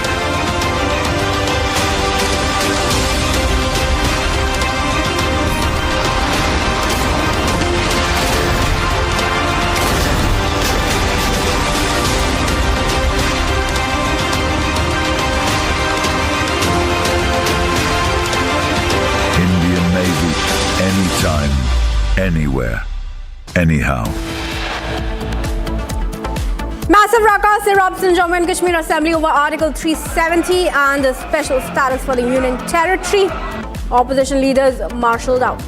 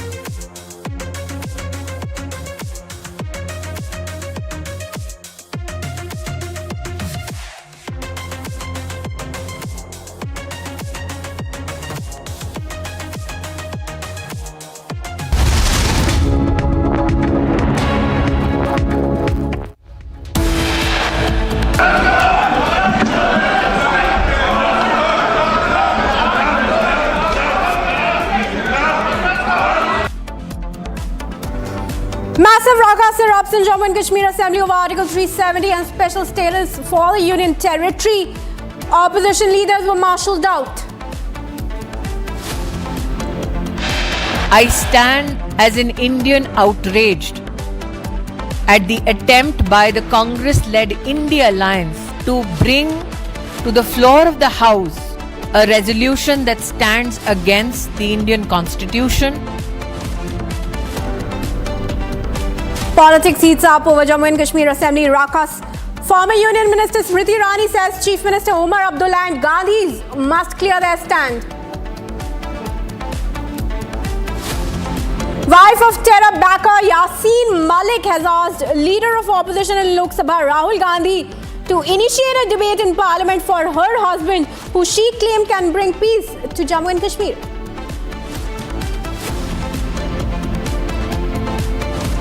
No end to India's sexist slurs against women. TMC's Firhad Hakim calls Rekha Patra a mal.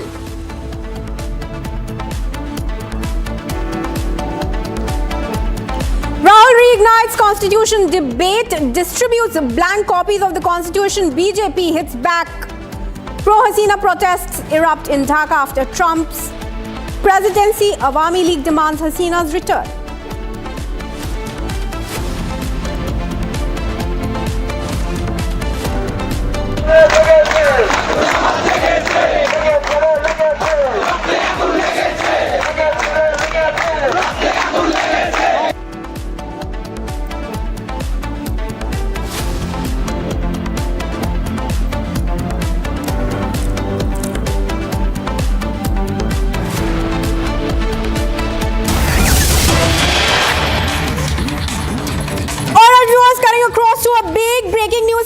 In connection to the Arjikor rape and murder case of Abhaya, a big development. The Supreme Court has refused to transfer the trial in the case from West Bengal to another state. No transfer of Arjikor rape and murder case to the state. The Supreme Court hearing is over. The court has asked the CBI to file a new status report in 4 weeks. The top court has sought a report from the state on the NTF report in 3 weeks. That's the latest update that we are bringing you in connection to the Arjikor rape and murder case of Abhaya. The hearing is over. The Supreme Court has said that the case will not be transferred from West Bengal to another state. In fact, the court has asked the CBI to file a new status report in 4 weeks and a report from the states on the NTF report in 3 weeks. Latest update coming in connection to the case. Let's tell you, viewers, that the Supreme Court was hearing the case in connection to the rape and murder of Abhaya, and according to the CBI charge sheet, one accused has been named. Only one accused, Sanjay Roy, has been named in connection to the case. Let's go across to Riyanka, who's joining us live on the story to give us more details. Riyanka, very good afternoon to you. Big development coming in the case. The Supreme Court has clearly denied the transfer of the case to another state. What reasons has the court mentioned for its ruling?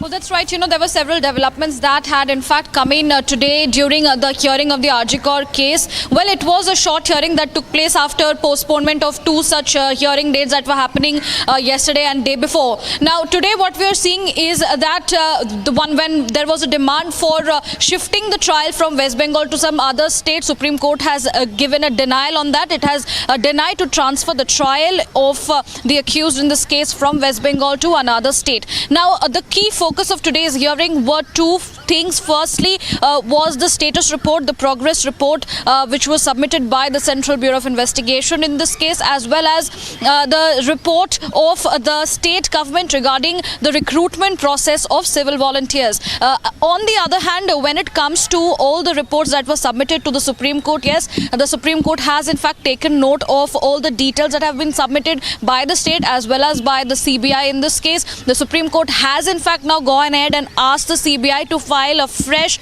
status report in 4 weeks' time. Now, this when the Supreme Court comes out and says clearly that there is a trial that is going to be beginning from next week in this very case at the Calcutta High Court, and which is why the Supreme Court does not want to make any comments on this, and the CBI will have to file a fresh progress report in this case in the next 4 weeks. On the other hand, the Supreme Court has also mentioned that the state must also submit a report in terms of the NTF report that has been submitted, the recommendation by the National Task Force that has been submitted in 3 weeks' time. So several more details will be coming up in the 3 to 4 weeks from now. But as of today, what we are seeing, the Supreme Court coming out and saying that the trial will not be transferring from West Bengal to any other state.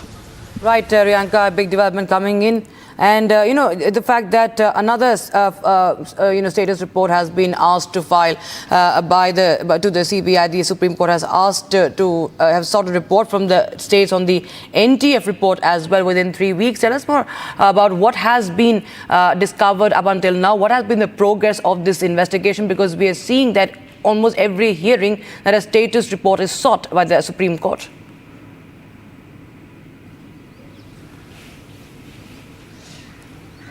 That's right. Today also there was an interim report that was submitted on behalf of the NTF, the recommendations that was submitted on behalf of the NTF, that in fact had recommendations for the prevention of violence against medical professionals and, creating of a safe place, measures that were taking in for creating of a safe workplace for these professionals. There was also a second recommendation which was mentioned in the report of the NTF, which says there were preventive measures made for against sexual violence against the medical professionals, and the Supreme Court had in fact taking note of these, have invited the lawyers who were a part of this to make some more recommendations, and also have asked the state to make a response on this very NTF report that has been given in 3 weeks' time. Now, on the other hand, we have seen it was the 6th progress report that the Supreme Court was taking in consideration by the Central Bureau of Investigation, and it has in fact gone ahead and said that it will not be commenting on the trial that is going to be beginning from next week. All right, Riyanka, thank you so much for joining us with those details coming in from the Supreme Court on the RG Kaur rape case. Now, viewers, we shift our focus to Kashmir, where a massive ruckus broke out today in the Jammu and Kashmir Assembly after Engineer Rashid's brother had brandished a banner over Article 370, followed by which the BJP MLAs stormed to the well and were later marshalled out. 2 BJP MLAs, in fact, also got injured during this ruckus in the Assembly. Meanwhile, BJP leader Smriti Irani slammed Jammu and Kashmir Chief Minister Umar Abdullah and demanded Umar Abdullah to clear his position on the issue of Article 370 abrogation. Remember, viewers, this face-off has been going on for quite some time, and today there were dramatic scenes that were unfolding in the Assembly. Take a listen to the reactions that have come in on that.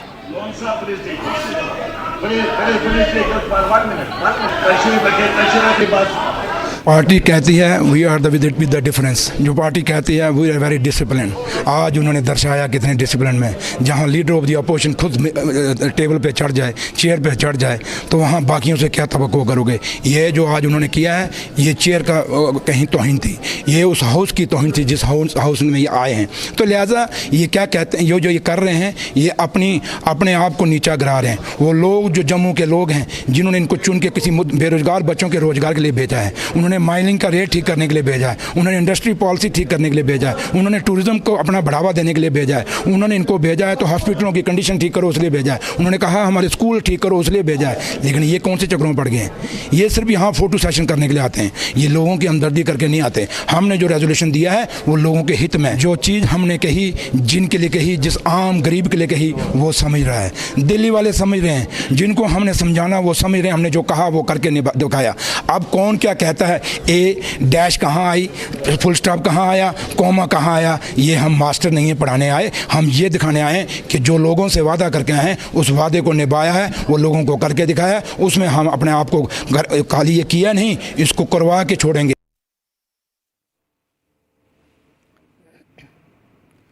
All right, viewers, remember these are the visuals, and this is the time when there was a ruckus that unfolded. You can see the police, the security personnel had to also intervene as it got almost violent. We see that the demand for restoration of Article 370, the special status for Jammu Kashmir, thus that banner is being wielded by Engineer Rashid's brother, and this this got a reaction from the BJP MLAs?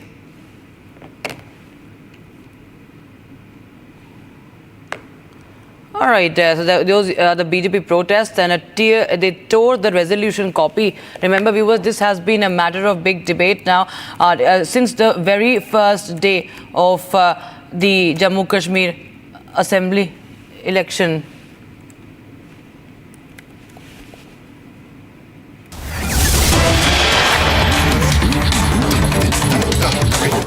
Development, so that when you make that decision, it's not that you later on discover there was an environmental issue, or there was a political issue, or there was a geological issue, or there was a habitation issue. So how do you actually, and we've got close to about, I think, 2,000 different layers of input, which allows then for faster decision making where infrastructure is concerned, and that's actually beginning to have an impact on the ground, and I will give you some examples to tell you why.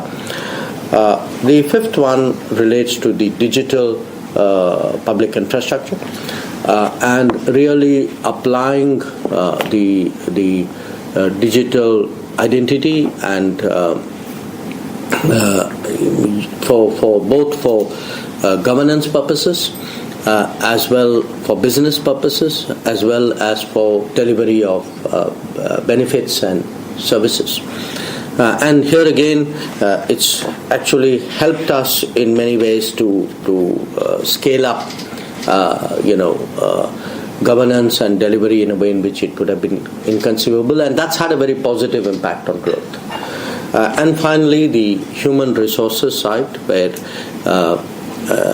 put very simply, I would say the educational institutions of India have actually literally doubled in capacity in the last 10 years. I mean, if you were to look at the number of universities, the number of colleges, the number of technical institutions, the number of schools, they are roughly 2 to 2.5x from where they stood in 2014, which in absolute numbers, if I were to take colleges, for example, means creating 2 new colleges a day. Now, the result of all of this, if I were to give it to you numbers, today infrastructure, for example, for a country where this has long been our problem, we are building about 27-28 kilometers of highway a day.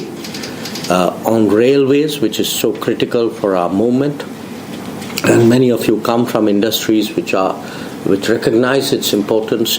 For us, railways has actually in the past impacted logistics, impacted energy. We had an energy crisis because we had actually a railway wagon crisis at one point of time. Today, that same sector, we are building 12 to 14 kilometers of railway track a day. Similarly, if you look at aviation, where in contrast to many other parts of the world, our aviation, I'm happy to say, is doing very well. In fact, the current challenge we have is that there are about 1,000 new aircraft on order, and they're not coming in as fast as we would like. But in terms of the infrastructure, again, on average in the last decade, we've built 7.5 new airports a year. So there are 75 new airports which have been added on in the last 10 years. Similarly, I spoke about the digitization of the country. Of the most common example of it are the transactions, the micro transactions you see. Even street vendors today, do their payments. They prefer QR code to returning the change for your larger note. And just the volume of the transactions is interesting because it shows a society ready to embrace digitization. So even if the transactions are small, I mean, we still do on average about 11 to 12 billion transactions a month, which is, easily about 2-3 times what the next one I think after us is Brazil, if I'm not mistaken. But the US does about 4.5, I think, a year. But I cite that not so much for the volumes. I admit, that our volumes are small, but it shows the society's readiness to embrace digital medium. And if today we can confidently say that we are a 8% growth rate economy with a few decades of that kind of growth rate ahead of us. Now, other than throwing those numbers at you, there's a reason why I'm saying that. Because that kind of growth rate will require a different kind of resources.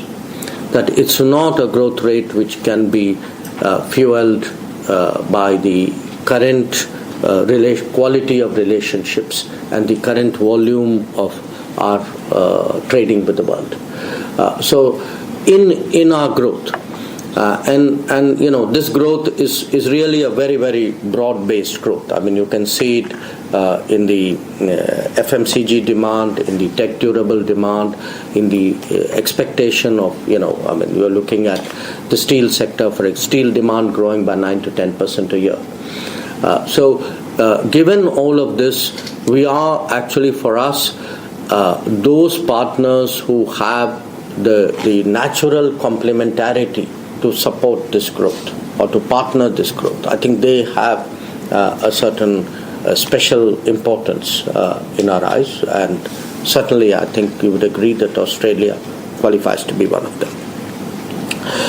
Now, in terms of foreign policy itself, as I said, we think of it increasingly as purposed for accelerating this growth and development that I'm speaking about. In foreign policy, our objective is today to promote greater investments, to seek technology, joint ventures, best practices. And in fact, as I said, the CEO Forum report was something that we looked at. I spoke to Minister Goyal yesterday when I was on my way to Sydney, and certainly, our intention is to look at this and use it as a base for further conversation and discussions. Now, having spoken about India, I am the foreign minister, so it would be remiss of me not to speak a little bit about the world. And as you say, I do believe something happened yesterday. Just a small thing. Yes. So I think probably, to my mind, 4 or 5 important consequences for the relationship and for the business aspect of the relationship. One, there was already a reordering of supply chains which was taking place. It is very likely that in view of the election results yesterday in the US, that this would accelerate. I'd be very candid with you. I mean, some of it would certainly be somewhat disruptive, but we in India perceive it as an opportunity, because having kind of missed the manufacturing bus in the 1990s, early 2000s, we do think that this reordering of supply chain gives us a sort of second bite of the apple, and maybe this time around, starting with Apple, we are doing better than we were doing earlier. The second, there will be, in a way, more geopolitical hedging. What will inevitably happen as a consequence of policies which we can, at least those parts of it we can safely predict, will be many more of us would be seeking more relationships to keep life stable. The third pertains to the digital side, and the digital side now pretty much covers everything. And what has happened, what has been happening and will continue to intensify is issues about in a way of trust and what accompanies the digital aspect of a product or a service or a technology, I think will come under greater scrutiny. And it will reflect itself in different fields. I mean, you've seen that already in semiconductors, where there's a very conscious attempt at diversification of production. the drive towards AI will further accelerate this. Digital payment platforms, for example, would become, in a sense, more valuable, but also, which platform to use with whom becomes an important question. A fourth one, to my mind, is mobility. Mobility of talent and skills, because even as there is a re-globalization or reworking of the current architecture, apart from the technology changes, I think the demographic unevenness of the world is beginning to bite us. That there would be economies where the demand would be high, the talents may not be plentiful, it could be different in other places, and what will happen, in a sense, is already happening, and I can, give you some very interesting numbers here. Is we will be moving, my guess is perhaps in the next few years, to a much more integrated global workplace.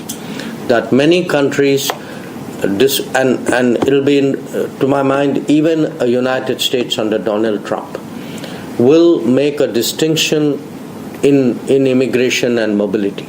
That for them,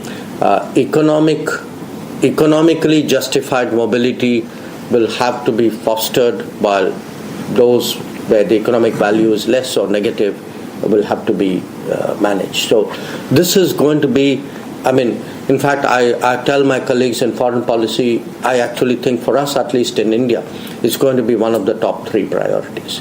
That how do you create and manage and optimize a global workplace? Now the global workplace doesn't mean that the talent alone has to move.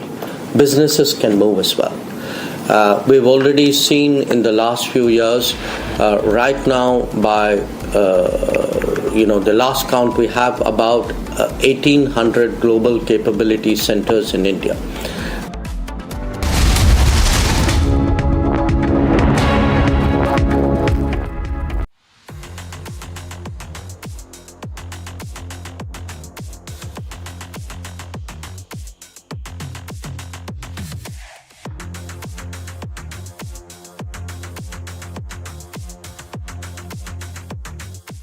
But we don't have to settle for weakness and incompetence and decline and decay. That's a nice word, decay.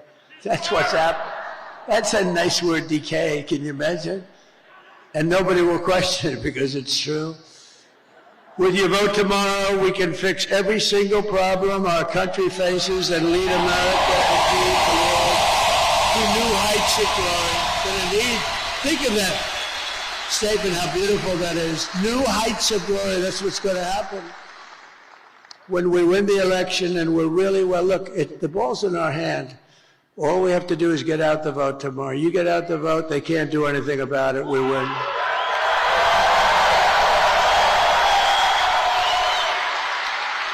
But I think I heard somebody say it's like 900, maybe a little more than 900 rallies. And, rarely do they ever catch me making even a little mistake. I go through rally after rally, 10, 20, 30, and then I say the wrong.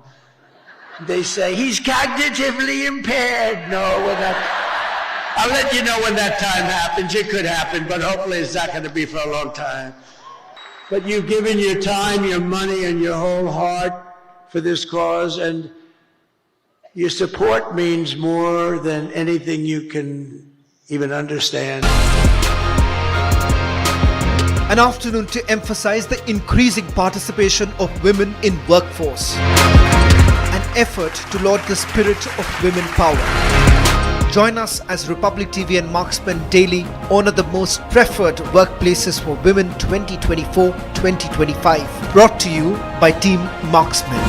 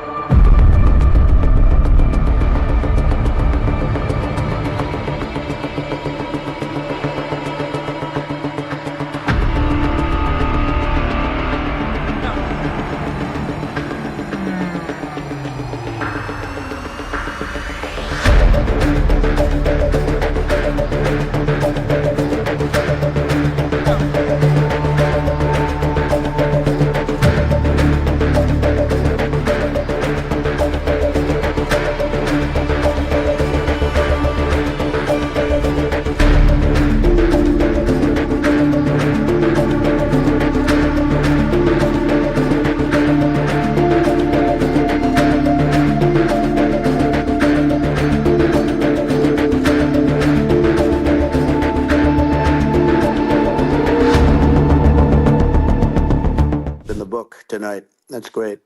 Well, thank you. Well, I mean, maybe we could start off with, the assassination attempt, which was an incredible thing, and I have to say that your actions after that assassination attempt were inspiring. You, instead of shying away from things, instead of ducking down, you were pumping your fist in the air and saying, fight, fight, fight. And I think that's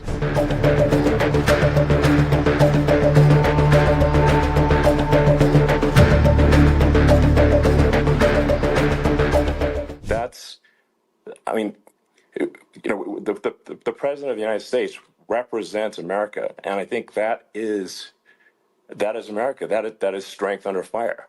And so that's, a big, part of the reason why I was excited to endorse you as the President of the United States for having another term here is that was just incredibly inspiring. But I mean, what was it like for you?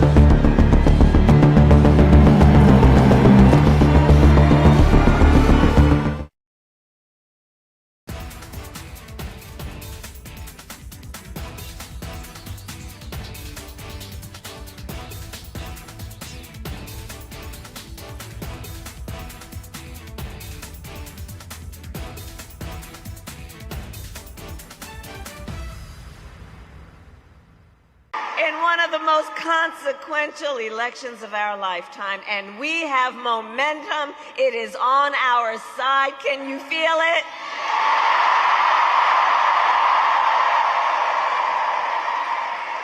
And we have the momentum because our campaign is tapping into the ambitions, the aspirations, and the dreams of the American people. Because we are optimistic and excited about what we can do together.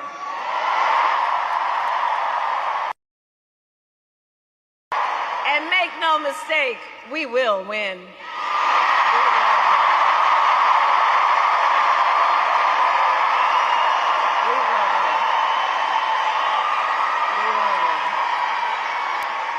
And we will win, and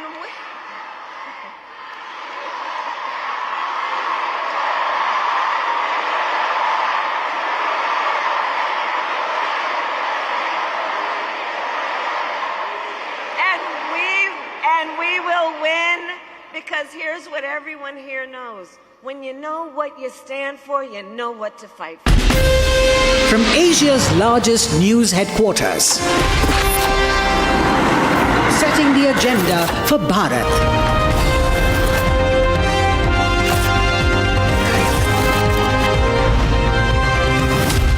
You're watching Republic.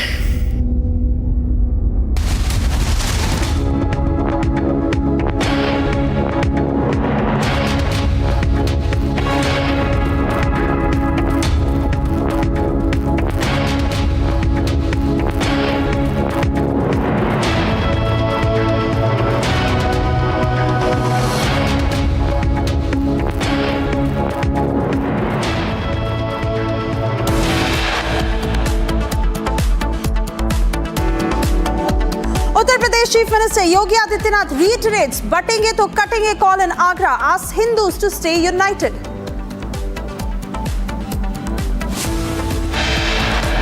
मैं आप सबसे कहना चाहता हूं, जातियों में मत बटें। जातियों में बटेंगे तो कटेंगे, एक रहेंगे तो देख रहेंगे। National call for unity among Hindus after Prime Minister Modi. RSS chief now Anurag Thakur says Hindus must unite in order to stand against divisive forces. आप मेरी बात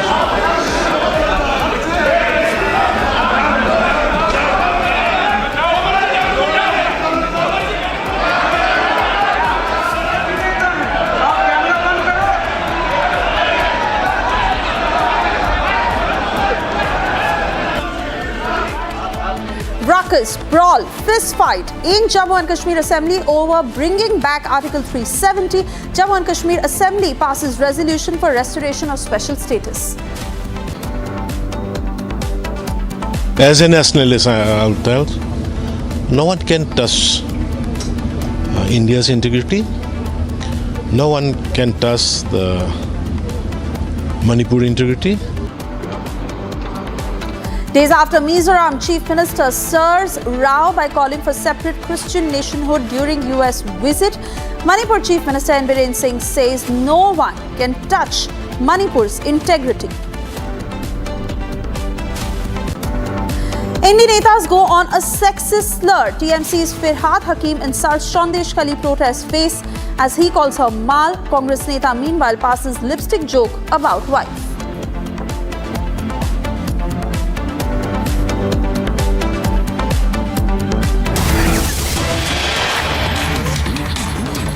And we got across to breaking news coming in. It's a big statement coming in from Ajit Pawar, who's gone on to say that he will campaign for Nawab Malik. Ajit Pawar, who's been standing by Nawab Malik despite the fact that his own alliance partners, the Shinde-led Sena and the BJP, have categorically been not just against Nawab Malik's candidature, but they had strictly said that they will not campaign for Nawab Malik. But Ajit Pawar, who has always come out in support of Nawab Malik, once again goes on to say that he will campaign for Nawab Malik. In fact, the alliance that was put at stake for Nawab Malik himself, as he had first come in as an independent candidate but was later fielded by the Ajit Pawar-led NCP as their candidate. Let's listen into that statement by Ajit Pawar. आम्ही त्यांना उमेदवारी दिली ना, घड्याळाचं चिन्ह दिलंय ना, तुम्ही जाणार आहात, आम्ही त्याच्यामध्ये जाणारच ना. अजूनपर्यंत नवाब मलिकांच्यावर आरोप झाले, आरोप सिद्ध झाल्याशिवाय तुम्ही दोषी कसा ठरवता. आम्ही त्यांना उमेदवारी दिली ना, घड्याळाचं चिन्ह दिलंय ना, तुम्ही जाणार आहात, आम्ही त्याच्यामध्ये जाणारच ना. अजूनपर्यंत नवाब मलिकांच्यावर आरोप झाले, आरोप सिद्ध झाल्याशिवाय तुम्ही दोषी कसा ठरवता.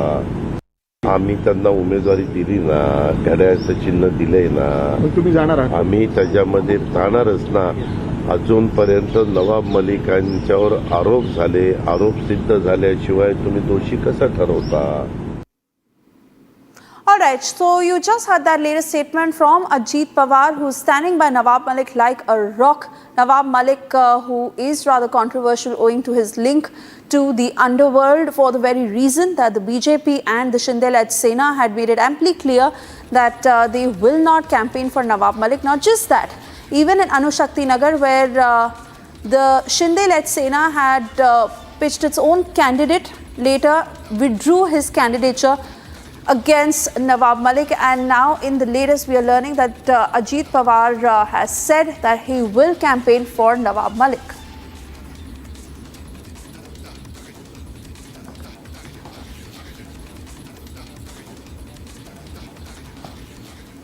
And moving on to the other big story we've been tracking for you very closely. Yes, the batenge to cutenge call by UP Chief Minister Yogi Adityanath that is being reiterated across. First it was Prime Minister Narendra Modi, then the RSS chief, and in the latest BJP leader Anurag Thakur, who has gone on to say the same. He, in that statement, has very clearly said that there is always an attempt to divide Hindus on the basis of caste, region and language. But if that happens, then Hindus will be divided ruthlessly. And for that very reason, it is important that Hindus must come together It is only when they come together that they will stay safe. Let's listen into that statement.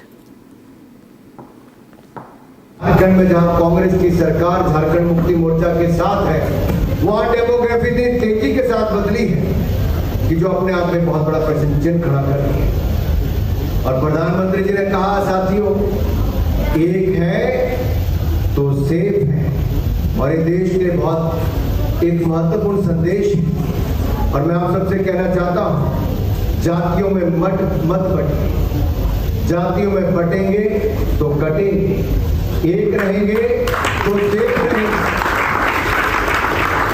हमें ना जाति के नाम पर बटना है, ना भाषा के नाम पे बटना है, ना क्षेत्र के नाम पे बटना है। हमें तो एकजुट रहकर अपने भारत को आगे बढ़ाना है और नंबर 1 देश बनाना है। साथियों, 1947 से जो जग कांग्रेस ने देश को दिए, वो आज तक भरे नहीं।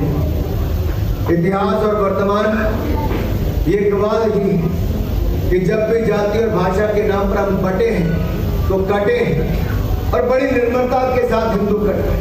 हिंदू कटा है अपने व्यापार से, हिंदू कटा है अपने मकान से, हिंदू कटा है अपने आप से, अपने आज से, हिंदू कटा है अपने समाज से, हिंदू कटा है अपने स्वाभिमान से, हिंदू कटा है अपने आस्था के स्वाभिमान से, हिंदू कटा है अपनी बहन बेटियों की आबरू से, हिंदू कटा है अपने धर्म के नाम से। और मैं आप सबसे कहना चाहता हूं, हम बटे बिना, हम कटे बिना, हम एकजुट होकर आगे बढ़े। और आपकी श्रद्धांजलि सभा में यही एक संदेश है कि इस देश के टुकड़े भी नहीं होने देंगे, देश को कटने भी नहीं देंगे, ना जाति के नाम पे, ना धर्म के नाम पर, ना संप्रदाय के नाम पर। Meanwhile, UP Chief Minister Yogi Adityanath, who once again reiterated the "batenge to katenge" pitch at a rally in Agra. Let's listen in once again. बहनों और भाइयों, राष्ट्र से बढ़कर के कुछ नहीं हो सकता, कुछ नहीं हो सकता। और राष्ट्र तब सशक्त होगा जब हम एक रहेंगे, नेक रहेंगे, तभी नेक रहेंगे। बटेंगे तो कटेंगे। आप देख रहे हैं ना, बांग्लादेश में देख रहे हो ना, तो वो गलतियां यहां नहीं होनी चाहिए। बटेंगे तो कटेंगे, एक रहेंगे तो नेक रहेंगे, सुरक्षित रहेंगे और समृद्धि की पराकाष्ठा को पहुंचेंगे। हमें विकसित भारत की संकल्पना को साकार करने के लिए कार्य करना है। मैं एक बार फिर से राष्ट्रवीर दुर्गादास राठौर जी के श्री चरणों में कोटि कोटि नमन करते हुए, आज उनकी भव्य प्रतिमा यहां पे लगी है। राष्ट्र के प्रति समर्पण और श्रद्धा का भाव जिन्होंने अपने शौर्य और पराक्रम से दिया था, वह श्रद्धा का भाव हमारे मन में सदैव बना रहे। बहनों और भाइयों, राष्ट्र से बढ़कर के कुछ नहीं हो सकता, कुछ नहीं हो सकता। और राष्ट्र तब सशक्त होगा जब हम एक रहेंगे, नेक रहेंगे, तभी नेक रहेंगे।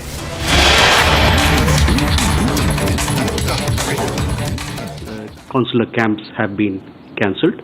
As you know, we have a large diaspora in Canada. Many of these people, especially around the month of November, December, they need several documentation for continuation of their pensions and several other activities here in India.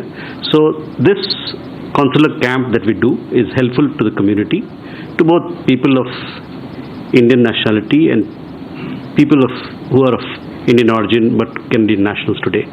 So that is the reason why the consular camps have had to be cancelled.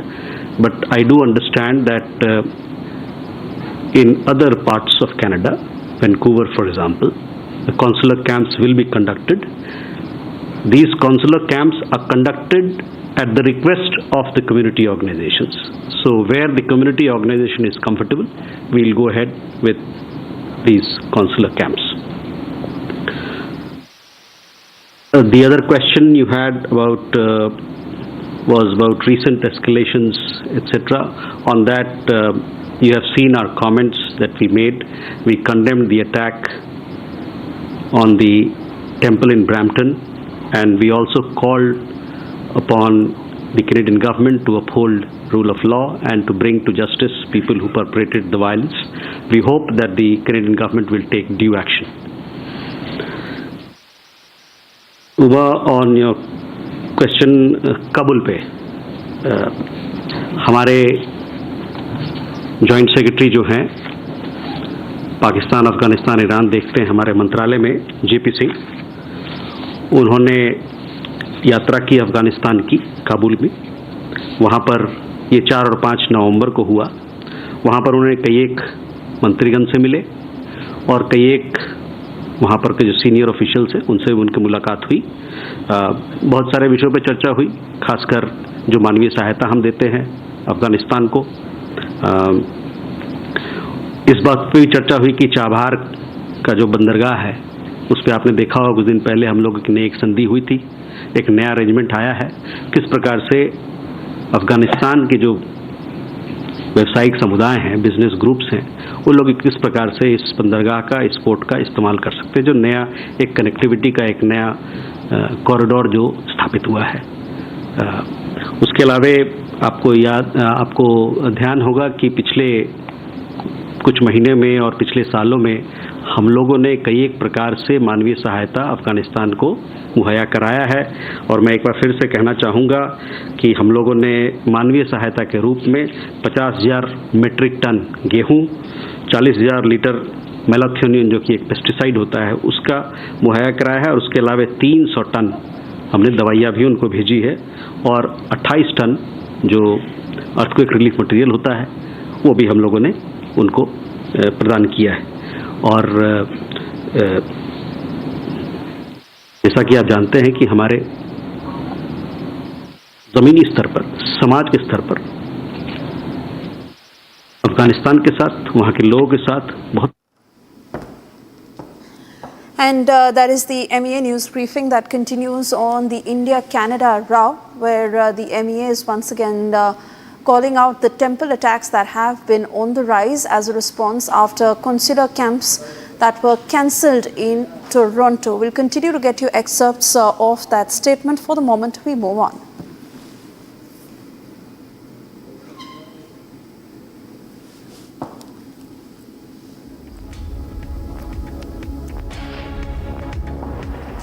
And we are now getting you details of the ruckus that broke out in the Jammu and Kashmir Assembly. Thoroughly embarrassing as it was NC leaders who went on to speak about the restoration of Article 370 and also the statehood of Jammu and Kashmir, as they have been demanding, must be restored. Now, you saw what happened in the well of the House, where 2 BJP MLAs also got injured during the assembly ruckus, and they were marshalled out. BJP leader Smriti Irani, who has slammed Jammu and Kashmir Chief Minister Omar Abdullah very strongly, demanding that Omar Abdullah must clear his position on the issue of Article 370 abrogation. There was complete chaos and a scuffle over the demands that the NC is making of not just asking for the release of political prisoners, but also the restoration of Article 370 and 35A. Republic also gets you the response of the Deputy Chief Minister of Jammu and Kashmir. Listen in. जो party कहती है we are the with the difference, जो party कहती है we are very discipline, आज उन्होंने दर्शाया कितने डिसिप्लिन में। जहां लीडर ऑफ द अपोजिशन खुद टेबल पे चढ़ जाए, चेयर पे चढ़ जाए, तो वहां बाकियों से क्या तवक्को करोगे। ये जो आज उन्होंने किया है ये चेयर का कहीं तौहीन थी, ये उस हाउस की तौहीन थी जिस हाउस में ये आए हैं। तो लिहाजा ये क्या कहते हैं, जो ये कर रहे हैं ये अपने आप को नीचा गिरा रहे हैं। वो लोग जो जम्मू के लोग हैं जिन्होंने इनको चुन के किसी बेरोजगार बच्चों के रोजगार के लिए भेजा है, उन्होंने माइनिंग का रेट ठीक करने के लिए भेजा है, उन्होंने इंडस्ट्री पॉलिसी ठीक करने के लिए भेजा है, उन्होंने टूरिज्म को अपना बढ़ावा देने के लिए भेजा है, उन्होंने इनको भेजा है तो हॉस्पिटलों की कंडीशन ठीक करो उसलिए भेजा है, उन्होंने कहा हमारे स्कूल ठीक करो उसलिए भेजा है। लेकिन ये कौन से चक्रों में पड़ गए हैं, ये सिर्फ यहाँ फोटो सेशन करने के लिए आते हैं, ये लोगों की हमदर्दी करके नहीं आते। हमने जो रेजोल्यूशन दिया है वो लोगों के हित में, जो चीज़ हमने कही, जिनके लिए कही, जिस आम गरीब के लिए कही, वो समझ रहा है। दिल्ली वाले समझ रहे हैं, जिनको हमने समझाना वो समझ रहे हैं, हमने जो कहा वो करके दिखाया। अब कौन क्या कहता है, ए डैश कहाँ आई, फुल स्टॉप कहाँ आया, कॉमा कहाँ आया, ये हम मास्टर नहीं है पढ़ाने आए, हम ये दिखाने आए हैं कि जो लोगों से वादा करके आए हैं उस वादे को निभाया है, वो लोगों को करके दिखाया, उसमें हम अपने आप को खाली ये किया नहीं, इसको करवा के छोड़ेंगे। कांग्रेस और इंडिया अलायंस के नेताओं का टैक्टिकल समर्थन दिखाता है उग्रवाद और आतंकवाद के समर्थन में। यह भारत में हर नागरिक को ज्ञात है कि धारा 370 हटने के बाद नागरिकों की मृत्यु में 80% की गिरावट हुई। यह हर हिंदुस्तानी को ज्ञात है कि धारा 370 हटने के बाद जम्मू कश्मीर में आतंकी घटनाओं में 70% की कमी हुई।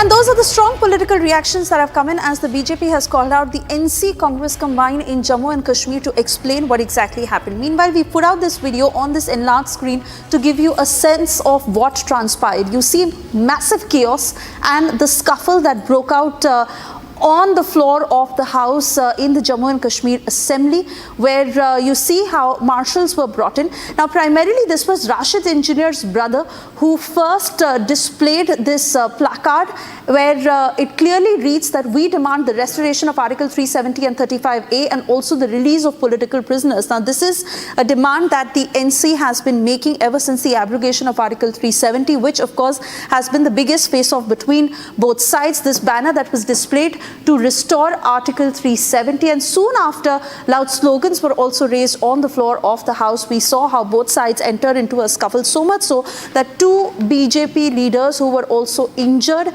as a part of this scuffle, and the BJP has very strongly called out the NC Congress combined to explain their position on what they want as far as the future of Jammu and Kashmir is concerned when it comes to Article 370 and restoring statehood of Jammu and Kashmir, which, remember, the centre has said that will happen at a later point. But this kind of a scuffle that broke out on the floor of the House.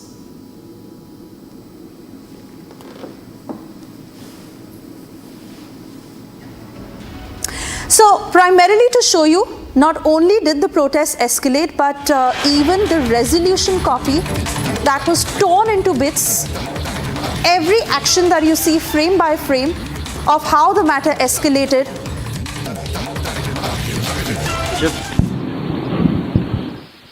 Sir, this is Keshav Padmanabhan from The Print. Just following up on Canada, can you give us a sense of whether in the last year since the Chilean diplomatic ties, whether there has been more threats to our diplomats and consular officials in Canada, whether the threats have increased against them, and a sense of whether there have been any other incidents with regards to our consular camps in the recent past that have been threatened by violence. And just secondly, on the EAM's visit to Australia, he had said that we are working proactively on peace in different regions. Could you just give us a sense of, what he meant by the kind of steps that we are taking to support peace in Russia, Ukraine, as well as the Gaza conflict? Thank you, sir. Okay. Ashok sir, Ashok हूँ जी news से।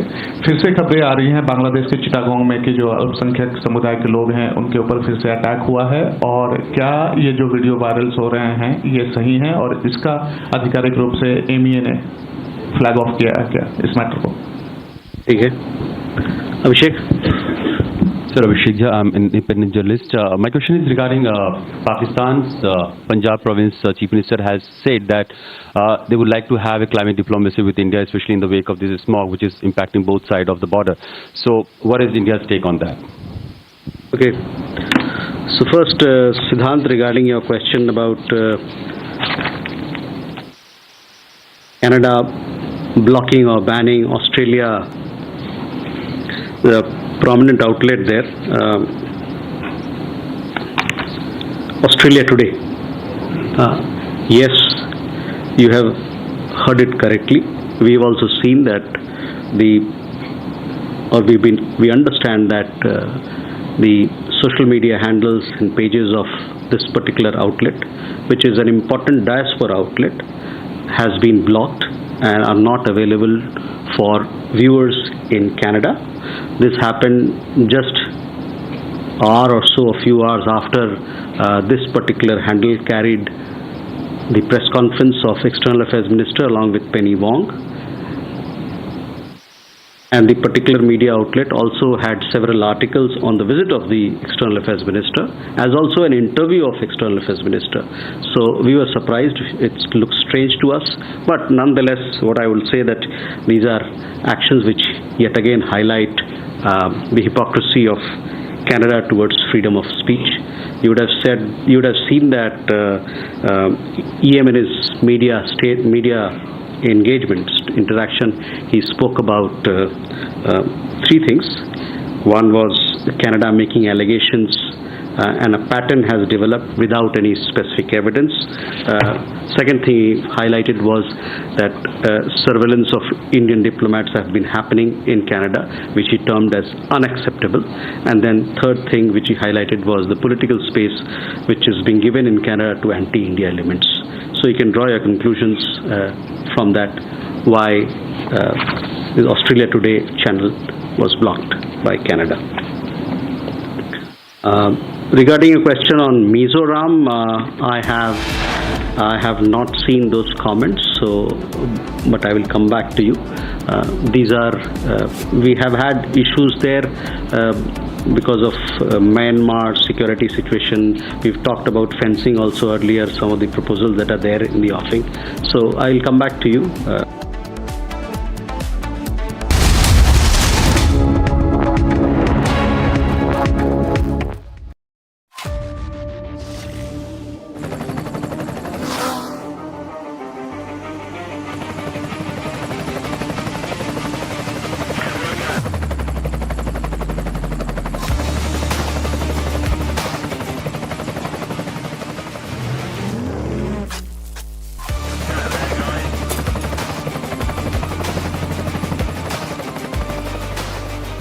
Director, the taste of success.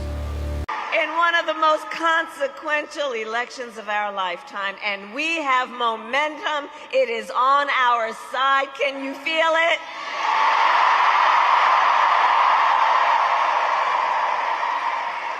And we have the momentum because our campaign is tapping into the ambitions, the aspirations, and the dreams of the American people. Because we are optimistic and excited about what we can do together.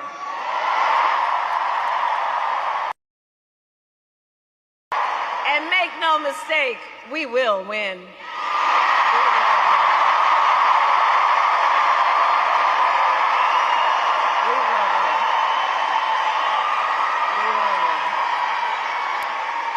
And we will win, and we...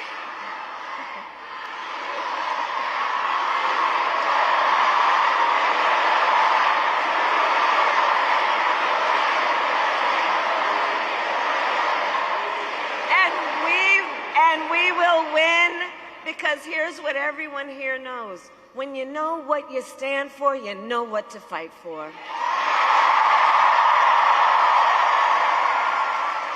And we have an opportunity.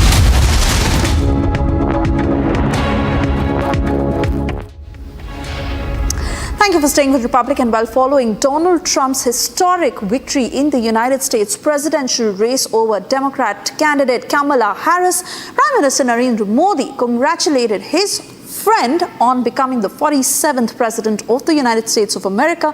Prime Minister Modi shared that he had a fruitful conversation with the new American president. Prime Minister Modi also said that the two leaders will work very closely to strengthen Indo-US strategic partnership spanning across various sectors like technology, defense, energy and space. The two leaders sharing the strong camaraderie has been very visible on several occasions like Howdy Modi and Namaste Trump, highlighting their mutual admiration for each other. Getting you all the details in this report. Thank you very much. Wow. Just hours after Donald Trump won a historic mandate to the White House, defeating his Democratic rival Kamala Harris, Prime Minister Narendra Modi dialed his American friend. Prime Minister Modi congratulated the 47th President of the United States of America on his historic election victory. Prime Minister Modi said that he had a great conversation with Donald Trump and that he is looking forward to renewing their collaboration to strengthen the India-US comprehensive global and strategic partnership. He also said the two leaders will work together to strengthen their relations across several sectors like technology, defense, energy and space. Prime Minister Modi and US President Donald Trump's bonhomie is known to all.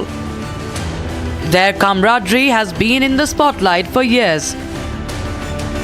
Whether it is the Howdy Modi event in Houston in 2019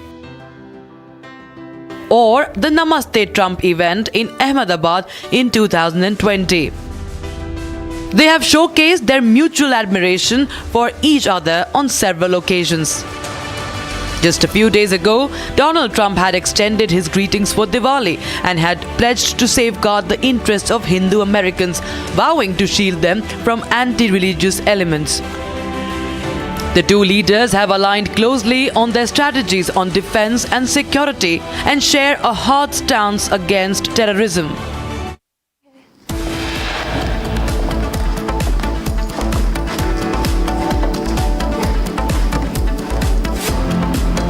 Time now for a short commercial break. On the other side, Indie Netas go on a sexist slur. TMC's Firhad Hakim insults Sandesh Kali protest space as he calls her Mal. Congress Neta meanwhile passes lipstick joke about wife.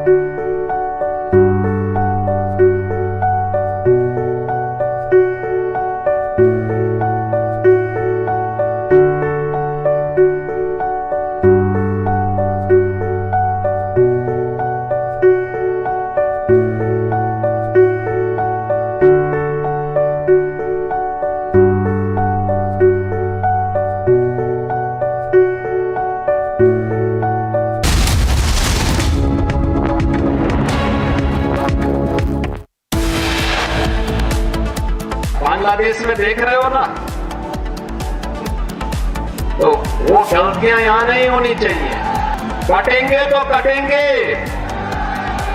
एक रहेंगे तो नेक रहेंगे। Uttar Pradesh Chief Minister Yogi Adityanath reiterates butting to cutting call in Agra, asks Hindus to stay united.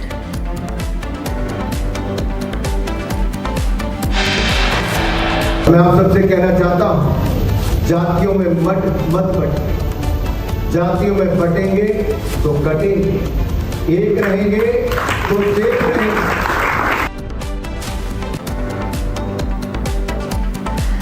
National call for unity among Hindus after Prime Minister Modi and RSS chief. Now Anurag Thakur says Hindus must unite in order to stand against divisive forces.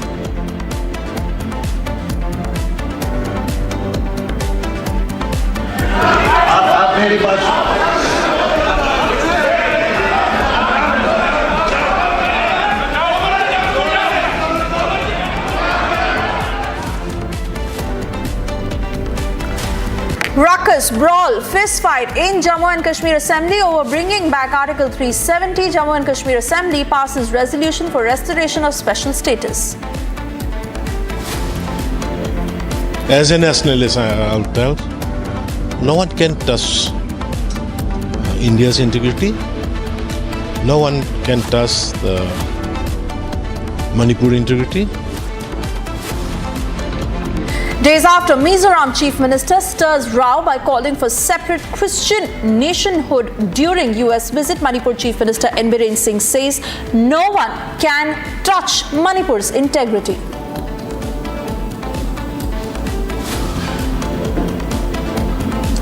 Indian netas go on a sexist slur. TMC's Firhad Hakim insults Shondesh Kali protest face as he calls her Mal. Congress neta meanwhile passes lipstick joke about wife.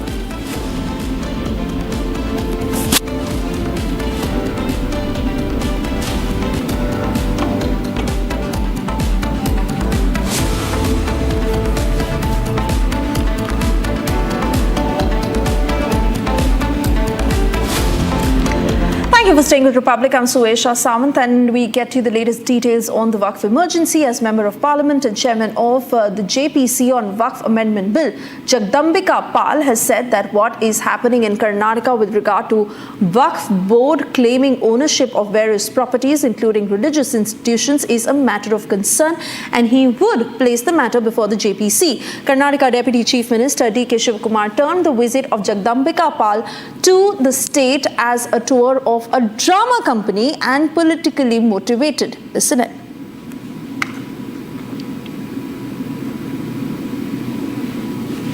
Not a parliamentary committee, it is a BJP committee. If it's a joint parliamentary committee, where are the other members? What is a former MP doing in that committee meeting? What is other MPs who have no connection with the JPC doing in that meeting?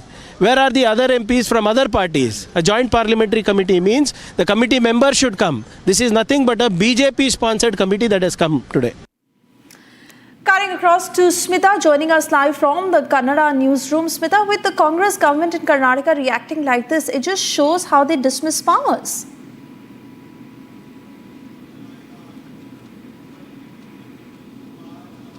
Exactly. We also have, the reaction from the Deputy Chief Minister and also KPCC President D.K. Shivakumar calling the JPC as a drama company. The Congress as a whole is accusing that the BJP is trying to encash the dispute between Waqf Board and the local farmers to their political gains, especially during the by-election season where Karnataka's three, assemblies are going for poll on this 13th. But we have also seen the JPC member Jagdambika Pal stating that he himself has, interacted with many farmers and also the leaders from various religious, association or the Mats, Shrees and all. And he himself has reacted and given media statement that he has primarily got the information regarding how a notice was issued to farmers in the name of Waqf saying that their land no more belong to them but it belongs to Waqf Board, and also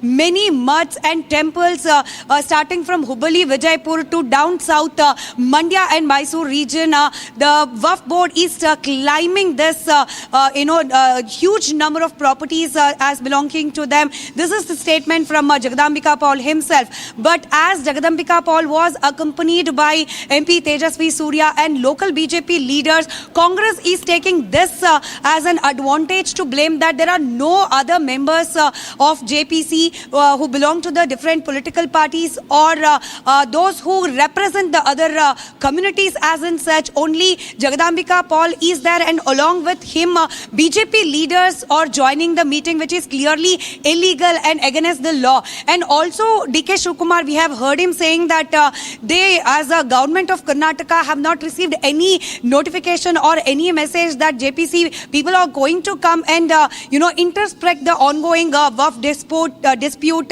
So DK Shivakumar straightly called this as an drama company set by the BJP in the election season just to gain the popularity or just to grab the voters' attention in the communal basis is what Congress is clearly alleging against BJP and also about the JPC.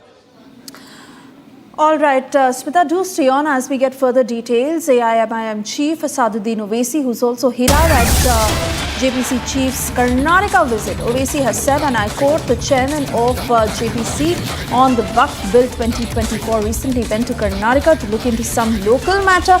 The committee does not have investigation powers. Its job is to look into the bill alone. Moreover, the chairman cannot act unilaterally and the committee has to act collectively. That statement from Owaisi. And before we play that out, Smita, once again, they're all speaking this in the same tone.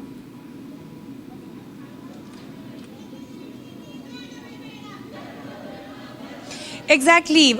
Even Owaisi's statement, if we go through his statement, he's saying that there should be no investigation as such. Only he can, Jagadambika Paul can collect the information from the farmer. That is what exactly the JPC is doing here in Karnataka.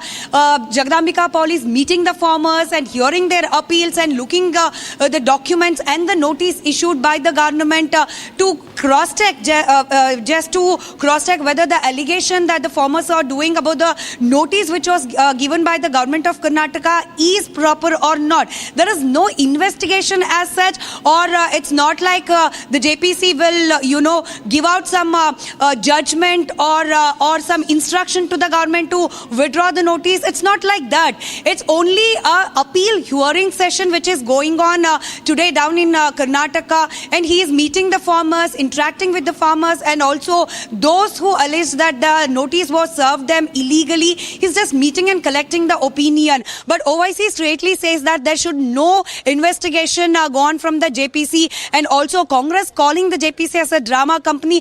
Clearly, it is also visible that even the Congress and their fellow parties are also trying to play the political game in the whole this JPC visit event in Karnataka. All right, Smita, do stay on with us as we also have a reaction from Karnataka Deputy Chief Minister DK Shivakumar on this matter. Let's listen in.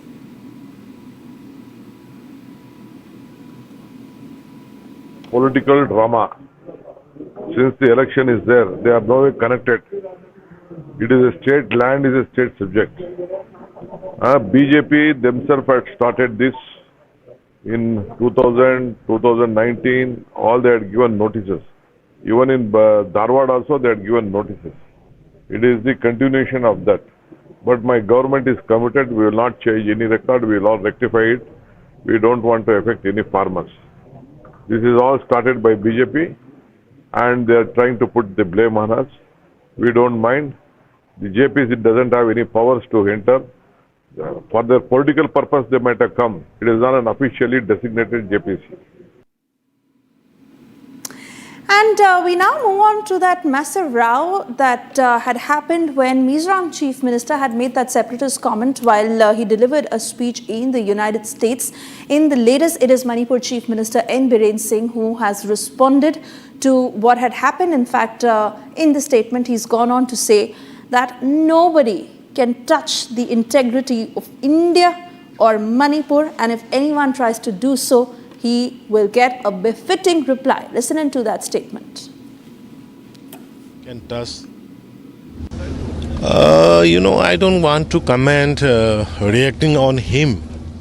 But you see, as a proud Indian and as a Chief Minister of Manipur and as a nationalist, I'll tell, no one can touch India's integrity. No one can touch the Manipur integrity because, India is not a mere country. India is a big country. And we should be proud being an Indian. And others, particularly or personally, I don't want to comment to basis on anybody's comment. But my stand is very clear. We will stand for India. We will stand for the unity and integrity of the Bharat. Bharat को एकता रखना, strong रखना, ये अपने काम है और जो भी इसमें चैलेंज करेगा उसको हम डिफीटिंग रिप्लाई देंगे। President Draupadi Murmu boarded the indigenous aircraft carrier INS Vikrant today to observe naval operations at sea, marking her maiden voyage on the vessel. She was welcomed by Goa Governor P.S. Sridharan Pillai and Chief Minister Pramod Sawant. President Murmu witnessed a comprehensive display of multi-domain naval operations including battle exercises, submarine operations, air demonstrations with fighter jets and helicopters and a naval aircraft flypast. On the anniversary of One Rank One Pension, Prime Minister Modi said that the scheme is a tribute to the courage and sacrifices of our veterans and ex-service personnel who dedicate their lives to protecting our nation. Prime Minister Modi further said that the decision to implement One Rank One Pension was a significant step towards addressing this long-standing demand and reaffirming our nation's gratitude to our heroes. He added that lakhs of pensioners and pensioner families have benefited from this landmark initiative. After Supreme Court pulled up the Uttar Pradesh government over demolition of houses, Samajwadi Party MP Avdesh Prasad said that the Samajwadi Party has been raising their voice against Yogi government's bulldozer action.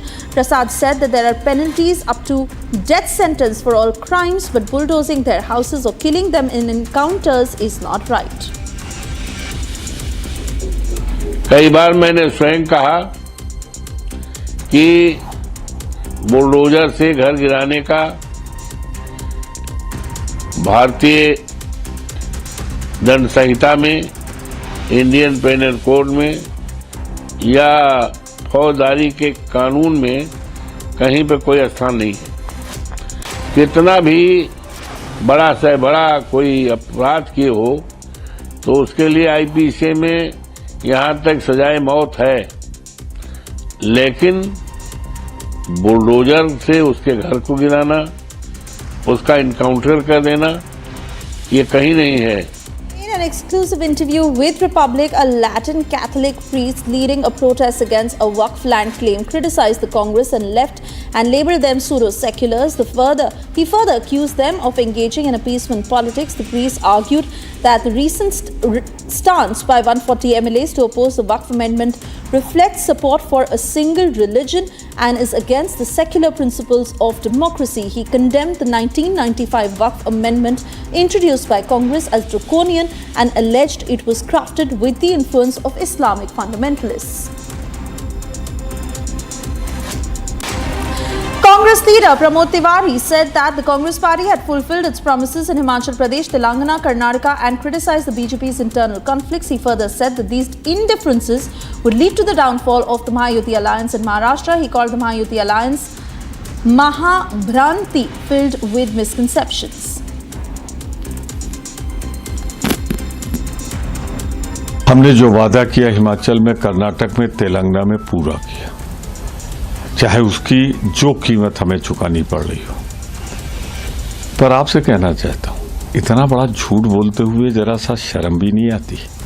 सब मिलकर लड़ रहे हैं, तो 36 जगहों पे जो बागी खड़े हैं आपके, ये क्या है?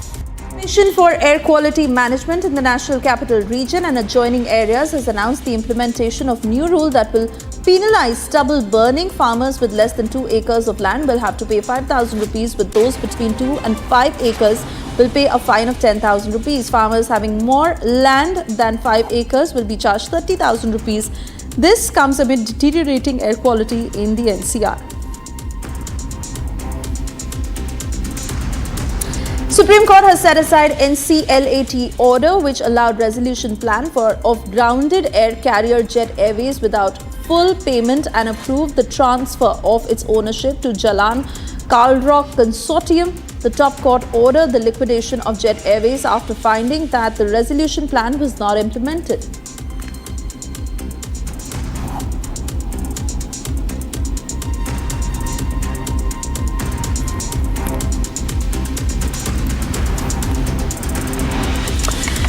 Moving on, as in a shocking controversy, TMC leader and Kolkata Mayor Firhad Hakim hurled sexist slur at BJP leader Rekha Patra, who has been referred to as Mal. He also went on to criticize Rekha Patra for not being able to secure a win from her constituency during the Lok Sabha elections and hit out at the BJP and Prime Minister Modi for filing false cases against opposition leaders. Remember, Rekha Patra is the same person who led the Sandesh Khali protests.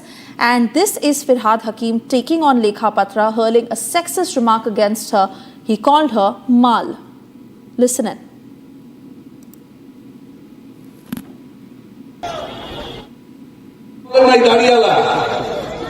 তার নাম হচ্ছে নরেন্দ্র মোদী। কাজ ছিলেন মেরে সন্দেশ খালি কি কান্না বাবা, কি কান্না। আপনাদের এখানে প্রার্থী দিয়ে দিল সন্দেশ খালি, সেই ভদ্রমহিলা কোথায়? এই তো হাজি নুরুলের বিরুদ্ধে কেস করেছিল, হেরে গিয়ে হেরো মাল, হেরে গিয়ে হেরো মাল, হেরে গিয়ে হেরো মাল, কয়েক লক্ষ ভোটে হেরে গেল, তারপরে কেস করলো। বিজেপি কেস জানে, মানুষের পাশে আসতে জানে না। And well, that is not all. We'll also get you a series of such comments that have been made by indie leaders in the recent past, which have really exposed their mindset and how they go on to abuse women and the low political discourse that they resort to. First, take a look at this comment that was made by Punjab Congress Chief Raja Waring, who resorted to making vulgar jokes against his own wife. तड़के सोची जिंदी ला के निकल जाती, 6 बजे जाती है, फिर रात को 11 बजे उठ के मेरे तक गुलगुले पक गई, मैं तो मेरे तक कमो गई। नहीं सच्ची गल है, तुम दसो 6 बजे जनानी जाए तो 11 बजे आए तो मेरे गालियां बजने। बोलो मैनू तो कोई लांगरी भाल दो, लांगरी भाल दो जेड़ा मेरिया रोटियां राटियां पका छड्या करे। इस तो बाद ब्याह मकलावे चल पैणगे, भोग चल पैणगे, जगराते चल पैणगे। मैं तो डीके करूंगा भी किथे है, मिल जा कदे 2 मिनट आके। होर की होगा बेटे दस, यही होर क्यों? थोड़ा तो पता भी ना, मैं तो इधर गया था भी मरे, इधर गया था भी मरे। ये हुण ये ना भी नाल तगड़े कर दो, चलो कम से कम इज्जत मानता करूगी, जित के भी चले। मेरे घर वाले ने मेरे कसम ने जिताया है, नहीं तो वो भी कम हो जावा। सो इन्होंने गलों का ध्यान रखियो। सुखने आ रहे हो, तुसी बहुत चंगे लोग हैं, ना मैं थोड़े चो कदे गया, ना मैं थोड़े चो कदे जाना। चंगा है माड़ा है, पर राजा अपने एक दूजे नालों 100 गुणे चंगा है। कदे ऐनका वंडदा सी, कदे स्कूलों च बूट वंडदा सी, कदे कोठियां वंडदा सी, कदे कंबल वंडदा सी, होर कदे कोई मर्जन आया नहीं गा। लुट के लैके जान तो बाद राजा बनेंगी या चंगा माड़ा किसी ने भोग ते, किसी ने ब्याह ते, थोनू लंघदा टपदा वेखदा मेरे तो वध होर कोई नहीं। And you would remember that massive uproar after UBT leader Arvind Sawant had gone on to make that misogynistic remark against Shaina NC, where he again called her Mal. Listen in. उनकी हालत देखो ना भैया, जिंदगी भर वो भाजपा में रही, अब कहीं नहीं तो इनके दूसरे पार्टी में गई। और ये इम्पोर्टेड नहीं चलता, यहाँ इम्पोर्टेड माल नहीं चलता हमारे यहाँ ओरिजिनल माल चलता है, ओरिजिनल माल है हमारा।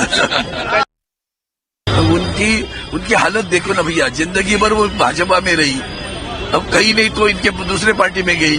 और ये इम्पोर्टेड नहीं चलता, यहाँ इम्पोर्टेड माल नहीं चलता हमारे यहाँ ओरिजिनल माल चलता है, ओरिजिनल माल है हमारा। In fact, Sena UBT leader Sanjay Raut's brother Sunil Raut, who had also gone on to make derogatory remarks against women. Listen in. तो टक्कर वैसी होनी चाहिए अपनी लेवल की, लेकिन कोई ठिका ही नहीं मेरे साथ में, आने की हिम्मत ही नहीं। सब पीछे सब पीछे सब पीछे। तो अभी किसी को बकरा बनाना ही था तो उसको बकरी को मेरे गले में डाल दिया। अभी 20 साल को काटेंगे बकरी को अपन।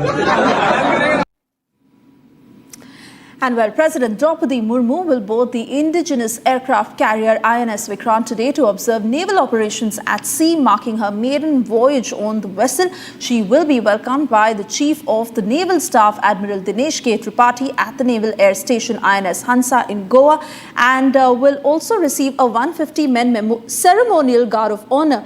At sea, she will witness a comprehensive display of multi-domain naval operations, including battle exercises, submarine operations, and air demonstrations with fighter jets and helicopters and a naval aircraft fly past. A historic moment approaches. India's sea power meets their supreme commander. Honorable President of India joins the Indian Navy at sea aboard its pride, INS Vikrant. Witnessing firsthand the valor, the readiness, the power of a force always prepared.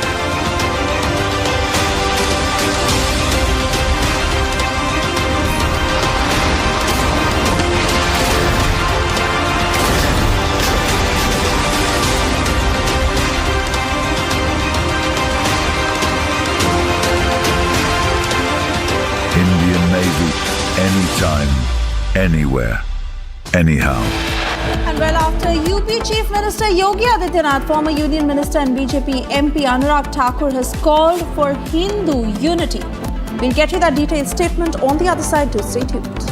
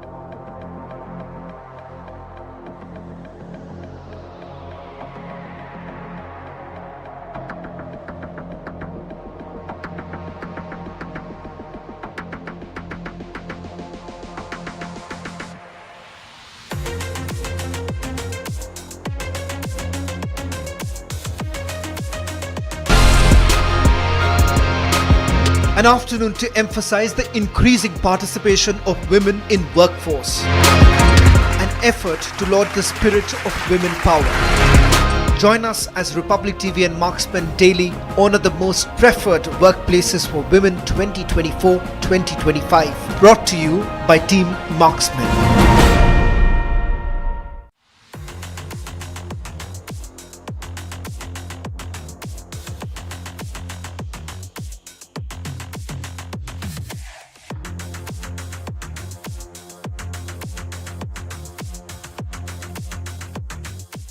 But we don't have to settle for weakness and incompetence and decline and decay. That's a nice word, decay. That's what's happening. That's a nice word, decay. Can you imagine? And nobody will question it because it's true. With your vote tomorrow, we can fix every single problem our country faces and lead America and lead the world to new heights of glory. Think of that. statement how beautiful that is. New heights of glory, that's what's going to happen. When we win the election and we're really, well, look, the ball's in our hand. All we have to do is get out the vote tomorrow. You get out the vote, they can't do anything about it, we win.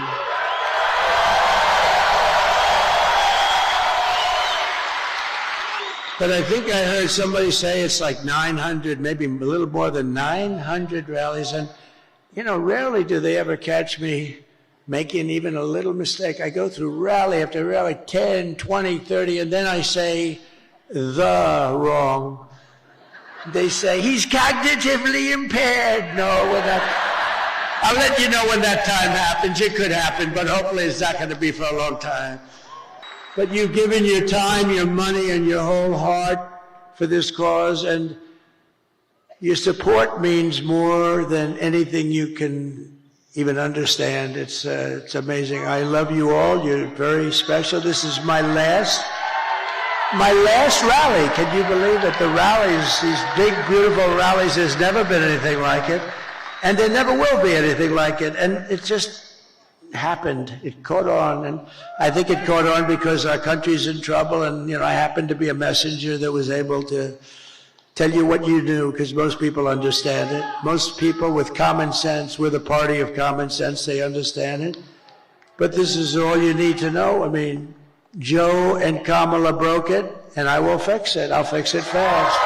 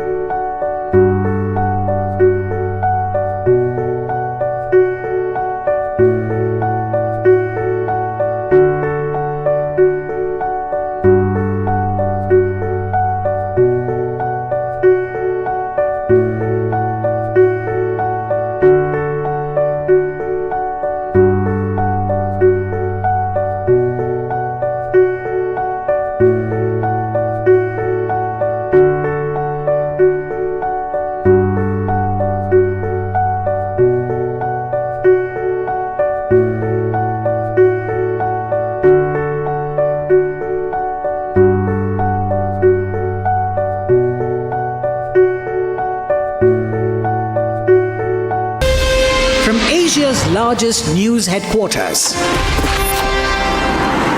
setting the agenda for Bharat.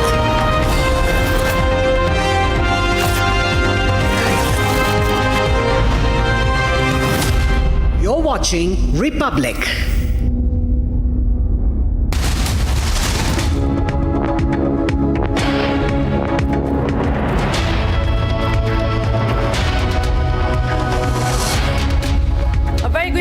You're watching Republic TV and I'm Rakta Mishra with you. The call for Hindu unity, the "Batenge to Katenge" slogan is reverberating across the country, viewers. It's a national call for Hindu unity. We'll get you the latest on that. First, the headlines this hour.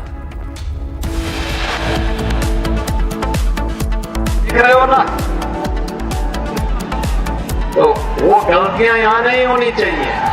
बटेंगे तो कटेंगे, एक रहेंगे तो नेक रहेंगे।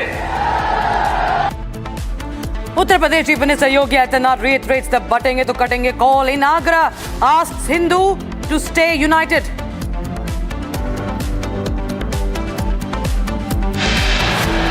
मैं आप सबसे कहना चाहता हूं, जातियों में मत बटे, जातियों में बटेंगे तो कटेंगे, एक रहेंगे तो देख रहेंगे।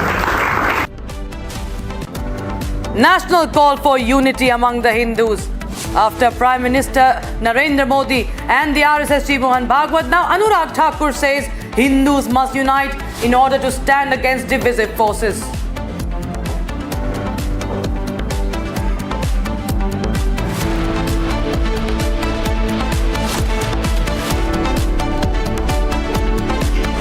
आप मेरी बात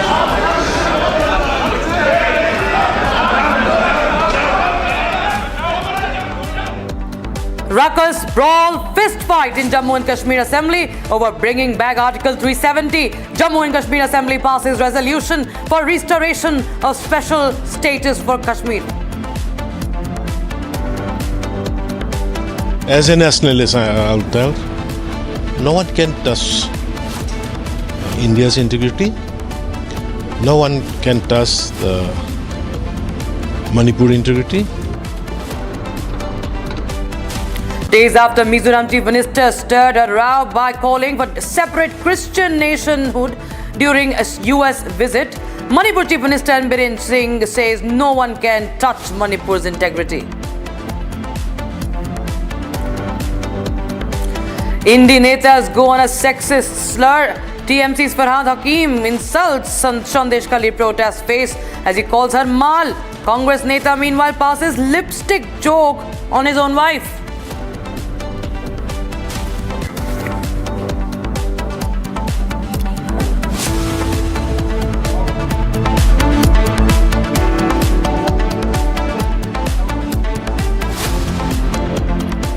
So, ladies and gentlemen, we are getting to you at the top story we're tracking. It's a call for Hindu unity that is now echoing nationwide. In fact, it's also crossing the borders. We've seen how Hindus are being targeted, and leaders, the national leaders, have called that out, and now they are urging Hindus to unite.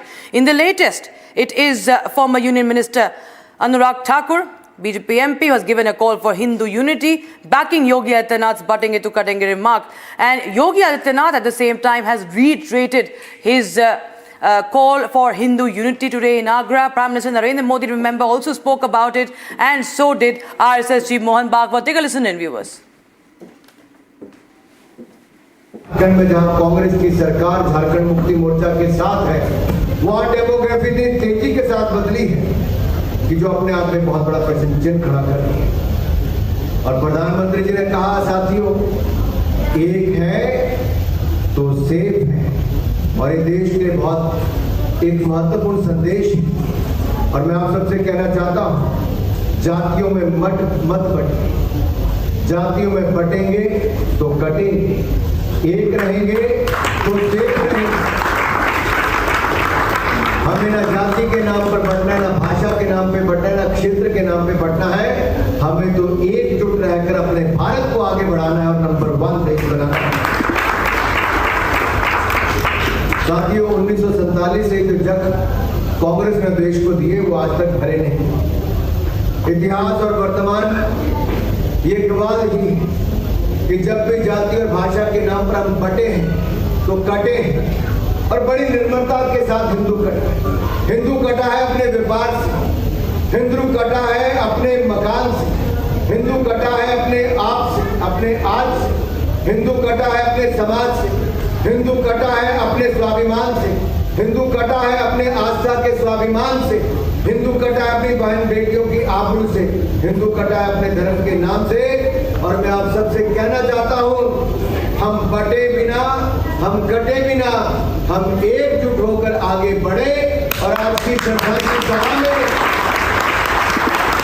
यही एक संदेश है कि इस देश के टुकड़े भी नहीं होने देंगे, देश को कटने भी नहीं देंगे, ना जाति के नाम पे, ना धर्म के नाम पर, ना संप्रदाय के नाम पर। So Hindus in India must remain united. That's what Anurag Thakur has said. And remember, Yogi Adityanath, who coined this slogan, who gave this slogan, "Batenge to Katenge," this has been trending literally. If you see, there are counter posters by Samajwadi Party also on that ahead of the election, the by-elections in Uttar Pradesh. Today, once again, giving a speech in Agra, Yogi Adityanath, in fact, he repeated his call for Hindu unity and his words, "Katenge to batenge." Listen in.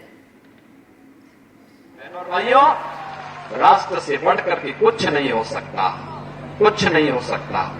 और राष्ट्र तब सशक्त होगा जब हम एक रहेंगे, नेक रहेंगे, तभी नेक रहेंगे। बटेंगे तो कटेंगे।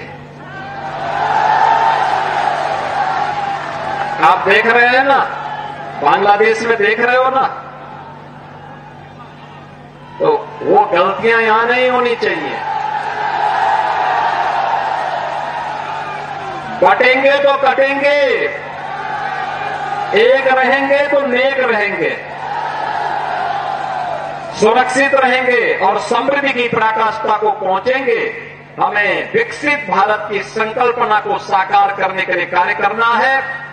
मैं एक बार फिर से राष्ट्रवीर दुर्गादास राठौर जी के इसी चरणों में कोटि कोटि नमन करते हुए, आज उनकी भव्य प्रतिमा यहां पे लगी है। राष्ट्र के प्रति समर्पण और श्रद्धा का भाव जिन्होंने अपने शौर्य और पराक्रम से दिया था, वह श्रद्धा का भाव हमारे मन में सदैव बना रहे।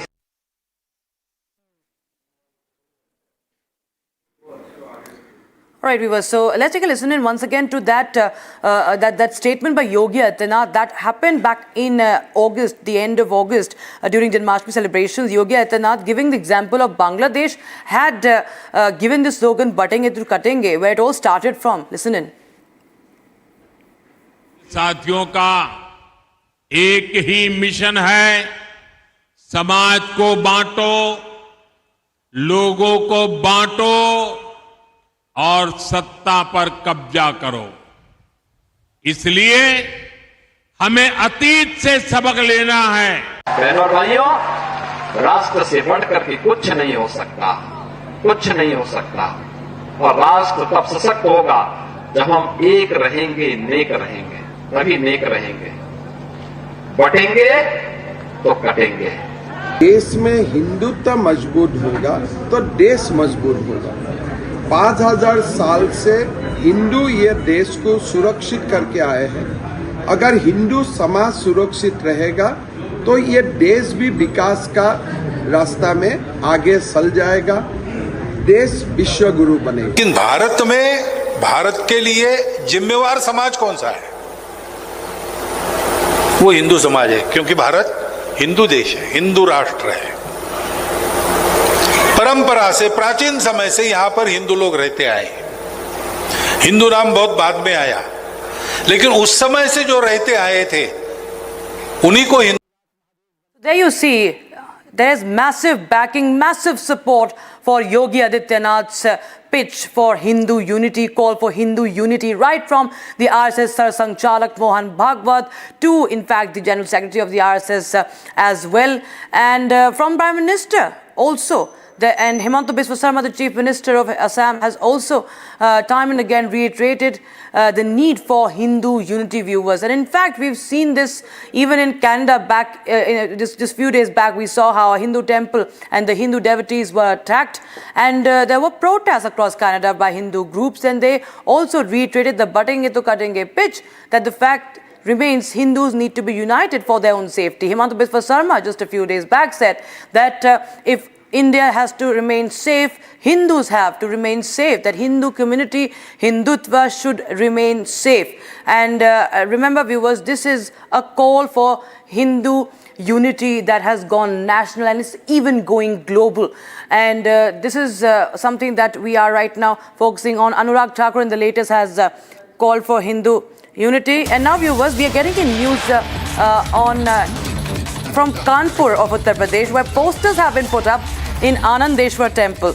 That is famously known as Mini Kashi of Kanpur. And posters with the words "Katenge to batenge" have been put up inside the temple premises. There you have those visuals coming in.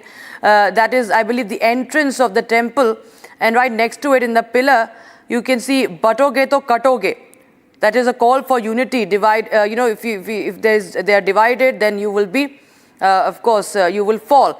United we stand, divided we fall. That is what it translates to.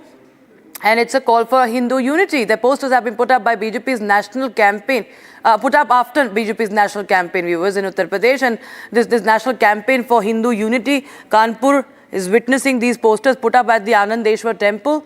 This is after BJP's national campaign for Hindu unity. The call is now echoing, viewers, across the country. And several states are witnessing this, the impact. You can see in Uttar Pradesh, of course, Yogi Adityanath is the Chief Minister of Uttar Pradesh. You can see Kanpur temple, that's the Mini Kashi, it's known as Mini Kashi, Anandeshwar temple. The posters with the "Katenge to batenge" slogans have been put up. So you understand, viewers, this is an urge for collective efforts for societal betterment and Hindu unity. And in fact, we'll put out those pictures from Varanasi as well.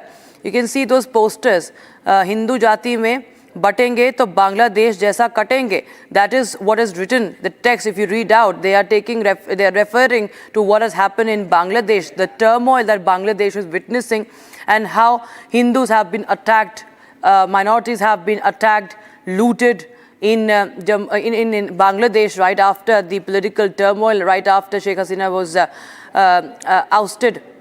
And these are two pictures, viewers, we have put out from Kanpur and Varanasi, where this call for batenge to katenge is being reflected, and it is, of course, now widespread across the country.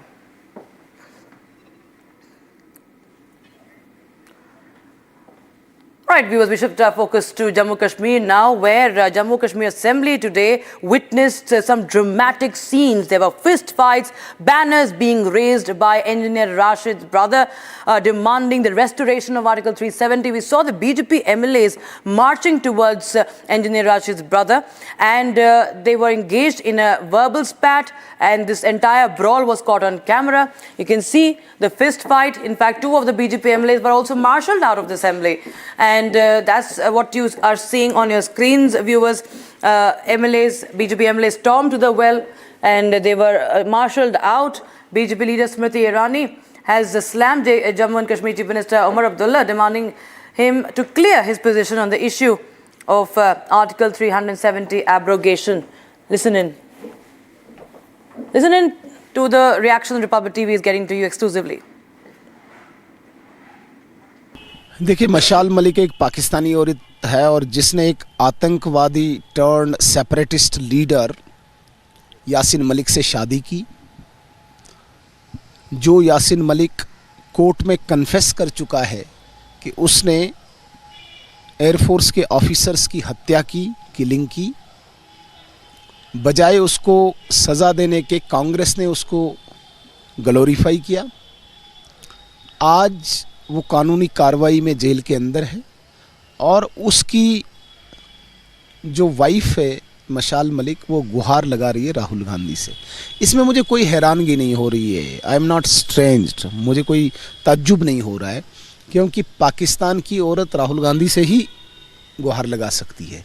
अलगाववादी नेता की, आतंकवादी नेता की कोई family member हो या wife हो, वो गुहार लगा सकती है राहुल गांधी से, क्योंकि राहुल गांधी का चरित्र और कांग्रेस का चरित्र इस प्रकार से रहा है, जो हमेशा एंटी नेशनल लोगों के लिए एक सेफ मतलब मुझे कहने में ये बिल्कुल परहेज़ नहीं होगा, जो इनको प्रोटेक्शन देने वाली ये पार्टी है, मुझे लगता है कि जितनी भी ऐसी गतिविधियां हैं सेपरेटिज्म की, अलगाववाद की, उसकी जननी कांग्रेस है, उसके नेता से मशाल मलिक यही उम्मीद लगाएगी और किसको बोलेगी? बीजेपी को तो नहीं बोलेगी। उसको एक ही सहारा दिखता है, चाहे पाकिस्तान का है चाहे चाइना का है, उनको एक ही सहारा दिखता है, वो राहुल गांधी है। Now viewers, BJP MLAs were even injured in this brawl that unfolded in the Jammu Kashmir Assembly. Take a listen in to what BJP's Mohan Lal had to say after this entire episode. Fortunately, I was referred to Bone and Joint Hospital, Barjula. Fortunately, there is no fracture, but there is a soft tissue injury, having a lot of pain. Can you show us the kind of injuries that you have received? No, only the doctor can say what type of injuries, but they have dressed it, they have given the treatment. Fortunately, there is no fracture, but I was manhandled inside the house. I was just trying to put a point, a ballot point, because they are demanding for the special status, which is not good for the state, which is not good for the country, which is not good for the people of this area. Because of this, lot of bloodshed has been done and lot of irregularities has been done by the concerned government. That's why they are demanding special status. They want to carry on all these irregularities, all those wrong things. We are protesting against this. There should not be any special status. We are the part of the country. We are part of the India. Is it because BJP has a very less number or not? They are not in majority. That is why their voice is not being heard. Yes, the role of Honorable Speaker is also partisan. It's not fair. It's biased. That's why we are protesting. We are trying to put a point, and unfortunately, we are not allowing. We are not being allowed to put a point, and most of our members, they were marshalled out, and I was one of them. In fact, the marshals, they mishandled. That's why I suffered the injuries. Now viewers, we shift our focus to the northeast. Mizoram Chief Minister recently, in fact, stoked a controversy by demanding Christian nationhood, making a call for Christian nationhood. And now hitting back at him is N. Biren Singh, Chief Minister of Manipur. He has in fact made a statement saying that there have been nobody can in fact compromise with the integrity of Manipur. He has also called for protection of the distinctiveness of indigenous communities as well, and also warned against the threats to state's integrity amidst Mizoram Chief Minister Kukizo's remark. Listen in. I don't want to comment reacting on him, but you see, as a proud Indian and as a Chief Minister of Manipur and as a nationalist, I'll tell, no one can touch India's integrity. No one can touch the Manipur integrity, because India is not a mere country. India is a big country, and we should be proud being an Indian. And others, particularly or personally, I don't want to comment to basis on anybody's comment, but my stand is very clear. We will stand for India. We will stand for the unity and integrity of the Bharat. Bharat को एकता रखना, strong रखना, ये अपने काम है, और जो भी इसमें चैलेंज करेगा उसको हम डिफीटिंग रिप्लाई देंगे. And now we will take a quick look at all the stories making news from across the country. This is Bharat in 2 minutes.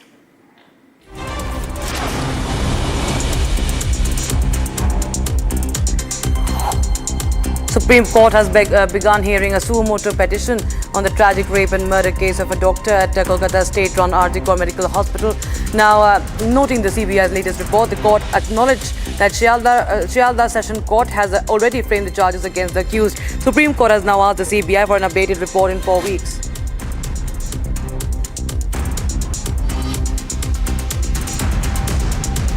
Rajasthan Chief Minister Bhajan Lal Sharma has congratulated the people of Maharashtra, Expressing confidence that the BJP-led NDA will secure a strong majority in the state, highlighting Solapur, he predicted a clean sweep for BJP across all 3 seats there. Sharma also took aim at the Congress, accusing the party of spreading rumours and being the mother of corruption as elections approach. मैं निश्चित रूप से कह सकता हूं कि आने वाले समय में महाराष्ट्र के अंदर भारतीय जनता पार्टी और सहयोगी दलों की सरकार यहां बहुत बड़े बहुमत के साथ बनने वाली है। और आपने देखा होगा, अगर इस देश में परिवारवाद से लेकर के भ्रष्टाचार अगर किया है तो कांग्रेस और उसके सहयोगी दलों ने किया है। Now, Union Minister Kiran Rijiju has slammed the Congress, accusing it of misleading people on the issue of Article 370. He emphasized that under Prime Minister Narendra Modi's leadership, Article 370 was removed, enabling reservation benefits for the scheduled caste and scheduled tribe communities in Jammu and Kashmir. Rijiju questioned Congress's approach, suggesting it's crucial to teach Congress and its allies a lesson in the Maharashtra elections. He also noted the upcoming celebration of the 150th birth anniversary of tribal leader Birsa Munda on the 15th of November.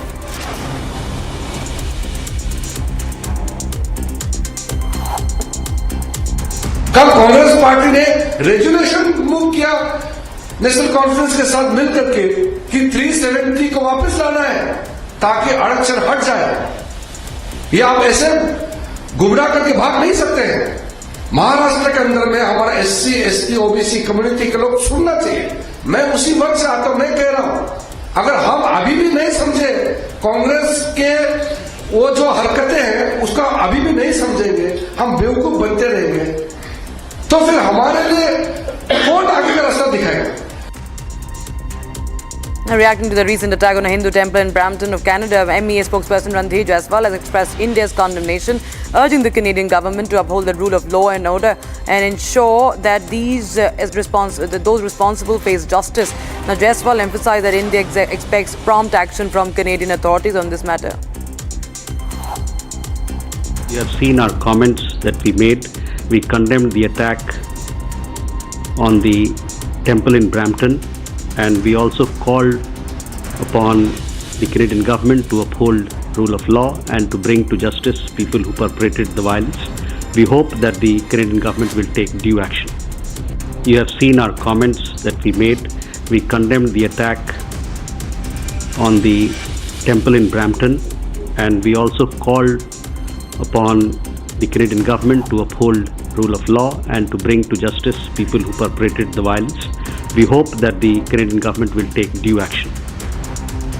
We shift our focus to the world of business, viewers. The Solar Energy Corporation of India has barred Anil Ambani-backed Reliance Power and its subsidiaries from participating in its tenders for 3 years due to alleged submission of fake documents, which led to the tender being cancelled. Now, the troubles do not seem to end for Anil Ambani, as he was barred by the SEBI in August in connection with a case related to Reliance Capital. Priyanka Das, my colleague from Republic Business Desk, is all set to get you the latest. Priyanka, over to you.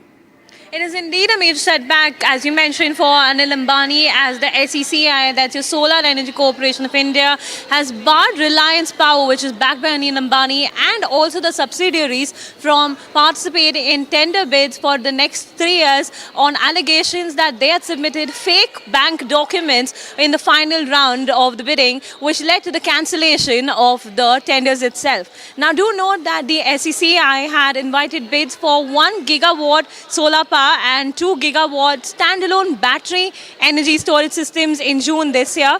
Meanwhile, the SECI alleged that the company in its final round of bidding had submitted the fake documents when it comes to the banking that they were supposed to issue, and post which again the tender was cancelled. Now, do note that the agency that we're talking about, SECI, after they reviewed the submissions by the Maharashtra Energy Generation Limited, this is the older name of the current Reliance NU BEST Limited, it was discovered that the endorsement of the bank guarantee with the earnest money that was to be deposited by a foreign bank turned out to be false. This is the main point of contention really that's arisen for Reliance Power and its subsidiaries. Here I'm quoting from the SECI report, which also said that the bidder, being a subsidiary of Reliance Power Limited, had met the financial qualification requirements using the strength of its parent company. Upon detailed examination of the matter, it is found logical to conclude that all commercial and strategic decisions undertaken by the bidder were fundamentally being driven and controlled by the parent company. Now, do note, as you mentioned, also that this is not the first time that Anil Ambani has gotten in trouble this year. In August, also, SEBI had barred Anil Ambani in connection with and also levied a 25 crore rupees penalty on him when connection to the Reliance Home Finance, which is a subsidiary of Reliance Capital. So truly no relief for Anil Ambani in whatever capacity in terms of across his units and subsidiaries. But that's something to watch out for. Over to the studio. Right, Priyanka, thank you so much for joining us with those details coming in on that story. So another big setback for Anil Ambani. There, viewers, we'll keep a track of more stories from the world of business. Do not forget to log into republicbiz.com for more stories from the world of business and finance.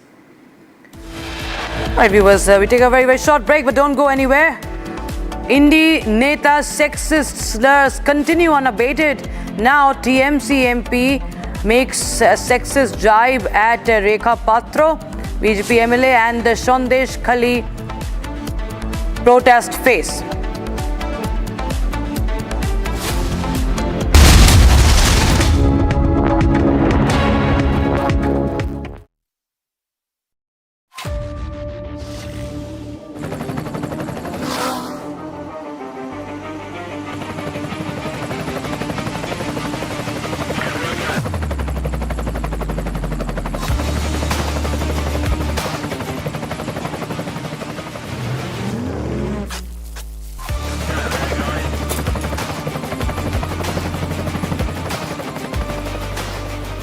Director, the taste of success.